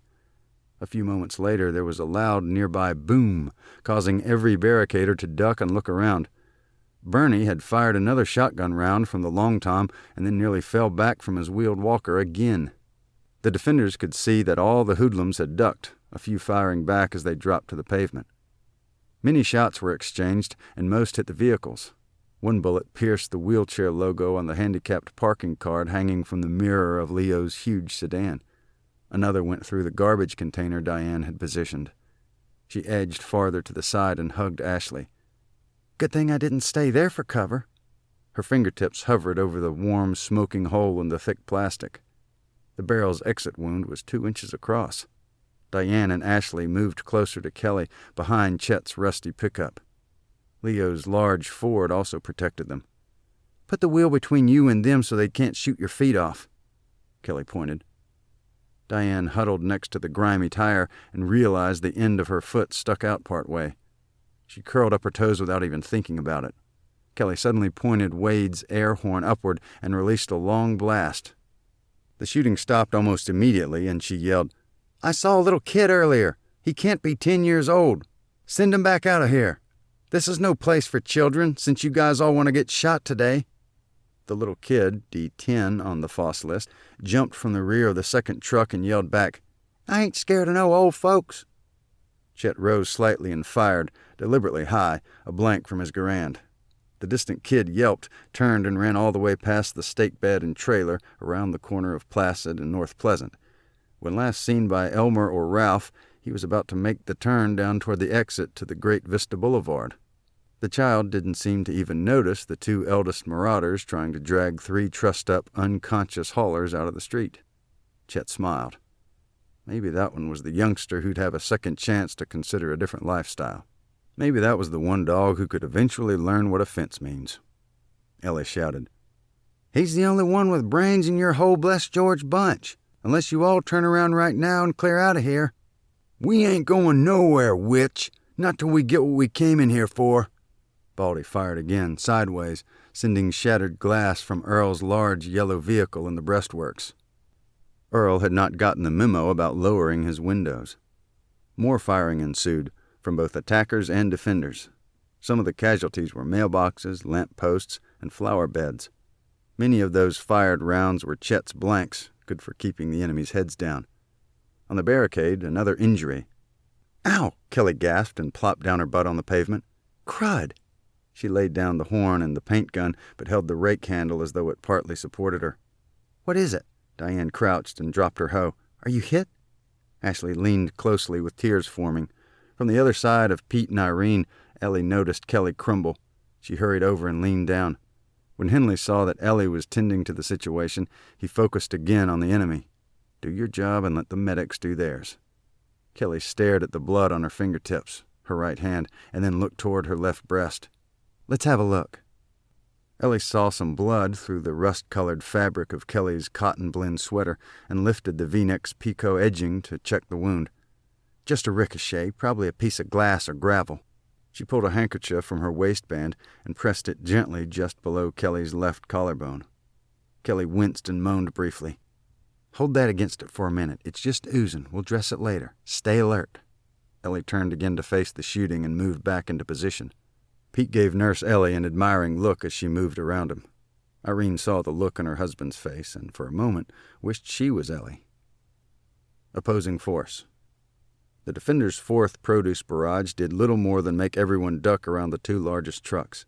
Despite any considerations about weight and density differences, the tomatoes reached the same general area as the oranges in the third barrage. Though firm, the tomatoes were a lot messier than the citrus, and they had a much larger kill zone. The smallest of the three went the farthest, but the largest made the most spectacular splatter. The arriving vegetables also elicited several rounds from one of the AK-47s. Foss wondered who was wasting all those 7.62mm cartridges. Part of logistics was maintaining ammunition supplies. Foss made a quick count of the defenders he'd noted. Then, in a lull between shots, he belatedly replied to Ellie's previous broadcast. "I guess you'd better think this over, old lady. I'm counting 14, mostly old folks, and 4 of you is women. Plus that teenage girl, which I figure we'll take with us for a little fun after the rest of you is bleeding to death on this blitzing street you got blocked." It was his longest speech thus far. Foss still did not know about the guards posted on the far north and south ends, and he knew nothing about either task force. "We've got more men and more guns. Plus we ain't old and wrinkled. We ain't all washed up." Foss rubbed the bumpy top of his bald head and noticed a slight twitch in the hand holding his pistol. He transferred the 9mm to his other hand and flexed those twitching fingers. Foss suddenly realized his count of defenders had left out whoever was setting off loud explosions and raining down produce upon them. If he'd overlooked that individual, presumably off to the southwest somewhere, who else might he have missed? He looked behind him for the first time in a long while and realized he had not been diligent in checking his 6 often enough. Though at that point Foss still believed H3 and H8, Herv's lookouts in the pickup truck, remained on duty. As Foss visually scanned his 180 degrees, he thought he saw the hood up on the stake bed truck parked down on Pleasant. But he didn't have a good angle of view, and it was much lower on the hill. Couldn't be sure. But he wondered why. Checking the oil? That was a good logistical thing to do. But he doubted Herv's drivers or loaders would have thought of it. Foss leaned out again and addressed the elderly group at the barricade. "If you don't get the blitz out of our way, we're going to stick some bullet holes in all them wrinkles, and our big trucks will just ram through your pile of junk in the street." One defender cleared his throat loudly. That ragged noise caused all forward enemy to look his direction. "We got military marksmen up here, punk.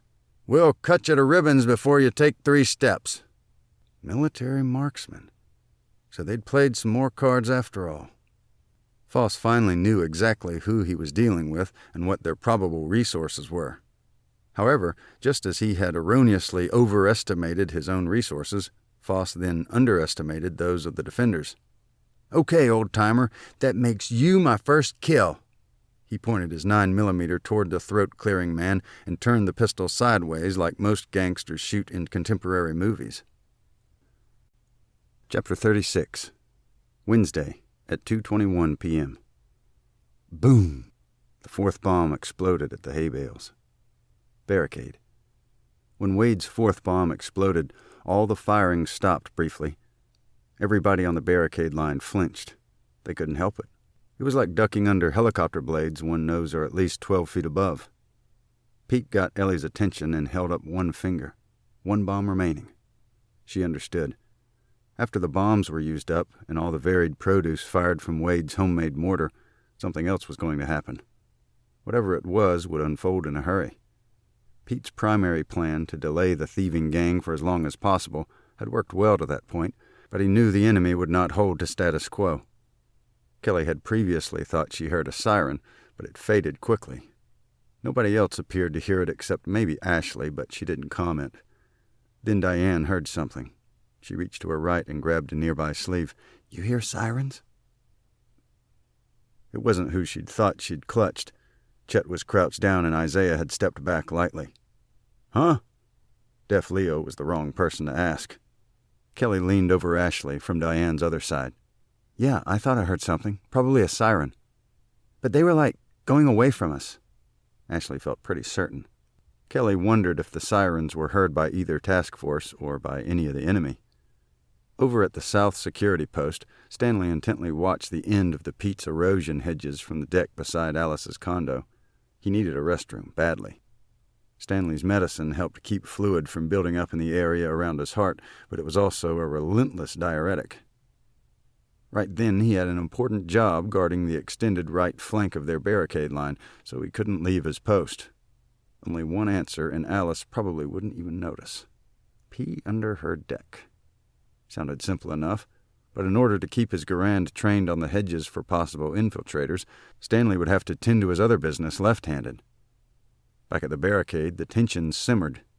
In what seemed like a long time since Chico had been blasted in the face by Earl's fouled water, nobody on the barricade had verbally engaged the enemy.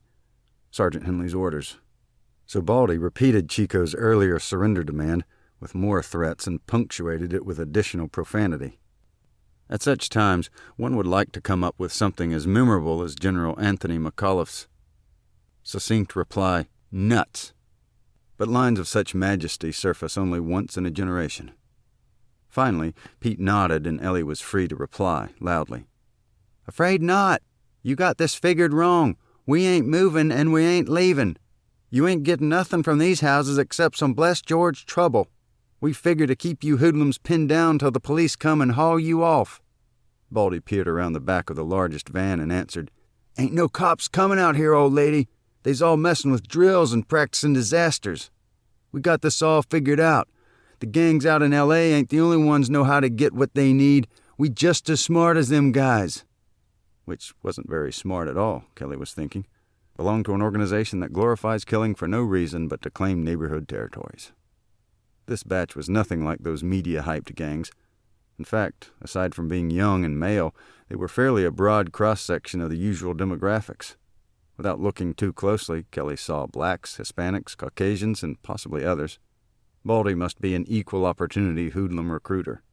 There was also the young boy, of apparently mixed blood, who'd been shinnying under garage doors previously, but had huddled in the back of the 14-foot van since Pete's initial warning shots. Opposing force. When the fourth bomb had exploded in the distance, all the gangsters stopped right where they were and everyone hunkered down. Foss conferred with H4, driver of the big truck, while Herv limped back from behind the Chrysler, still frantically wiping his face. Nobody knew why he was limping, but maybe everybody does that after being blasted in the face with Earl's pungent urine.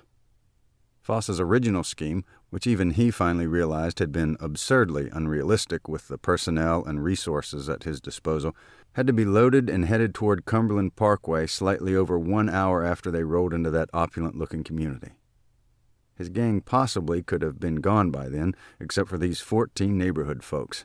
at least 10 of whom were obviously in their 80s, behind their makeshift blockade. Those old-timers were determined to protect their property, belongings, and themselves. What nerve! Although he knew somebody else was launching groceries and exploding things over in the field up the hill, Foss figured it was a single operator. He was not aware of the versatile and mobile task force on his left. Fortunately for his composure, Foss also did not yet realize 2 octogenarians anchored the extreme ends of the stubborn barricade line. Task Force Wade.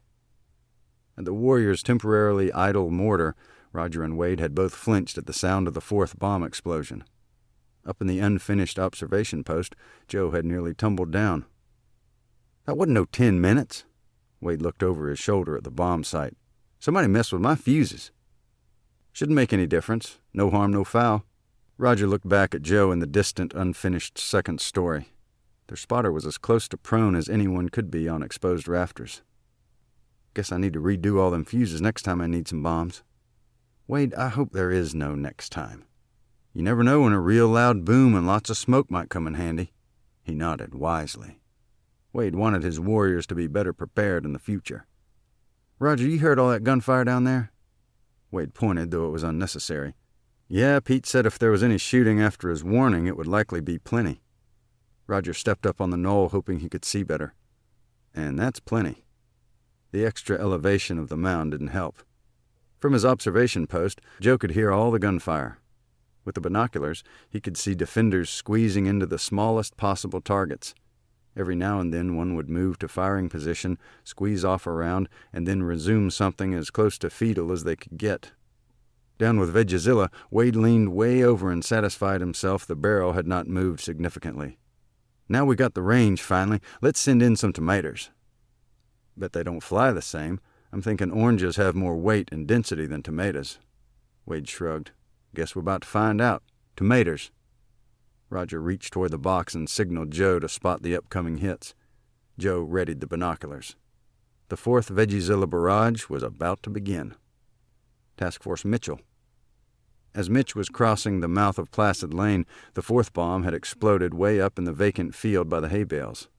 He ducked even though he knew it was only noise and smoke. Mitch came up while Gary and Steve watched for movement from the 3 downed haulers. "We need to make sure all these guys are completely out of the fight." It sounded like something a patrol leader might say. Gary had already used all 6 of the spark plug cables on the first 2 thugs. He waved over Ralph and Elmer, who had made their way from the trailer to the duplex where their 3 fellow marauders were waiting. "Rip out those cords and tie him up." Gary pointed first to the appliances with cords and then to D12, newly neutralized by Steve. "Hands and feet in back, then tied together." Elmer and Ralph looked at the cords on the TV, DVD player, and other items. It clicked. "Sure," said Ralph, and reached in a pocket for his folding knife. Or maybe that was Elmer. Mitch looked up Placid Lane toward the 2nd truck. No gangsters were near it. "Can't leave them out here on the driveway because some of their friends might come back and spot them. Or they might get shot from stray gunfire." Steve looked disgusted. It wasn't clear which of Mitch's comments had triggered it. Gary spotted a large bush planted between the 2 units of that complex. "Drag 'em over yonder." Elmer and Ralph understood they were to stay behind and drag the trussed-up gangsters out of the street. Mitch moved toward the sound of gunfire in an awkward low crouch. His hip hurt like crazy. Gary and Steve followed their erstwhile squad leader. Shortly, Mitch stopped at the duplex fronting Placid South Curve. Gary and Steve also paused right beside him. From there, the 3 marauders could see a cluster of enemy around the largest van, up the hill and around the bow, a bit more than halfway to the barricade from where they stood. From his new position, Mitch could see the criminals firing, though their target, the barricade itself, was not visible. He was pretty sure none of the gangsters had yet seen any marauder activity behind them. None of his task force really knew how the defenders were doing, just that the battle had escalated quite a lot in a short time. They all realized that any shots fired from the barricade might well reach back to the marauders' current positions. Mitch hoped and prayed Kelly was all right. Since Wade's 4th bomb had already exploded, Mitch was braced for the 4th mortar barrage he was sure was about to begin. Barricade. Whoomp! The 4th Vegazilla barrage had begun. Ellie called out, "Everybody down!" When a firm but juicy tomato sailed overhead from an unseen position to their south, nobody on the barricade did anything besides flinch from the launch sound. It hit right beside one of the gang's haulers, and he jumped like a grenade had landed by his feet. Pete was pleased to note Wade's fourth barrage still had the enemy pinned down. With the range of the first missile appearing correct, Kelly did not bother to phone any trajectory instructions. After a long pause, there was another boom, then a short pause, and the third boom. Each caused the enemy camp more fear than damage. A few moments later, there was a loud nearby boom, causing every barricader to duck and look around. Bernie had fired another shotgun round from the long tom and then nearly fell back from his wheeled walker again. The defenders could see that all the hoodlums had ducked, a few firing back as they dropped to the pavement. Many shots were exchanged, and most hit the vehicles. One bullet pierced the wheelchair logo on the handicapped parking card hanging from the mirror of Leo's huge sedan. Another went through the garbage container Diane had positioned. She edged farther to the side and hugged Ashley. "Good thing I didn't stay there for cover." Her fingertips hovered over the warm, smoking hole in the thick plastic. The barrel's exit wound was 2 inches across. Diane and Ashley moved closer to Kelly, behind Chet's rusty pickup. Leo's large Ford also protected them. "Put the wheel between you and them so they can't shoot your feet off," Kelly pointed. Diane huddled next to the grimy tire and realized the end of her foot stuck out part way. She curled up her toes without even thinking about it. Kelly suddenly pointed Wade's air horn upward and released a long blast. The shooting stopped almost immediately, and she yelled, "I saw a little kid earlier. He can't be 10 years old. Send him back out of here. This is no place for children, since you guys all want to get shot today." The little kid, D10 on the FOSS list, jumped from the rear of the second truck and yelled back, "I ain't scared of no old folks." Chet rose slightly and fired, deliberately high, a blank from his Garand. The distant kid yelped, turned, and ran all the way past the stake bed and trailer around the corner of Placid and North Pleasant. When last seen by Elmer or Ralph, he was about to make the turn down toward the exit to the Great Vista Boulevard. The child didn't seem to even notice the 2 eldest marauders trying to drag 3 trussed-up, unconscious haulers out of the street. Chet smiled. Maybe that one was the youngster who'd have a second chance to consider a different lifestyle. Maybe that was the one dog who could eventually learn what a fence means. Ellie shouted, "He's the only one with brains in your whole blessed George bunch, unless you all turn around right now and clear out of here." "We ain't going nowhere, witch, not till we get what we came in here for." Baldy fired again, sideways, sending shattered glass from Earl's large yellow vehicle in the breastworks. Earl had not gotten the memo about lowering his windows. More firing ensued, from both attackers and defenders. Some of the casualties were mailboxes, lamp posts, and flower beds. Many of those fired rounds were Chet's blanks, good for keeping the enemy's heads down. On the barricade, another injury. "Ow!" Kelly gasped and plopped down her butt on the pavement. "Crud!" She laid down the horn and the paint gun, but held the rake handle as though it partly supported her. "What is it?" Diane crouched and dropped her hoe. "Are you hit?" Ashley leaned closely with tears forming. From the other side of Pete and Irene, Ellie noticed Kelly crumble. She hurried over and leaned down. When Henley saw that Ellie was tending to the situation, he focused again on the enemy. "Do your job and let the medics do theirs." Kelly stared at the blood on her fingertips, her right hand, and then looked toward her left breast. "Let's have a look." Ellie saw some blood through the rust-colored fabric of Kelly's cotton blend sweater and lifted the V-neck's picot edging to check the wound. "Just a ricochet, probably a piece of glass or gravel." She pulled a handkerchief from her waistband and pressed it gently just below Kelly's left collarbone. Kelly winced and moaned briefly. "Hold that against it for a minute. It's just oozing. We'll dress it later. Stay alert." Ellie turned again to face the shooting and moved back into position. Pete gave Nurse Ellie an admiring look as she moved around him. Irene saw the look on her husband's face and, for a moment, wished she was Ellie. Opposing force. The defenders' fourth produce barrage did little more than make everyone duck around the 2 largest trucks. Despite any considerations about weight and density differences, the tomatoes reached the same general area as the oranges in the third barrage. Though firm, the tomatoes were a lot messier than the citrus, and they had a much larger kill zone. The smallest of the 3 went the farthest, but the largest made the most spectacular splatter. The arriving vegetables also elicited several rounds from one of the AK-47s. Foss wondered who was wasting all those 7.62mm cartridges. Part of logistics was maintaining ammunition supplies. Foss made a quick count of the defenders he'd noted. Then, in a lull between shots, he belatedly replied to Ellie's previous broadcast. "I guess you'd better think this over, old lady. I'm counting 14, mostly old folks, and 4 of you is women. Plus that teenage girl, which I figure we'll take with us for a little fun after the rest of you is bleeding to death on this blitzing street you got blocked." It was his longest speech thus far. Foss still did not know about the guards posted on the far north and south ends, and he knew nothing about either task force. "We've got more men and more guns. Plus we ain't old and wrinkled. We ain't all washed up." Foss rubbed the bumpy top of his bald head and noticed a slight twitch in the hand holding his pistol. He transferred the 9mm to his other hand and flexed those twitching fingers. Foss suddenly realized his count of defenders had left out whoever was setting off loud explosions and raining down produce upon them.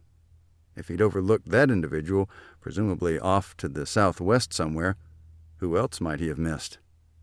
He looked behind him for the first time in a long while and realized he had not been diligent in checking his 6 often enough. Though at that point Foss still believed H3 and H8, Herv's lookouts in the pickup truck, remained on duty. As Foss visually scanned his 180 degrees, he thought he saw the hood up on the stake bed truck parked down on Pleasant. But he didn't have a good angle of view, and it was much lower on the hill. Couldn't be sure. But he wondered why. Checking the oil? That was a good logistical thing to do. But he doubted Herv's drivers or loaders would have thought of it. Foss leaned out again and addressed the elderly group at the barricade. "If you don't get the blitz out of our way, we're going to stick some bullet holes in all them wrinkles, and our big trucks will just ram through your pile of junk in the street." One defender cleared his throat loudly. That ragged noise caused all forward enemy to look his direction. "We got military marksmen up here, punk. We'll cut you to ribbons before you take 3 steps. Military marksmen. So they'd played some more cards after all. Foss finally knew exactly who he was dealing with and what their probable resources were. However, just as he had erroneously overestimated his own resources, Foss then underestimated those of the defenders. "Okay, old-timer, that makes you my first kill." He pointed his 9mm toward the throat-clearing man and turned the pistol sideways like most gangsters shoot in contemporary movies. Chapter 37. Wednesday at 2:27 p.m. Task Force Wade. Wade had used the same method for his 4th Veggiezilla barrage: fire a round, get the report from his OP spotter, and then shoot the next 2 rounds. After he let loose the 3rd tomato, Wade turned to Roger. "No more complaints from them artillery critics on the barricade?" Roger pulled the phone from his pocket and squinted. "No missed calls." "Good. That's enough of old Zilla anyhow. We need to be closer to the action." Roger cringed noticeably. "Help me put this bad boy in the buggy." After assisting, Roger turned and signaled Joe to come in. Wade wiped more sweat from his eyes. "He'll need some help coming back down." "Right." Roger turned but paused. "Don't leave without us." Roger was already too far away to hear when his task force leader replied in a solemn, soft voice, "Wade don't leave no warriors behind." Roger hustled over to the unfinished condo. Joe nearly fell again, but they finally made their way back. Wade noticed Joe was limping. "What happened to him?" Joe winced and moaned. "Ankle," Roger pointed. "Probably just twisted it." Roger's reply didn't register with Wade, who was impatient to get moving. "Grab them spuds. Never know when a hard tater might come in handy." Task Force Mitchell. When Mitch's marauders heard the staggered whomps of Wade's 4th Veggiezilla barrage, each had ducked and looked around. Their flanking patrol was split. The look-alike elderly siblings had moved the 3 bound haulers and were then guarding them behind the 3rd truck and trailer.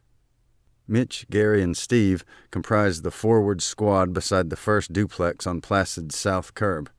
From that position, they could barely see the back of the 2nd truck and could only hear the 3 missiles splat to the street in scattered places. Gary scratched his head with a mixture of curiosity and admiration. "When we get done here, I want to see whatever that thing is and whoever's shooting it." "Oh, I'm sure you'll get to meet Wade and his Vegazilla," Mitch said casually. "Wonder where he got the powder for those bombs that have been going off. He told Kelly it fell off the back of a truck." Steve smiled for the first time that afternoon. Mitch grabbed Gary's sleeve. It was their initial touch. "Don't fire those pistols unless there's no other option. The friendlies are behind a flimsy barricade across the street, just up the hill and around that curve." Gary nodded. "Somebody up there is special to you. Don't worry." He looked back at Steve. "We both work better in close quarters anyhow. Why waste a bullet when you can whack somebody up close and personal?" Mitch better understood why Pete had expressed such confidence in this duo. It was time to turn loose the Marauders' secret weapons. He turned to Gary and Steve. "You're on your own now." Mitch started a motion with his hand, but it felt awkward, and he stopped it. "My job was to get you here." He sounded like a squad leader finally. "Okay, Rotsy." Gary nodded. "Steve and me got some hunting to do." Main battlefront. By this point, the opposing force had advanced so close to the barricade they were already across the no-man's land which formerly separated them. Now the enemy and the defenders were practically intermingled on the main battlefront. Behind the largest truck, Herv clutched Foss and they huddled briefly. "We bogged down, man, and they got enough guns to keep us here. We got to get in back of them." Dante listened but didn't speak. Foss was angry. Not at Herv for suggesting they attempt a flanking maneuver, but upset because he'd forgotten to do so earlier. But swallowing both anger and pride, he gave instructions to his two lieutenants. Dante picked two haulers, D-13 and D-15. Herv picked loaders H-2 and H-7. Their briefing was quick and simple. Herv first spoke to D-13 and 15, but his hand was on Dante's shoulder. "Your haulers go around the south side. Run between those two duplexes, man." He pointed to the south, a bit over 200 feet east of the dwelling from which all the geriatrics had appeared. "Go around the backside, man, and circle round till you get a couple of houses behind that line. Then you come back down the street from the high side. But stay close to the front of them houses, man. Got it?" Herv didn't wait for a reply and turned to his own men, H2 and H7. "My two loaders, same thing, but go around the north end." He pointed out their route between the duplexes to his right. "What are we doing when we're there?"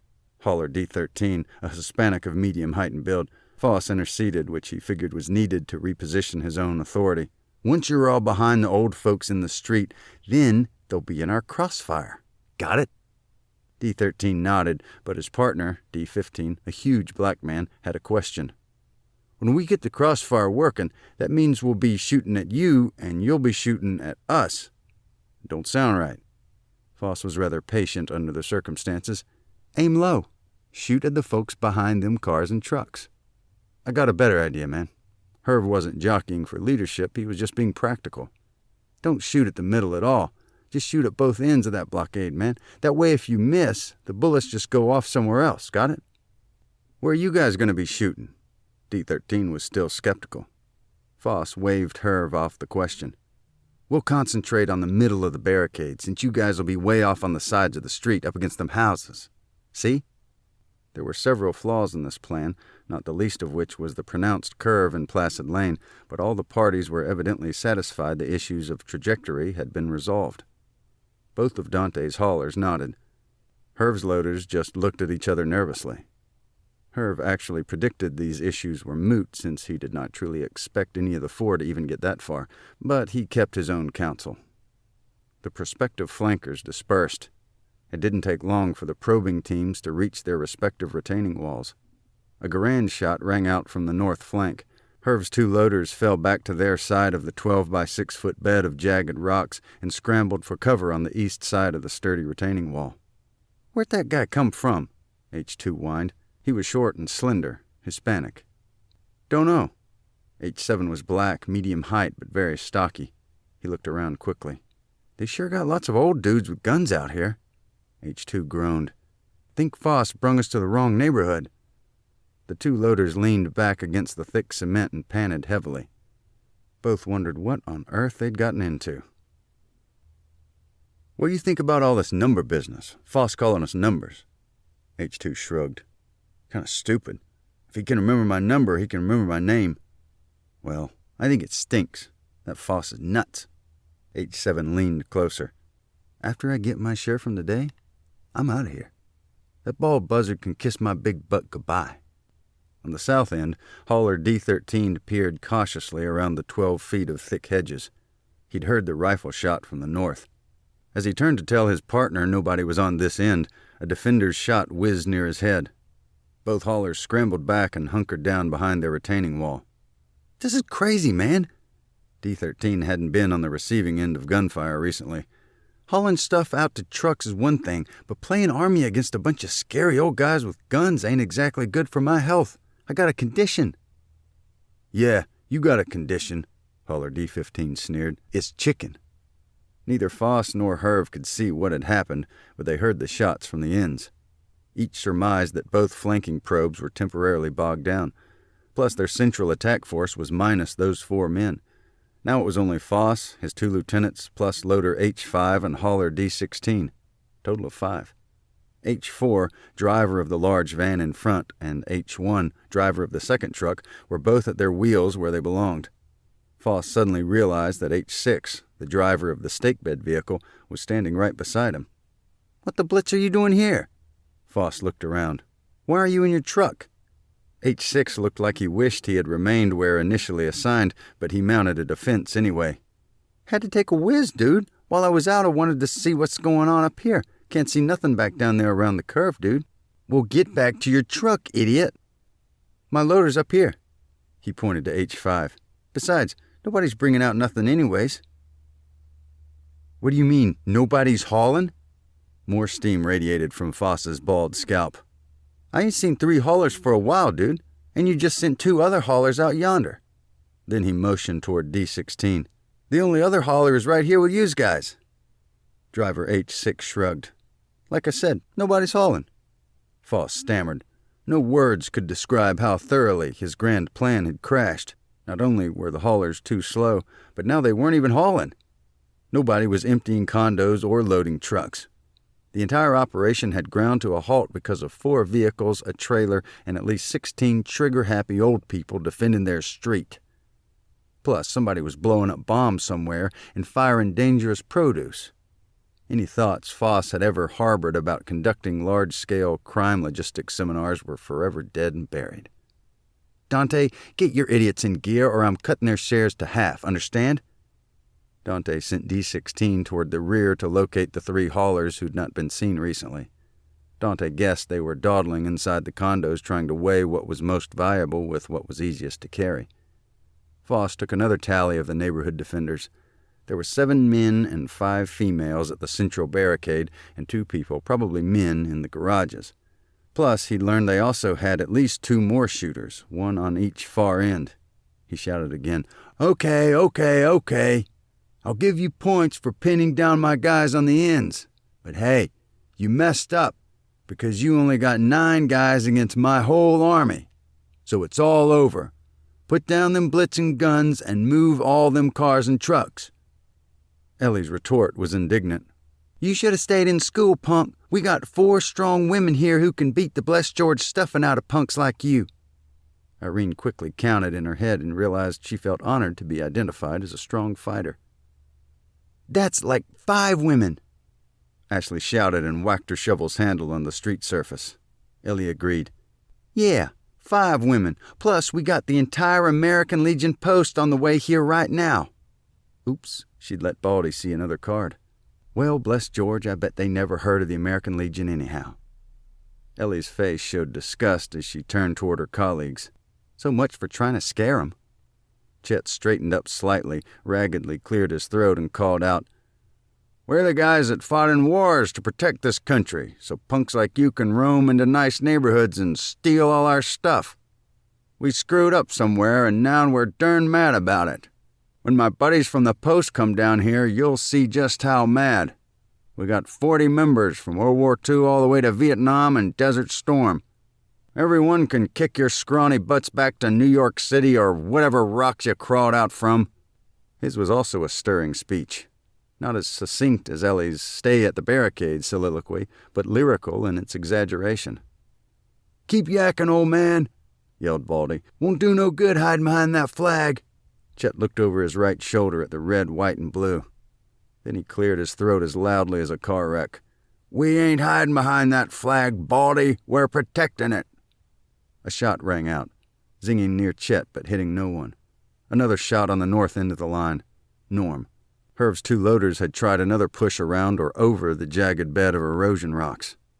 "I'm hit. That old geezer shot me," H7 cried out. "Hey, bro, bring a doctor. I'm bleeding." H2 also yelled his testimony. "Hey, he's serious. There's blood all over and he's bleeding on me." Foss was concerned, but not about the casualty. He checked his watch. "We gotta get the blitz out of here and quick. We're gonna bust through this old age club and get things back in gear." "The whole American what?"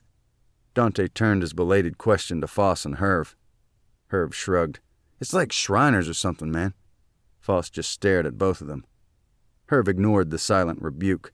He sent loader H5 to go check on the casualty and bring in the north flanking team. He sent driver H6, who'd abandoned his vehicle, to the south flanking team to assess their prospects of getting behind the defenders, and if these prospects were nil, to bring them in. Everybody on the line, except Deaf Lion Leo and possibly Chet, had heard the flanking loader scream that he'd been shot, so Pete knew exactly who'd shot him and where the punk had tried to breach their defenses. He craned his neck northward where Norm continued his vigil over his own retaining wall's erosion bed extension. From the barricade line, however, Pete couldn't see around the west corner of that condo, so he told Isaiah to go relieve Norm. Isaiah looked incredulous that he'd have to leave the barricade even for a few moments, but he followed orders. He took off due west, zigzagged up Placid, paused briefly behind the bulldozer, and then ducked north at the duplex beyond the one which included Bernie's unit. Isaiah made his way around the building and called out before he approached Bernie's deck where Norm was posted. Startled at first, Norm turned quickly. After he recognized his friend, Norm waved him in. "You okay?" Isaiah panted, out of breath. Norm nodded, but not very convincingly. "Pete wants to see you," Isaiah motioned. "On the street. Meet him behind the dozer." Norm just stared at him for a moment. "Before you go, what's the deal here?" Isaiah took a deep breath, trying to stop his panting. "You just guarding that wall and pile of rocks?" "Yeah, don't let them flank us." Norm seemed a little dazed. "Okay, got it." Isaiah cleared his throat and held up his revolver. "Trade me?" "Oh, sure." Norm absent-mindedly handed over the Garand and dug 2 cartridges from his shirt pocket. Isaiah slapped his upper arm gently. "Take off." Then Isaiah checked the chamber to be certain it had a live round and trained the rifle on the north end of the retaining wall. Norm went back the same way Isaiah had come. He hit the street about 50 feet behind the bulldozer and trotted to the east toward the huge machine while hunched over slightly. From behind the massive machine, he waved to get Pete's attention. Norm tried to whistle, but his mouth was too dry. Pete had been watching for Norm. He said something to Ellie and Irene and then headed toward the dozer. In a crouch, Pete left the street surface and walked slowly along the grassy north side of his own condo and his new adjoining neighbor Alice. When he got to the northwest corner of Alice's unit, he looked east toward the enemy, took a deep breath, and then hurried to cover behind the big D8. Waiting behind the huge vehicle, Norm looked toward the enemy clustered around their 2 largest trucks and wondered how frequently they fired up the hill. He suddenly couldn't remember hearing any gunfire except his own recent shot, which wounded the hoodlum who'd tried to flank them. The bulldozer was angled slightly in the street. Pete and Norm sat on its left side track away from the enemy. The heavy treads and pads vibrated noticeably while the engine idled. Pete put his hand on his friend's shoulder.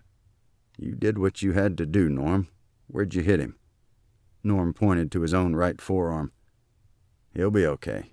He looked toward the enemy. "Important thing is he won't do us any more harm." Norm shook his head and his body quivered slightly. "All that time training stateside, I never shot anybody. After we landed in France on VE Day, I never shot anybody. All through Germany after that, I never shot anybody.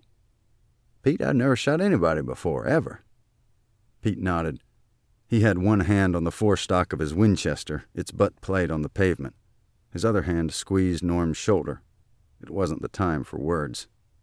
Shortly, Norm's shivering subsided. He looked back in the direction of the north retaining wall. "I didn't want to let you down, Pete." "You did fine, Norm, just fine. Don't worry. Now just sit here a minute and catch your breath. Isaiah's a good man to guard that flank." He looked north as he said it. "How much ammo you got left?" "One in the chamber."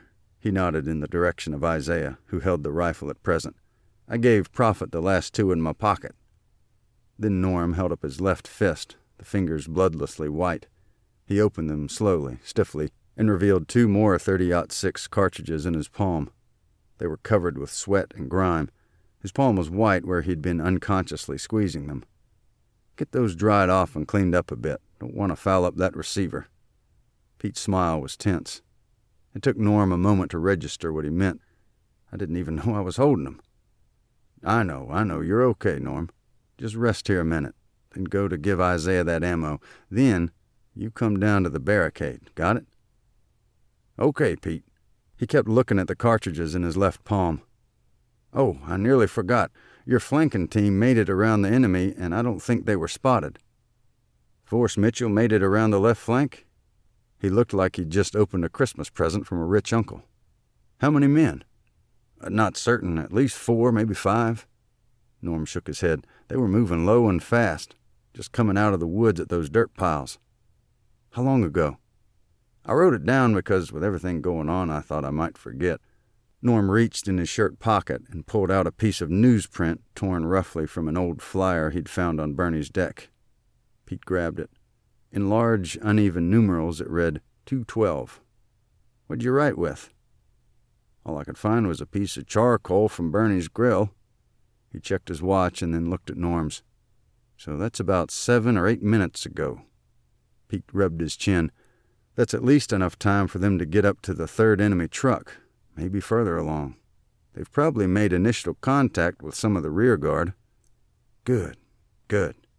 He nodded. "That's the best news I've had this afternoon." "Can I keep that?" Norm pointed to the scrap of newsprint. He nodded slowly and handed it back. "Good work, Norm. Good work." He squeezed his friend's shoulder. "Now get that ammo to Isaiah and then join us at the barricade. Got it?" "Got it, Sarge." He carefully folded the scrap. "Stay back behind that blade." Pete patted the warm, thick metal of the huge semi-U blade as he passed, hunched over and walking stiffly back toward the north edge of his own condo, and then, after checking down the hill to the east, moved to his position in the middle of the barricade. There he briefed Ellie. "Task Force Wade." Over to the southwest, just behind the knoll which had been Veggiezilla's interim mortar pit, Joe had barely touched the golf cart's back seat when Wade took off and careened down the steep slope of the common between the backsides of Cordial and Placid. They were headed east at a high rate of speed, downhill. "Look how smooth this hill is." Wade seemed to be narrating a tour bus ride. "We're riding just like warm suntan oil sliding down Miss October's left." Despite Wade's colorful, unfinished metaphor, the terrain was anything but smooth. "Wade!" Roger screamed. "We can't hurl ourselves down this." Before Roger could think of the current noun, Wade had already gunned his golf cart's souped-up engine with available horsepower known only to him. They were practically flying. "I know a lawyer who will break you down to your last tractor and freezer," Roger gasped. "If I live through this, I'm going to sue." The hill descent took away what remained of Roger's breath. Chapter 38. Wednesday at 2:32 p.m. Boom! The 5th bomb exploded at the hay bales. Not nearly the loudest, but it generated the most smoke. Task Force Mitchell. Steve looked invigorated at the sound of the 5th bomb. He seemed actually to try to inhale the smoke from that considerable distance. Then he patted Gary's shoulder. "Which side you want?" "I'll take the right side and work my way toward that big moving van." Steve checked the safety on his newly acquired .380. "Okay, let's rock." The most lethal marauders had been unleashed, armed and ready. Main battlefront. While still terribly loud and unpredictably startling, Wade's 5th homemade bomb had decidedly less effect than his first few explosions. Just a momentary flinch, and a hope among the enemy that somebody, somewhere, would eventually run out of the explosive charges. Foss gathered the rest of his available men and ordered suppressing fire on the barricade so that nobody could get up for a shot.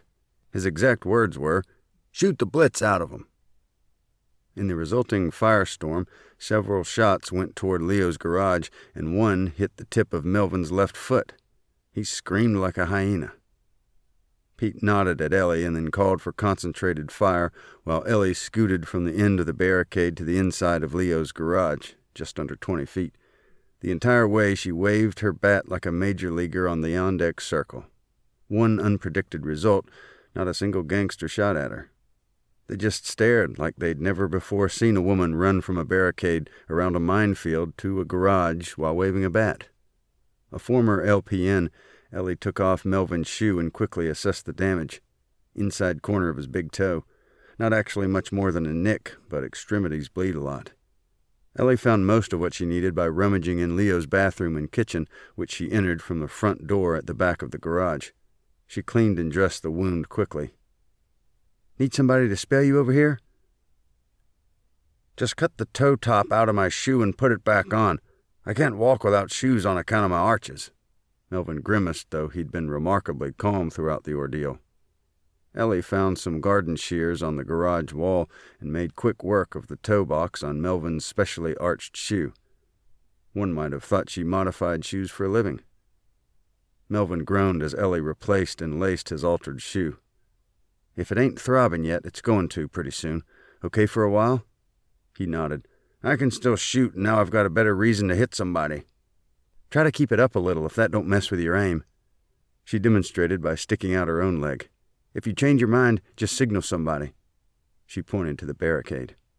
Although Kelly had previously been nicked by a ricochet, Melvin's was the first blood drawn directly from a gangster's bullet.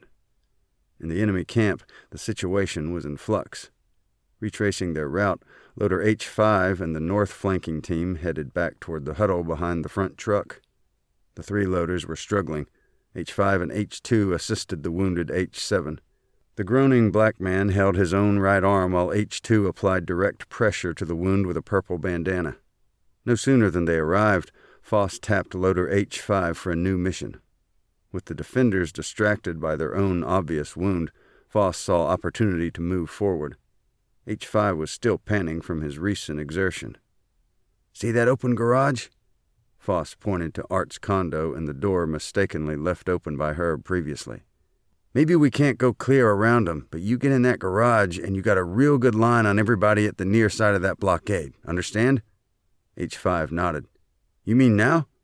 Foss just pointed to the open garage door.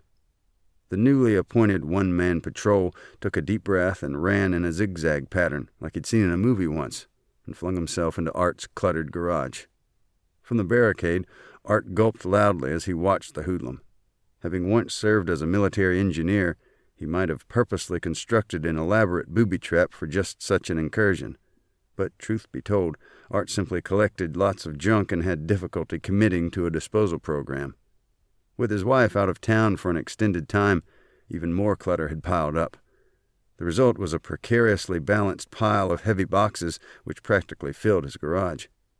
These had evidently been nudged slightly when Herb was previously the defender's lookout from that same corner. Now that the criminal had flung himself into Art's garage, the delicate balance of those many boxes instantly disintegrated, and they collapsed upon him in a loud crash. Nobody heard a sound out of H5 himself, so he was presumed to be knocked out cold. From Leo's garage, Ellie signaled Pete, who again ordered suppressing fire. As before, many of these were Chet's M1 blanks because the defender's live ammo was rapidly diminishing. Boldly waving her bat again, Ellie scrambled from Leo's garage to the barricade. She was winded when she reached Pete's position. "Left foot, big toe, inside corner. Lots of blood, but just a nick. He'll lose that nail, but it wasn't nothing special anyhow. Fungus." She rubbed her hands on her pants. Pete nodded and patted her shoulder. "Good work, Ellie." Irene wished she had run into Leo's garage to help Melvin, if it could have generated the admiration she now saw in her husband's eyes for Ellie the medic. In the enemy camp, Foss watched with mounting dismay as his evolving plan continued to devolve. That garage maneuver had been intended to angle some fire from one side and keep the elderly defenders pinned down. Now it was simply a footnote of mild amusement to Earl and Bernie, and of concern to Art as to what inside his boxes might have broken. Foss signaled to driver H4, hunkered below the dashboard inside the large forward van, to get ready. H4 could see his boss through the side mirror. From the barricade, Kelly had seen the thug dash for Art's garage opening and wondered if any of the others would try for Pete's garage nearest her. "Sure wish I had my shotgun right now. This old rake won't do much good." "Use that capsule gun." Diane was never short of ideas. "Maybe you can put their eyes out." Ellie was quickly back in her groove behind Chet's truck in the barricade. She realized from Pete's relay of Norm's report that Force Mitchell had breached the enemy's rear over 15 minutes ago. By now, Ellie figured they were at or beyond the mouth of Placid Lane. She knew enough about Gary's and Steve's abilities to assume they had already dispatched any gangsters away from the main force. That gave Ellie information which Foss and Dante did not possess. A handful of good guys were already operating behind enemy lines. But where were Wade's warriors? Ellie reached around behind Irene and tapped Pete, who motioned for Kelly to blow the air horn again. Kelly did, right into Chet's left ear. He reeled. Diane and Ashley would have been in the blast, but both were seated on the pavement, examining Diane's knee, which had started bleeding again slightly. The air horn had the same effect as a school bell sounding the end of recess. Everybody stopped right where they were, with greatly perturbed expressions. Ellie did not need a megaphone for her voice to carry. "Okay, like I said, the whole blessed George American Legion post is on their way. And you punks got about 3 minutes to drop them guns and hit the ground, unless you want your butts stomped for good measure. Yeah, nice bedtime story, you old witch. So where's all them Legionites? Ha!" Foss huddled briefly with Herv, who hurried to the large van's cab and briefed driver H4, whom Foss had just signaled. H4 slammed into gear, and the front van began rolling slowly. Pete called for concentrated fire. Several Garans shot at the grill and the tires. Some of the rounds evidently hit, but didn't stop the massive truck. Bernie fired off another shotgun blast at the vicinity of the truck, and the kick nearly bowled him over again. He loaded the fourth 12-gauge shell in his daddy's ancient long tom. Pete hustled over to his left. "Art, put that over and under in the radiator, both barrels, quick. Reload and shoot again if you have to. We need that thing stopped." He did.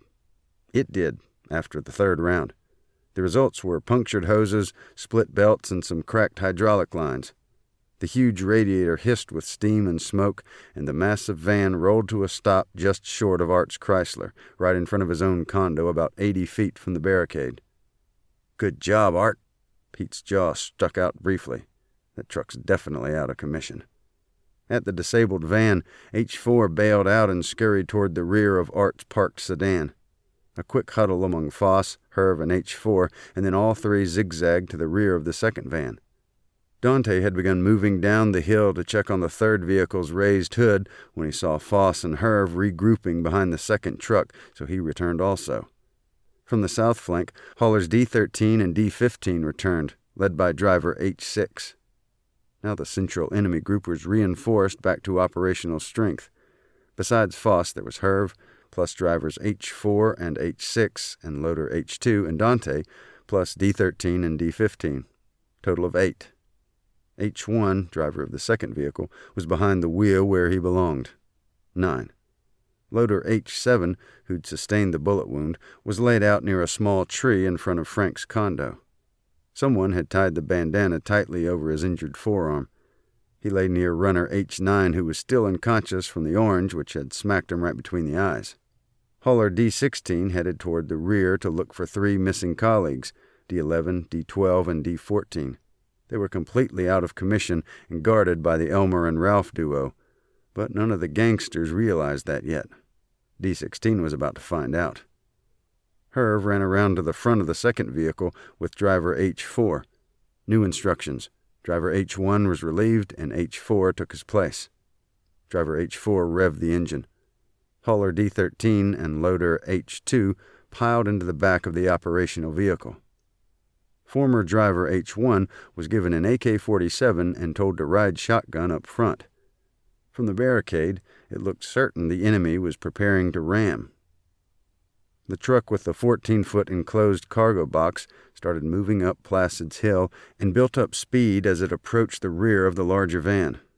Pete's Model 70 barked loudly, and driver H4 slumped over with a .308 bullet deep in his right shoulder.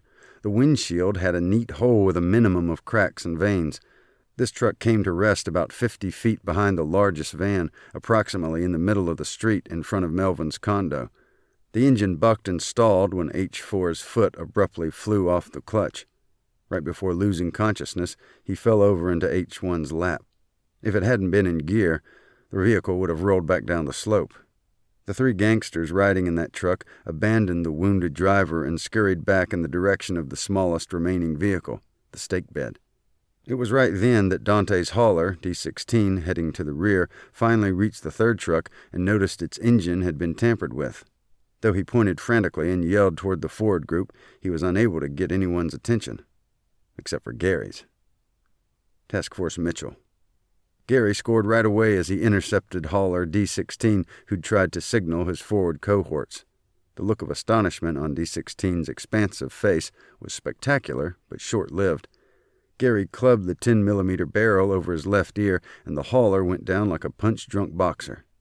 Then Gary continued up the street. Still at the low side of the third duplex east of the Henleys, Mitch watched Gary and Steve move west on both sides of Placid, up the hill and curve. Both were hunkered over and exceedingly alert. Mitch wanted desperately to get to Kelly, but he needed a moment to devise a plan and determine a route. Only in movies can you run into a melee like this and emerge on the other side of the barricade without a scratch.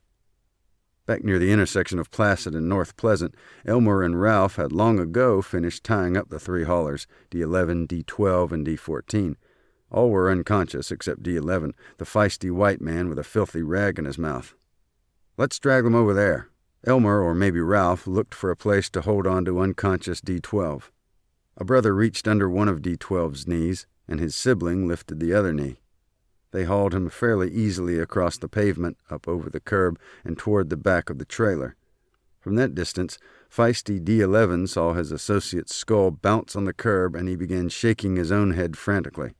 "Sorry, Mac, you weren't invited here. This whole thing was your idea." Ralph turned to Elmer, or vice versa. "He's ready." D11 struggled and moaned pitifully. Both siblings almost pitied him for a few seconds, but each realized if the roles were reversed, they'd likely be dead already. With that in mind, a little head bump on a comparatively soft concrete curb didn't seem so callous. They'd need a winch to lug the sizable hauler D14 across 40 feet of blacktop. On their way toward the trailer to look for a rope, the look-alike brothers leaned forward a bit. It would be exaggerating to say they even quartered over. The trailer held nothing to help them, so the elderly siblings worried no further about that assignment. Mitch had told them to stay near the trailer, keep an eye on these three haulers, and not let any other gangsters get past them heading out. But the brothers figured that was a one-man job. Orders notwithstanding, there was shooting up ahead, and they had friends on that barricade line. Elmer picked up the recently discarded tire iron and headed forward, while Ralph remained as the solo lookout from the cover of the stake bed's cab, or vice versa. Main battlefront. During a firing lull, Ashley heard faint yelling off to her far right. She grabbed Kelly's elbow and pointed south. "What on earth is that?" Kelly slapped Diane's arm. A souped-up golf cart careened down the steep hill to the south of Placid's duplexes. It was seen only once, and quite briefly, as it sped past the opening between Betty's duplex and the Henleys. "Wade's making an in-run," Diane hollered in a shrieking voice, "and he's got Joe riding in back." Indeed, Joe wasn't back, though one could hardly call it riding. He was holding on for dear life. His left hand gripped the vertical brace while his right hand supported his sore neck. One leg was hooked around a heavy box of produce in the shallow footwell. Kelly alerted Pete and Ellie that Wade's task force had just been spotted approaching the enemy side of their right flank. After that single fleeting glimpse of Wade's warriors, nothing more could be seen from the barricade. If not for the buildings along Placid, the main battlefield's participants would have watched Roger in the front seat with one hand on Wade's snake gun and the other grasping anything possible just to keep himself in the cart as it bounded roughly along the heavily rutted sloping field. Now, without his vehicle, driver H1 was the only gangster to see, albeit briefly, that zooming golf cart to their south. He stood and walked a few steps in that direction, momentarily forgetting the defenders were still firing intermittently. "Hey, Holmes!" He struggled for the words. Somebody's coming from over there." He pointed southerly, but neither Herv nor Foss could see anything because of the buildings. Plus, sporadic barricade fire kept them all pinned down. It was mostly Chet shooting, but the enemy didn't realize how differently blanks sound from live ones. Finally aware he was exposed to the defenders' fire, each one tried to fling himself behind the disabled truck. In the movies, it's an athletic dive with a graceful roll, and you pop back up ready to fight. However, in real life, H1 tripped on his dragging pants cuffs and sprawled out into the street, squealing with pain as the hard macadam bit into his palms, elbows, and chin. As Herv continued to study the barricade defenders, he absent-mindedly dragged the fallen ex-driver to safety behind the second truck. Task Force Wade. It's difficult to imagine any additional external stimuli for Wade's task force as they hurtled down the steep, rutted slope, but all three jostled warriors in the Wade-mobile instinctively flinched and ducked at the sounds of sporadic gunfire as they flanked the main battlefront. Roger did not recall, or would later not admit, his own final words, but one of the last things he acknowledged hearing was Joe's scream of, "There's a gigantic ditch down there, Wade," as Joe pounded on the driver's beefy back and gestured frantically toward the bottom of the hill. Before tightly closing his eyes, the last thing Roger saw were two pairs of narrow planks which someone had recently placed a few feet apart over the deep utility trench and a very narrow space between the two sturdy wooden decks on neighboring duplexes along Pleasant Drive. Roger would later claim he caught multiple splinters in his right shoulder from one of the two decks Wade barely squeezed between. Later, Wade would admit, "Well, I guess that hole looked a little bit smaller once we got right up on it. Me and old Betsy had to hold our breath just a little bit." Joe would later testify that he truly was not certain whether Wade's buggy rolled over those narrow planks or entirely sailed above the utility trench. He claimed that he preferred to believe the former. Wade's sole comment about the wild ride down the steep slope, across the planks over the trench, through the narrow passage between two decks and flying up the steep curb was, "Hot gravy." After that, things were blurred for a moment. Main battlefront. With both neighborhood task forces more or less in place, it was time for the residents to shift gears from defense to offense, so Pete nodded to Ellie to pop the clutch. His own important role was to observe enemy actions and reactions. Irene wished her husband would nod to her and she'd know exactly what he wanted, but that was evidently some secret communication between soldiers, for Ellie was as much a soldier as any uniformed man Irene had ever known. Ellie suddenly began speaking quietly. At first, Irene thought the stronger and younger woman was addressing her, but quickly realized Ellie was praying, so Irene bowed her head and listened. "Lord, we know both our flank teams is behind the enemy somewheres, but we can't see nothing but these blessed George vehicles right here and some of them wayward punks shooting at us. If you see fit, Lord, to keep our boys from being shot, we'd sure be thankful. So while you do whatever you're going to do, Lord, I figure we better distract 'em. Amen." Others nearby had stopped, bowed, and listened. Then Ellie pointed to the air horn. Kelly set it off again, this time away from Chet's head. Most of the shooting stopped except for one of the hoodlums who either hadn't heard the signal or simply chose to ignore it. Deaf Lion Leo also started to fire again until Diane tugged his sleeve. Ellie hollered, "Okay, punks, you done waited too late. Now you got surrounded and you're fixing to get the worst blessed George whipping of your young scummy lives. I'm going to count to 10 and you better have them guns on the ground and your ugly faces on the street." She paused for emphasis. 1. What the blitz does she mean surrounded? Foss looked around, but all he saw behind him was an empty street. That should have tipped him off. 2. Look, this ain't working out, man. Herv got loud when he was agitated and scared. We should have been finished with all these houses and out of here before now. We can't stay hung up here with these old buzzards, man. 3. Shut up, Foss yelled to Ellie. Then to Herv he also spoke loudly. Like I told you, all we gotta do is kill one of them and the rest will scatter like rabbits. Ellie wished she could see where the other friendly task forces were, but nobody from the barricade could spot them. 4. These old folks are serious, man. We got 2 guys shot and 2 knocked out. Herv also licked his lips when he panicked. He didn't even know about the 4 trussed-up haulers neatly neutralized. Plus our biggest truck ain't even running no more, man. 5. Shut up, witch. Stop all that counting.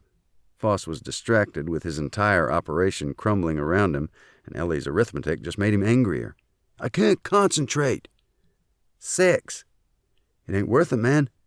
Herb looked all around as he urged Foss. We gotta clear out of here, man, even if we're walking. Ellie looked to her left and right at the hunkered-down barricade defenders. 7. Foss suddenly stood and emptied his pistol, gangsta style, at the barricade area where Ellie's voice rang out. Herb supervised getting the wounded driver, H4, out of the second truck. They laid the unconscious white man on the ground in front of Placid's second duplex. Herb grabbed driver H6, who long ago abandoned the third truck, and ordered him to restart the second vehicle and turn it around. Foss would have been distinctly displeased to comprehend that his secundo was about to head out. Ellie's voice was so loud and clear that Mitch's marauders could hear her count as they approached the rear of the second enemy truck, which had just gotten a new driver. Task Force Wade. After smashing into the high curb along the west edge of Pleasant Drive and launching airborne eastward, Wade's buggy landed sideways on the street, a bit like a house cat just goosed in the rear. All 3 occupants looked slightly surprised they were still breathing. Roger's rump hit the seat like he'd fallen from a tree, and he nearly lost Wade's snake gun. Joe had tried to hold on with both hands, but it did little good. He crashed back down painfully. Wade leaned way over and quickly examined the cart's undercarriage to see if he could locate a reason for the loud clanks and sharp scraping noises he heard when old Betsy effected her Evel Knievel landing. After a cursory check of his 2 companions, Wade grinned broadly and announced, "Let's get 'em." Another number from Ellie at the barricade. 8. Yes, speeding around the curve and into the intersection, Wade's warriors could finally hear Ellie's numbering, even though they had no way of knowing how far she planned to count. Wade sped northeast on Pleasant Drive like a really intense golfer racing a rival to the next tee box. One of the hoodlums near the 2 large trucks finally spotted the buggy and yelled out, but none of his compatriots heard because of all the shooting, which had resumed full force after Ellie reached the 8 count. At the barricade, Ellie signaled Kelly, who blew the air horn again. 9. Ellie let that ominous digit sink in. When I call out the next blessed George number, it's over, punks. Over for you, witch! Foss fired his reloaded pistol sideways at the barricade. Most of the 9mm bullets went into the heavy door panels of Earl's big yellow Cadillac. 10! Loudest number so far. Though it hardly seemed necessary, Ellie shouted, "Okay, boys, they're all yours." Task Force Mitchell. Before driver H6 could turn the second truck around, Gary, Steve, and Mitch swarmed the 14-foot vehicle. Gary pulled open the door, yanked out the driver, quickly disarmed him, and put H6 in a headlock until he blacked out in less than 7 seconds. Special Forces guys learned that during their first week. The appearance of the marauders from the rear stunned every gangster still standing. Hauler D-13 whirled and pointed an AK-47 at the marauders, now approaching the second vehicle. After freezing D-13 with his .380, Steve quickly disarmed him, flung him to the ground, and pinned him with a knee in the back. That brutally efficient process cracked at least 2 of the hauler's ribs. Groaning horribly, D-13 was heaped on the ground near the unconscious driver, H6. Since the haulers near the third vehicle were securely bound anyway, and nobody was moving his direction, Elmer, or Ralph, had moved forward to join his brother when the gunfire intensified. Ralph, or Elmer, stayed to guard the newly unconscious driver, H6, and the wheezing, groaning hauler, D-13. Mitch hopped into the driver's seat as one of the elderly brothers climbed into the passenger side. On opposite sides of the truck, Gary and Steve stood on the running boards and gripped the big West Coast mirrors. Mitch first thought the appearance of this truck into the center of things would bring a halt to the shooting. Suddenly he realized the barricade defenders might mistake his marauders for the enemy. He raised up his own silent prayer. Hail Mary, full of grace was all he could think of because he'd seen Robert Redford say it in a war movie, but Mitch wasn't even Catholic. Gary and Steve looked around for somebody else to neutralize. Task Force Wade. Seeing Mitch's marauders were already in the fight, Wade accelerated and was soon zooming full bore northeast on Pleasant Drive. Old Betsy's new siren wailed. Never a wallflower, Wade also began yelling, "Woo-wee, gonna kick some butt!" It's hard to say who could hear Wade's yelling over the gunfire and engine noise. Had anyone been on that part of the street at that point, it's doubtful they could read lips as 3 men zipped along at 25 miles per hour. Joe was moving his mouth, but who could discern anything he was saying?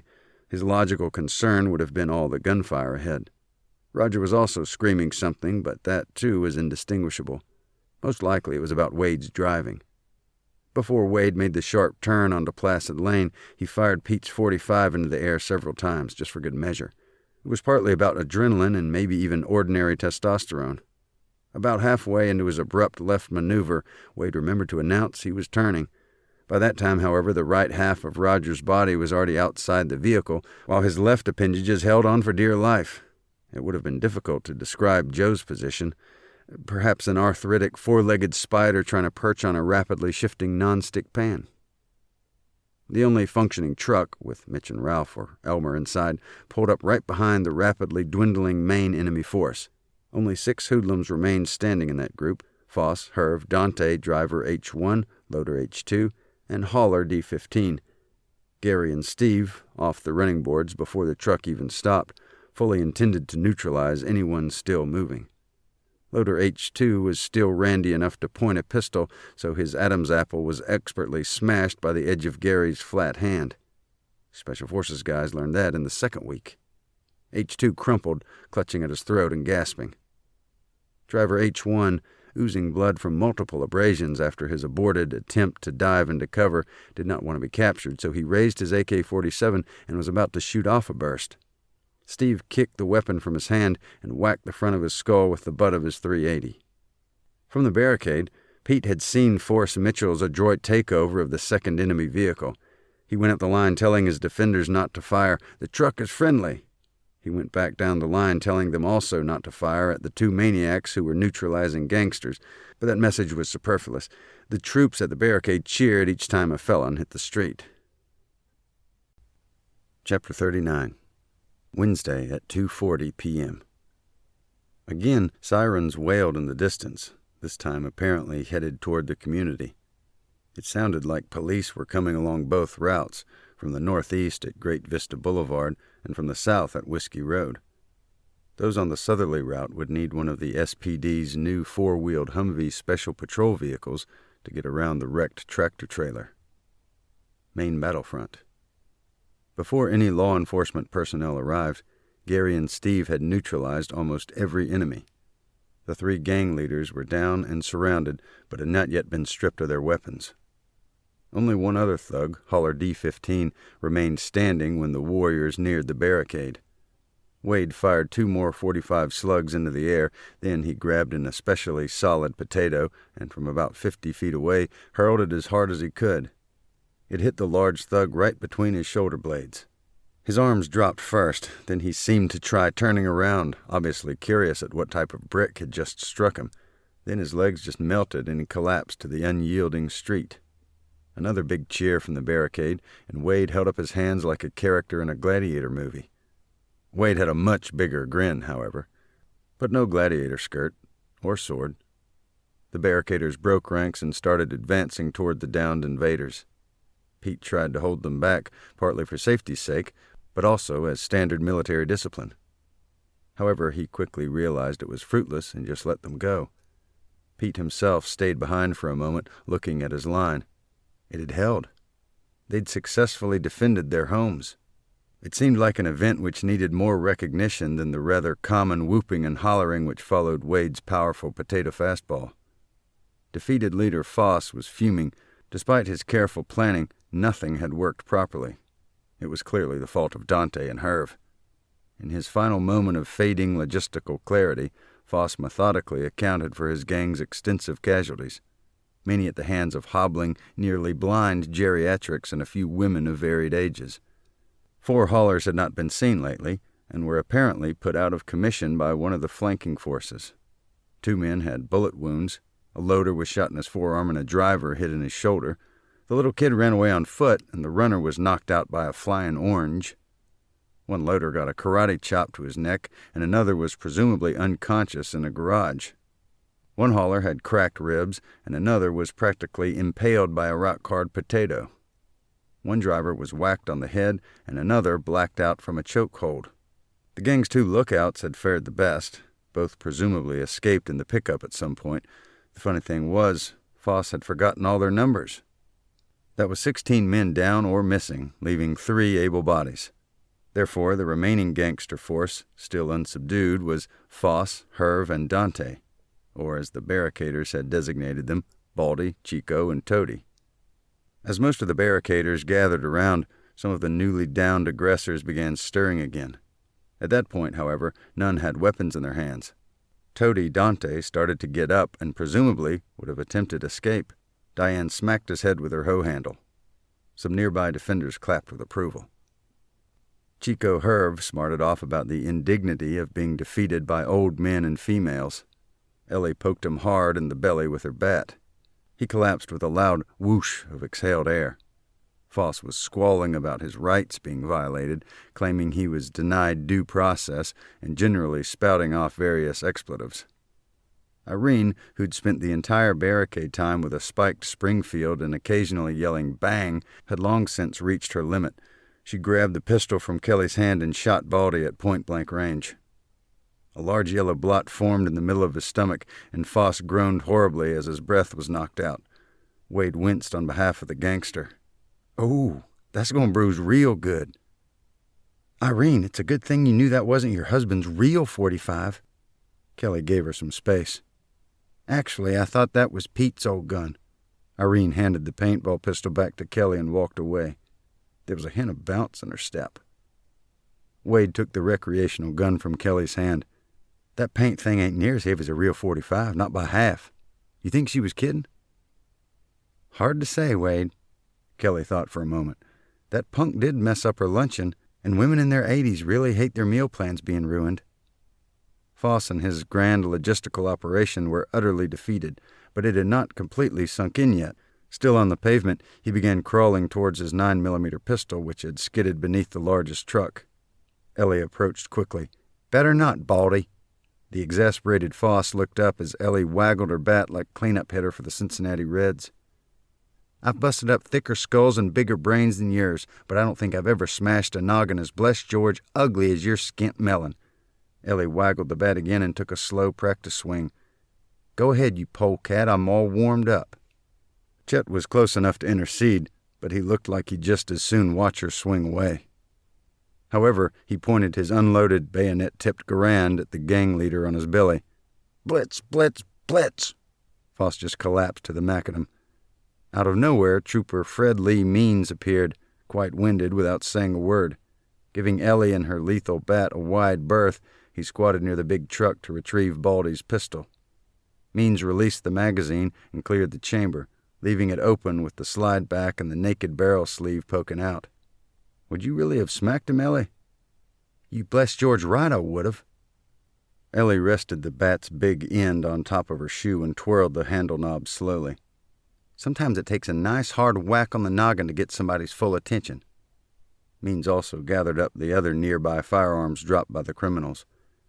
Melvin finally limped his way from Leo's garage to the ad hoc assembly point in front of the barricade. A city police sedan arrived from the north access, and 2 officers hustled out, weapons drawn. The anxious policeman ordered everyone, including the women with bats and garden tools, to drop their weapons. The barricaders all looked back at Pete as he approached the gathering. His nod signaled for everyone to comply. Chet flipped over his M1 and drove the bayonet deep into the ground just beyond the curb and slightly east of Art's condo, where the largest truck had been stopped.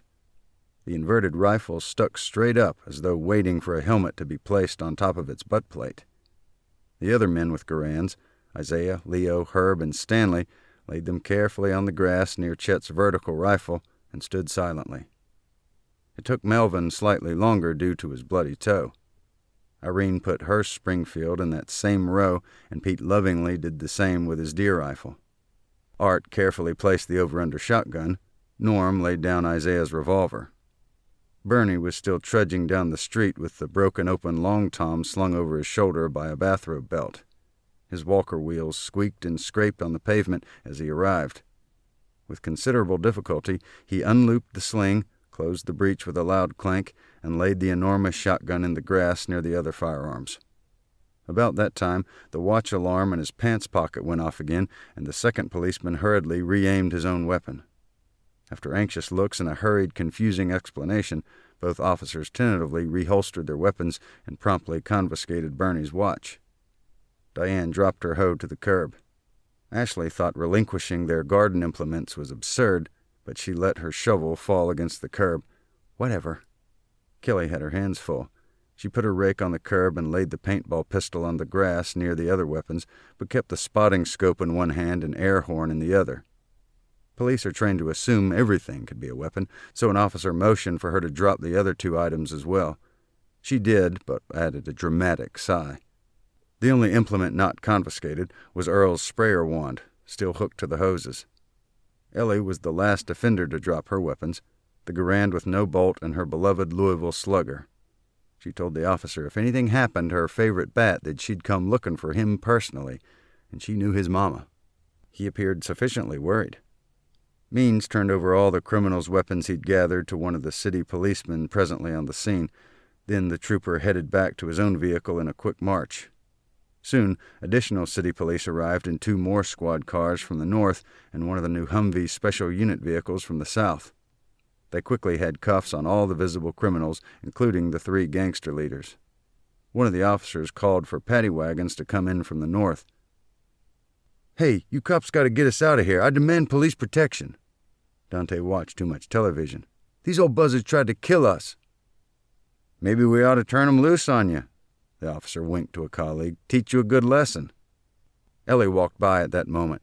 "Yeah, don't mess with no seniors." In the meantime, a huge wrecker had arrived and already cleared the trailer of the ditched 18-wheeler so other vehicles could get by.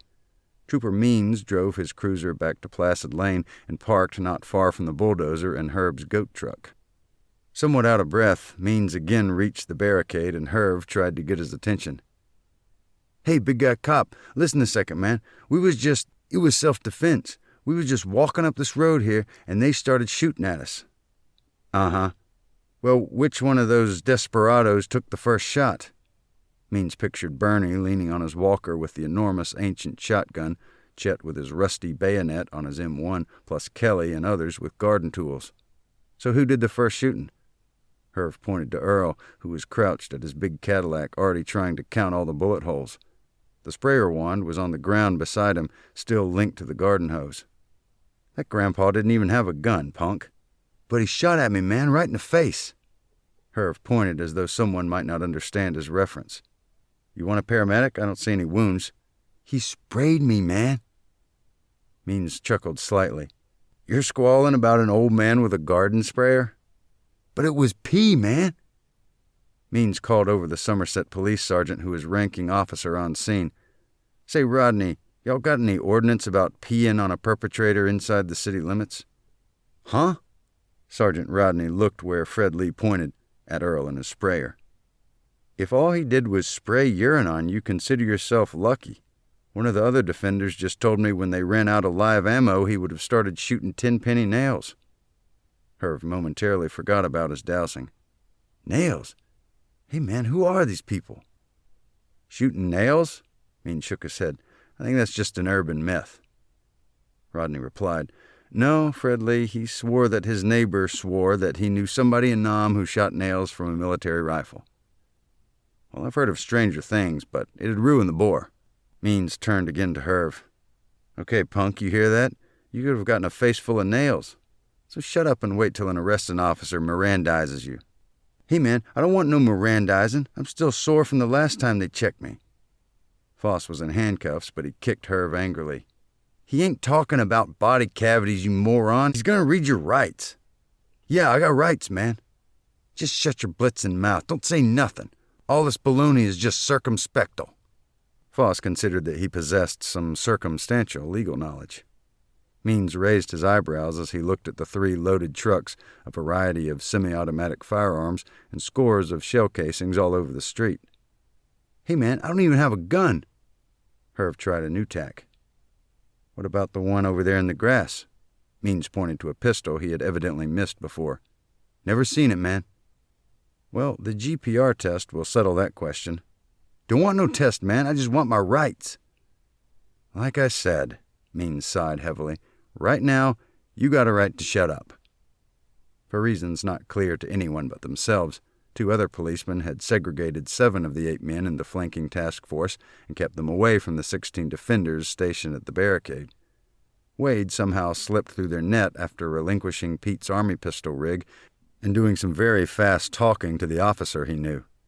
Mitch, Roger, Gary, and Steve were all relieved of their weapons by the other policemen standing quite near Wade's golf cart. Both officers had lots of questions and needed time to sort out who was who. Joe didn't have a weapon. Neither did the look-alike brothers, after Elmer flung away the tire iron when the sirens got closer. Or was that Ralph? The elderly siblings were released to rejoin the people at the barricade, but Joe was held with the other task force members for further questioning. No explanation why. After the nearby officer moved away slightly, Wade returned to his buggy and arrayed several shop towels over some of the more provocative-looking tools, equipment, inventions, and explosives. Means spoke with officers in both groups and managed to convince them that he would safely take all the defenders' firearms into his personal custody. The policemen were quite reluctant at first, but when Means explained the rigid federal inventory requirements for vintage Garans assigned to American Legion posts, the officers murmured, nodded, and let the big troopers sign for everything taken from the defenders. Sergeant Rodney, who was busy diagramming the barricade for his report, gave his okay. The Somerset police kept the gangsters' weapons, of course. It was a nice haul and would make an eye-catching photo for the paper. 3 AK-47s, 1 Uzi knockoff made in Taiwan, and several 9mm pistols. Missing from that inventory were the 10mm and .380 liberated by Gary and Steve, respectively. Since those two had ended up in the pile of defenders' weapons, they went along with Trooper Means. Elmer and Ralph helped Means load all the defenders' firearms, plus Ellie's bat and Wade's air horn, into the trunk of his cruiser farther up the hill. It took 2 trips. Then they collected the garden tools and Errol's sprayer and left them at Pete's garage. Bernie's watch never resurfaced. The newly arrived emergency medical team checked, cleaned, and re-bandaged Melvin's toe and gave him a tetanus shot. They cleaned the ricochet gouge below Kelly's collarbone and applied an oversized Band-Aid. EMT technicians also treated the minor injuries sustained by the gangsters. An ambulance arrived shortly and parked beside the EMT vehicle. Both felons with gunshot wounds were stabilized and rushed over to the hospital's ER at Light 7. They were also under arrest, of course. Nobody else was going anywhere for a while. Everyone had to be questioned on the scene. As the city police began to comprehend the rather fantastic events which had actually happened, they stopped looking so harshly at the defenders. Once the complete picture emerged, law enforcement finally focused their efforts solely on the perpetrators. Immediately, Irene brought out sandwiches and iced tea for the officers, while Ashley set up a card table and folding chairs in the shade between 2 of the duplexes. None of the community residents who'd taken refuge at the central complex had returned yet. After all, the big drill was still on, and everybody had to be accounted for. Chet saw Fred Lee walking back down the hill from his cruiser, where all the friendly firearms were now secured in his trunk. He approached to find out when and how they'd get their guns back. Fred Lee spoke as quietly as possible, while still allowing Chet to hear. "Just wait till the city police haul off the rest of those perps. I'll record the serial numbers and let everybody sign for theirs." "You're going to let Pete have all 7 Garans? He's the official custodian." "I understand the process. None of these weapons can leave the armory without being properly signed out." The trooper nodded. "No problem, Pop. You'll get your Legion rifles. Everybody here gets their own firearms back." That's just what Chet wanted to hear, but he was puzzled. "You going to be in trouble letting us have our guns?" "I put them all in my name. If the investigation needs them, which I doubt, I'll contact you." The big trooper went back to his cruiser for some paperwork. In the hullabaloo of disarming criminals and defenders and trying to sort out the scarcely believable conflagration in this formerly quiet retirement neighborhood, there were still 2 enemy casualties who'd been practically forgotten. Fairly early in the conflict, runner H9 was hit by one of Wade's Veggiezilla oranges and had been unconscious on the ground in front of Frank's condo. For reasons nobody could satisfactorily explain, no officer had cuffed the Hispanic runner yet. Maybe he was overlooked because he'd been dragged into the shade beneath a small tree, or perhaps the officers saw ambulance technicians dealing with the 2 gunshot wounds and assumed the other prone man also went to ER.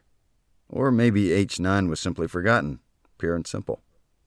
Loader H5 had been struck by numerous falling boxes, some presumably quite heavy, in the corner of Art's garage. That white thug had also been unconscious, or so everyone thought.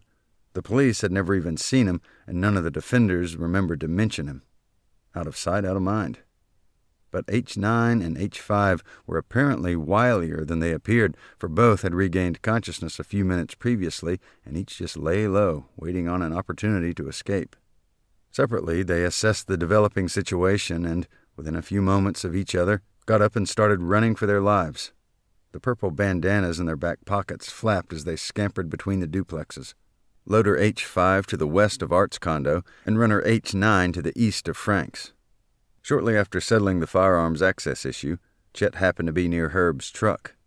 It took the old man merely 3 seconds to release the rear gate's catch, be certain he wasn't wearing purple, and then nonchalantly step to the side. What goat? Billy had been waiting all afternoon for this moment. The two escaping thugs immediately realized their getaway was each man for himself and began to stumble across the uneven terrain of the construction area behind the north row of Placid's duplexes.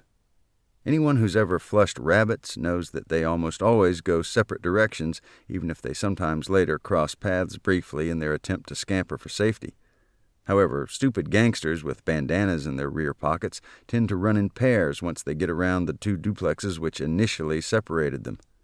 Such proximity makes it much easier for an irate goat with a perverse purple fetish to chase them down.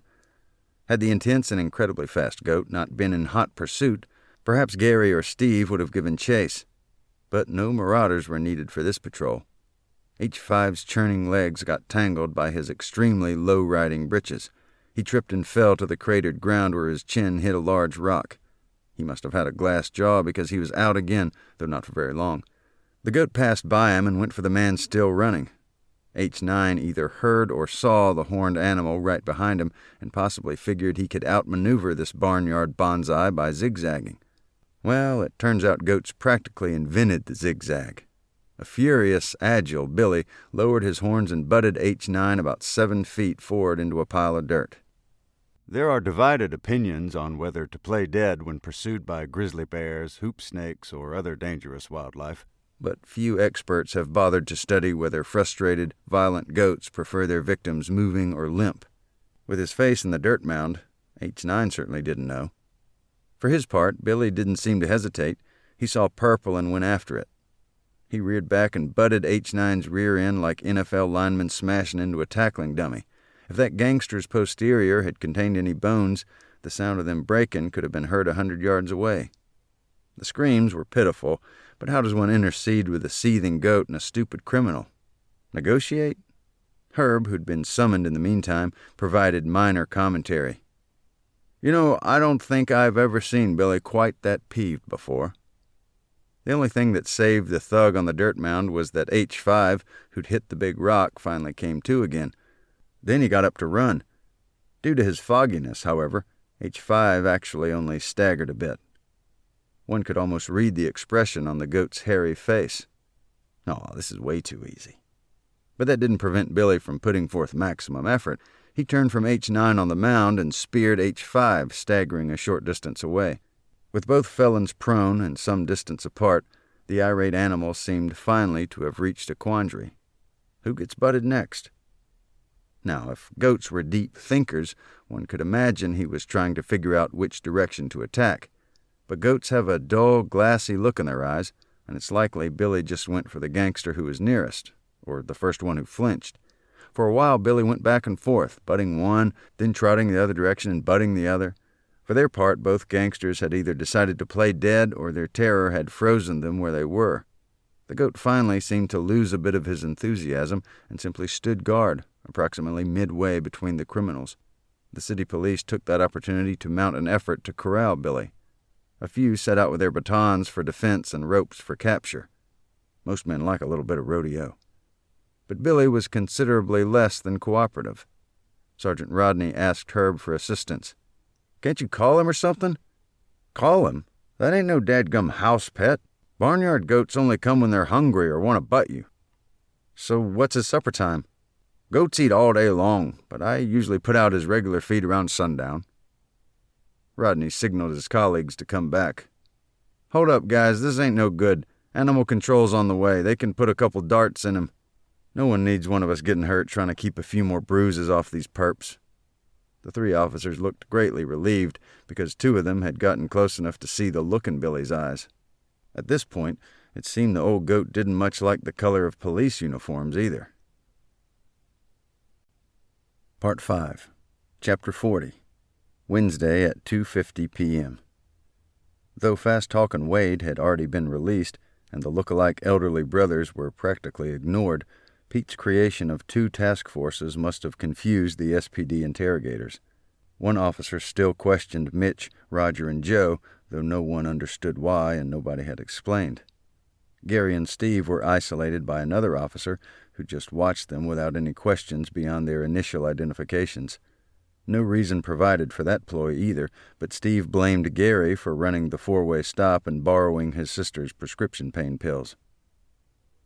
Standing beneath his wafting flag, Pete spotted Stanley as he walked slowly north along the barricade line, looking east toward the territory formerly occupied by enemy. The heavy bags below Stanley's eyes looked even droopier with the dust or soot which was streaked among the liver spots on his face. Stanley was fussing with a damp section of his right trouser leg. "What happened down here?" Pete wondered if it was blood. "Were you hit?" "No, considerably less dramatic." He looked around and lowered his voice. "Whizzed on my own leg trying to keep my rifle trained on your hedges. My medicine man keeps me close to a bathroom." Pete stifled a chuckle. "So how did it go on the south end?" Pete reached into his pocket for his remaining live cartridges and held them out, 3 in his left hand and 2 in his right. 5 left, Pete. Didn't have to fire but twice." He shook his head. "Just shot high to brush 'em back from your hedges." "That's what you hope for when defending a weak position." Pete thrust his chin out slightly. "Chase 'em away till reinforcements arrive." Stanley looked down at his ammo and shifted all the cartridges to one hand. "I was scared I'd have to take down one of those hoodlums." His eyes got moist. "But you didn't." Pete paused. "You held up your end of the line. You did good." Stanley nodded and moved toward the Henley condo, holding all 5 rounds in his right hand like they were valuable jewels. Kelly watched as Wade moved old Betsy near his trailer on the requieted barricade line. After she greeted her large friend and quickly checked him for missing limbs, Kelly pointed toward the distant smoldering hay bales where his homemade bombs had exploded. "Think you ought to put that out?" "Yikes!" He turned to Irene, who was hugging her granddaughter. "How can I get water to there?" He pointed toward the smoke. "I saw Earl hooking some hoses to his fancy TV spray gun." Irene probably looked down on television purchases. No senior discounts. "Would those be long enough?" Ellie calculated. "You need at least 10 of them hoses." Kelly tapped his fleshy shoulder. "There's a big plastic barrel right here. I was crouched right next to it." Wade examined it quickly. "No good. Got a big hole right down at the bottom." "Well, before the wind starts a fire back there," Kelly pointed toward the smoke, "I guess you need to patch this barrel." "With what?" Wade patted his pockets from the outside. "Look, you got everything you need right there in your buggy." Ellie nudged him in that direction. "Get yourself a shop towel and dry it off real good, then grab a roll of duct tape." Though apparently dubious, Wade collected those items from his golf cart, ambled back, and started drying the area around the hole. "Duct tape ain't going to hold back no 55 gallons of water, Ellie." Ellie looked around. "What you chewing, tobacco?" "Just a little gum. Why?" "Open up." Wade opened his mouth, but only as much as a child on his first dental visit. Ellie reached in and extracted the gum wad like a raccoon pulling bait from a trap. "Why'd you do that?" Ellie rolled it between her thumb and forefinger, plugged it into the barrel's hole, and smoothed it down a bit. "Problem solved. Now duct tape both sides of the patch." Wade triple-taped both sides of the hole, wrestled the drum onto his cart, strapped it down, and drove over to the end of the joining hoses. He disconnected Earl's sprayer and filled the drum about 3/4. He couldn't lift that much, of course, but he could certainly tip it over directly onto the smoldering hay bales. Kelly and Ellie watched Wade depart. "Ellie, how'd you know Wade had all that stuff in his buggy?" "A man just ain't a man unless he's got smelly feet, terrible blessed George breath, and at least 1 roll of duct tape." Kelly smiled. "Don't get me started." Animal Control had arrived, received Sergeant Rodney's quick briefing, and then carefully gone after the goat. They fired 4 tranquilizer darts toward Billy before hitting with one. Billy's last conscious thoughts probably were, "Why'd you have to mess up my fun?" Of course, few Somerset citizens understand goat lingo, and even fewer can divine the inner workings of their unsophisticated and contrary minds. Though not formally on duty, Trooper Means was in uniform and had been helping considerably, so he continued working with non-critical matters while the city police processed the 2 badly bruised felons recently apprehended by Corporal Billy Goat. Means called out to the citizens still standing behind the barricade, "Move all these vehicles before some officer comes along and writes you up." Ever the optimist, Earl tried to start his yellow Cadillac, but at least one of its numerous bullet wounds evidently disabled something related to ignition. Wiping his hands with shop towels, Wade approached Chet, who was near the big trooper. "Somebody get that dozer out of this street." Means pointed and waved. "It's a violation to block emergency vehicles, and right now this is the only street that goes through." "None of us knows how to drive it." Butter wouldn't melt in Chet's mouth. Means looked puzzled. Wade started to move, but Chet hooked his thumb in Wade's belt and tugged enough, albeit discreetly, to get his attention. "Then how did it get down here in the street?" Troopers asked good questions. "Must have been one of them bandits come around behind us while we was watching that way." Chet's other thumb indicated past the barricade and down the street. "Yeah," agreed Wade. "Confusion in the heat of battle, like that." Means stroked his rugged cheek. "You sure that's your story?" Chet spit tobacco juice and nodded. "Okay, I'll write it down like you said, Pop, but I'm not going to testify either way if anything comes of this." Means shook his head and turned to leave. Wade finally exhaled. Means departed, waving his long arms, shouting and pointing at vehicles. Chet tried to whisper, which is difficult when your own hearing is so awful. "Pass the word. It was one of them bandits got behind us and rolled the dozer onto the street. We like to barely escape with our lives." "Which bandit?" He tried to respond in a whisper, but Wade was unable to be that quiet, period. "Just pick one. How about the toady feller?" "This ain't exactly cricket, you know." Wade knew about ethics. "Cricket's for them limeys. Wouldn't be no bulldozer tread marks in the street if them thugs hadn't come and ruined my dinner." Chet looked around. "Besides, while you was joy-riding back in that field, there was 2 sets of punks trying to get around our ends. If we hadn't stopped them, maybe they would have jumped in that old dozer. Spread the word like I told it." Wade's heavy shoulders moved up towards his fleshy ears. "Okay, Pop." Neither the 2 lookouts nor the little boy had yet been located. 2 other perpetrators were in the ER being treated for gunshot wounds.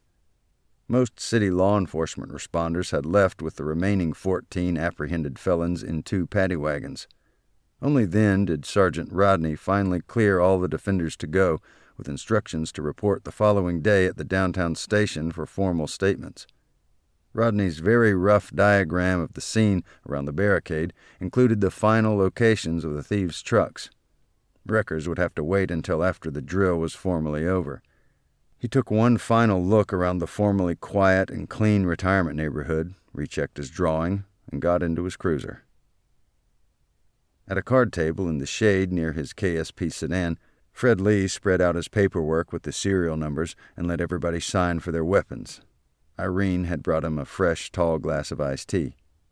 First in line for her bat, Ellie was braced to argue, but Means waved her off.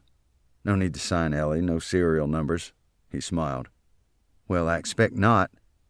She had some leftover intensity since she'd been denied her opportunity to complain. Pete was next in line to reclaim his deer rifle, shotgun, pistol, and belt rig, spiked Springfield and spotting scope, plus the 7 Garands charged to him. "Do you realize one of those M1s has a missing bolt?" Fredley pointed. "Yeah, busted firing pin. I had Chet remove the bolt." Pete lowered his voice slightly. Didn't want someone in the thick of things to pick up a weapon they assumed was working. Ellie kept it pointed at the enemy for show, but if we got to close quarters, I knew she'd rely on her bat anyhow. It was a smart, proactive design, and Fred Lee realized he himself might not have thought of that. That kind of detail you learn from actual combat that you don't pick up in training. "Where'd you get that old bayonet, Pete?" "One of the men on North Pleasant brought it with him. It's a 1905, made for the Springfield, but also fits the Grand. He went on up to the main complex, but I'll get it back to him." Pete conscripted 3 volunteers to help carry the 11 firearms. Bernie got back his long tom and asked about his watch, but Fred Lee had not seen the timepiece. Clearly disappointed, Bernie headed home with his squeaky walker to take his blood pressure pill. Wade was fourth in line for his .410, paintball pistol, and air horn. Isaiah was next to claim his .22 kit gun. Mitch got back his .38. The last 2 firearms on the table were the 10mm and .380. "You boys sure these are your own pistols?" The trooper frowned. "No question, Fred Lee." Gary sounded sincere. Steve nodded. "You want to explain why these serial numbers are gone?" "What do you mean? I bought that gun last year at a discount store." Steve was too dramatically indignant. "Those creeps sold me a gun with no number?" Gary clearly realized the jig was up and offered no protest. "Would have been like a war trophy, Fred Lee. Like you took a bayonet from the enemy after a bonsai charge." "I understand, Gary, but I can't let you have these guns. They're evidence from perps in a multiple felony case. It's not up to me." Gary shrugged. Steve tried to keep up the pretense. Gary whacked his arm slightly. "Knock it off, Steve." Later, Fred Lee was inside the Henley condo to use their bathroom. Too much iced tea. When he returned, he noticed the dozer hadn't yet been moved but continued idling. Several of the barricade folks were still standing around the remaining vehicles, perched on bumpers or looking at bullet holes. 2 were sitting on the tailgate of Chet's rusty truck. Leo had already moved his powder blue Crown Vic. The trooper called out, "Hey, any of you know how to drive this dozer?" Deaf Leo didn't hear. The others shrugged and looked around. Art got to his feet slowly, then came over and peered into the cab. "Standard D8 dozer?" Fred Lee nodded. "Probably. It's been a few years, but I'll give it a try." Art's climb up to the cab looked so perilous that the trooper nearly reached for his elbow to help him up. Art got situated in the seat and waggled his lower body as if his posterior was trying to remember something. Then he gingerly touched the levers and jumped very slightly as each one engaged. It didn't take him long to remember the basics. This Caterpillar K model had about 4 times the muscle of the old 80-horsepower engine Art had used with the Army engineers in Korea. Its hydraulics were considerably different. He'd used the old type with cable linkage for several functions. The engine was already running, so he didn't have to hunt for a pony motor, which had gone the way of those cables. Fred Lee shouted over the dozer's noise. "Better lower that blade so you can see where you're going." Crash. Too late. The bulldozer's massive and surprisingly sharp front blade clipped the left front bumper of Herb's pickup truck. Even if he hadn't been out cold, the slack-jawed goat with glazed, wide-open eyes and his long, ugly tongue hanging down to the truck bed likely would not have noticed. Nobody was wearing purple. Art threw up his wrinkled hands as he looked down by his feet to locate the necessary controls. Sheepishly and hurriedly, he backed up a few feet, engaged the right track while braking the left, and made a lurchy pivot. Chet watched from his truck. "That's a dadgum shame," he said to nobody in particular as he pointed with his thumb. "Until he clipped that goat truck, Art was looking as proud as a kid in his first Sunday suit." Kelly had not yet reunited with Mitch, but she and Wade were together again at the barricade when a fire department officer came over and asked about the soaked remnants of fireworks he'd just seen over by the hay bales. "Those are 1.3 G explosives, only for community displays and such." He clicked a ballpoint pen for emphasis. "You probably know them as Class B fireworks, not allowed for ordinary citizens. Any idea where they'd come from?" "Fell off the back of a truck, as I understand it." Then Wade motioned toward the stake bed parked down the road with its long trailer behind. The fireman looked that direction and nodded. "Oh, okay." He clicked his pen a few more times, squinted at Wade briefly, and leaned his face toward the collar microphone for his radio. "I'm going to see what all they got on those trucks." He left, clicking his pen. "For a second there, I thought you were a goner, Wade." Kelly spoke softly. "Me too, at first. I figure he knows them boys ain't brought no fireworks up here. Guess he decided to give me a pass on this one." I recall you saying once you blew them up, nobody could tell a cherry bomb from a gumdrop. Reckon them fire guys are smarter than I figured. Wade shook his head and sighed heavily. Guess I was wrong. Don't hear that from a man very often.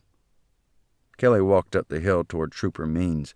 They both watched as Art, once again moderately comfortable at the controls, drove the bulldozer back between the two condos and then out to the general area it had formerly occupied.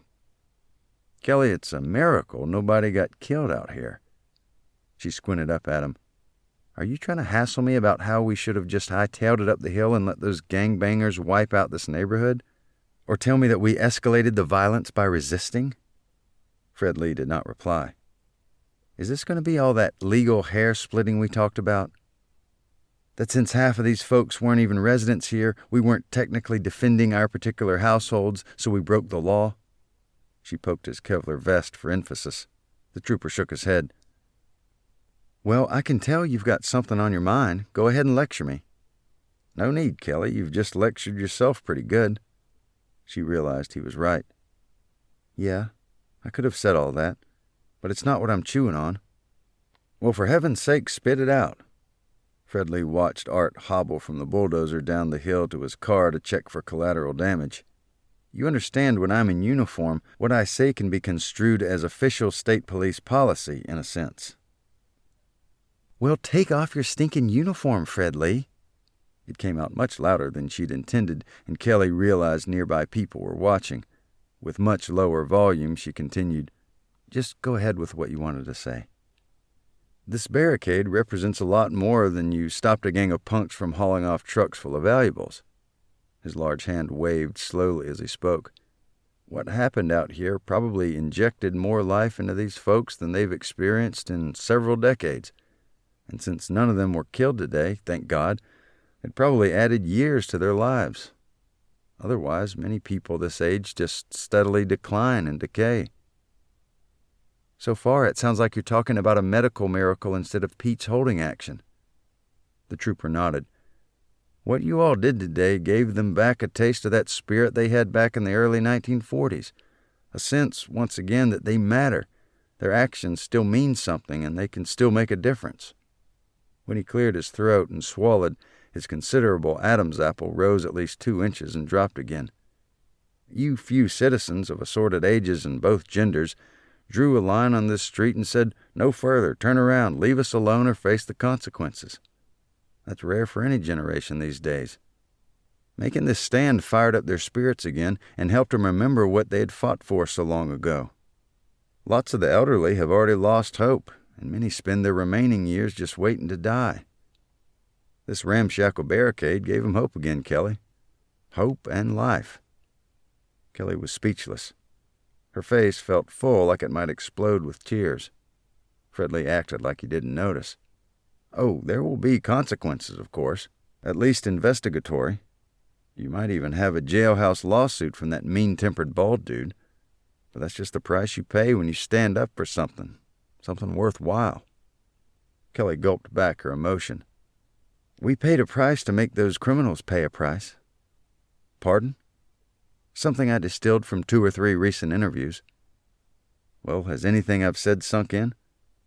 I'm not sure I understand everything, Fred Lee, but it sounds like you're saying that despite how stupid it was to stay, we luckily averted a complete disaster, and in so doing we somehow managed an unintended miracle. I guess that's close enough, but I didn't say stupid. You were thinking it, weren't you? He nodded. Yep. Well, Ellie would say that miracles trump stupid. Pardon? Oh, just ask Ellie. She touched his upper arm, and her fingertips remained there for a moment. So, anything else, Fred Lee? Just that I'm glad you weren't hurt worse than that bandage indicates. And, well, I'm proud of you, Kelly. You did a good thing out here today. He cleared his throat. But that's just me talking, not official. He grinned. She teared up. Wade's ordinary nervous energy was in hyperdrive this afternoon, and he couldn't stop pacing from one clump of remaining defenders to another. On one such pass, Pete waved him down. Glad you brought those homemade bombs, Lawrence. Pete's lips showed a bit of a smile. Good job with the diversion along our south flank. After you found the right range, that produce barrage kept them pinned down fairly well. Wade grinned like a shy schoolboy. I'm not saying artillery would have been your thing, you understand. Pete looked him over like a recruiter might. But I think you would have been good on a killer hunter team or maybe search and destroy. What about spying? No, Lawrence, you make too much noise. He looked east toward North Pleasant. I heard a lot of pistol shots from the last of your buggy ride down there. Targets of opportunity? No, I didn't want to kill any of them punks, but I sure wanted to let 'em know Wade was in town. I reckon they figured that out when you drove right down on top of 'em with your siren blaring and shooting all the way. Wade grinned again, this time from ear to fleshy ear.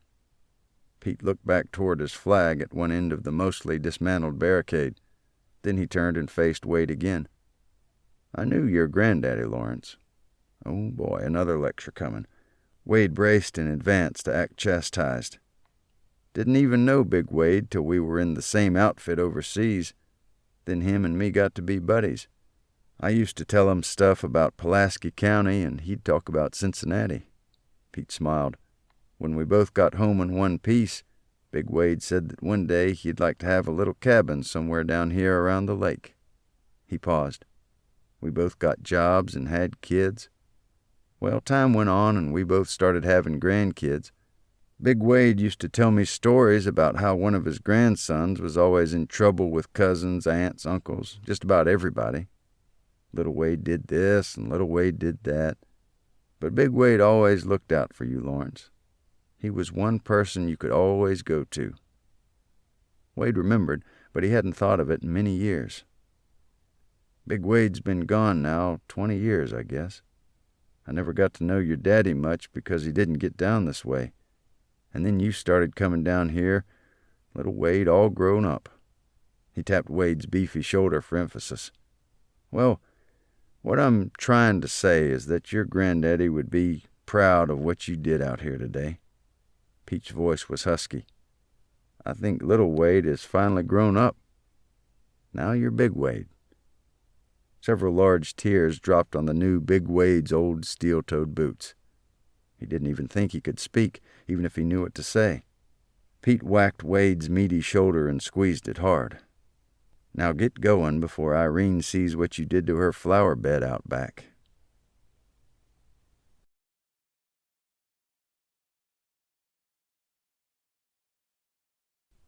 Chapter 41. Wednesday at 3:05 p.m. Kelly noticed Commander Coffey driving east down Placid Lane from Serenity Drive, the southern route. After 4 members of the post firing squad quickly assembled around his pickup, Coffey got out and they all leaned on the sides and back of his cargo bed during the short debriefing. He turned as one of the briefers pointed first to Ellie and then to Kelly, both standing on the Henleys' front stoop. Coffey smiled. Kelly waited as the post commander approached. Ellie had already gone back inside by the time Coffey hobbled to the Henley porch. Gout, he said out of habit, even though he'd previously explained his limp to Kelly and everybody else in town. You all right, Miss Randall? Kelly. She started to tear up again, but didn't cry. They told me what happened out here. You did real good. When he reached to hug her, Kelly melted into him like he was the grandfather she never knew. It was awful. I was scared and I really didn't want to stay. Kelly's last words came out as a whisper. I know. That's always the way of it. Coffey patted her upper back gently. You don't want to be there, but you know you're supposed to stay. Duty. I don't think duty was even in my mind. Probably wasn't, Kelly. But it most surely was in your heart. As Coffey hugged her again, she nearly lost balance and tripped on his aching foot. He groaned. Sorry. That's okay. Coffey was still wincing. I'm sorry I didn't get out here till it's all over. I just now got the message Irene phoned to the post. I was sitting with my Junie. How's she doing? Hard to tell. Coffey smiled sadly. Different docs saying different things. I'm sorry. Kelly looked around awkwardly. Hope she gets better. He nodded. You know, I think I have a tiny glimmer of why it was difficult for soldiers to verbalize what they'd been through to anyone who'd never had similar experiences. Her eyes grew moist again. He looked around at the vestiges of the conflagration. I'm glad you understand it better, but it's a shame it had to be under such circumstances. Which is the only way to understand it, I guess. Exactly. After what felt like a long silence, Coffee pointed. What's that on your... He pointed toward her bosom. Kelly looked down at the small blood stain on her V-neck sweater. Blood looks brownish-black on rust-colored fabric. Her fingers hovered over the wound without touching. Just a ding, really.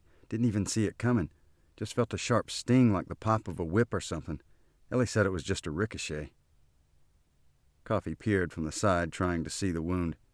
He seemed to wish he could pick up the picot edging to examine her skin directly. If it wasn't against the law, I'd give you a Purple Heart for that. Against the law? It used to be, anyway. Couldn't sell medals and couldn't buy them. Coffee closed his eyes tightly to help him remember. Against federal law to misrepresent that you were decorated or fraudulently claim you're the legal recipient. Never knew that. Plus, no civilians were eligible, period. Maybe it's changed since.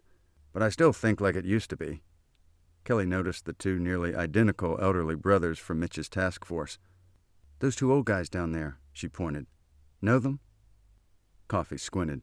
Sure, everybody knows Elmer and Ralph. They're twins, but about 18 months apart. Can you tell which is which? Only when they're standing together. Elmer's a bit more stooped over. Coffee scratched the back of his head. Or maybe that's Ralph. That's what I figured. Kelly surveyed the quieted chaos around her. After a significant silence, Coffee's eyes lit up slightly. I've been thinking about our talk the other day. Next time some reporter asks me why I'm optimistic about America's future, now I've got another story to tell. Coffee whistled softly. I'll say what happened out here with a few old folks in walkers who can't see or hear worth a hoot, standing shoulder to shoulder with some friends 50 years younger. Don't forget the Henley's granddaughter. She helped too. Coffee nodded. But Pete was the main anchor. Without him, those punks would have wiped out this entire subdivision. And if Ellie hadn't helped like she did, somebody might have gotten killed out here today. Today you were all lucky. Some days there is some killing. Both sides, usually. Coffee looked over at the large flag waving in the occasional light breeze. As far as Ellie, I've been trying to get her to join our post for a long time. Kelly shook her head. I don't believe Ellie ever served in uniform. You're right, not in uniform, but she was a licensed nurse at a VA hospital during Vietnam. Cincinnati. Did a heck of a job helping out our boys that came back all busted up. Some of them still come by her place to pay their respects. Had no idea. Kelly looked over her shoulder at the last place she'd seen Ellie. She's never said a word about that to me. Probably won't. Ellie's not one to toot her own horn. No, but she sure can swing her own bat. Coffee chuckled. Now where is that old broad? I want to hear her blow-by-blow account. Kelly wanted to hear it too, even though she'd been present for almost every blow. Ellie's stories usually had more depth and breadth, more life than the actual event they represented. The way Ellie told a familiar story, you were hearing it for the first time. Not all the chaos had been outside near the barricade. Since the expansive meal for over 24 guests had been abruptly terminated, there were still many things to clean and put away. Inside the Henleys' condo, Ellie helped in the kitchen. She paused with some tin foil halfway around a platter. It ain't what I think you're thinking, Irene. What? Irene turned from the sink.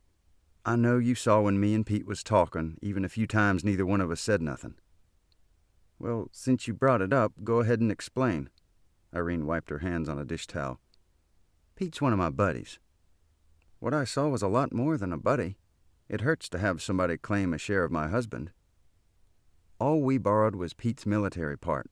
We really needed a leader today. Probably true for the rest of them, but you were tapping into something else, deeper. Irene, all I tapped was his sergeant part. I ain't touched nothing else. Ellie paused to see if her explanation was sinking in. I think you know I used to work in nursing. Sometimes in the ER there wasn't time to wait for a surgery nurse, so the doc would grab me and say, Need some help, Ellie? And I'd drop what I was doing and go help. Most often, he didn't even have to say much more than that. I had a sense, just knew what he wanted and what the patient needed. She paused. And that's what I did out here today. I just borrowed Master Sergeant Henley for a couple hours. All the rest of Pete is still yours. And he's grade A prime. You're lucky to have him. I hear what you're saying, but I might have to mull it over a while. Take all the time you need with me. Ellie's eyes narrowed. But don't you hold back with your husband. Irene nodded slowly. She checked to be certain her hand was dry and then extended it. Ellie wiped her eyes on a paper towel. The two women didn't shake or squeeze or even speak. Just two hands together. Almost like Ellie was returning those aspects of the master sergeant which she had briefly borrowed. Irene reclaimed what had been lent. It settled things. Mostly. One by one, the legionnaires had drifted away until Isaiah was the last one standing near the remnants of the barricade. Ellie exited the condo, walked over and grabbed his dark forearm. I'm glad you came back down here. The old black man moved his other shoulder sleeve forward to wipe sweat from his face. Then he sighed. It got a little dicey out here, Ellie. I've spent 60-some years trying to forget how bullets sound when they're coming my direction. Isaiah, I ain't your mama, so you don't have to listen. That got his attention. I know how things was for you in the war. She pointed to the asterisk-shaped scar near his temple. And I spent lots of time talking with boys in the Cincinnati VA back from Nam. Lots was black fellers, and lots come home with extra hurt, not just hospital pains, but ailing in other ways. Like they'd been set up, used up, and then sold out by the very nation they fought for. Isaiah's tone was stern. Ellie nodded. Some of them boys was worse off coming back than they was before they got their uniform. Bad jobs or no jobs, ex-friends treated them funny, families all broke up. I understand because I saw the look in their eyes, and I know they deserve a lot better. She touched near his elbow. And I know you black fellers coming back in 45 and 46 deserved a lot better too. We got a blessed George raw deal and everybody knows it. Isaiah closed his eyes briefly. I had friends wounded, some crippled, and a few killed. Their blood had the same color as white soldiers. They thought their country finally accepted that they'd earned the right to live where they wanted, eat where they liked, and ride any seat in buses and trains. We did earn that right. It was already your right, Isaiah. God said so, and the Constitution said so too. But what the blackfellers did in the big wars, plus Korea and Nam, just shined a light on it. On the rights you already had, but some folks had forgot. Or they never seemed to grasp it to begin with. L.A., some people don't want any light shined on our rights. He searched for words. When your skin has color, he held up the back of his hand, it stands out in almost every circumstance, and you're always aware of it. That's the point I started to make, Isaiah. They don't call you the prophet just because your mama named you from the Bible. I know you got the Holy Ghost in you, but you need to let some folks see your insides. She paused. I ain't your mama, Isaiah, but if I was, I'd tell you to stop focusing so much on the pigments in your blessed George skin and let folks see what your heart looks like. Don't keep your old heart locked up so tight. It took him a moment to respond. As far back as a toddler, I learned something important. If you ever let down your defenses, somebody, often white, but not always, will come up and whack you for no good reason. Isaiah thought to himself briefly. Or if you let yourself get involved in someone else's fight, you'll end up getting a worse whipping than he got. He fingered the notch in his earlobe. When you helped that Cook feller, you done the right thing, Isaiah, and I know it cost you. She looked into his face. Anyhow, I'm glad you helped out today. Wasn't nobody else reliable enough or mobile enough to spell Norm. Isaiah looked back toward the north security position he'd briefly guarded, and then at the remaining rubble in the street. Well, Ellie, I didn't feel like my presence was welcome. Again he held out his dark hand in the bright sunshine. But I did realize I was needed, so I came back. You pitched in to what you figured was somebody else's fight, and that's why I want to hug your neck, you old coot. A couple of tears dropped onto Ellie's shoulder, but she didn't notice. After their brief embrace was over, Ellie walked with Isaiah all the way up the hill to his truck, where he put the empty revolver back in his tackle box. His sole remaining live cartridge had been confiscated and not returned. Since all the city police had finally removed every felon and released each of the flankers, there were several other small reunions among the valiant defenders. Diane finally spotted Joe, wiping sweat out of his eyes and limping due to his fall while descending the observation post. He'd been in one of the clusters detained separately from the barricade defenders. She hurried over and hugged him. You all right? Joe nodded. I'm mighty proud of you, Joe Sutton. He just grinned. Joe remembered the obscure man rule. If they think you were courageous, don't mention that you were scared to death. Happy anniversary, Joe. Diane squeezed him with her arms. With difficulty, Joe bent his sore neck and kissed her lips. Then they hugged some more. Diane turned their embrace in order to move toward their vehicle, but Joe stopped and reached out his right hand to Wade, just then exiting the Henleys' condo with Roger close behind. Wade's face broke into a huge grin as he grabbed Joe's hand. Like an overly enthusiastic child reaching for something breakable, Wade squeezed much too hard. Joe groaned. He'd expected Wade's normal handshake, surprisingly gentle. "Sorry, Joe. Guess I'm still pulling that stiff lever on Veggiezilla." The afternoon had been intense and distinctly painful for Joe's multi-symptom body, but it was the first time in several decades that he felt so involved, and in something with such elevated adrenaline. He would miss being one of Wade's warriors, and he never even got a T-shirt. Roger turned over Joe's phone and then wordlessly patted Joe's arthritic shoulder as the anniversary couple passed by slowly. Roger watched the Suttons depart arm in arm. "Joe did all right today." "Yeah, him being all stove up," Wade nodded. "He could have just sat inside the Henley house and nobody would have said nothing." "I don't think anybody able to walk would have sat this out, Wade. There's something about it that was too immense, too powerful." Wade was puzzled. "Kind of like a tornado. It had a compelling intensity." "Most tornadoes make everybody scatter trying to get away." "Well, this one drew everybody in." Roger moved both hands together. "Once inside, we all felt like we belonged here." "No, it ain't nothing like a tornado, Roger. You read too many books." "So how would you describe what happened here?" Wade thought a bit and then wiped his eyes with a sweaty bandana. "I guess it's like bullies hurting some little guy with glasses in the schoolyard. You know you ought to help him, even though you'll probably get clobbered. But you go anyhow and smack as many bullies as you can before you hit the dirt."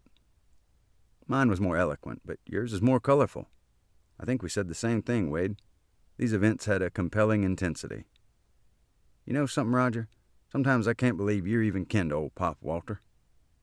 "Half of me comes from Walter blood, the other half is Jenkins." Roger's face suddenly stiffened. "My grandfather Jenkins was sheriff here till he was murdered by bootleggers in the early 1950s. Wade allowed much more silence than he was accustomed to. "Anyhow, you did real good today, too." "Thanks. From you, that's high praise." Roger surveyed the erstwhile battlefield. "But it might not have gone as well without you and your buggy and all those illegal explosives." Wade grinned and slapped Roger's back. "Help me pull my trailer loose." As they walked toward the trailer, Roger moved awkwardly. "Somebody shoot you in the keister?" "No, but I'm going to have some fine bruises from all that jostling around, careening down that rutted hill, soaring across that trench, and flying over the curb." Wade grinned. "Yeah, that was a blast. We ought to do it again sometime, only without them punks shooting everywhere." After they'd unhooked the trailer and backed Wade's truck around, something low in Wade's midsection growled audibly.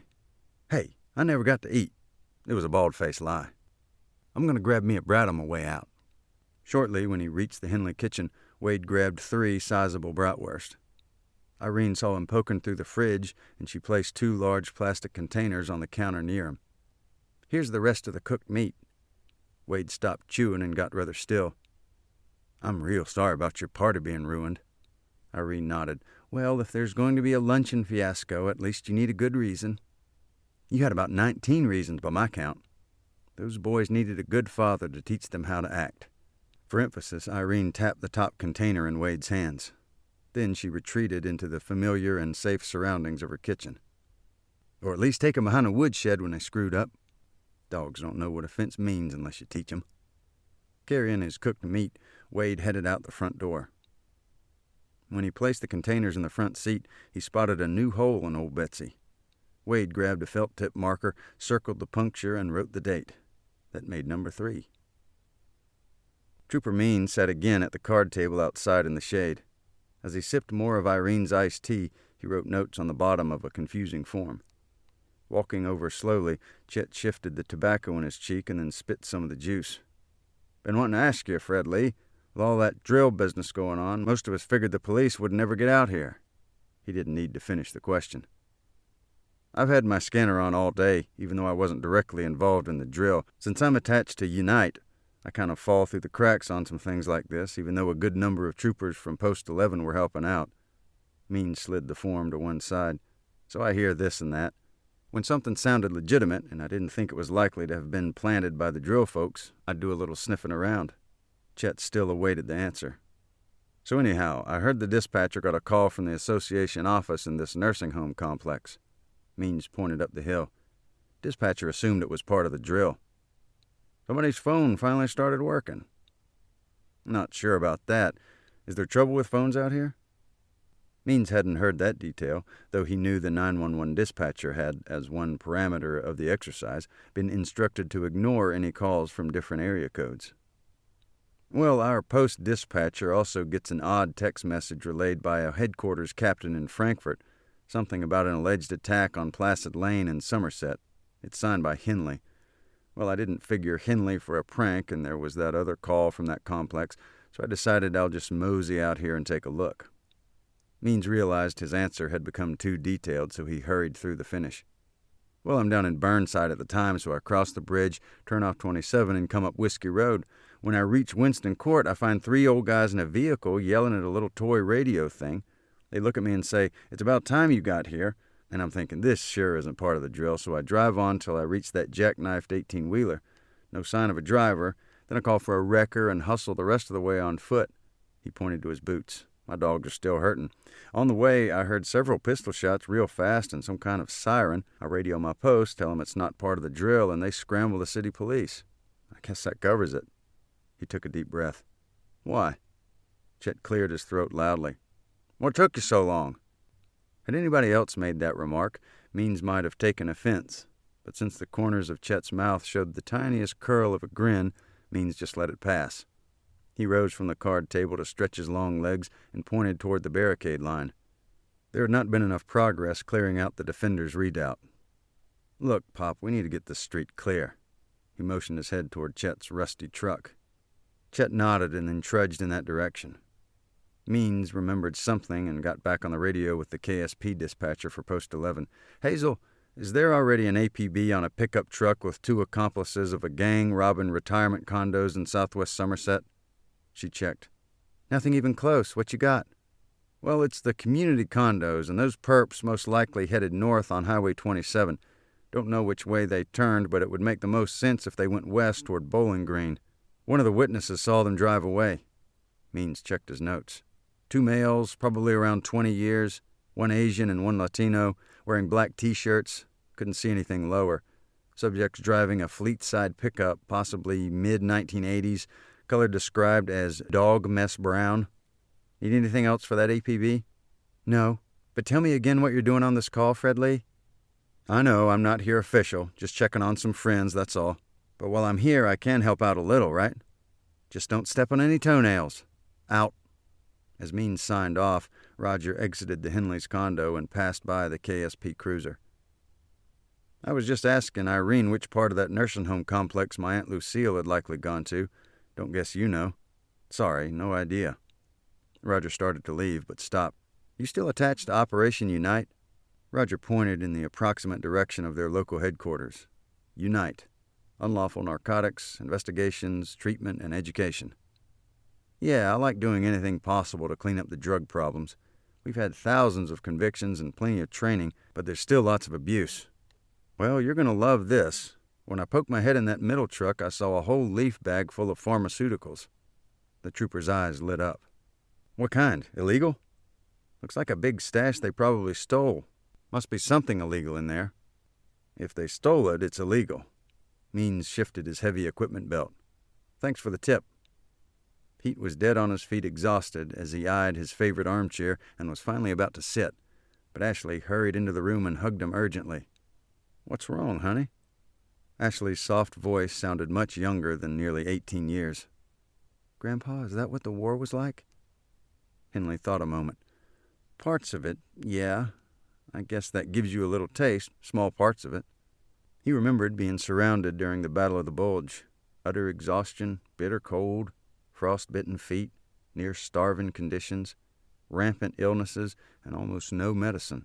His unit practically out of ammo, and the Germans shelling them at will. He shuddered. Why'd you ask? She shook her head slowly against his chest as she hugged him again. I just wanted to thank you, Grandpa. For what, honey? Ashley searched for the words. "For going to war, Grandpa. Fighting for all of us. Fighting for me. Even though you didn't, know me yet." This was what Pete had waited over 6 decades to hear, though he'd never realized he was waiting on it. The Grateful Nation letters were important in one sense, but this was his youngest granddaughter expressing her simple, heartfelt thanks. She obviously meant it, and Pete knew Ashley finally did understand at least a tiny fraction of what he'd endured and sacrificed during World War II. The ceremony awarding his Silver Star, 55 years belatedly, had choked him up, but this was the first time anybody besides Irene had ever seen tears in the eyes of a grown-up Peter Henley. Chapter 42. Wednesday at 3:15 p.m. Wade's warriors and Mitch's marauders had been dispatched by about 1:20. Henley fired his warning shots around 1:30 when the gangsters first spotted the barricade. The first actual shooting began around 2:15 when Earl sprayed Chico with urine. Though it had seemed like hours, aspects of the main battle itself really occupied only about 35 minutes before the perpetrators had been neutralized and the situation was stabilized. Hostilities ended about 2:50 p.m. Though still waiting for Mitch, Kelly only bumped into Wade again. "You seen Mitch anywhere?" "He was in that bunch that got talked to separate. Wonder why they done that. Anyhow, when the cops left, Mitch got stuck in Fred Lee's line waiting for guns." "So his .38 is more important than me? You ain't jealous, are you?" Kelly rolled her eyes. "Kel, a man can wait a few minutes to get him a good hug, but he don't want to lose his gun because he went looking for his girl." Wade screwed up his face as though assessing whether his comment made any sense. "Understand?" "Yeah, I get it," she grumbled. "His revolver might get away, but I'm supposed to just hang around." Wade put a meaty paw on her unwounded shoulder and looked her in the eyes. "Go easy on old Mitch. He's kind of been like a deer running in a wolf pack, and Henley put the deer in charge." "What on earth are you saying, Wade?" "Oh, you'll understand once he explains everything." "Well, he'll have to speak a lot plainer than that," Kelly sighed. "Okay, I'll give him a pass, provided he hurries up." When Wade shrugged and stuck his hand in a pocket, he pricked a finger on the dozens of 10-penny nails he'd been carrying. "You carry loose nails in your pocket, you're going to get nicked." Kelly arched her eyebrows as Wade licked blood from his fingertip. "I got another experimental project, about to start the testing stage." Wade smiled largely and then spotted someone in the distance. "Okay, there's your Mitch just now coming up the hill." She turned. Mitch did have the look of a buck in headlights, but it would have been a while before Kelly understood the rest of Wade's analogy. Mitch was limping. Kelly hurried toward him and they hugged for a long time. She pushed back from their embrace with her fingers touching his upper arms. "You okay?" "Stepped in a pothole or something," Mitch pointed. "Wrenched all the weight on my bad hip." She looked him over without comment. Mitch pointed his revolver away, checked the cylinder, closed it with a soft click, and slipped it inside his waistband. All the ammo had been emptied when the firearms were first confiscated. Since they kept 3 cartridges, I guess that means I only fired 2 shots. Don't remember when. Funny, seems like I was shooting the whole time. They embraced once more. He smelled like cordite, plus adrenaline and a different, even more pungent, sweat. What did fear smell like? Probably like this. Didn't seem like an optimal combination. Mitch's left forearm had several red cuts, evenly spaced. "Wrestling a tiger, were you?" Kelly nodded toward his arm. Something about the offensive combination of sweat, adrenaline, cordite, and blood was also vaguely and oddly exciting. "Oh, briars. Ran into a thick patch of gnarly briars. Couldn't get around them, had to crash right through. That Steve nearly got his neck ripped open, which made him madder than he already was. That's when I had to lead him out of the woods and along the creek bank." Mitch crafted minor adjustments to the true sequence of events. Kelly looked at his face intently. "Later, I want to hear what you and those 4 marauders did. Wade mentioned something about Pete assigning a deer to lead some wolves." "Huh?" "Never mind." Kelly whapped her fingers against her slacks to remove dust and grit at the knees. "Hope these aren't ruined. I'll never find another pair that fits as good." "Yeah, they're certainly my favorites. With all that squatting and kneeling, I might have ripped out a seam." She tried to look behind. Mitch felt along the curve of her buttocks. "No apparent rips, but I'll give your seams a closer inspection later." Kelly smiled. If you insist. Not far away, Pete came out to his garage to properly put away the garden tools so recently in unconventional use. Interrupting their sweaty embrace, he called Mitch over. Though reluctant to disengage from Kelly, Mitch sighed and met Pete about halfway to the garage. Norm told me your task force cleared the North Woods about 2:12 p.m. Any problems? The stressful, confusing, and sometimes terrifying events ran back through Mitch's head. Men arriving without any weapons, elderly brothers he couldn't tell apart, 2 apparent killers he felt he had to restrain, plus his own uncertainties and insecurities. Nothing worth mentioning. Pete nodded. Your team did real good today, Mitchell. Mitch had to look away. Praise, no matter how restrained, often made him uncomfortable. Pete peered over Mitch's shoulder at Kelly, but addressed the leader of the north flanking team. How do you feel now about why you quit ROTC? Well, I don't think ROTC does much to prepare you for anything like this, so I assume it falls short preparing you for war. This may be wrong, but I've concluded the difference in combat between a leader and a follower is not as much about training as it is related to instinct and fortitude. So no, I don't regret quitting ROTC. Mitch paused. But maybe you're asking me something else. Do I think I should or could lead men in battle? My answer's the same. No. Pete started to interrupt. Let me finish. I still don't want the responsibility of leading men in dangerous situations, and I hope to God I never have to. But, Sergeant Henley, if I ever do have to fight, I want to be in your squad. Henley let the leadership conversation rest where it lay. Wade told Kelly that you threw a deer in with a wolf pack. Was that your intention, or just an example of Wade's vivid imagery? Pete stroked his chin briefly. Mitchell, I don't know what the blazes Lawrence was talking about. Mitch turned to leave. But I'll say this, Mitchell. You got behind the enemy without being spotted. You got your best resources to the key targets, and they took out a good handful of the opposing force. None of your squad got hurt. I couldn't ask for anything better, no matter who was running that patrol. Pete cleared his throat. Does that answer your question? Close enough, Sarge. Mitch reached out his hand. Close enough. He had a lump in his throat.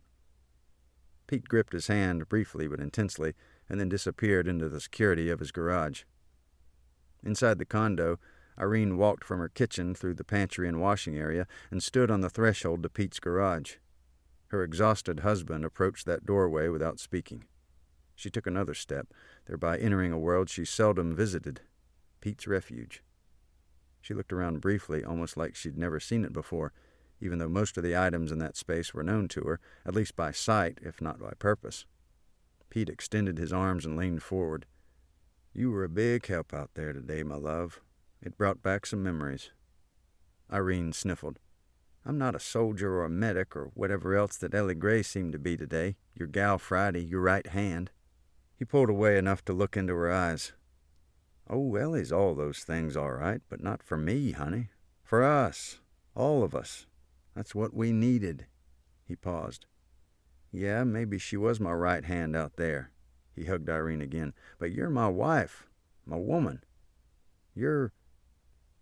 Don't you say a word about me being a great-grandma. That wasn't the word I was looking for. He smiled. I was thinking of a little bed we shared in that boarding house right before I went overseas. I was remembering that time we took a picnic basket in the woods by that special part of Fishing Creek before there were hardly any other people around, and came out of those woods 3 hours later with leaves in my hair. Irene smiled. And dust on your behind, as I recall. Pete patted her plump posterior. Why, Peter Henley, I do believe gunpowder makes you randy. Irene, we chose each other all those years ago, and I'd choose you again. I love you, honey. Oh, Pete, why do you always make me cry? Kelly had been chatting again with Trooper Means. After our big talk the other day, Kelly, I'm still kind of surprised to find you out here fighting for somebody else. If you'd known about it at the time, I bet you'd have been right there on the barricade with the rest of us. Maybe so, but not in my uniform, or I'd lose my pension. Fred Lee smiled and patted Kelly's right shoulder. Then the big trooper moved away to tend to other law enforcement business. Mitch approached and stared as Fred Lee departed. What? Kelly had noticed his glare. Don't appreciate him touching you. Mitch, don't start. I mean, I like Fred Lee, and he's a great trooper, and he helped save our lives that once. Mitch looked his direction again. But I don't like the way he looks at you. So how does Fred Lee look at me? Mitch thought a second. Do you know how you'll order taco or enchilada combo, but then a big sizzling platter of fajitas passes by? Yeah, I always wish I'd ordered fajitas. Exactly. That's how Fred Lee looks at you. Oh. But I guess what really bothers me even more is sometimes I think maybe you look at him the same way. Mitch steadied her eyes. Sometimes I feel like he's Fred Lee the fajitas platter, all sizzling and steamy, and I'm just Mitch the consolation combo. Kelly started to joke about that comparison, but then saw the pain in his eyes. Mitch, my appetite is for you, whatever dish you imagine yourself. You've got plenty enough sizzle and steam with your combo to satisfy me. She reached around his waist with her right arm. So don't worry any more about looks you see or looks you imagine. Mitch just hugged her tightly. After a long and tender moment, Kelly remembered something. Oh, I need to get home soon and see the critters. She didn't move, however. Kelly was still thinking about the people and things she'd been involved with since before noon. Art planted a convincing bogus minefield and drove a dozer after 6 decades. But he now has to clean up the collapsed corner inside his garage before his wife returns. Norm, who never fired in combat, had to shoot a member of a thieving gang but took no pleasure in it. Irene shot Baldy with a paintball pistol and found it very satisfying. But she has 3 salads which nobody even touched. Isaiah, who didn't want to attend and planned not to stay, returned to help despite the differences he perceived. Earl's sedan is full of bullet holes, and he finally discovered the true power of his diligently collected urine supply. Melvin, who devoted a lifetime to criticizing and provoking others, had, during this crisis, bloomed into an eager, helpful, cooperative contributor, and was the only defender seriously wounded. Ashley thought she was in for a boring afternoon, but ended up with more excitement and fear than she'd like finding a modern vampire novel. Leo the Liar has numerous new, exciting stories to tell, but nobody who wasn't here could possibly believe any of them. What are you thinking about? Mitch had been watching her intently. Nothing. Just looking around one last time. Some things sound better when they stay inside your head. Mitch grunted. He limped a bit as they walked a few steps and both looked again at the aftermath of the chaotic danger recently ended. After a moment, Kelly looked up into his eyes and thought she saw something besides relief and fatigue. What's the matter, Mitch? She halted him. Mitch shook his head and hugged her closely again. Kelly disengaged and held him at arm's length. No, really, what's wrong? You'll think it's sappy. Her expression induced him to explain. Okay, I know when the media glosses over this, it won't sound as dangerous and scary as it felt while actually happening. Kelly nodded. But I was afraid I might not, that you might be... Kelly hugged him closely and her eyes filled. Mitch's voice cracked in places. Kelly, I thought I'd be right next to you at the barricade, but in all the rushing around we were sent in different directions and I never got a chance to say goodbye. His shoulders shuddered a bit. Kelly squeezed him so hard that he had trouble breathing. We don't need any goodbyes. Mitch nodded as they clung to each other. Then he noisily inhaled the contents of his sinuses. I don't think I can listen, not right now, but sometime soon. Will you tell me what all happened here on the barricade? Yes, I will, and I still want to hear about your patrol. A drop of blood slid down along her breast and tickled slightly as it disappeared beneath her brassiere. She suddenly realized all the squeezing had reopened her injury. You're bleeding. Mitch tenderly pulled back her V-neck hem and touched lightly away from her wound. She winced. They said it was a ricochet, nicked by a chip of pavement probably, maybe some glass. You want to go to ER and have it looked at? He peered from a slightly different angle. During what remains of this haywire drill, the ER will be flooded with designated casualties. They're still trying to figure out how to pull together a community to respond when there's a disaster of some kind. This little community here was nearly a disaster. If it hadn't been for you and all these other folks, over 100 households would have been wiped out. And in the process, maybe some of these old residents would have been badly injured or even killed. Mitch closely examined her wound. A few months ago, you're whacked by a revolver barrel and now you're hit by a ricochet? He scrutinized again. You sure you don't want to see a doctor?" "No. Let's go home, Mitch. I'm tired." She hugged him once more, wincing slightly when his shirt button pressed near her wound. She also got another strong whiff of sweat and cordite and fear. And somebody needs a shower. Chapter 41. Wednesday at 3:05 p.m. Kelly noticed Commander Coffey driving east down Placid Lane from Serenity Drive, the southern route. After 4 members of the post firing squad quickly assembled around his pickup, Coffey got out and they all leaned on the sides and back of his cargo bed during the short debriefing. He turned as one of the briefers pointed first to Ellie and then to Kelly, both standing on the Henleys' front stoop. Coffey smiled. Kelly waited as the post commander approached. Ellie had already gone back inside by the time Coffey hobbled to the Henley porch. "Gout," he said out of habit, even though he'd previously explained his limp to Kelly and everybody else in town. "You all right, Miss Randall?" "Kelly." She started to tear up again, but didn't cry. "They told me what happened out here. You did real good." When he reached to hug her, Kelly melted into him like he was the grandfather she never knew. "It was awful. I was scared and I really didn't want to stay." Kelly's last words came out as a whisper. "I know. That's always the way of it." Coffey patted her upper back gently. "You don't want to be there, but you know you're supposed to stay. Duty." "I don't think duty was even in my mind." "Probably wasn't, Kelly. But it most surely was in your heart." As Coffey hugged her again, she nearly lost balance and tripped on his aching foot. He groaned. "Sorry." "That's okay." Coffey was still wincing. "I'm sorry I didn't get out here till it's all over. I just now got the message Irene phoned to the post. I was sitting with my Junie." "How's she doing?" "Hard to tell." Coffey smiled sadly. "Different docs saying different things." "I'm sorry." Kelly looked around awkwardly. "Hope she gets better." He nodded. "You know, I think I have a tiny glimmer of why it was difficult for soldiers to verbalize what they'd been through to anyone who'd never had similar experiences." Her eyes grew moist again. He looked around at the vestiges of the conflagration. "I'm glad you understand it better, but it's a shame it had to be under such circumstances." "Which is the only way to understand it, I guess." "Exactly." After what felt like a long silence, Coffey pointed. "What's that on your—" He pointed toward her bosom. Kelly looked down at the small blood stain on her V-neck sweater. Blood looks brownish-black on rust-colored fabric. Her fingers hovered over the wound without touching. "Just a ding, really. Didn't even see it coming. Just felt a sharp sting like the pop of a whip or something. Ellie said it was just a ricochet." Coffey peered from the side, trying to see the wound. He seemed to wish he could pick up the picot edging to examine her skin directly. "If it wasn't against the law, I'd give you a Purple Heart for that."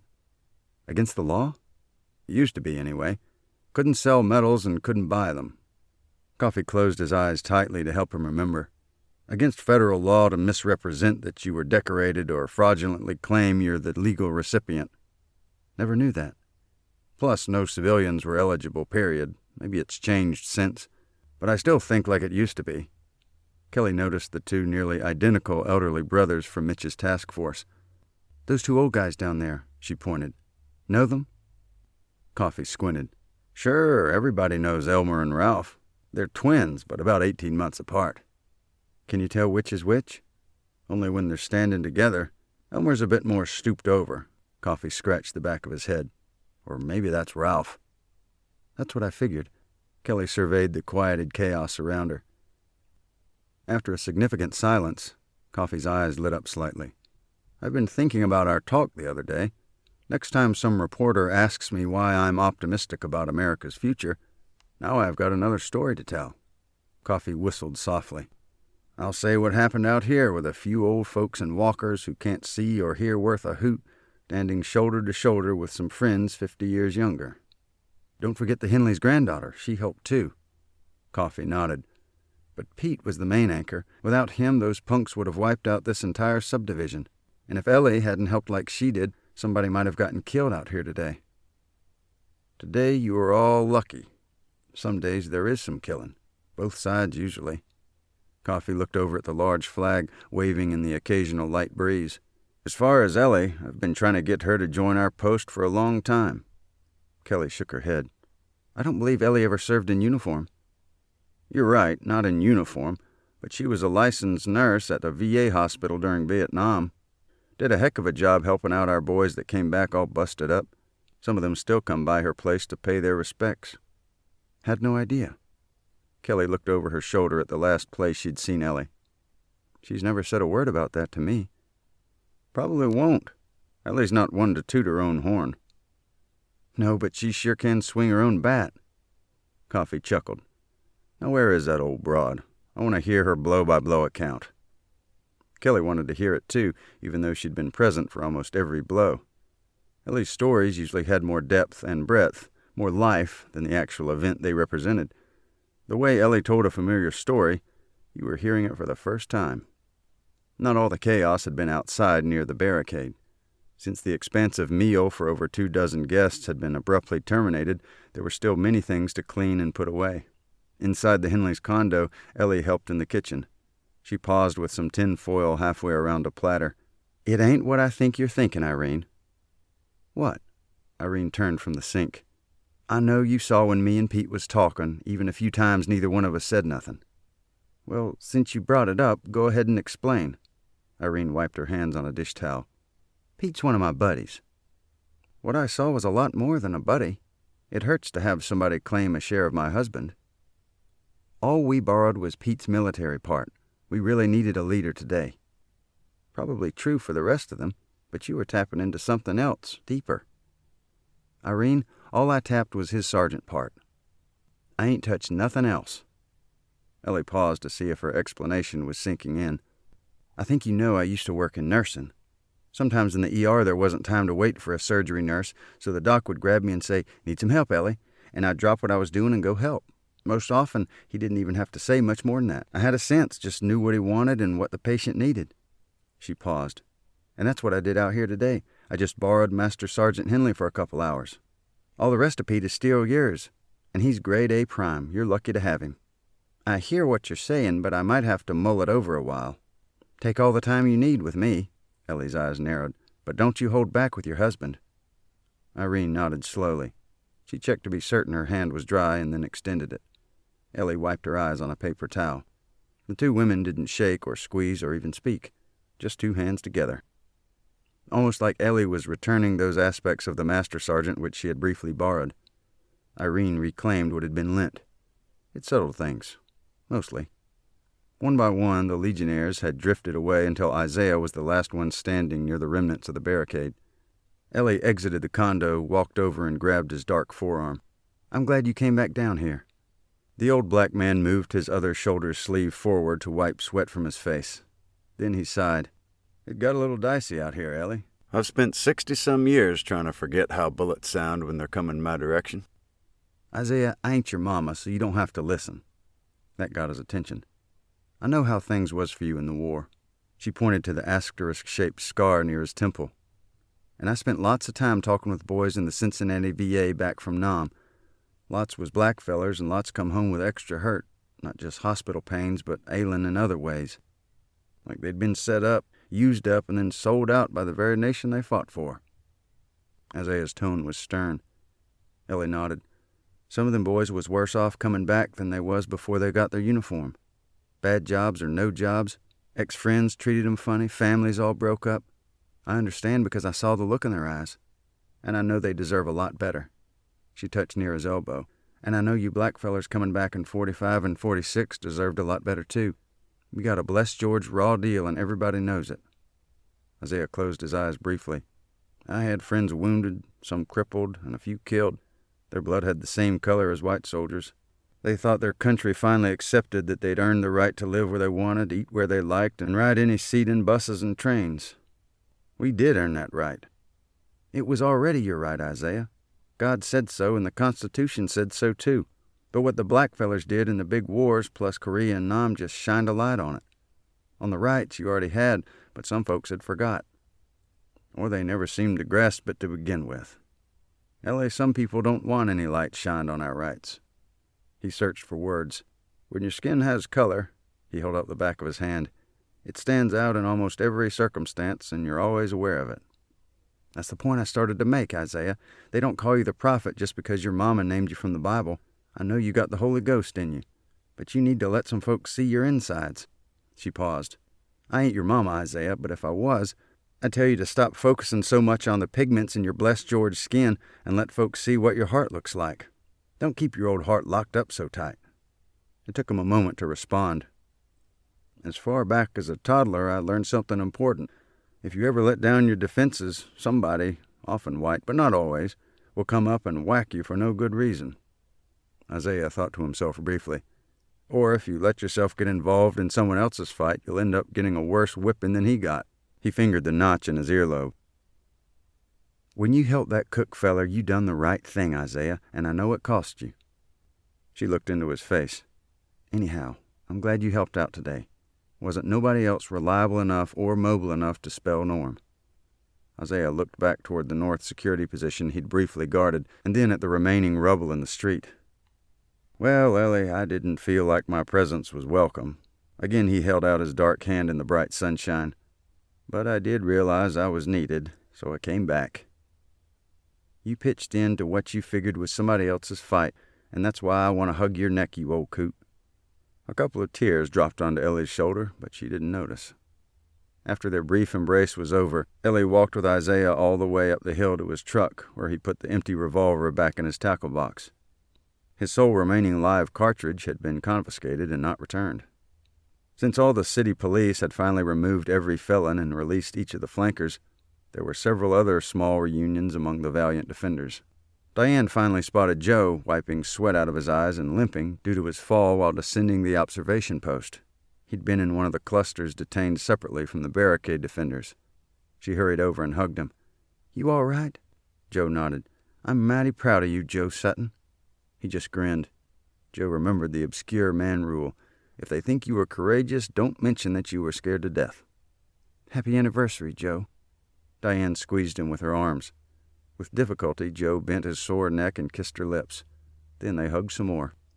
Diane turned their embrace in order to move toward their vehicle, but Joe stopped and reached out his right hand to Wade, just then exiting the Henleys' condo with Roger close behind.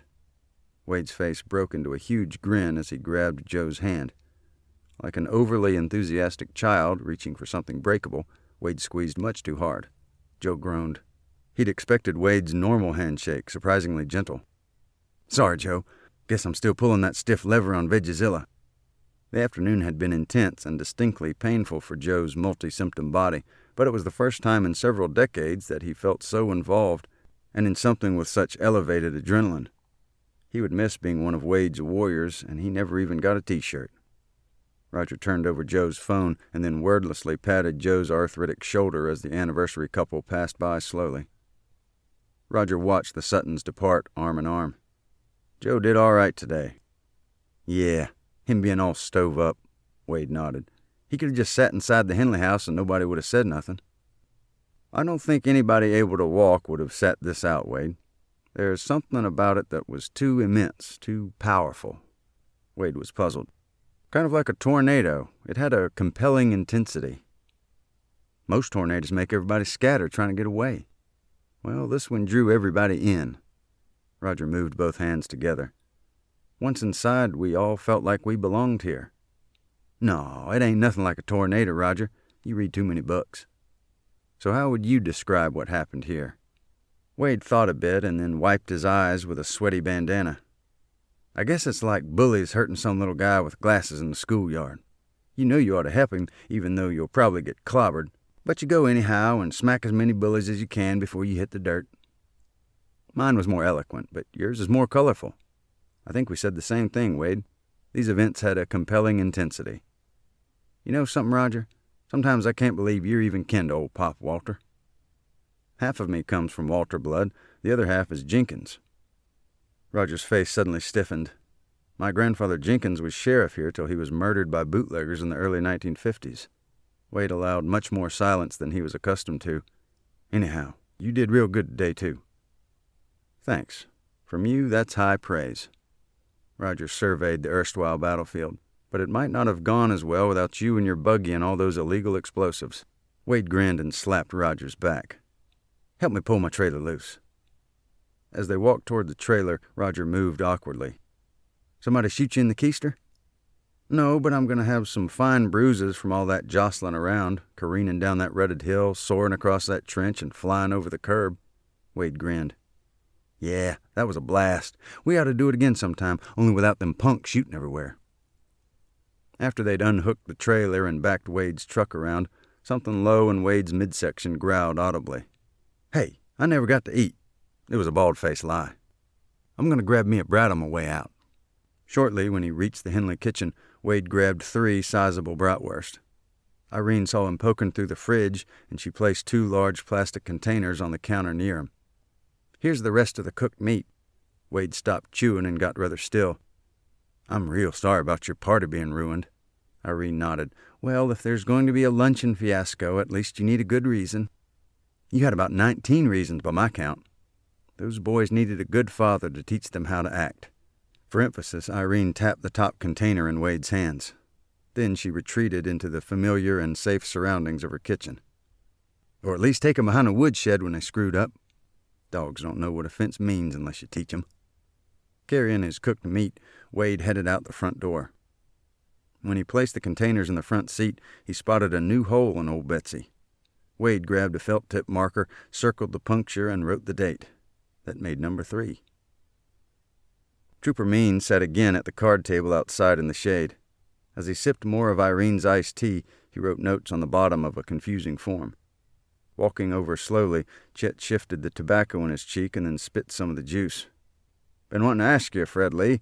With all that drill business going on, most of us figured the police would never get out here." He didn't need to finish the question. "I've had my scanner on all day, even though I wasn't directly involved in the drill. Since I'm attached to Unite, I kind of fall through the cracks on some things like this, even though a good number of troopers from Post 11 were helping out." Means slid the form to one side. "So I hear this and that. When something sounded legitimate, and I didn't think it was likely to have been planted by the drill folks, I'd do a little sniffing around."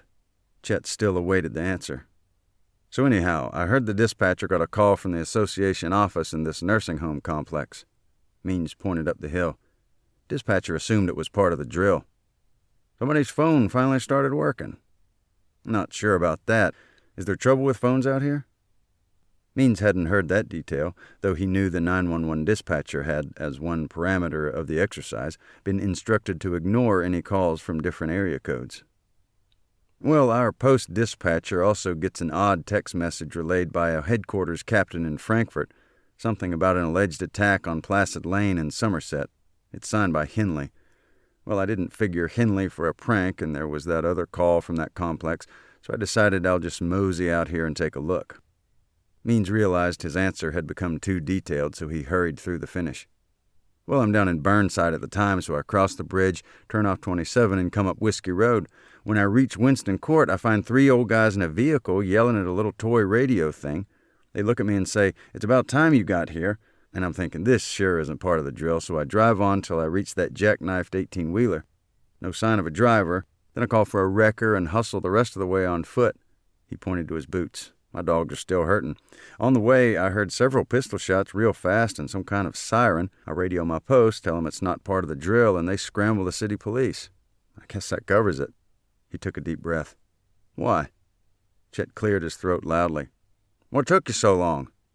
Had anybody else made that remark, Means might have taken offense, but since the corners of Chet's mouth showed the tiniest curl of a grin, Means just let it pass. He rose from the card table to stretch his long legs and pointed toward the barricade line. There had not been enough progress clearing out the defender's redoubt. "Look, Pop, we need to get this street clear." He motioned his head toward Chet's rusty truck. Chet nodded and then trudged in that direction. Means remembered something and got back on the radio with the KSP dispatcher for Post 11. "Hazel, is there already an APB on a pickup truck with 2 accomplices of a gang robbing retirement condos in southwest Somerset?" She checked. "Nothing even close. What you got?" "Well, it's the community condos, and those perps most likely headed north on Highway 27. Don't know which way they turned, but it would make the most sense if they went west toward Bowling Green. One of the witnesses saw them drive away." Means checked his notes. 2 males, probably around 20 years, 1 Asian and 1 Latino, wearing black T-shirts. Couldn't see anything lower. Subjects driving a fleet-side pickup, possibly mid-1980s, color described as dog mess brown. Need anything else for that APB? No. But tell me again what you're doing on this call, Fred Lee. I know, I'm not here official, just checking on some friends, that's all. But while I'm here, I can help out a little, right? Just don't step on any toenails. Out. As Means signed off, Roger exited the Henley's condo and passed by the KSP cruiser.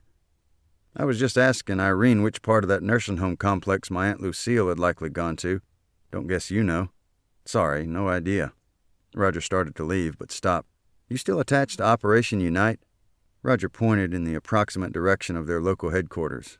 Unite. Unlawful narcotics, investigations, treatment, and education.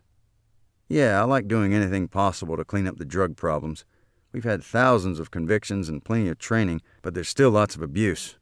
Well, you're going to love this. When I poked my head in that middle truck, I saw a whole leaf bag full of pharmaceuticals.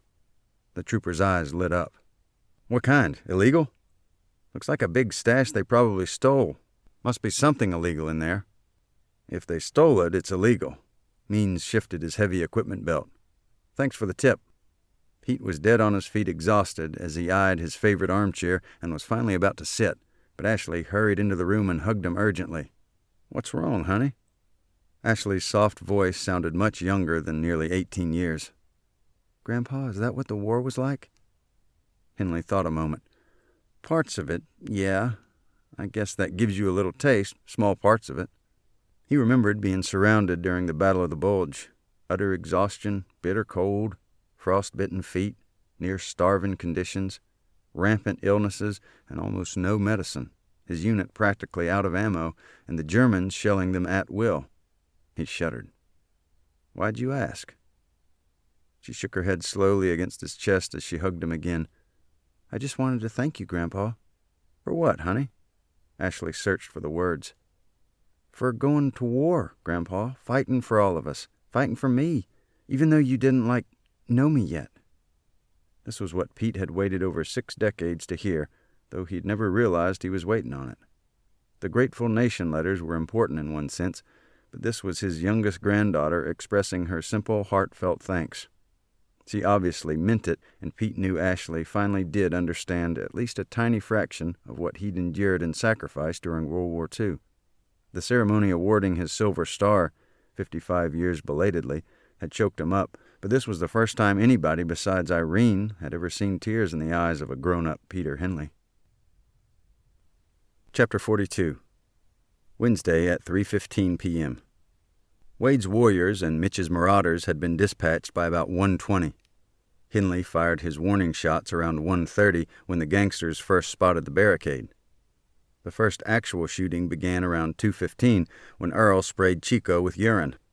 Though it had seemed like hours, aspects of the main battle itself really occupied only about 35 minutes before the perpetrators had been neutralized and the situation was stabilized.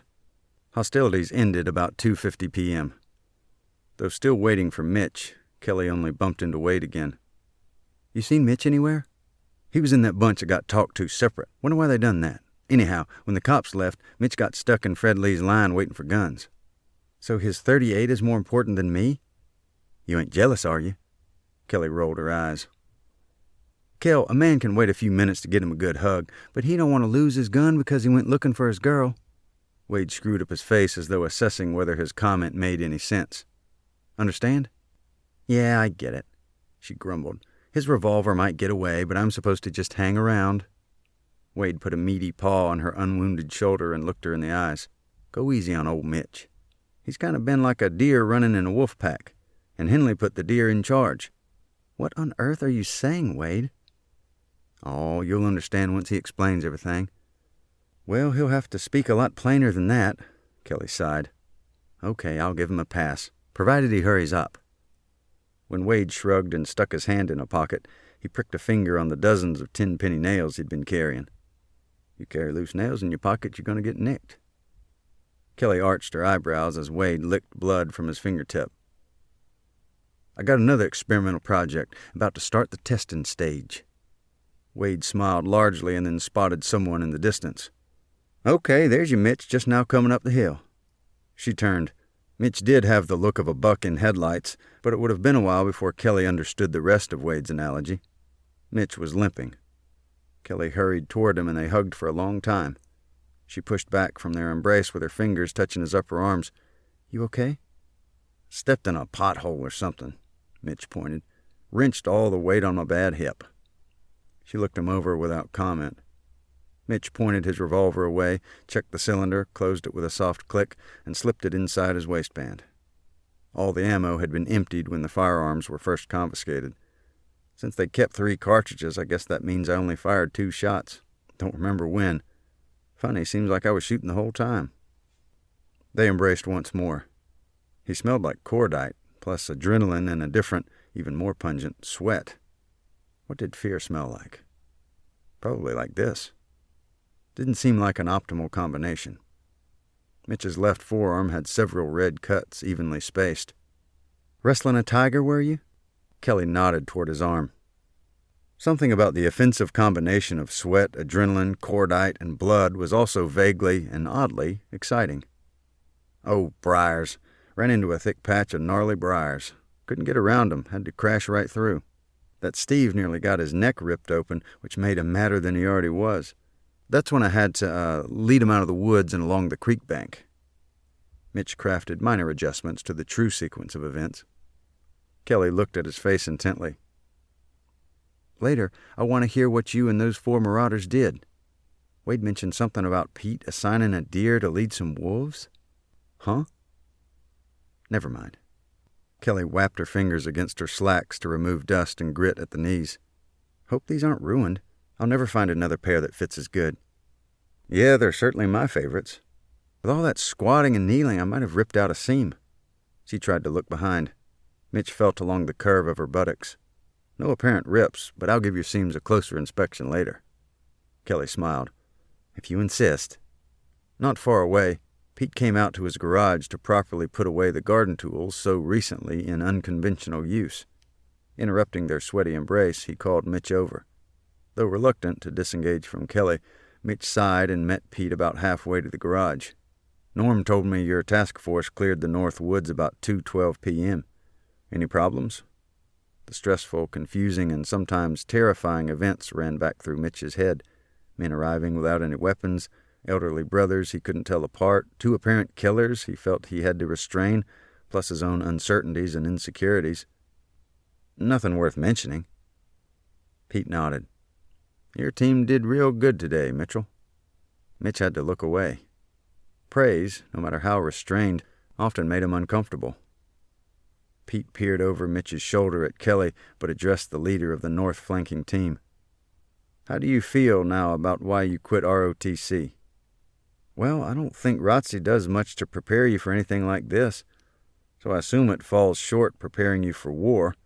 This may be wrong, but I've concluded the difference in combat between a leader and a follower is not as much about training as it is related to instinct and fortitude. So no, I don't regret quitting ROTC." Mitch paused. "But maybe you're asking me something else. Do I think I should or could lead men in battle? My answer's the same. No."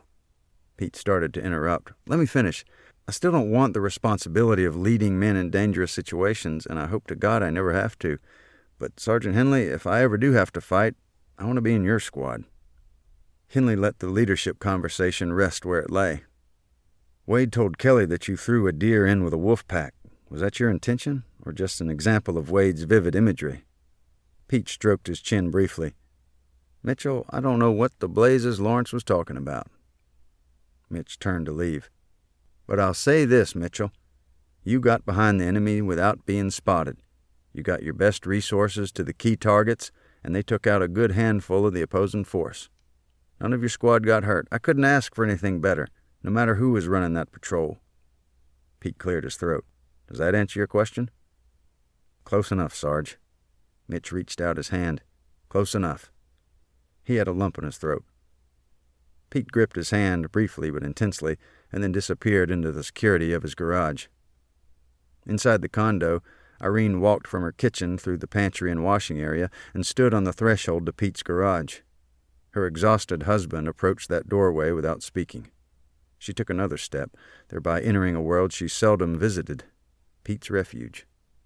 She looked around briefly, almost like she'd never seen it before, even though most of the items in that space were known to her, at least by sight, if not by purpose. Pete extended his arms and leaned forward. "You were a big help out there today, my love. It brought back some memories." Irene sniffled. "I'm not a soldier or a medic or whatever else that Ellie Gray seemed to be today, your gal Friday, your right hand." He pulled away enough to look into her eyes. "Oh, Ellie's all those things, all right, but not for me, honey. For us. All of us. That's what we needed." He paused. "Yeah, maybe she was my right hand out there." He hugged Irene again. "But you're my wife. My woman.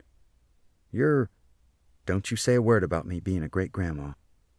"That wasn't the word I was looking for." He smiled. "I was thinking of a little bed we shared in that boarding house right before I went overseas. I was remembering that time we took a picnic basket in the woods by that special part of Fishing Creek before there were hardly any other people around, and came out of those woods 3 hours later with leaves in my hair." Irene smiled. "And dust on your behind, as I recall." Pete patted her plump posterior. "Why, Peter Henley, I do believe gunpowder makes you randy." "Irene, we chose each other all those years ago, and I'd choose you again. I love you, honey." "Oh, Pete, why do you always make me cry?" Kelly had been chatting again with Trooper Means. "After our big talk the other day, Kelly, I'm still kind of surprised to find you out here fighting for somebody else. If you'd known about it at the time, I bet you'd have been right there on the barricade with the rest of us." "Maybe so, but not in my uniform, or I'd lose my pension." Fred Lee smiled and patted Kelly's right shoulder. Then the big trooper moved away to tend to other law enforcement business. Mitch approached and stared as Fred Lee departed. "What?" Kelly had noticed his glare. "Don't appreciate him touching you." "Mitch, don't start. I mean, I like Fred Lee, and he's a great trooper, and he helped save our lives that once." Mitch looked his direction again. "But I don't like the way he looks at you." "So how does Fred Lee look at me?" Mitch thought a second. "Do you know how you'll order taco or enchilada combo, but then a big sizzling platter of fajitas passes by?" "Yeah, I always wish I'd ordered fajitas." "Exactly. That's how Fred Lee looks at you." "Oh. But I guess what really bothers me even more is, sometimes, I think maybe you look at him the same way." Mitch steadied her eyes. "Sometimes I feel like he's Fred Lee the fajitas platter, all sizzling and steamy, and I'm just Mitch the consolation combo." Kelly started to joke about that comparison, but then saw the pain in his eyes. "Mitch, my appetite is for you, whatever dish you imagine yourself. You've got plenty enough sizzle and steam with your combo to satisfy me." She reached around his waist with her right arm. "So don't worry any more about looks you see or looks you imagine." Mitch just hugged her tightly. After a long and tender moment, Kelly remembered something. "Oh, I need to get home soon and see the critters." She didn't move, however. Kelly was still thinking about the people and things she'd been involved with since before noon. Art planted a convincing bogus minefield and drove a dozer after 6 decades. But he now has to clean up the collapsed corner inside his garage before his wife returns. Norm, who never fired in combat, had to shoot a member of a thieving gang but took no pleasure in it. Irene shot Baldy with a paintball pistol and found it very satisfying. But she has 3 salads which nobody even touched. Isaiah, who didn't want to attend and planned not to stay, returned to help despite the differences he perceived.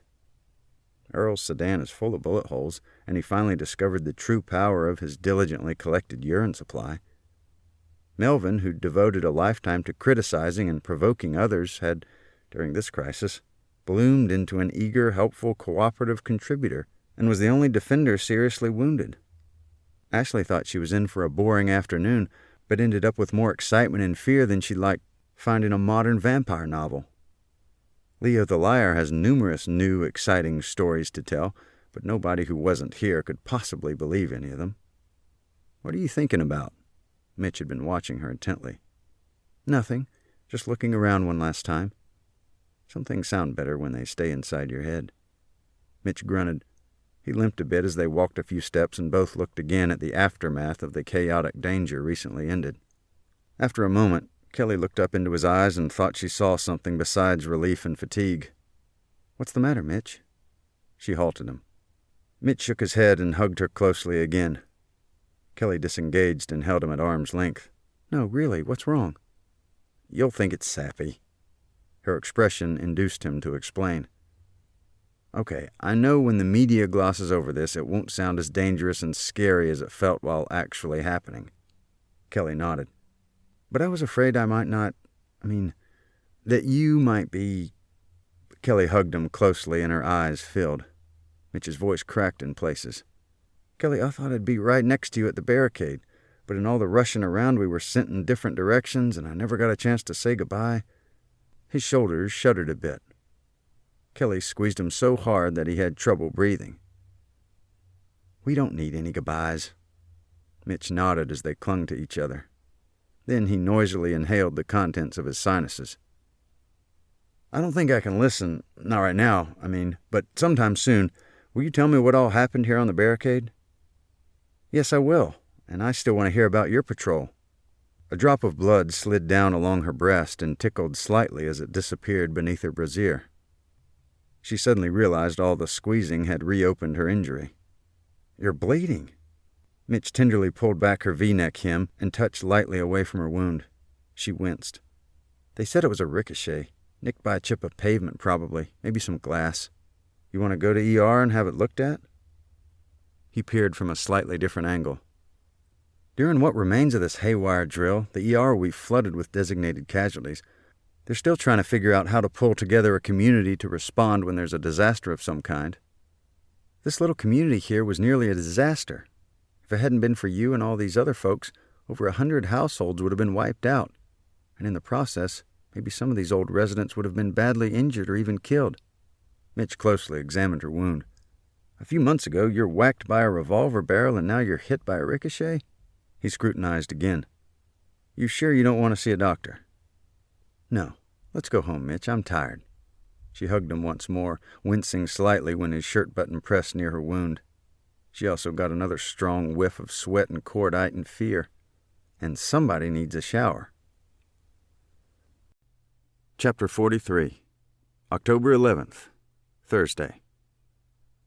It was pitch black at Kelly's cabin in the northern outskirts of Somerset, except for the Suttons' cellar light to the south, the Normans' porch light eastward, and a few bulbs around the Fultons' farm complex northerly. As if washing away all of that harrowing afternoon's activity, danger, and emotions, rain had started late Wednesday night during the new moon. After a long shower, Mitch had stayed that night on the couch. One of the very few overnights Kelly had allowed. But after coffee Thursday morning, he hurried back to his place for a quick shave, then off to his mid-morning interview with one of the lake residents. Rain continued to drizzle until midday. It had also turned dramatically cooler. That was the kind of October Kelly had come to expect over the past 5 autumns. She remained inside her warm, dry cabin most of the day, and even skipped her morning run to the library for email. Except for a brief dash outside to join the neighbor's dog chorus, barking at some invisible intruder, Para stayed indoors. Gatto looked up when Para went out and eyed her again when the little dog returned, but otherwise the big feline just slept. Cats manage that very well on cold, rainy days. After Mitch conducted his single morning interview, he'd gone home to type notes on his laptop and returned to Kelly's cabin about 4 p.m. Both were on the love seat, Kelly's extended legs resting on his lap. They'd spoken more about the previous eventful day. Kelly had recounted everything she remembered about the barricade group's activity, and Mitch finally explained what happened on his flanking patrol. At last, Kelly understood Wade's reference, a deer put in charge of wolves. "Mitch, you think there's an article in this for one of us? Maybe both?" "Sure. I can see all kinds of short features about some of those old veterans being called to arms again. Might be able to get a couple of extra pages for that special section you're working on." "Oh, right, but I meant for the Lexington paper, and maybe the AP wire would even pick it up." Kelly rose and went to the fridge for some juice. Not sure. But I figure crime wouldn't be such big news in Lexington." Mitch yawned slightly. "Even when it backfires on the criminals?" I got a feeling they wouldn't touch a story about a group of geriatric vigilantes holding off a gang of armed thugs. Mitch's hand patted the empty cushion next to him. Yeah, it's only newsworthy if the criminal succeeds in killing someone. Still in the kitchen, Kelly frowned. Well, let's see if your local editor wants a first-hand account, unless he's already assigned it to the crime reporter, if there is one. It has to be us. If some other reporter like Fincher goes out and interviews the 24 local people involved, he'd just have 24 different little stories. Nobody could make heads or tails of what happened or why. Kelly paused. I'll check with Kolick tomorrow. Did you notice how everybody just stood around afterwards, even after the authorities left and the street was mostly clear?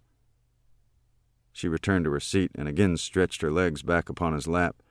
Yeah, wasn't that odd? It was like nobody wanted to leave after all we'd been through. And I didn't know what to do with our hands either. I found myself touching people over and over again. Kelly demonstrated the motions.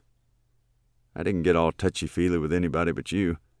His hand, resting on her ankles, moved up around her calves. But yeah, I saw what you mean, especially the older folks. It seemed to be some kind of comfort or reassurance. Or maybe validation? Huh?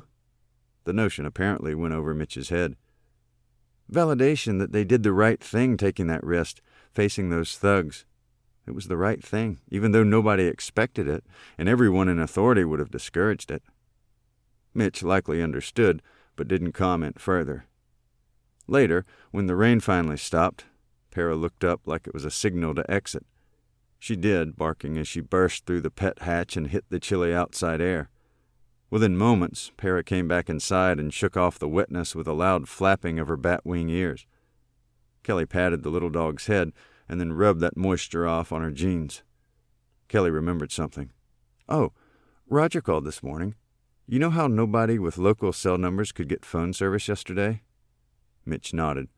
Roger found out that some of the tests they'd devised somehow caused multiple overloads on other towers or satellites or somethings. So those overloads triggered rerouting of huge numbers of calls they hadn't anticipated. Not just from this area. It backflashed all over the regional grid, way beyond the test sample. Mitch scrunched his face. Well, some service was available, because the Suttons could make and receive calls with their Louisiana area code, and Pete's granddaughter was able to text with her old Bowling Green number. Yeah, I still don't understand how Ashley could text but couldn't talk. She said it was low signal or fringe area or something. Kelly pulled her own phone out of her pocket. I don't have text service, but that doesn't make much sense. Mitch didn't text either. The lower meadow had faint traces of a running stream down in Disappearing Creek, a typical result of rain for a dozen hours straight. But it barely made a splash as Ellie drove up Butler Cemetery Road and turned into Kelly's long driveway. Chet rode with her. Both were invited for an early supper. Chet had obviously been reading a newspaper article to Ellie on the way. When he looked up and saw they'd reached Kelly's cabin, he got out of the truck, trudged up the steps to the porch, sat down in a rocker, and resumed reading aloud. The entire front page is stuff about yesterday's drill, what went wrong and what didn't. He cleared his throat loudly. And there's this little story down at the bottom. Listen to this. He read it with perfect diction, but a thick Kentucky accent. Ordinary crime took no holiday Wednesday during the county-wide drill conducted jointly by Homeland Security and numerous local and regional agencies cooperating with the County Civil Defense Authority. City and county authorities arrested as many as 16 individuals in a single roundup as they allegedly attempted to rob numerous residences in a development in southwest Somerset. Reports at press time were sketchy, but authorities claim the alleged perpetrators had 3 large trucks, all presumably stolen. Names of the individuals arrested were not yet available, but a police spokesman said most of them were from Jefferson County near Louisville. Kelly shivered in the cold, and Mitch hugged her from behind. Seemingly unaware his captive porch audience was freezing, Chet resumed reading. It runs over to page 5. Let's see. Okay. At least 2 robbery suspects sustained gunshot wounds, but it was not known who was responsible. They were taken to Lake Cumberland Regional Hospital, where they were said to be in satisfactory condition and also under arrest. Several of the other individuals arrested were also treated for injuries which they allege were inflicted by their intended victims. None of the neighborhood victims' names had been verified as of press time, but at least one resident was treated for a reportedly superficial gunshot wound to the foot. Minor injuries were reported by other residents and a few local people presumed to be visiting in that development. Some were treated on the scene by paramedics, but none were hospitalized. The Pulaski Sheriff and Somerset Chief of Police separately announced they will hold a joint press conference, which was scheduled for Thursday morning. At that time, it was believed, details should be clearer concerning the identities of the robbery suspects and their medical conditions, plus identities of the intended victims, as well as other aspects of the events which unfolded during a period of approximately 2 hours Wednesday afternoon. Representatives of the BATFE are also expected to be on hand to respond to questions about illegal explosives which may have been involved in the robbery attempt. It was difficult for Chet to finish reading the article because he began chuckling at the mention of that federal department. Revenuers! Well, I'll be a blessed George coonhound. They don't say nothing at all about us holding them varmints with that barricade and keeping them from hauling away all that stolen loot. Ellie seemed genuinely disappointed. Kelly looked up into Mitch's face. I wonder if that's just the reporter not yet having the story or if the authorities put a lid on it. Then she moved toward the front door. Let's everybody go inside. Warmer. As Ellie and Chet shed their jackets and got situated in the living area, Kelly thought about Sergeant Henley's indefatigable efforts the previous day. He'd coordinated the honor guard for the funeral, co-hosted a huge luncheon, and then defended his neighborhood against a gang of barbarians. He'd sure had a busy day. I didn't like that task force assignment he gave me, Mitch admitted, but I'll say this, Pete sure was a good organizer. Kept a calm head, good battlefield vision. Coolness under fire, Kelly intoned. He's a sergeant. There was a lot more Chet could have said about Pete, fellow World War II veteran, American Legion associate, honor guard member, Sunday school classmate, and close friend. But had Chet verbalized anything else right then, he could have become emotional. So Chet just grunted. Sometimes that conveyed enough. But after a further brief silence, Chet spoke up. Well, Earl's big old caddy must have caught 3 dozen bullets, not to mention tires shot out and side windows busted. This whole thing's an insurance nightmare. Mitch shook his head. Earl said the insurance fella practically called him a liar. He told Earl, stuff like that don't happen here in Somerset. That's the same thing we'd have said before yesterday. Kelly shrugged. Mitch remembered something. Roger told me they called in the bomb disposal unit about Art's minefield. Is that true? Chet laughed and then cleared his throat loudly. The bomb squad had to come out there to defuse them dirt holes and speaker wires. It's difficult to speak with a grin as wide as Chet's while he described the scene.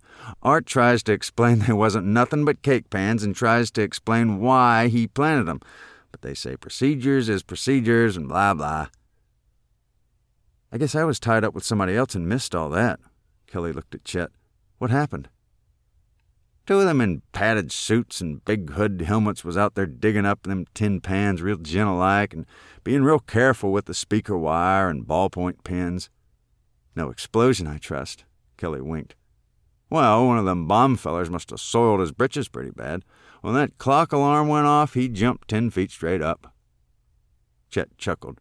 Just wouldn't listen to Art when he tried to explain everything. When they waved him off, I guess he forgot to mention that alarm clock he'd set for 3:33.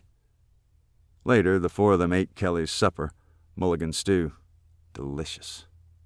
Ellie had brought fresh-baked biscuits, which she and Chet ate with honey, Kelly with butter, and Mitch with jelly. Para whined for stew meat nibbles until Kelly put out the little dog and covered the pet hatch. Gatto waited patiently until one of the plates with honey ended up near the sink, then he went over and licked it clean. After supper, the men gravitated to the most comfortable seats. Ellie began helping Kelly in the small kitchen. Don't fool with that now. Kelly waved her hand. I'll get those later. Might as well fix 'em now. You cooked, I'll clean.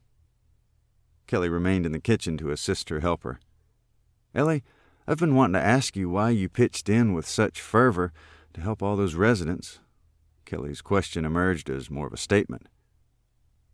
Emma's husband's uncle by marriage. He lives out there somewheres. Kelly smiled softly. Your sister's uncle is not even blood related to your sister, and certainly not to you, Ellie. Simple genealogy. Well, I ain't no blessed George gerontologist, but family is family. Mitch must have heard the ladies' conversation because he asked Chet a similar question in the living room. They needed help. Some of them old codgers, well, they're my buddies. Friends help their buddies. Chet's reply was simple, direct, even elegantly succinct.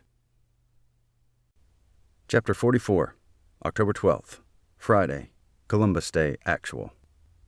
After rain over Kelly's cabin all Wednesday night and Thursday until mid-afternoon, the clouds had finally crept eastward and left hovering cold temperatures. Finally, the Friday morning sky was clear with shining sun. Para had memorized Kelly's morning routine. Get out of bed, sit on water stool, wash face, drink hot stuff, eat something, feed me and that horrid cat, drink more hot stuff, put on shoes, go outside, and get in noisy rolling thing. Kelly had just finished her breakfast, instant oatmeal since wintry weather typically chased away her tolerance for cold cereal. Her ricochet wound was healing nicely, the minor swelling already down significantly. Just slight bruising, and the cut itself, more like a shallow gouge, needed only a circular Band-Aid. Standing inside her cabin, Kelly drank a second coffee as she watched Para romp on the hillside. Despite the drought of the past 2 summers, the large field across Macon Circle had been harvested twice that season, late May and early September, by the same man who mowed Chet's acreage only once. The rain had come too late to save her landlord's second crop. She was thinking about Mitch and about those several aspects of their relationship which had worried her. Well, not so much worried her as they peeved her. Her need for space, her sense that she must maintain a certain distance, her desire for time to herself. Somehow, after what happened at the barricade on drill day, those stipulations seemed less paramount. There was still no way that Kelly would allow her own existence to be subsumed by anyone else, but she realized now it was comforting to have a strong, loving man who cared enough to feel jealous occasionally. She understood that being accountable to Mitch didn't mean that he owned her, merely that she accepted his protectiveness and reciprocated. She'd tried to convey some of this to Mitch, but had not found words sufficient to explain how she felt or why it seemed different now. Maybe later. After late lunch at a crowded local fish place, Kelly and Mitch returned to her cabin. It was heavy jacket weather, but the afternoon air was still tolerable because of the brightly shining sun. Instead of going inside, they sat on Kelly's porch rockers, hands in coat pockets and collars up around their necks. Last night, Ellie and Pop explained why they stayed and fought. Mitch shivered very slightly. So why did you stick out your neck for those old folks? Started out not to. Then I saw the look in the eyes of Pop, Ellie, and others. Kelly closed her own eyes as she remembered. It was like something grabbed hold of my insides and told me to stay. But most of them were just strangers. Wasn't that the first day you even laid eyes on Pete and Irene? Kelly stopped rocking at the front of the chair's arc. Yeah, but even so, Pete felt like somebody I've known all my life. Somehow.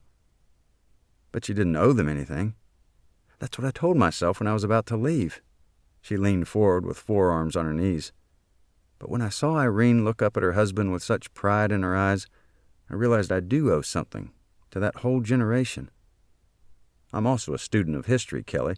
I understand a sense of generational gratitude, but I figured it to be more theoretical somehow, not practical, not real, not dangerous. I think that's what Gene Coffey tried to explain when I interviewed him. Gratitude to the generations that came before us and duty to the ones who will follow. Still not sure I understand why you remained in an obviously dangerous situation to help strangers. Mitch looked into her face. I guess the simplest explanation goes back to the Henleys. Pete stood up and Irene said she'd help. That's the very thing they both did over 65 years ago, one way or the other. He went across the Atlantic to fight the Nazis, and she sacrificed through the Homeland struggle. Kelly paused. I think they really are the greatest generation. Or maybe the generation with the most grit. Both, probably. Greatest and grittiest. As the afternoon air got cooler, Kelly stood to go inside the cabin. Coffee also asked why I'd stayed to help. Inside, Mitch took off his jacket and laid it on the back of the love seat. What'd you tell him? I mentioned something Miss Dottie had urged us about not letting barbarians through the gate, but it's more what I didn't tell him. Mitch looked puzzled. I didn't think of it then. Maybe the adrenaline was still messing with my brain functions. Kelly put her keys on the table by the door and her carry-all purse on the kitchen counter. But I realized later it was partly about asking for help. Did somebody directly ask you to stay? Kelly shook her head. Not a one. If they had, maybe I would have or could have said, sorry, I'm out of here, but no one asked for help. Those residents stayed because it was their property, like pioneer families defending their homestead. There were a lot more than residents who remained. True, the firing squad guys helped because these folks were friends, or acquaintances anyway, but they felt it was their duty.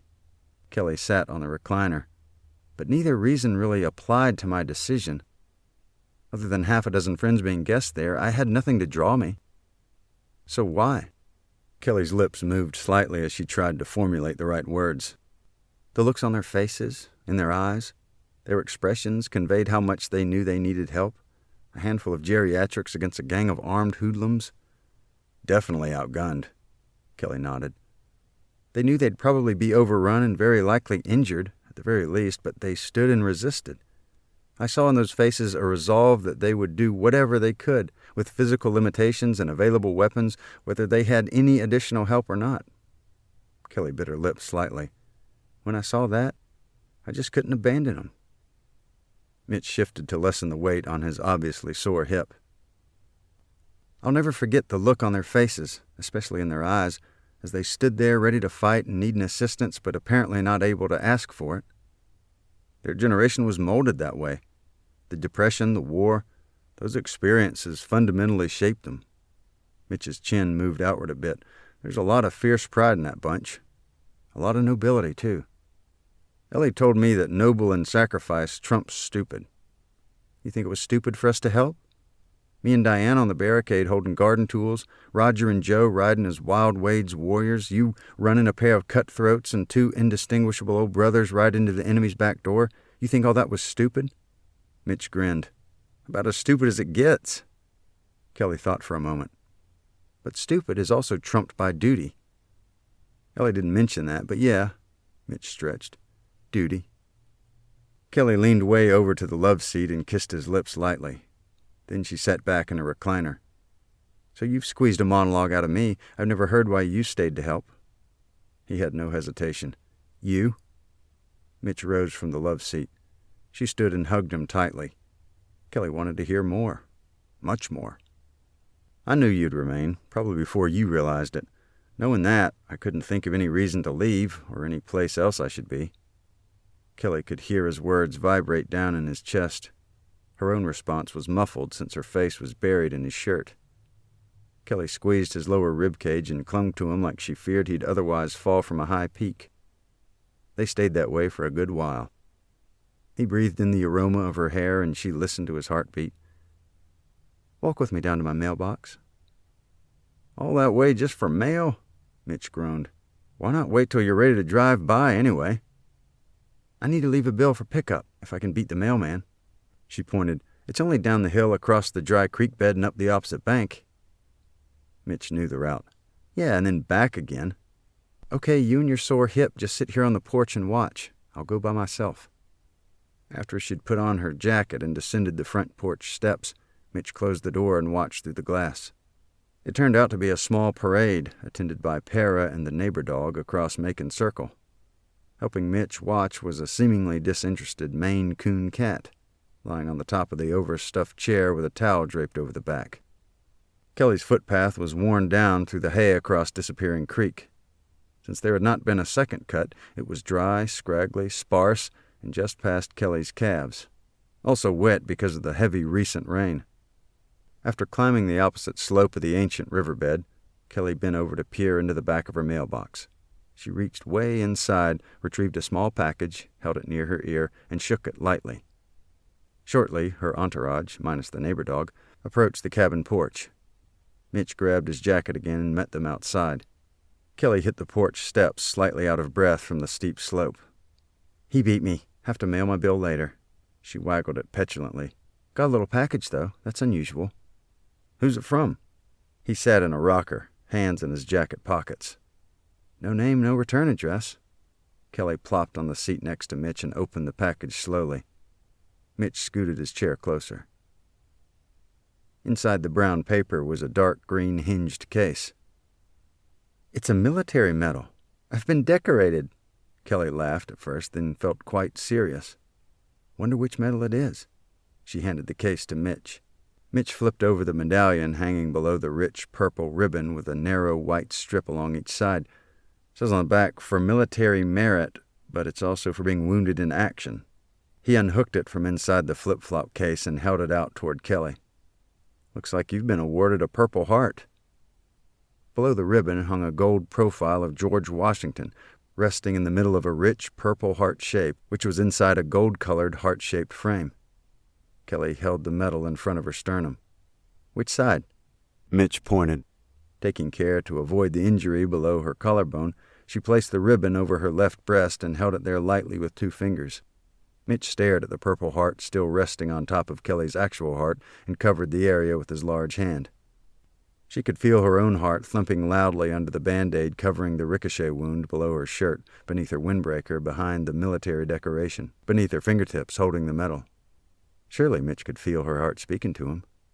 She covered his fingers with her own left hand and pressed lightly. Kelly looked up into his face. A Purple Heart is a bruised heart, not yet fully healed. He removed his hand and hugged her gently. I want to be with you, Kelly, but I'm not going to get in your way or trip you up. I'm not going to push you either. He barely whispered the last part, but I'll stay very close until you're ready. Oh, Mitch. Her lips were wet with tears when they kissed. She realized she was ready when she saw him, covered in sweat, gunpowder, residue, and adrenaline, limp up the hill of Placid Lane. She just hadn't had an opportunity to express it. Her quotas of space and distance and time could be worked out, or maybe they no longer held their former preeminence. Because of that improbable stand at the barricade against invasion, maybe their relationship had taken a quantum leap in its formerly slow evolution. Kelly and Mitch stood together on the porch for a long moment. After a while, both went inside and removed their jackets. At the back cabin window, Kelly looked outside to the woods in the west. Those trees would soon be bare and forlorn, feelings which she had processed for the past several years. Mitch came up behind her very close.